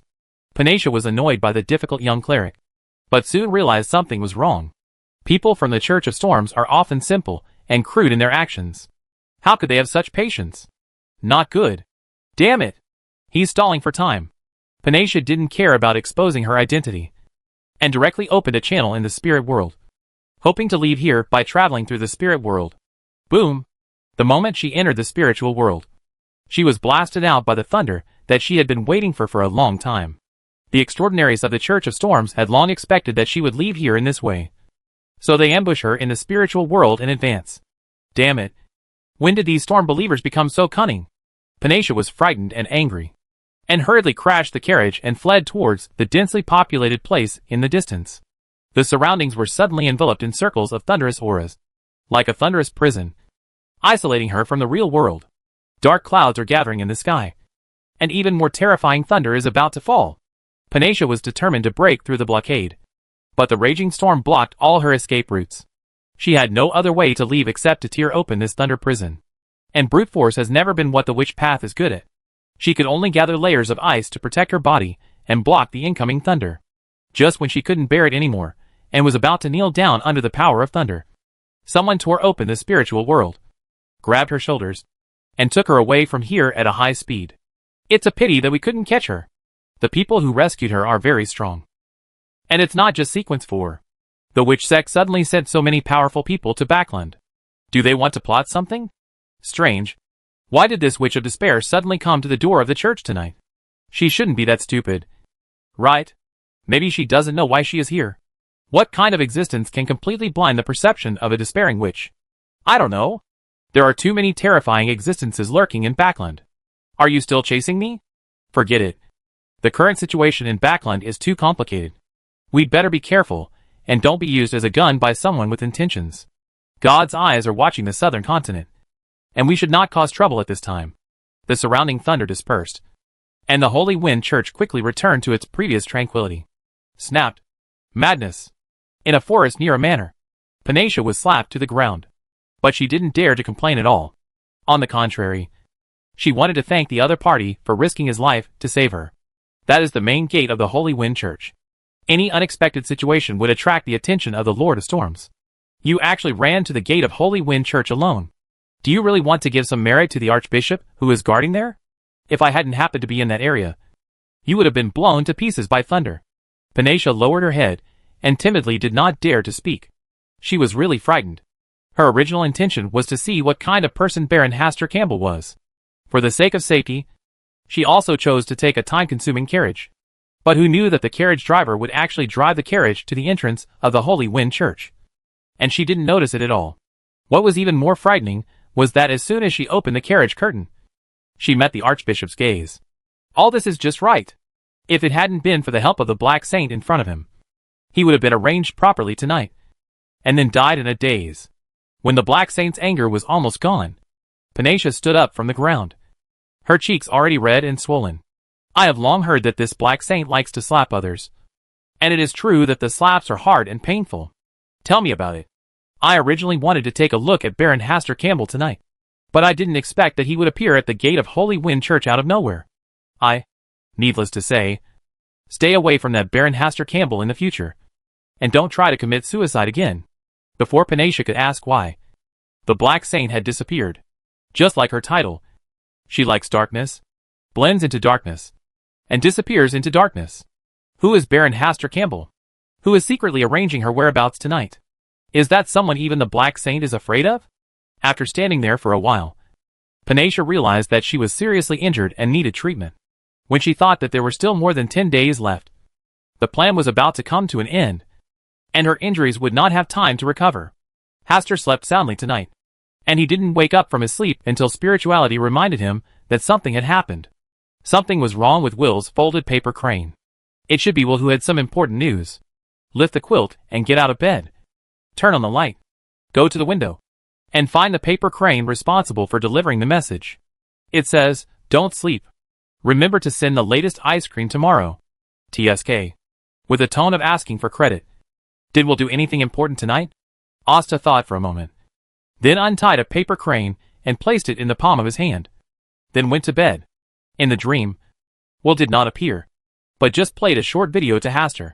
The Witch of Despair started to pay attention to herself, then took a carriage to find herself, and finally came to the gate of the Holy Wind Church. With a stunned look on her face, she received a violent beating from the extraordinaries of the Church of Storms. If the Black Witch hadn't taken action, she would have died in a daze. Well done, Will. Hastur was very satisfied with Will's handling of the matter. In the future, if the witch cult people came to disturb him again, he would ask Will to send them all to the gate of the church one by one. Today is Holy Wind Church, but tomorrow it can be changed to St. Samuel Church. I believe they are happy to welcome guests from afar. After all, this is a lot of credit for bringing it to their door. It's just a pity that the Witch of Despair wasn't directly beaten to death by Brother Storm. Asta thought for a while, and was prepared to pretend that nothing happened. But then he thought about it. This was wrong. This time, the witch cult disturbed his sleep.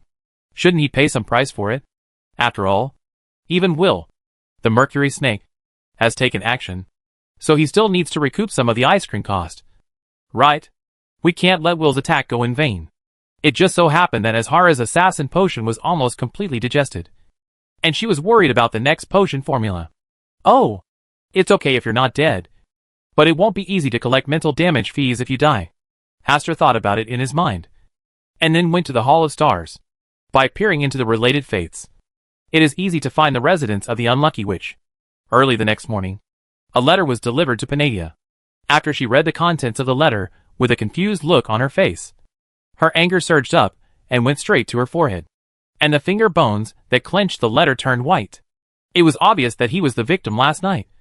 But the other party actually had the nerve to demand compensation for his mental damages. Moreover, the lion opened his mouth and wanted to pay for the witch path potion formula from sequence 8 to sequence 5. The total value of this is close to 10,000 gold pounds. What's even more annoying is that she doesn't dare to refuse this request. She didn't want to walk on the street in the future. And then suddenly walk to St. Samuel's church.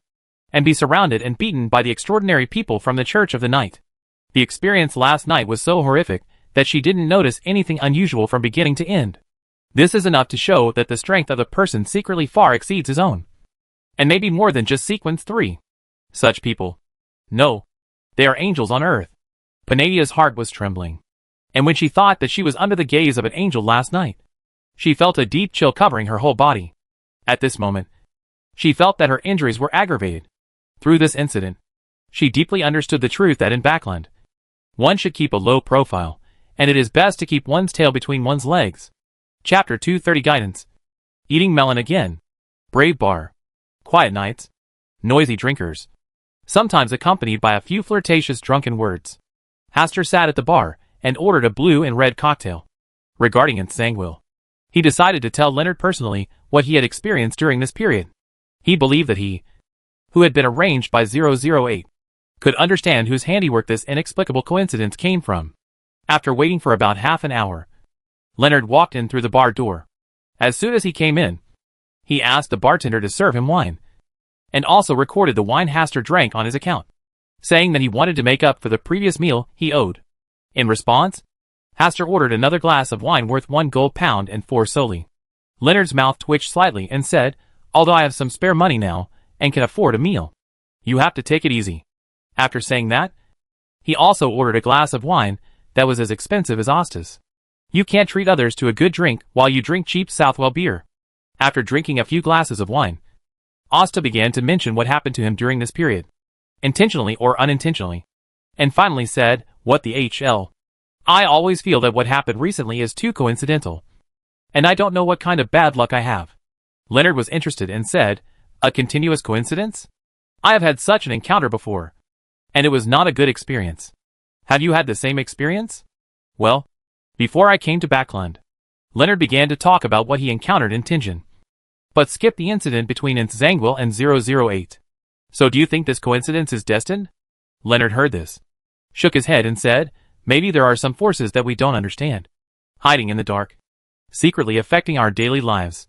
Osta thought for a moment and said, "I have some impression of the Tingen you mentioned just now. Is there a defected archbishop who came to your place and caused a lot of trouble? You know about this?" "I once heard from a friend that the archbishop's name seems to be Nsangwil. A friend of mine once met him in Backland." "Real?" Leonard's mood suddenly became excited, and his eyes were fixed on Hastur, hoping that he would tell more about Nsangwil. Klein also mentioned to him last time that Nsangwil was hiding in Backland, but he could never find his hiding place. "My friend has a high status. When he came to see me some time ago, he suddenly knocked down a countess. It was unexpected and sudden." Hastur used Prince Edsak, whom he had never met, as a shield. He kept disturbing him. This was the price he should pay. "Can you please reveal the identity of your friend?" Hastur glanced around, then lowered his voice and said, "Prince Edsak. A true member of the royal family. Such a high status indeed." Leonard couldn't help but sigh. The Hastur in front of him was worthy of being of noble origin. And he even had a prince as a friend. He recently fell in love with a girl. Well, an ordinary girl without aristocratic status. He even insisted on getting married to her. You know, not long ago, He had been in love with the daughter of Earl Hall's family. But in the blink of an eye, he fell in love with her like crazy. I fell in love with another girl. And I don't know what kind of magic power that girl has. Maybe there really is some magic, Leonard said thoughtfully. If that girl was a witch, it would be easy to explain the behavior of Prince Edsac, who fell in love with someone else in a short period of time. Oh, I forgot. You have met such a girl before. And you have only met Miss Seraphina a few times. Leonard looked away awkwardly, his eyes a little wandering. He really didn't want to mention this topic. That Miss Seraphina was no ordinary witch, but a Sequence 3 immortal witch. She almost ate him up that night. Leonard, do you still believe in love now? Of course I believe it, Leonard answered reluctantly. But he was cursing in his heart. What bullshit love. Whoever wants to believe it is a fool. Asta said happily. It seems that you have completely overcome the painful shadow of breaking up with Miss Seraphina. Asta, although I don't care so much now. We should talk less about her, and let everything in the past drift away with the wind. Leonard really doesn't want to talk about this topic. If he invites the ageless witch again, he may not have the same luck as last time. But Miss Seraphina is already here. Leonard was so frightened that he quickly turned around and looked at the door of the bar. Sure enough, he saw a familiar figure walking in his direction amidst the admiring gazes of many drinkers. Damn it! Why is she here suddenly? Did you come here on purpose to squat on your own? Leonard's muscles tensed up and cold sweat began to break out on his back. He kept calling the old man for help, but the old man never gave him any response. As Seraphina approached, the smile on Leonard's face became more forced. He wanted to take advantage of this opportunity to escape, but he was worried that Hastur would be in danger if he stayed here alone. Miss Seraphina, I haven't seen you for a long time. You are as beautiful as ever. Hastur greeted him warmly, and Leonard looked at Hastur with a stiff expression, but hesitated to speak. Someone didn't seem to welcome me very much. Seraphina walked over to Leonard and sat down next to him. She ordered a glass of Bloody Mary. Her fingers gently slid across the edge of the glass, and her eyes fell on the nervous Leonard's face from time to time. After a while, he said, since the last time we were separated, I have always wanted to see you again. I didn't expect to meet you here tonight. It seems that the fate between us is not shallow. She didn't come here specifically for Leonard tonight, but to negotiate with Hastur about Panacea and give him the compensation he wanted. Leonard had a very forced smile on his face, trying hard to suppress the fear and nervousness in his heart, and finally said the words "long time no see." Hastur, who was sitting on the other side of Leonard, watched Leonard's conversation with the ageless witch with a smile. For Seraphina to appear here tonight, well, must have secretly allowed it. She probably wanted to sit back and relax for a while to see what kind of sparks Leonard and Seraphina would create. You are so heartless. You left in a hurry last time and heard nothing from me after that. Are you men the kind of creatures that become heartless when you get out of bed? Seraphina's resentful tone sounded as if she was the one who was abandoned in this relationship. I had important things to deal with at that time, so I had no choice but to leave first. At this point, Leonard could only bite the bullet and follow what the other party said. Try to buy as much time as possible. Maybe you can still have a chance to escape. Seraphina seemed to see through all of Leonard's thoughts, and the corners of her mouth raised slightly as she said, Are you thinking about how to escape again? How could it be? I came to this bar tonight just to reminisce about the good times when you and I first met. Really? Of course. Seraphina. How could I lie to you? Leonard has already begun to enter the character state. He wants to lure the ageless witch away from the bar, so as not to implicate innocent people. Lies come from every mouth. And this is your man's mouth. Seraphina spoke sarcastically, and seemed not to be moved by Leonard's words at all. Are you women always telling lies? Leonard wanted to retaliate like this, but he didn't dare to offend the other party at this time. He turned to look at Hastur and said as calmly as possible, Asta, didn't you just say that you still have things to deal with at home? Leave this place for me to reunite with Seraphina. As he spoke, he gave Hastur a few winks, hoping that Hastur could understand and follow his words and leave here in time. Leonard, why do your eyes keep twitching? Leonard opened his mouth, not knowing what to say for a moment. I advised you to leave with good intentions, and even gave you a crazy wink. But you asked me if there was anything wrong with my eyes?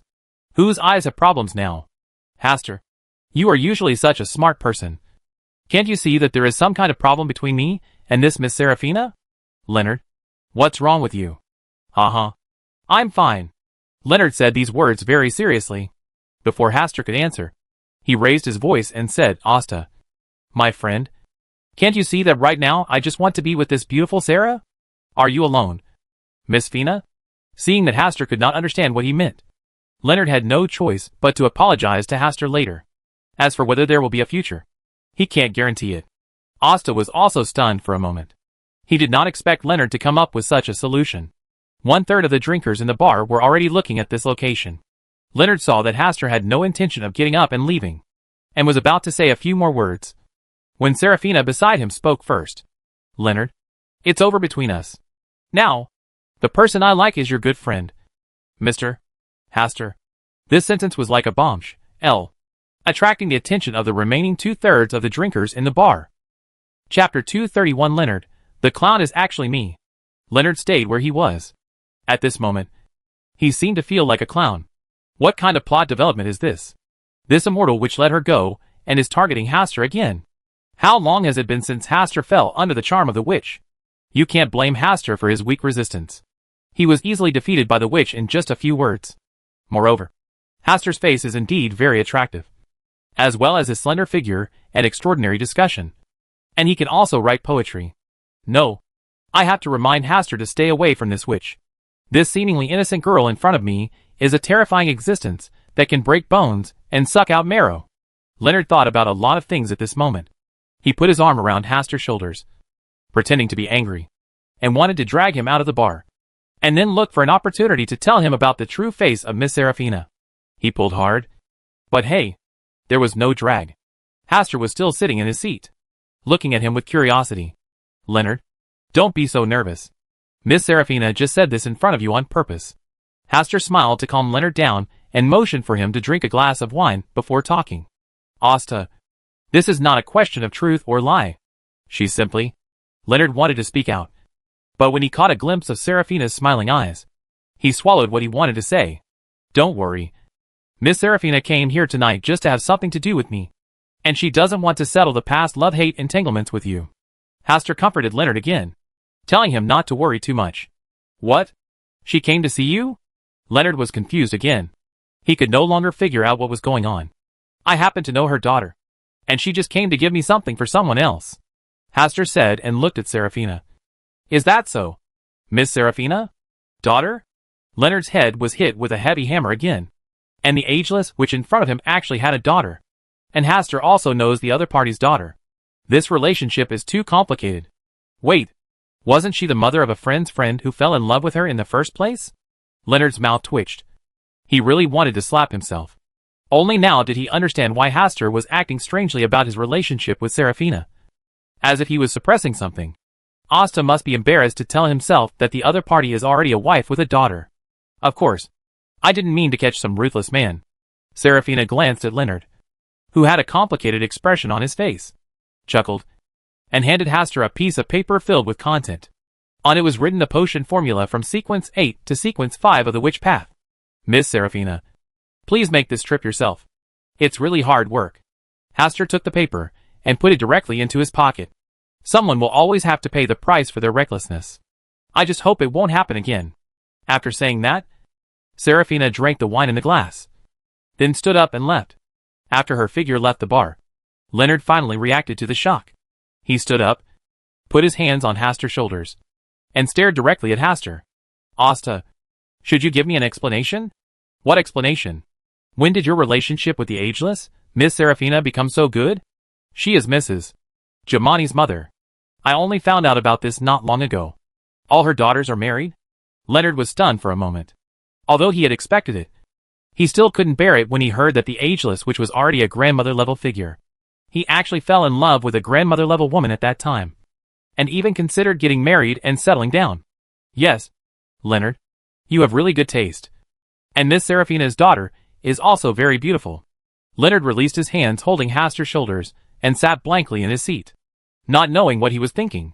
After a while, he slapped himself, drank a glass of wine, and asked the bartender to bring it over. Asta thought for a moment and decided not to stimulate Leonard for the time being. The stimulation he received tonight would probably be something he would never forget. Next, there was no more conversation between the two people, and they each drank their own wine. Asta drank slowly and tasted every different kind of wine here, and Leonard started drinking Southwell beer in large glasses. At around 11 o'clock in the evening, Leonard, who was already smelling of alcohol, looked at Asta and said, "Asta, tell me honestly, have you known Serafina's true identity for a long time?" Asta raised his eyebrows slightly and said, "Are you referring to the fact that Miss Serafina is Mrs. Germani's mother?" Leonard was choked on what he wanted to ask again. He paused for 2 or 3 seconds, waved his hand and said, "It's nothing. I just feel a little strange. I'm also a little surprised. I'm afraid the breakup between you and Miss Serafina wasn't that simple." "Right?" Leonard turned sideways, leaving Hastur with a trace of his back, and said in a low voice, "It's all gone. The past is like flowers. The flowers fly away, and the flowers wither. They can't be undone." Seeing Leonard's appearance, Asta couldn't help but stimulate him again. "Leonard, you have this sense of vicissitudes and rich stories that is easily liked by girls. Miss Serafina was the one at the beginning. That's why I fall in love with you." "Right?" Leonard immediately shuddered, quickly picked up the wine glass, and shouted, "Drink." It was close to 1 o'clock in the morning before Leonard staggered up and left. Leonard, who was 80% drunk, could no longer remember paying the bill. Asta, who had eaten all night, could only help pay, along with the cost of Serafina's glass of wine. "Can you take the car back by yourself?" Hastur was a little worried about Leonard's state tonight. He had been drinking one cup after another just now, and he went to the bathroom 4 times. "It's okay. I know the way." Leonard obviously overestimated his drinking capacity. Hastur stopped a car and asked his coachman to take Leonard back to St. Samuel's Church. He took the stopped carriage home. On the carriage, Leonard opened the carriage curtain and blew in the cold early morning wind, gradually recovering from his drunken state. Arriving near St. Samuel's Church, he gave the coachman a tip of 1 gold pound, and then staggered back to his residence. As soon as he got home, Leonard threw himself on the bed and started shouting, "Old man, shouldn't you answer my questions tonight? Oh, you're not dead yet? You're so anxious to call me for help. That's the ageless witch. I called you to give you enough time to prepare. Obviously I was scared out of my mind. I am sequence 7. Of course, I will be nervous when facing an ageless witch. Isn't your friend Hastur always very calm? Why don't you learn from others?" When it came to Hastur, Leonard sobered up a little more from his drunkenness and said with a serious expression, "Do you think Hastur knows the true identity of Serafina, the ageless witch? Don't you already have the answer in your heart?" "Well," Leonard sighed, "I really didn't expect Hastur to be so calm in the face of an ageless witch. Is he also a member of the witch sect?" After saying that, he himself laughed. "Not to mention, if Hastur becomes a witch, her appearance will definitely not be inferior to that of the ageless witch. Then you want to fall in love again?" The sarcastic laughter made Leonard's face turn serious. "I'm not as dirty as you think. How do you know that the immortal witch didn't turn from a man into a witch because she took a magic potion?" Leonard's face darkened. He really didn't want to talk about this topic. "I wonder if there is a better way to deal with Samuel, where you are as your perfect support. Besides, do you still want to seek revenge from a sequence for night watchman alone?" "Ahem. I just wanted to ask." "Stop dreaming.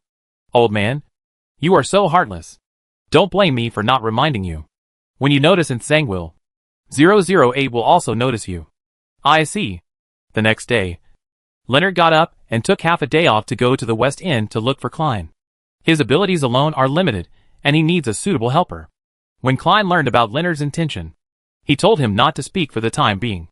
After dealing with Samuel and 008 intention last time, Klein has mastered some corresponding extraordinary knowledge. Without the protection of privacy, every word he said to Leonard may be known by 008. Making plans in advance simply won't work, and it's hard for them to hide 008's abilities. "We'll go to St. Samuel's and talk about it." Klein and Leonard returned to St. Samuel's Church in a carriage. The two of them directly explained the matter about Samuel to the Archbishop of the church, Anthony Stevenson. Archbishop Anthony understood and led them to a prayer room, indicating that they could speak freely. "It's like this. I learned from a friend that Samuel has a relationship with Prince Edsac, and even secretly arranged for coincidental events to happen to Prince Edsac many times." Leonard told all the information he heard from Hastur. It must be him. Klein suddenly had a spiritual premonition. Prince Edsac is a member of the royal family. Without any evidence, he cannot act casually. Archbishop Anthony reminded them. Leonard volunteered and said, "I want to contact Prince Edsac personally and find out Samuel. This is dangerous." Klein disagrees with Leonard's risky behavior. 008's ability to arrange coincidental events is very terrifying. And he can even use such damaging tactics as stomachache. Someone has to go and solve this matter. I am a member of the Red Glove team. The more dangerous it is, the more difficult it is to face it. But, Klein wanted to persuade him a few more words. But he was stopped by Archbishop Anthony. He looked at Leonard with admiration and then said slowly, "Since the church has sealed 008 before, it naturally knows how to avoid its prying eyes. If it wants to arrange a script for a person, it also needs to meet some prerequisites. And it is not arbitrary." Chapter 232 The Sacrificial Witch. Queens. Royal Estate. Prince Edsac originally wanted to spend some time with his beloved girl in bed, but was interrupted by a knock on the door. Angrily, he opened a corner of the quilt and took another look at the sleeping girl. His expression softened and his movements became much gentler. Get out of bed. Get dressed and open the door. After walking a little further, his face suddenly turned gloomy again, and he shouted, "What happened?" St. Samuel's church sent a clergyman, saying that he had something to ask His Royal Highness. What are they doing here? They didn't say it clearly. They just asked to see His Highness the Prince by name. Edsac went downstairs and came to the hall to meet the clergy from St. Samuel's church, who was unexpectedly young. There were 3 clergy in total. 2 of them were young and looked to be in their 20s, and the other was a little older. After a brief introduction, Edsac knew that the 2 young clergymen in front of him were named Leonard and Klein. "We are here mainly to ask about a series of coincidences that happened near Prince Edsac some time ago. It is inevitable that there will be some coincidences in life. Is there any problem with that? We suspect that this coincidence is not simple, but arranged by humans." Edsac frowned slightly. He had also been troubled by this problem recently, especially with Baron Hastur Campbell.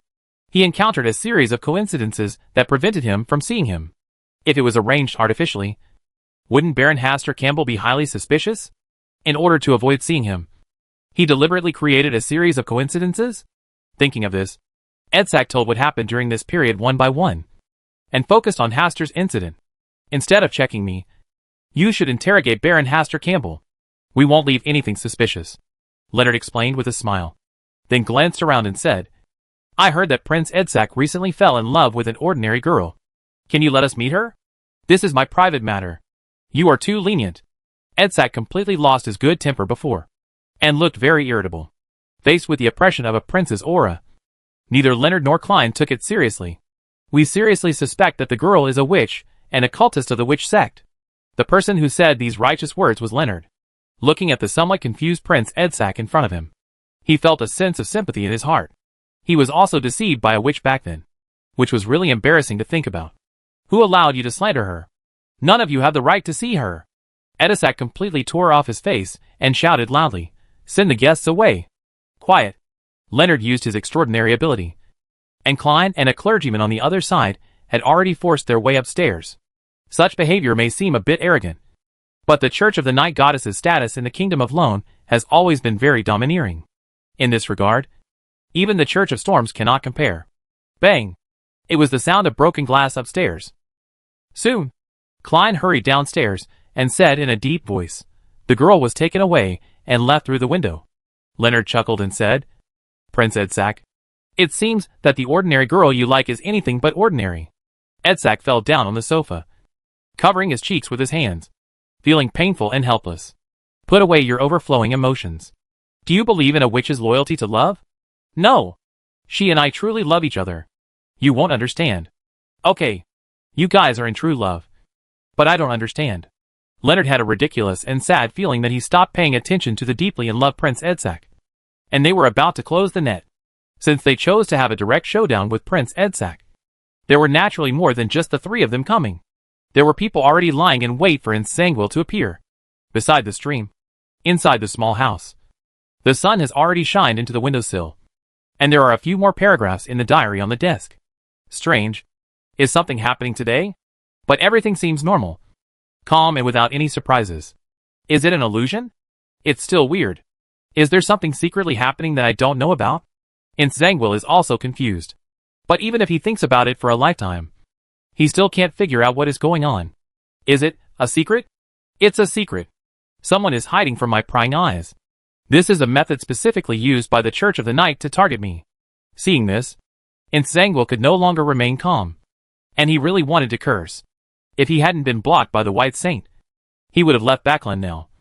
How could he have attracted the attention of the Church of the Goddess of Night? At this moment, he didn't care what was going on. He put away 008, took his diary, and prepared to leave. Then, he went to the train station and quietly left Backland. As soon as he walked away, someone found the hut by the creek. While Nsangwil could still escape, Panasia's whereabouts had already been discovered.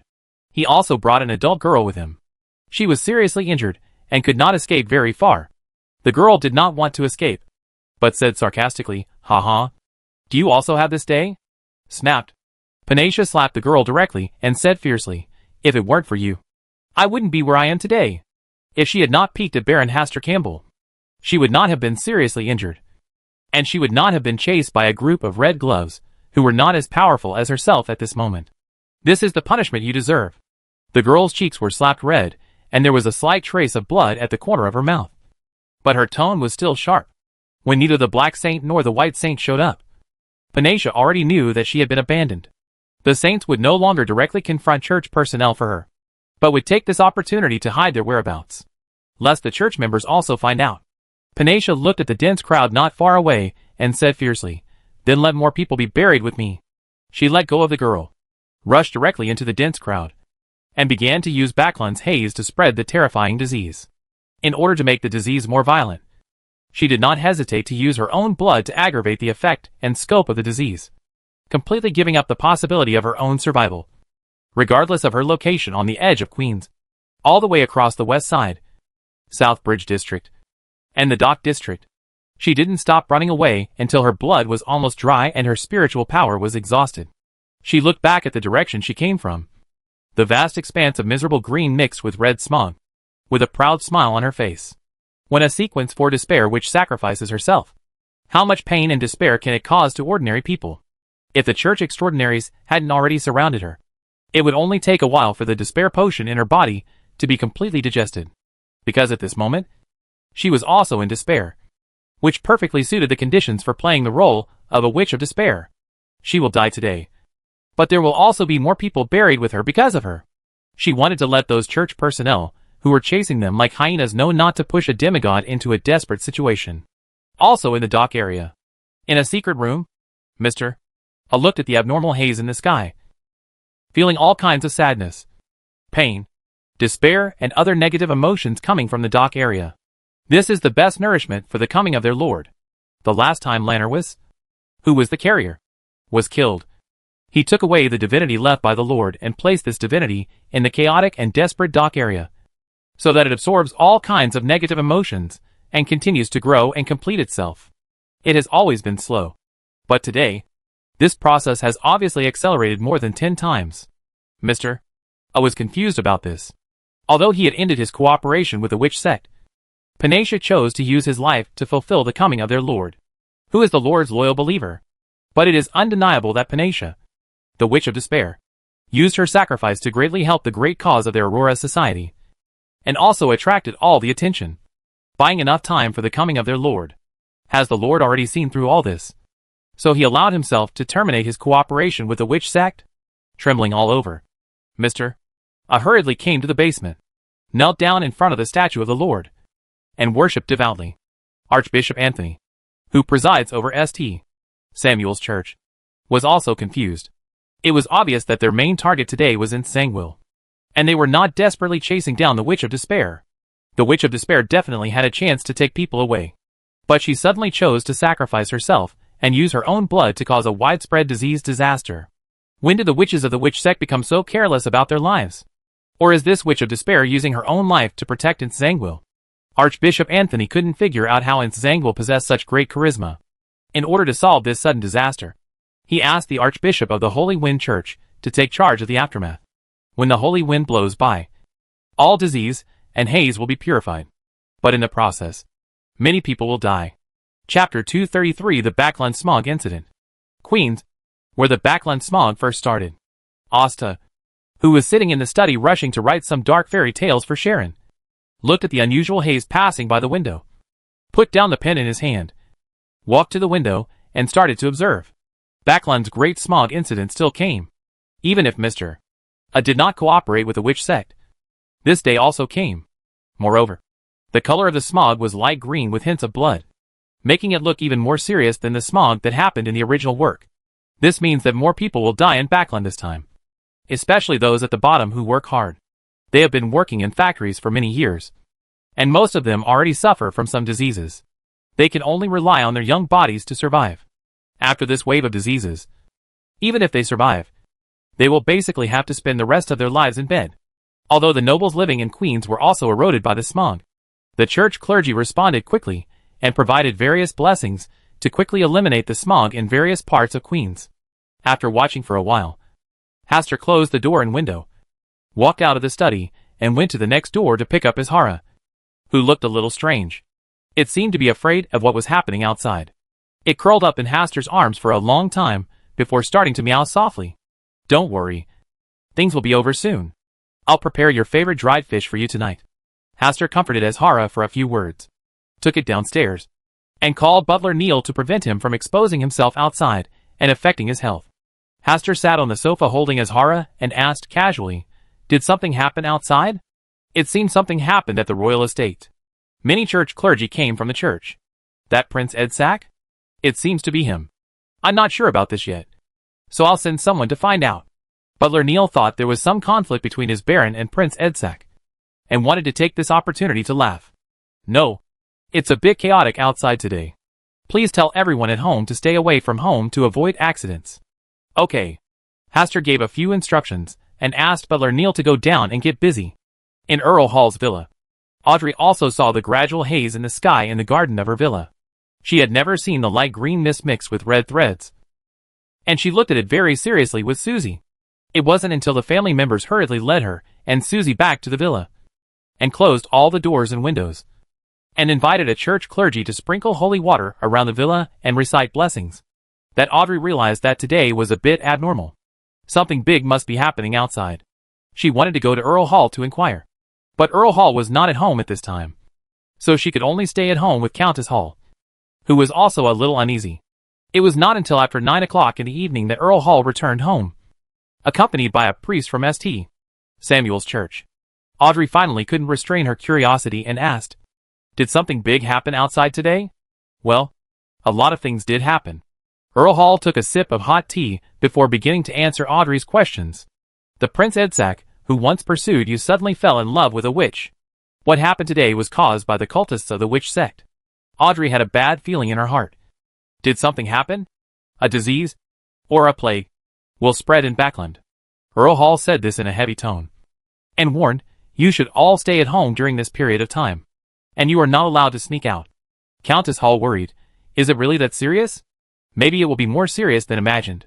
After eating, Audrey silently returned to her room, called Susie, closed the door, and then told Susie to go to Earl Hall's study to inquire about it.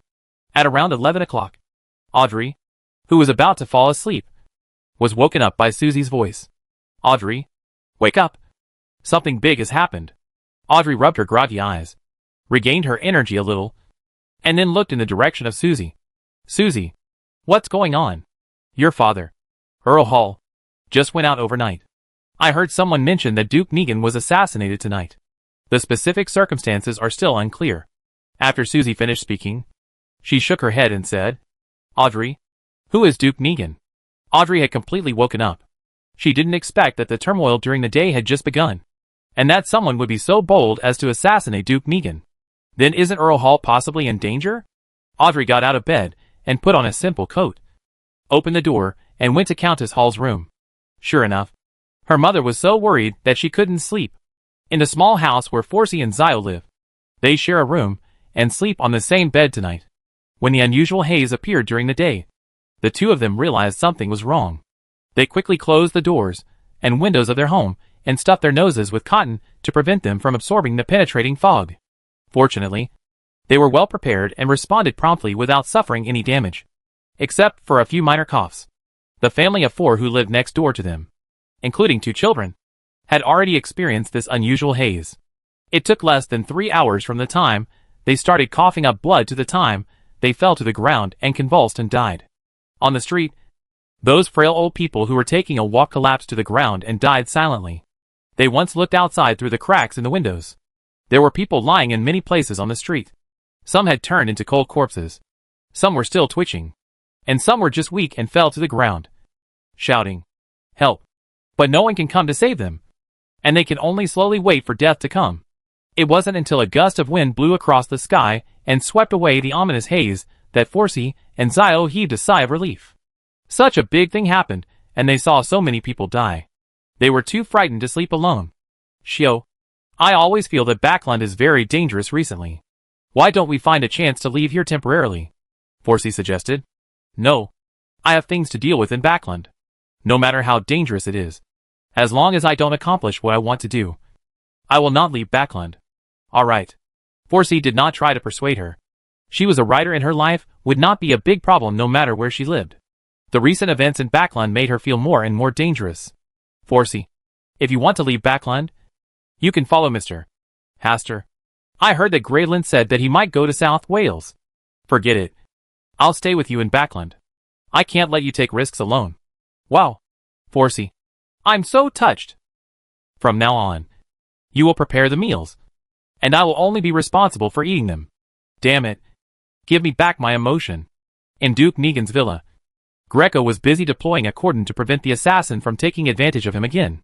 If he hadn't learned the relevant information from Haster in advance, Duke Negan would have definitely died in a very humiliating way on a woman's bed this time. At this time, Earl Hall, who had just arrived here, heard a scream on the second floor, and his heart skipped a beat. He quickly followed the attendant to the second floor. Before he saw Duke Negan, he saw Greg with an angry and sad face. He suddenly had an ominous premonition in his heart. Where is Duke Negan? Assassinated to death by his trusted secretary, Lockhart Siakam. Someone whispered about what just happened. Duke Negan, who had successfully avoided an assassination attempt and was only seriously injured, returned to his villa to recuperate, while Greco was arranging manpower for defense outside. Duke Negan's secretary, who had always been trusted by Duke, suddenly took advantage of everyone's carelessness and assassinated him. Duke Negan was resting in bed, and after assassinating Duke Negan, he successfully escaped. This was an unexpected turn of events. The secretary who always loyally advises Duke Negan actually attacks Duke Negan unexpectedly. Earl Hall sighed and remained silent. Too many things have happened recently, and it seems that some force is secretly targeting the Kingdom of Lone. Not only did something happen in the capital Backland, an armored fleet that was performing a mission at sea some time ago suddenly encountered a group of pirates. Not only did they fail to repel the pirates, but they were defeated by the pirates. Even an armored ship was taken away by the pirates. There is also nothing about the southern continent that can make people worry. At the train station, Sangwil, who had been hiding all the way, was preparing to take the train away from Backland. But then, he suddenly found a woman wearing a black dress sitting next to him. There was no sound of her arrival, and no one in the car knew of her arrival. Zangwil asked nervously, "Who are you?" "Panadia is dead. You need to stay in Backland to clean up her tail. If you want to leave, wait until a year later." "Are you the mysterious Black Saint?" Zangwil smiled bitterly. He knew that he could not leave Backland tonight, and could only obey the other party's arrangements. Chapter 234 Snowy Night. Burning fireworks. Tonight was very long in Backland. So long that many people could not see the red sun dispelling the darkness. The snow began to fall again, more quickly than before. And soon, the street was covered with a light white quilt. The homeless people who had trouble sleeping were disturbed by the snow and lost all sleep. They got up to find a warm place to live. After searching on the dark street for a while, I was attracted by the light of the fire. Someone, and quite a few of them, were carrying firewood. In the open space, a bonfire began to rise, and on top of the fire were corpses. Many people died on the streets during the day, and some people took advantage of the cold, snowy night to burn their bodies overnight to avoid the spread of the terrible plague. This is a real case that happened in many remote and small places, and it provides valuable guidance for them living in Backland. Only by purifying corpses with flames can the spread of plague be effectively avoided. Although the official reason given for what happened today is that the smog contained excessive amounts of toxic elements, which caused many people to become sick and die. The general public, who originally had a negative attitude towards official reports, simply could not accept that the cause of death was caused by environmental problems. They were more inclined to believe that it was a type of influenza or plague that had begun to spread in Backland. The source of influenza and plague is the homeless people who come to Backland from other places. It was they who brought the plague that spread misfortune to Backland. When the homeless people who didn't know anything wanted to borrow some light from the fire to keep warm, they were thrown into the burning pyre by the people nearby. This is not an isolated case. Some areas have begun to hunt down homeless vagrants, treating them as the source of the plague, and burning them at the stake. Some more extreme people have spread their targets to animals such as stray cats and dogs, believing that they are also symbols of uncleanness. Once the fire is ignited from everywhere in Backland, it is difficult to extinguish it. The Queen's District late at night was not much different from usual. The news of Duke Negan's death did not spread throughout the aristocratic circle for a while, but Hastur still knew. It was Greco who sent someone to inform him, and also invited him to the villa where Duke Negan was staying. At 3 or 4 o'clock in the night, Hastur still accompanied Greco to deal with some matters surrounding Duke Negan's death. Greg, who was temporarily free, took Hastur to the study and closed the door. With a face full of exhaustion but full of hatred, he said, Asta, I want to know who is assassinating my father in the dark. You must know who it is. Tell me. We are good friends, aren't we?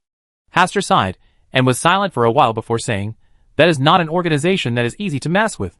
Once you say its name, it will bring unfortunate disasters to you. Greco forced a smile and said, Asta, you should also understand my temper. If I were afraid, I would not insist on asking you this question tonight. Greg, I do understand your character, but you don't understand the horror of that organization. If you believe me, when the time is right, I will tell you the answer. This is out of concern for my good friend. Hastur still did not choose to tell the truth about Greg. Greg had no secret authority. Once he learned about the Twilight Hermits, Adam also learned about his existence. Maybe Adam didn't care about this little flame of revenge, but there was no guarantee that no one would want to extinguish this flame to prevent any accidents from happening. Because Greg will inherit the title of Duke Negan, and with the help of his uncle, he will soon become another Duke Negan in the future. The Twilight Hermit chose to kill Duke Negan because Duke Negan was in the way and could affect the tide of the times. Hastur doesn't want Greg to become the second Duke Negan. Asta. Greco finally endured it, put his hand to cover his cheek, and said painfully, Asta, will you help me take revenge on that organization? Meeting. Okay. The person who assassinated my father tonight was his always trusted secretary Lockhart Siakam.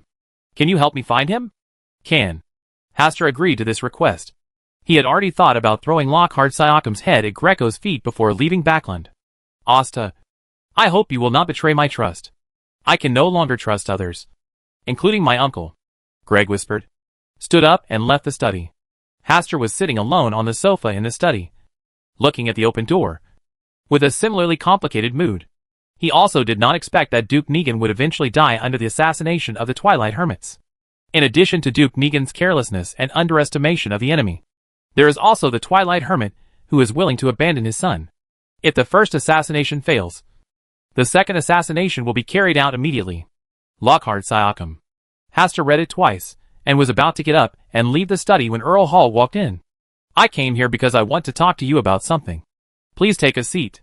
Earl Hall sat opposite Hastur and looked at him for a while before saying, although Duke Negan passed away unfortunately, your trip to South Wales has been decided. According to this situation, you will go to South Wales after the year. County. Do you need any help? I lack some funds to use. Hastur bluntly stated that he needed some money. Although the money he had saved during this period was enough for his own expenses, who would think it was too much money? You can do as many things as you have money. The more of these things, the better. This is easy to handle. I can help you apply for a fee in front of the king. But the fee will not be too much. It should not exceed 100,000 gold pounds. 100,000 gold pounds? This is already a lot. Hastur sighed inwardly at Earl Hall's generosity, but said in his mouth, I will save some flowers. If it is not enough, I think the Grand Duke of Southwell will also support me a little. That's true. You are going to South Wales this time to help him share the pressure. If you have any needs, he should indeed satisfy you. After talking about this matter, Earl Hall mentioned what happened today, including the assassination of Duke Negan. The kingdom is currently on the cusp of a storm. There are always some people who hope that the kingdom will become more chaotic. I think what happened today is all about people with good intentions trying to shake the foundation of the kingdom. Well, your thoughts are similar to mine. But do you really think so? Earl Hall seemed to have seen through something, and seemed to be testing something. The death of Duke Negan may also involve the dispute between the old and new parties of the nobles. Hastur could only come up with a sharper point of view to satisfy Earl Hall's speculation. Earl Hall was silent for a while, and then said, "Then do you think I am a new party, or an old party?" "New party." Asta gave his answer without hesitation. Although Earl Hall is very close to Duke Negan, his series of actions are more in line with the new party's style. Duke Negan also knows this very well. But the Negan family is in trouble, and can only make up for it through means, but cannot change its position. Our king is also a new party. Asta gave another more weighty sentence. Earl Hall shook his head and smiled. "No. Our king. He is a party of his own." Hastur just smiled and said nothing. Of course he knew that the king is the king and the party is the party. But sometimes people cannot appear too smart, especially when there are only two people getting along. To him, there was no difference between the new party and the old party. As long as Earl Hall did not ask about the Twilight Hermits. The snow was falling harder and harder outside, and the streets were covered with a 2-finger-thick layer of snow. But the burning fire was also getting bigger and bigger. It wasn't until dawn that the flames on the bonfire gradually extinguished, leaving only curls of light smoke rushing into the sky along with the smoke clouds discharged from the chimneys. No matter what happened yesterday, the factories that should be open today are still open, and those who can work are going to work. As for how many people have been lost overnight, no one will ask this question, because even if they ask, they can't count clearly. The focus of Backlund's attention today was the assassination of Duke Negan last night. The king was furious, and the Prime Minister also expressed his determination to punish the murderer severely. On this day, the front page news of all newspapers in Backlund was about this incident, as well as the arrest warrant for the murderer of Duke Negan. The reward offered by the Negan family alone is worth 100,000 gold pounds. This is a huge wealth, and not only ordinary people are excited, but also many extraordinary people are eager to try it, because as long as you provide valuable clues, you can receive huge rewards ranging from hundreds to thousands of gold pounds. Zio and Forsey were very excited, especially Zio, who soon became full of energy and started going out to do errands. Leonard and Klein, who have been working together to track down Nsangwil, are also very interested in this reward. If it weren't for the need to track down Nsangwil, Klein would have planned to go above the grey mist to divine relevant information, and he might have been able to earn hundreds of gold pounds from the pockets of the Negan family. It was already 2 or 3 o'clock in the afternoon when Hastur left Duke Negan's villa. As soon as he came back, he took a bath and then went to bed to rest. When I woke up, it was already after 9 o'clock in the evening. He went downstairs to eat something, petted the kitten for a while, and then returned to the room under Azhara's reluctant eyes, lay on the bed, and entered the Palace of Stars. He is also very concerned about the whereabouts of Lockhart Siakam. There are only about 10 days left before the new year, and he strives to give a big gift to Greg before the new year. Earl Hall told him that he would leave for South Wales within 10 days of the year. In other words, there is not much time left for him to help deal with Lockhart Siakam. Twilight Hermits. This time I will kill one of your members first, and use his head to tell you something. There is a price to pay for influencing the tide of the times. Chapter 235. The sun is also one of the stars. Lockhart Siakam, the secretary deeply trusted by Duke Negan, has a story that is not simple. Not only is he a powerful Beyondor, but he also happens to be on the same path as himself. He is the Sequence 5 Chaos Mentor. This information was provided by Greco to help Hastur find Lockhart faster. Under the prying eyes of fate, Lockhart's traces were hidden, and Hastur soon saw his hiding place. A manor, very large and luxurious, not smaller than the manor of Duke Negan's family. At this moment, he seemed very satisfied with his masterpiece, and was drinking wine leisurely, not at all afraid that anyone would track him down here. Royal estate? After Hastur recognized the origin and specific location of the manor, he withdrew his gaze to spy on the fate. Lockhart is hiding in the royal family's estate. This is not surprising news, because the king of the Kingdom of Lone is cooperating with the Twilight Hermits. Maybe the assassination of Duke Negan was also tacitly approved by the king, or he offered to just use the help of the Twilight Hermits to help him eliminate his targets. In the new wave of the times, a powerful and established noble like Duke Negan is indeed a hindrance. This Lockhart is an extraordinary person on the Black Emperor path. He may be loyal only to the king, and initially stayed with Duke Negan just to monitor his every move. One more reason to oppose George III becoming the Black Emperor. Hastur murmured and turned his gaze to the star where Adam was. Adam still guarded his small church and had no plans to go out, which frustrated Hastur's hope that he would convene a meeting of the Twilight Hermits. Then he turned slightly and looked at the light spot where Mr. A was selected by the true creator. At this moment, Mr. A was kneeling in front of the statue of the hanged man. In front of him, there was a red copper coffin, with faint fluctuations of divinity coming from inside. The divinity extracted from Monruth? The breath of new life is getting stronger and stronger. And there is a possibility of being born into the world at any time. It should be during this period that the despair smog incident caused by the Witch of Despair gave it a huge amount of nourishment. Can I turn this unborn descendant of the evil god into my believer? An idea suddenly came to Hastur's mind. In his observation, although the divine power in the coffin came from the true creator, it had not yet begun to give birth to its own consciousness. And the consciousness of the true creator had not yet fallen into it. On the body.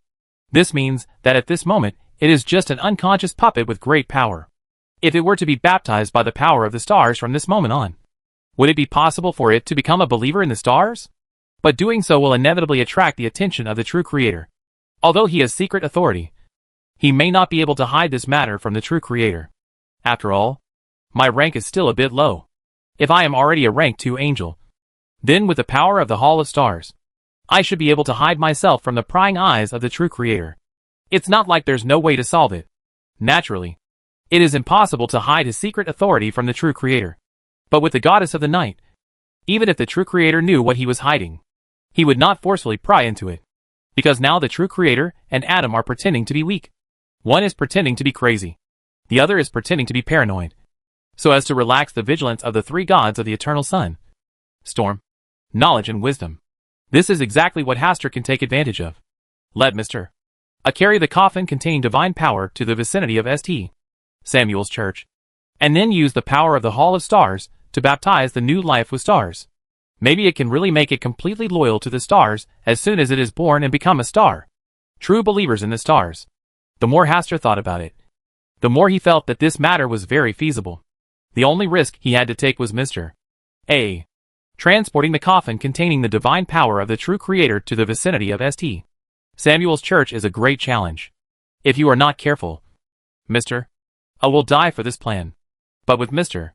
A's level of madness, he would not refuse such a challenge. Hastur thought for a while, and decided to wait. He would take a peek at the relevant fate first, and wait until he left Baklan before taking action. Even if something unexpected happened, it would have nothing to do with him in South Wales. Withdrawing his gaze, Hastur scanned the bright stars as usual and found nothing unusual. He stretched out his hand to summon the 4th chain of order, gently stroked the slightly warm chain, and began to think about which appropriate rule to formulate. The first chain of order is the foundation of order, which includes the path of judgment and gives him the ability to formulate rules. The second chain of order is destiny, the eyes that peer into destiny. The third chain of order is secret and belongs to the path of night. This time, he wanted to extend his tentacles into the extraordinary realm where the true creator and Adam reside. The extraordinary paths to choose from are audience of Adam, secret prayer of the true creator, sailor of the storm, omniscient knowledge, and the path of the sun. Hastur ruled out the path of the true creator from the beginning, because the extraordinary abilities of this path were of little use to him. Aurora Society extraordinaries like Mr. A, who have been exposed to everything related to the true creator since the beginning of Sequence 9 Secret Prayer, are easily contaminated by the true creator. The shepherds, the most powerful among the demigods, are also dispensable to Hastur. They herd the souls of extraordinary people to obtain related extraordinary abilities, and their behavior at this moment is equivalent to a luxurious and enhanced version of the shepherd. People. Hastur also doesn't like the 2 paths of storm and knowledge very much. In the end, his only goals were the audience path and the sun path. The audience is the child of the version, and is definitely the best choice before it is weakened. It just so happened that he met the Twilight Hermit again. This extraordinary path really met his current needs. The future of the sun path is promising, and choosing it may usher in a comeback in the later stages, especially when the superstar lord gradually swallows up the power and authority of the eternal blazing sun. If we can catch up, it's hard to say whose hands the sun will be in. Moreover, the sun is also one of the stars, which can also be regarded as part of his authority. Hastur thought again and chose the sun path. First night, then sun. A very balanced choice. After thinking about the idea, the next step is to formulate descriptive words for the relevant rules. There is no need to rush this. You can take your time. Backlund's story about Duke Negan's assassination is still fermenting. But even though many Beyonders were searching in secret, they couldn't find any trace of Lockhart. Zio sighed repeatedly as she walked on the streets of Queens. In order to get the huge bounty, she came to Queens to look for relevant clues. But she couldn't find anything. It was so expensive here that she couldn't even bear to eat lunch here. She could only bring some snacks with her, so that she could have a big meal when she went back in the evening. Just when she was feeling depressed, a carriage stopped in front of her. She subconsciously looked up and quickly recognized the origin of the carriage. "Get in the car." Zio nodded, then got on the carriage, opened the carriage curtain and walked in. The person inside was indeed Mr. Hastur. "Mr. Hastur, I didn't expect to meet you here. I live around here." Zio felt that his first sentence was stupid. "Are you here for the Negan family's huge bounty?" Well, would Mr. Hastur want to get involved too? Zio cheered up again. She was happy to find a partner. "I know some clues, but it's just not easy to investigate." "Clue?" Zio's eyes suddenly lit up. The huge reward offered by the Negan family, even for just one useful clue, could be worth hundreds of gold pounds. If the assassin can be found, there will be a more generous reward. "Mr. Hastur, do you want to cooperate with me?" Zio quickly corrected his posture. "That's right. I'll provide you with a piece of information, and you'll be responsible for investigating it. If the information is true, we can share the bounty equally." No. It's enough for me to take 30% of the bounty." Zio was very self-aware, and knew that Mr. Hastur in front of her was specifically giving her a business deal. Otherwise, he could hire someone else to do it instead of working together. "No. Just split it equally. And the reward should be consistent with the risk." "Is this task difficult?" Zio's heart skipped a beat, and she felt a little scared. "This is the specific information about the assassin. You can read it first, and then decide whether to cooperate with me." Hastur handed Hugh the internal information from Greco. This information comes from MI9, and is private information. It is basically impossible for wild extraordinary people like Zio to see it. Many people only think about the huge bounty given by the Negan family, but they don't know how strong the assassin is. Sequence 5. Zio explained when she saw the key information. It would probably only take one finger for such a being to crush her to death. But she still had to bite the bullet and read all the information. Even if she refuses this cooperation, she can sell it for a good price just based on the content of this document. After reading and remembering it, Zio's face changed slightly, and his tone was awkward. "Mr. Hastur, the other party is a strong man in Sequence 5. If the mission is too dangerous, I can't risk my life. Huge gold pounds are indeed tempting, but it also depends on whether you have the life to enjoy this wealth. The task is not too difficult, and you don't even need to appear in person." "Really?" Zio's eyes lit up again. "I suspect that the assassin is hiding in a royal manor. All you need to do is spread the news and trigger the church to search the royal manor. I'm good at this. Isn't it just spreading news and rumors?" Professional counterpart Shio was really moved. She could achieve this goal as long as she carefully concealed her whereabouts, and then pretended to reveal the news casually. No. She can sell this news, and the contents of that information multiple times, so that no matter whether it succeeds or not, she can get a hard-earned fee. When she spoke her mind, Hastur acknowledged her behavior, and told her to be careful and not to rush. "Don't worry. I'm very good at disguising my identity." Zio smiled happily and confidently. Asta looked her up and down and understood why it was easier to draw on white paper. Chapter 236 Late Night Hunting. Drink Augustus, the former Grand Duke of South Wales of Lone Kingdom. Back then, he was stationed in South Wales, and any pirates who dared to land to rob were killed by his thunderous means. In order to serve as a warning to others, he also ordered the pirates' bodies to be strung up on wooden stakes and placed on the coastline. This kind of iron-blooded behavior makes all pirates afraid of it, and they dare not go ashore to rob fishermen and towns on the seaside. Times have changed, and the current Grand Duke who guards South Wales is no longer as tough-minded as his predecessor. Instead, he only knows how to have fun and enjoy himself, allowing pirates to become rampant again. Many people, including some members of the royal family, have not seen the legendary former Archduke of South Wales for a long time. He has been living a secluded life in his manor, and has not appeared in official events for many years. "Let's go. The Duke wants to see you." "Yes." Lockhart followed the attendant respectfully, and headed towards the depths of the manor, to a 5-story tower that didn't look very impressive. Lockhart finally met the former Archduke of South Wales of Lone Kingdom, Drink Augustus. This is one of the strongest pillars behind the current king and has a great reputation. After assassinating Duke Megan, he quickly fled here to seek asylum from the Grand Duke. As long as he has the protection of this Grand Duke, he is absolutely safe. Lockhart was secretly shocked when he saw him for the first time. The Grand Duke did not look old. His black hair was mixed with some silver threads, and there was no beard on his face, which made him look much younger. As the former Archduke of South Wales, his actual age is at least 67 years old. But few people know his exact age. You did a pretty good job at this. Thank you, Grand Duke, for your compliment. Lockhart lowered his head. You can stay here with peace of mind during this period, and you can leave when the storm passes. Thank you, Grand Duke, for your protection. What is the current situation in the kingdom? Lockhart began to describe the current situation in the Lone Kingdom to the reclusive Grand Duke. Holy Wind Church. Someone sent a secret message today, saying that they had discovered the whereabouts of the assassin who assassinated Duke Megan. The current hiding place is in the suburban manor of Archduke Drink Augustus. This source of information was the intelligence of the wild extraordinaries scattered in Backland by their Church of Storms. Most people have long forgotten the existence of Archduke Drink Augustus, so the credibility of this news is extremely high. But this matter is very difficult. Grand Duke Drink Augustus himself is powerful, and a powerful beyonder. And behind him stands the lone royal family. If it is true that the Grand Duke provided asylum to the assassin, then it is difficult not to think that the assassination of Duke Megan came from the king's instruction. This is a major event that can divide the royal family and the great nobles.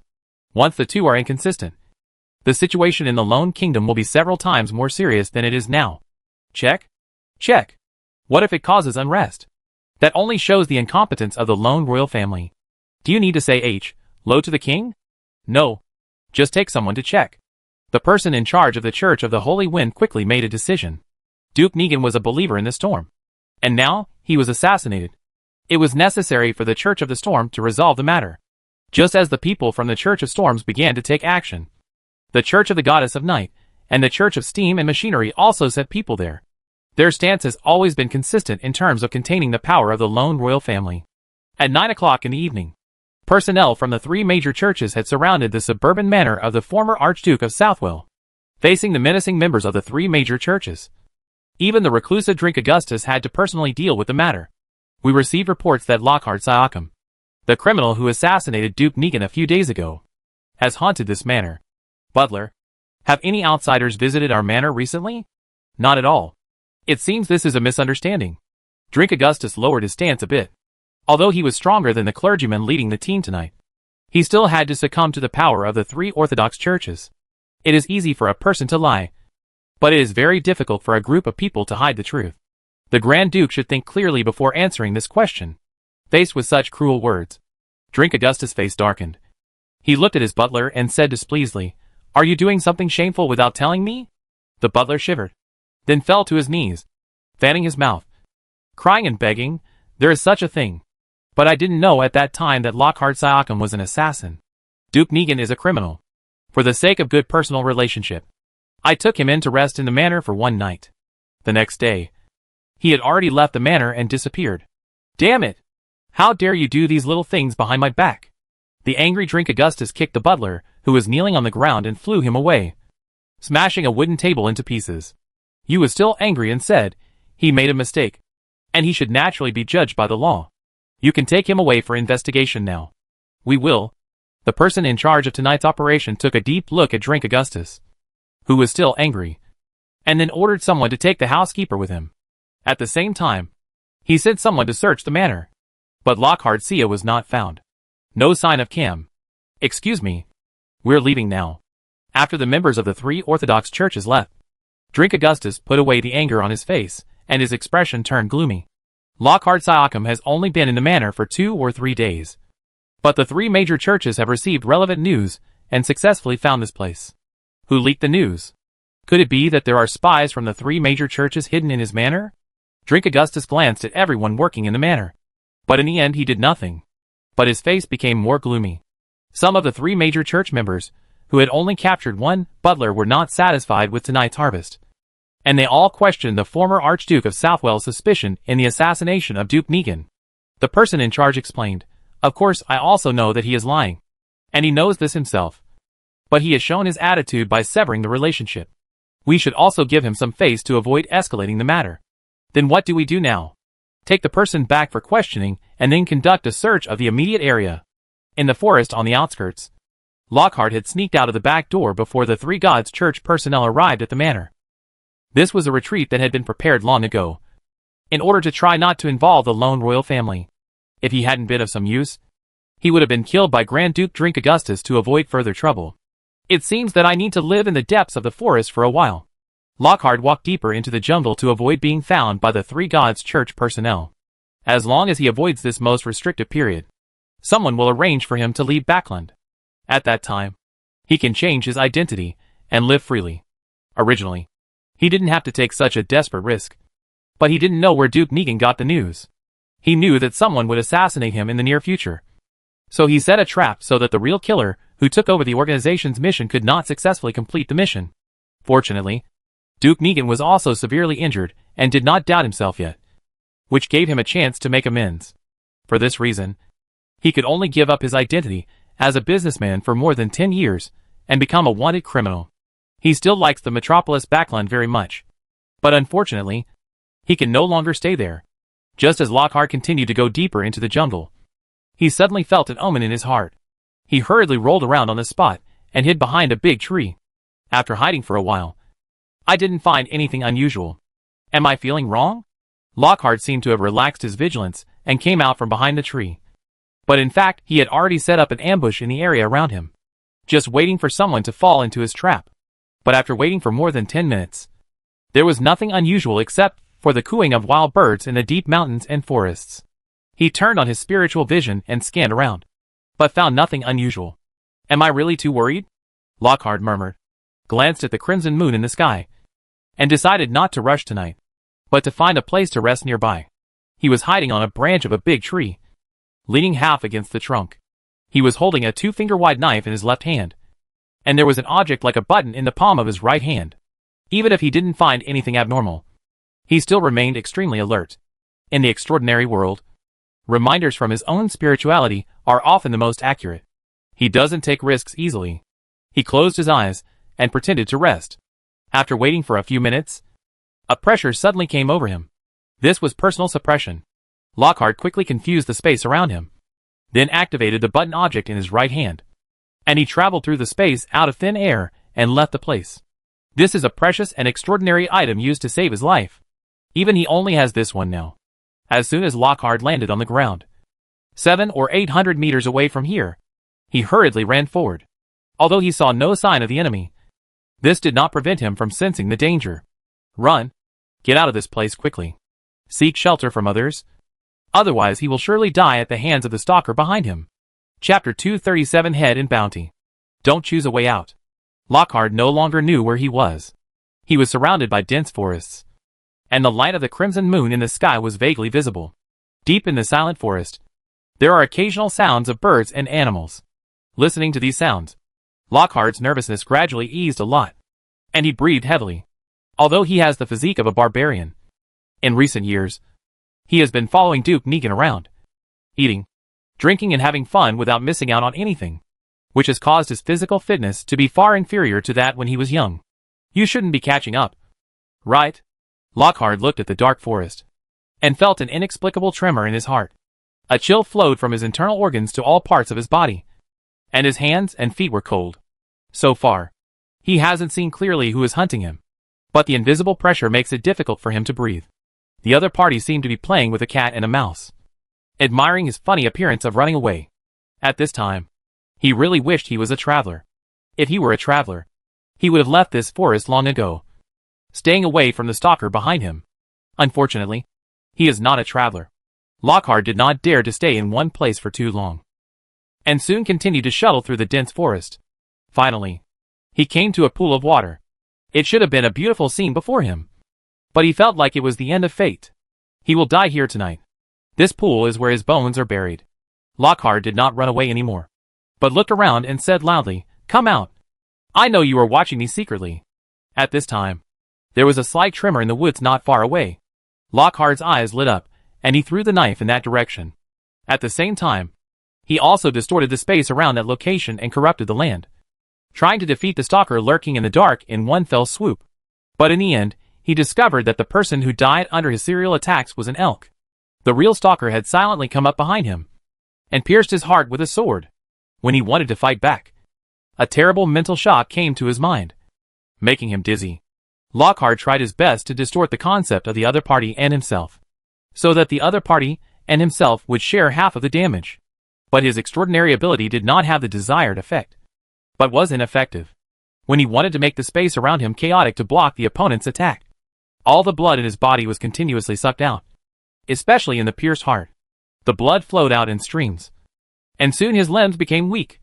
And then, there was no room for resistance. Lockhart lay down forward, squirming and struggling on the ground, and finally turned his head and looked at the person who was chasing him tonight.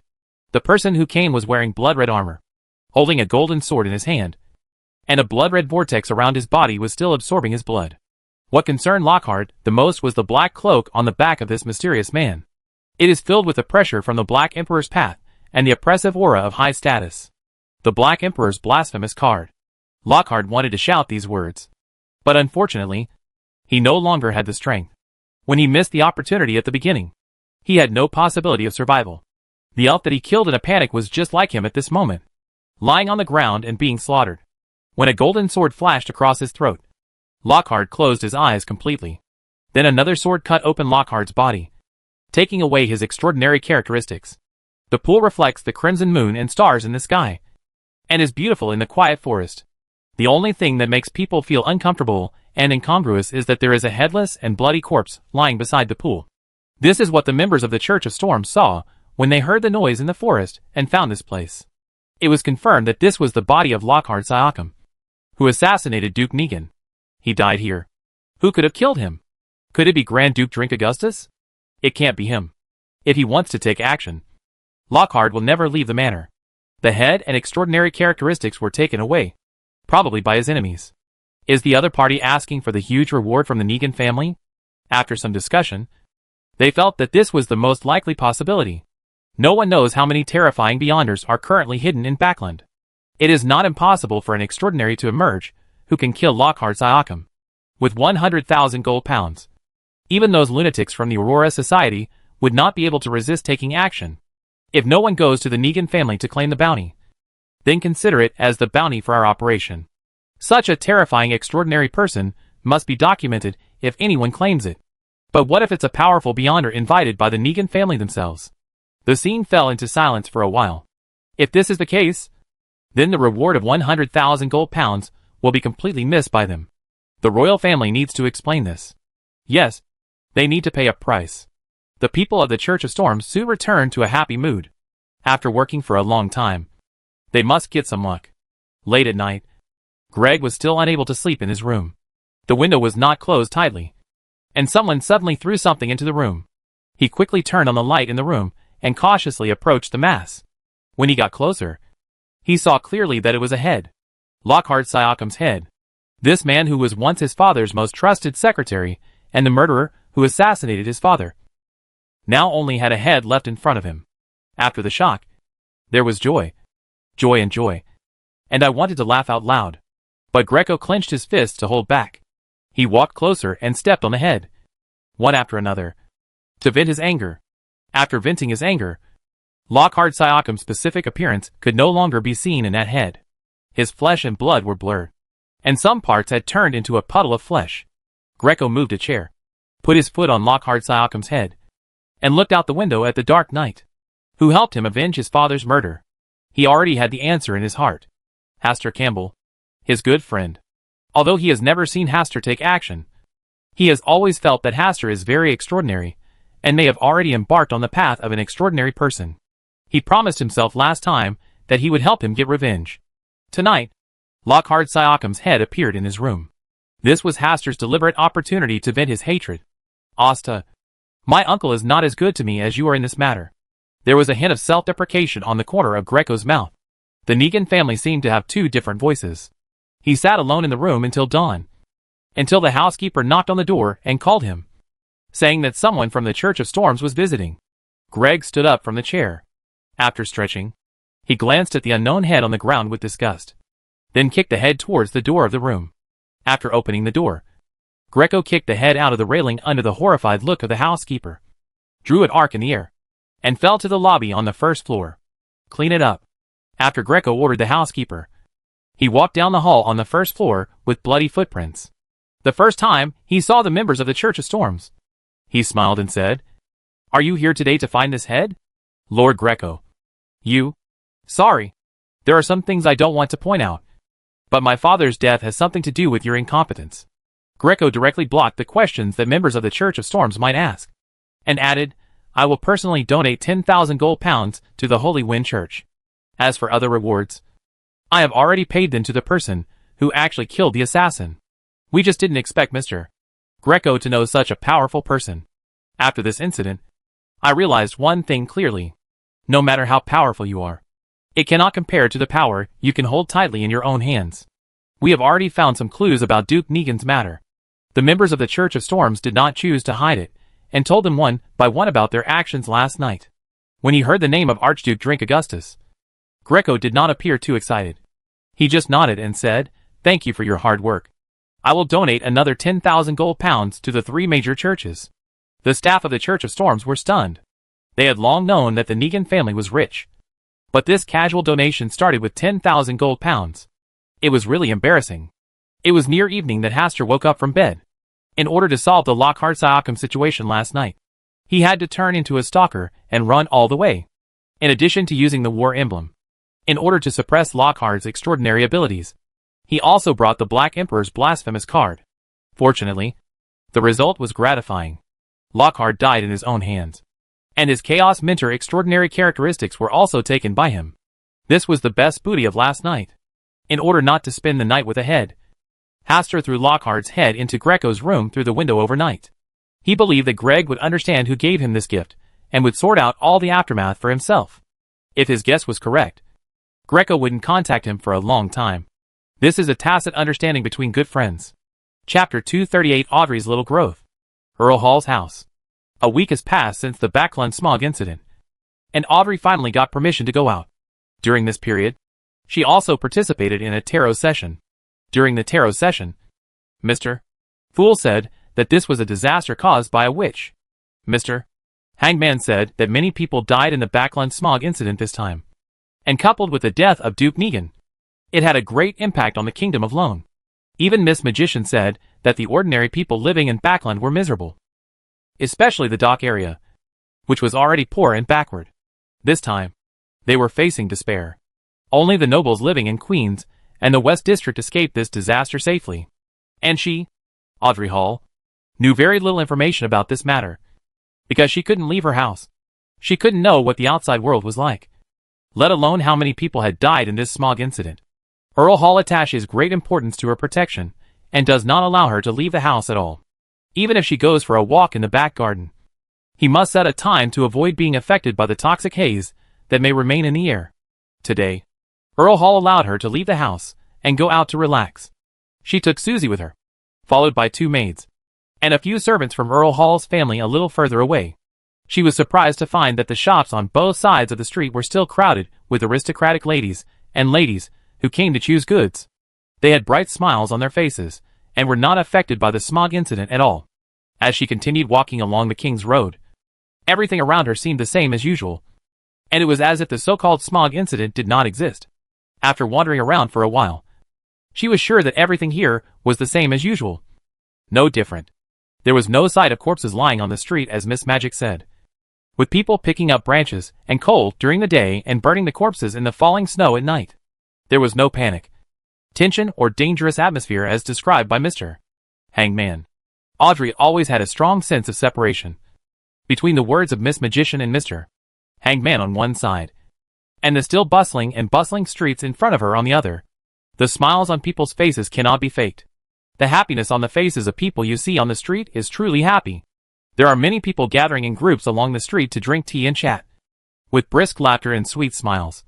Everything is beautiful. Has the impact of the Great Smog incident really passed? Or maybe this matter is not as serious as Miss Magician and Mr. Hangman said. She really wanted to chat with someone and find out the real changes in Backlund during this period. but Susie next to her, the personal maid, and the attendant behind her, who were responsible for protecting her, were obviously not suitable chat partners.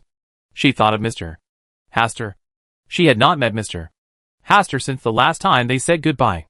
It was said that he was very busy now, and was preparing to leave Backland. Is it really okay to bother me like this now? Audrey sighed slightly. In the end, she did not choose to disturb him. Instead, she chose a shop that looked relatively deserted and quiet. She ordered a cup of hot tea and some small desserts, and looked along the window to the street outside. Carriages passed by on the road, and the horses' hooves intertwined with the ground to create an intricate piece of music. Do you want to go to the dock area that the magician mentioned? Audrey suddenly had such an idea in her mind. She had never really been to the dock area except when she went out on a ship. She had the impression that there were many busy workers there. She didn't know the details, but it is obviously impossible for her to go there alone.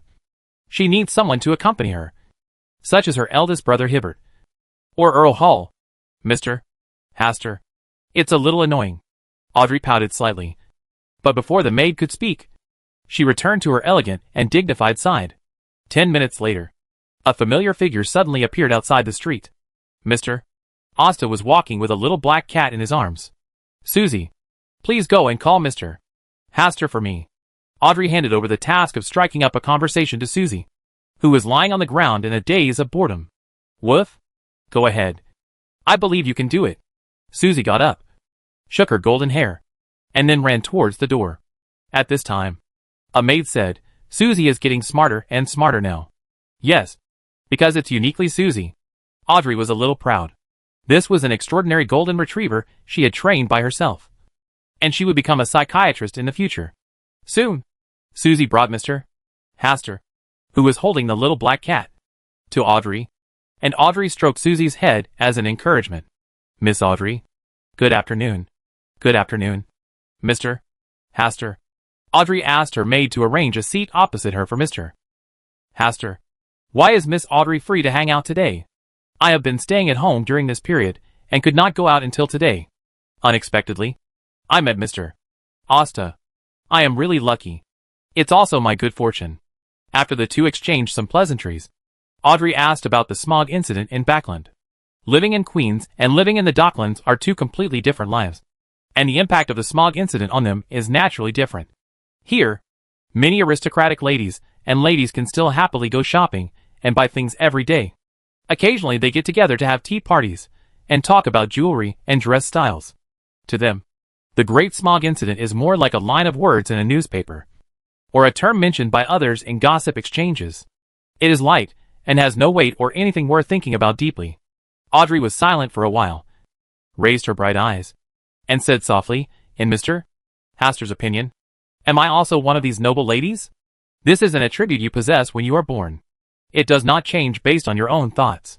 There is no need for you to deny it, because this is your daily life. Then can I see a different life? Of course you can.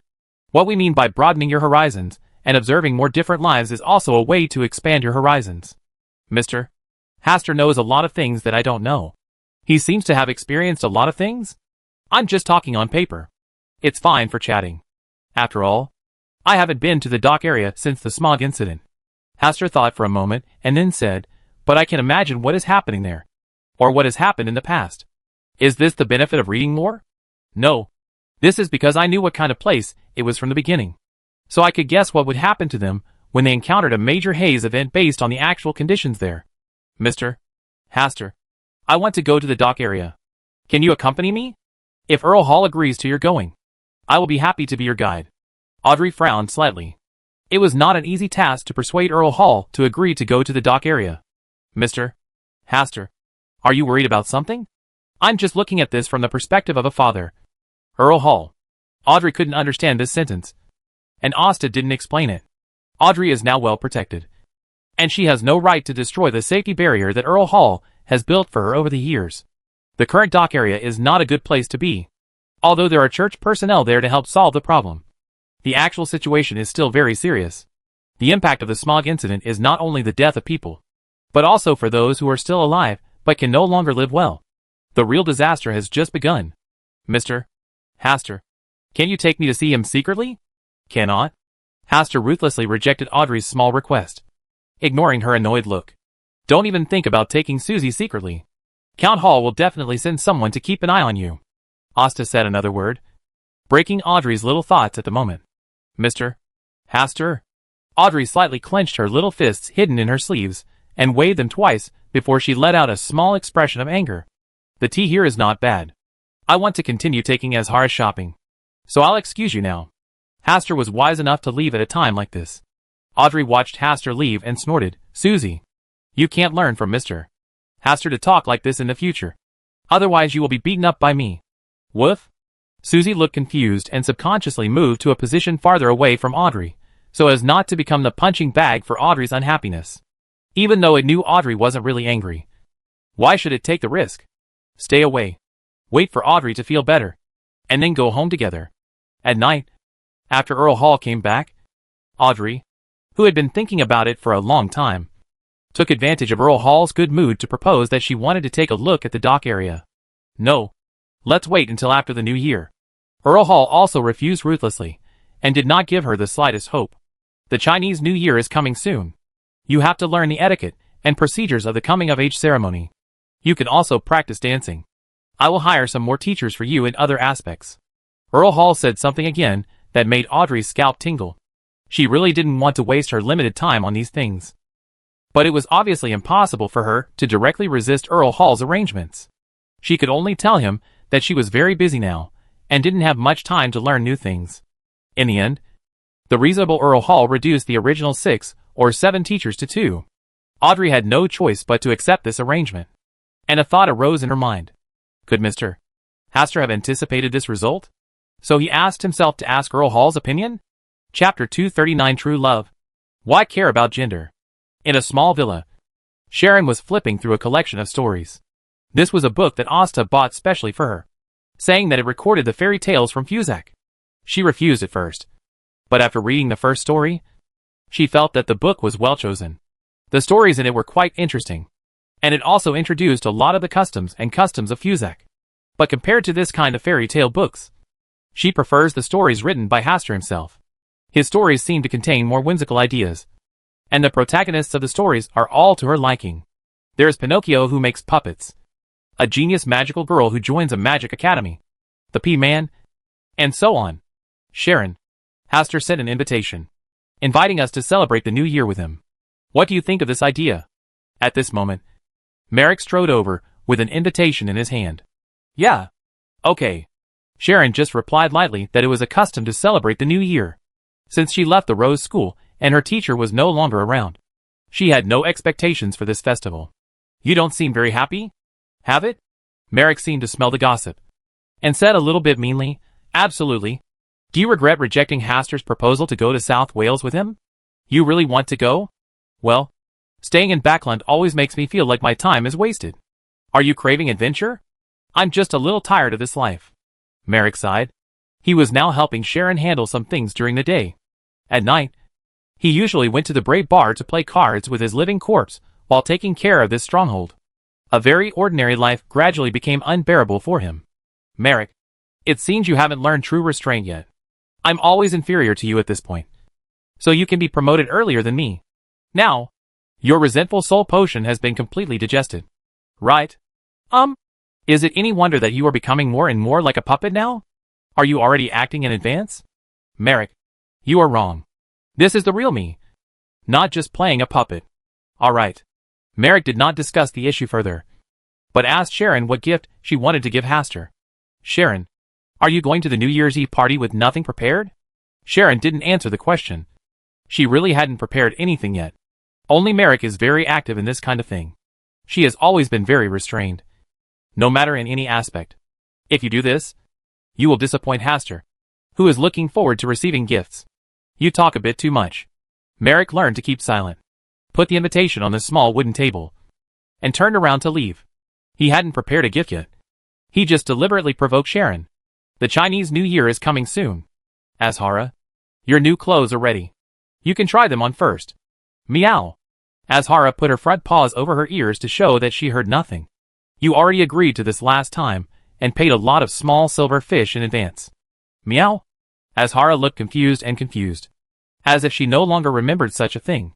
You also agreed to wear a new outfit every month from now on. Meow.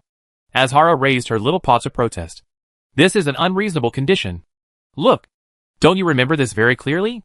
Azhara shrugged her head, and was handed to the maid by Hastur to try on new clothes. Hastur himself also wants to try on the dress for the banquet. As the new year approaches, there are more and more banquets among nobles. Even though he tried his best to decline, there were always some banquets that he couldn't avoid.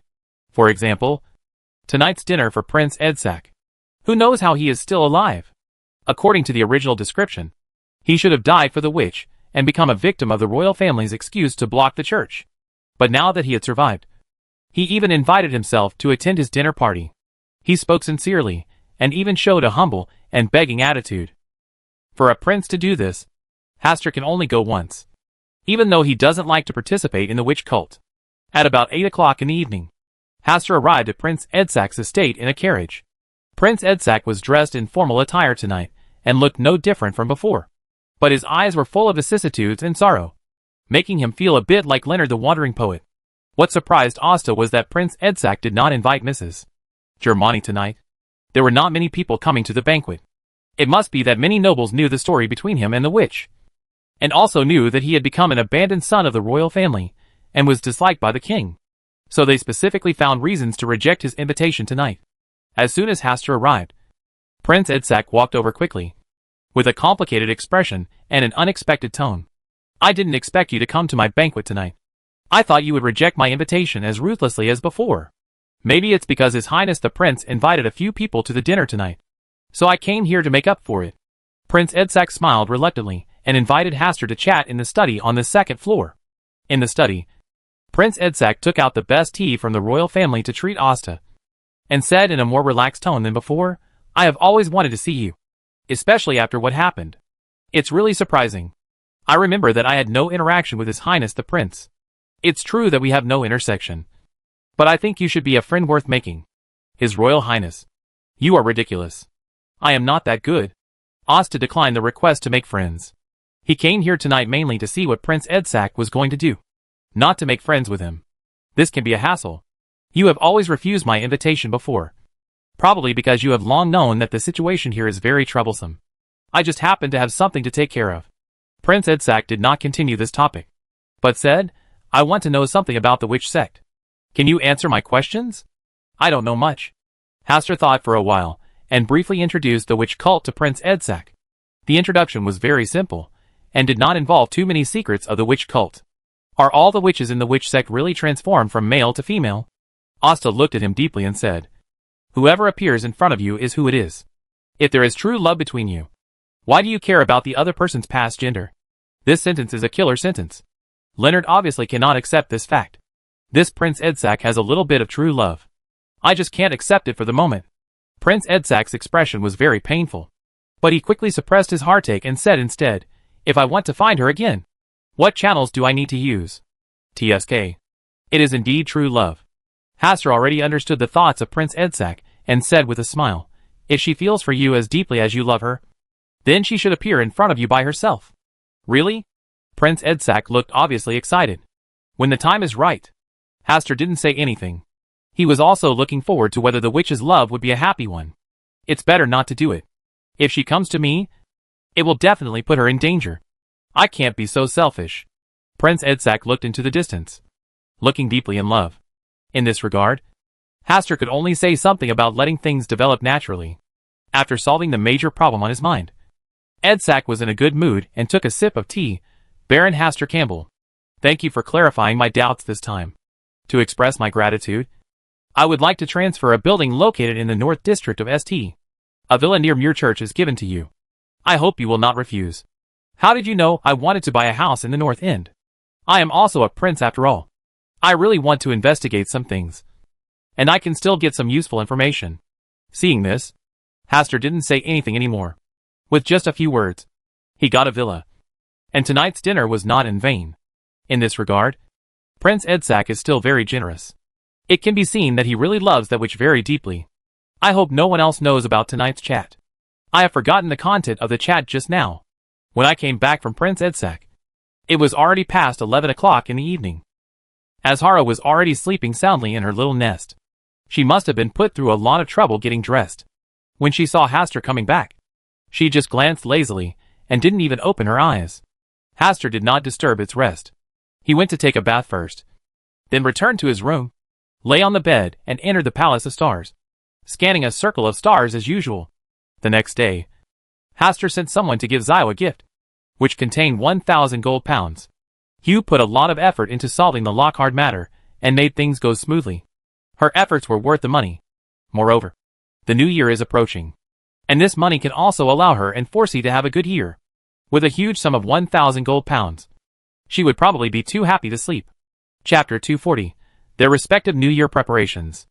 After opening the box and seeing a large pile of 10 gold pound banknotes inside, Shio was stunned and even stopped breathing. After a while, she tried hard to suppress the excitement in her heart and kept waving. Forsey, did you see it? It's 1,000 gold pounds. Forsey was attracted by the sound and came over. After seeing the 1,000 gold pounds in the box, he said with envy, with so much money? Zio, you must have sold yourself to Mr. Hastur, right? What are you talking about? This is the money I earned through my own efforts. Zio looked proud, and then told Forsey about the cooperation between himself and Hastur. She thought that giving her 100 or 200 gold pounds would be a lot, but she didn't expect that it would be 1,000 gold pounds. When she spread the news before, she also took the opportunity to sell a lot of information and earned about 80 gold pounds. Now it is a huge sum of money. She was so excited that she didn't know how to spend the money. She would definitely not be able to sleep tonight. It's obvious that Mr. Hastur felt sorry for you and deliberately gave you some work. Humph. Just continue to be envious. This is 1,000 gold pounds, which is enough to cover the entire royalties of your entire book. Right? Forsey did not answer. Her royalties for a book were not that much. They were usually between a few hundred gold pounds, and she had never received more than 1,000 gold pounds. Zio smiled so hard that his eyes narrowed. He patted his chest and said, "Don't worry. I won't forget you. I will cover all the expenses for the new year this year." Real? Of course it's true.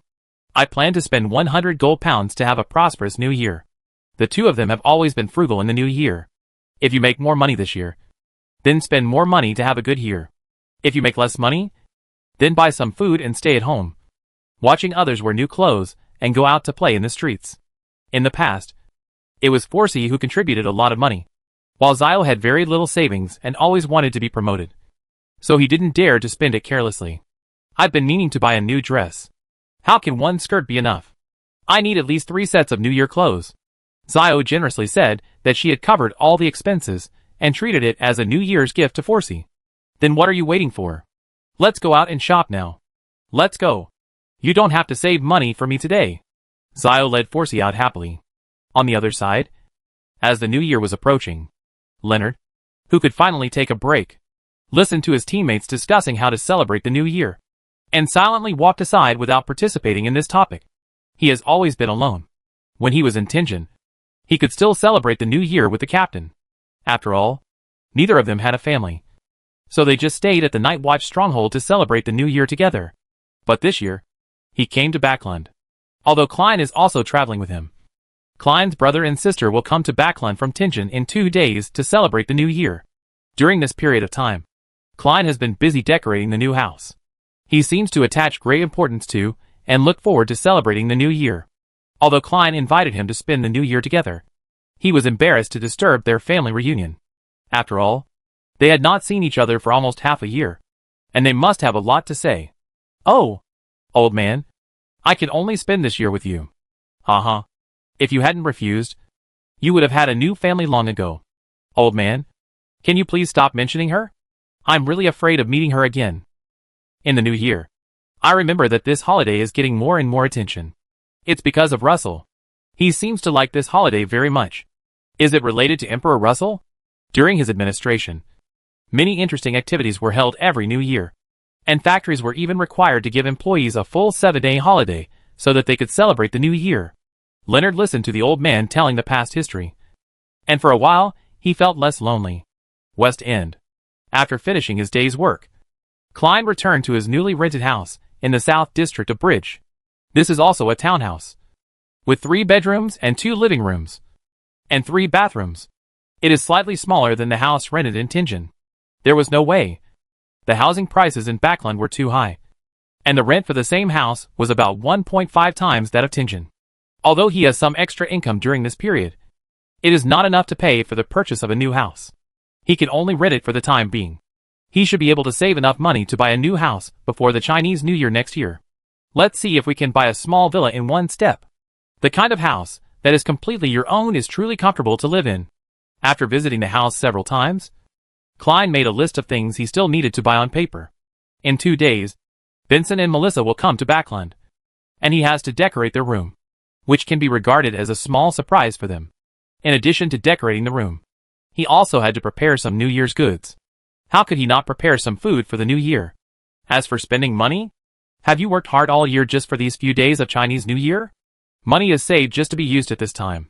Now the temperature in Backland during the day is generally -7 or 8 degrees. And it will be cooler at night. We must prepare a new set of warm clothes for Melissa. This must be done before she arrives in Backland. Otherwise she will use various excuses to refuse. When Benson comes to Backland, he will need a new set of decent formal clothes when he is admitted to the civil service examination. He will also need a tie, a pocket watch, and a cane. As for myself, you can also buy a set of more casual clothes. After all, if you buy summer clothes in winter, you will save a lot on the price. In terms of food, we should still focus on 3 types of meat: beef, fish, and pork. We can also prepare a few Backland specialties for Benson and Melissa to try. During the Chinese New Year, you can also take them to Queen's, which is the busiest place in Backland during the New Year. A smile appeared at the corner of Klein's mouth unconsciously. It felt unreal to celebrate the New Year. Fortunately, I have a home here and have relatives to celebrate the New Year with me. Earl Hall's house. Audrey looked at the maids who were busy and felt an unspeakable feeling in her heart. After this New Year, she will truly become an adult. In aristocratic circles, once a noble lady reaches adulthood, her family will quickly arrange a marriage, and then she will get married in 2 or 3 years. Every time she thought about this problem, she felt a little resistant to growing up. But adulthood seems to have a magical power that makes people always yearn for it. Although they are only 1 year apart, adults and minors are different in many aspects. Generally, when they reach adulthood, their parents will not restrict their private lives too strictly and will give them more freedom. In many things, they will no longer prohibit this or that. Instead, they will let them try more and become familiar with adults as soon as possible. That new set of rules. Even when it comes to issues between men and women, parents have begun to learn to turn a blind eye. And some parents even encourage them to get in touch with more outstanding young nobles.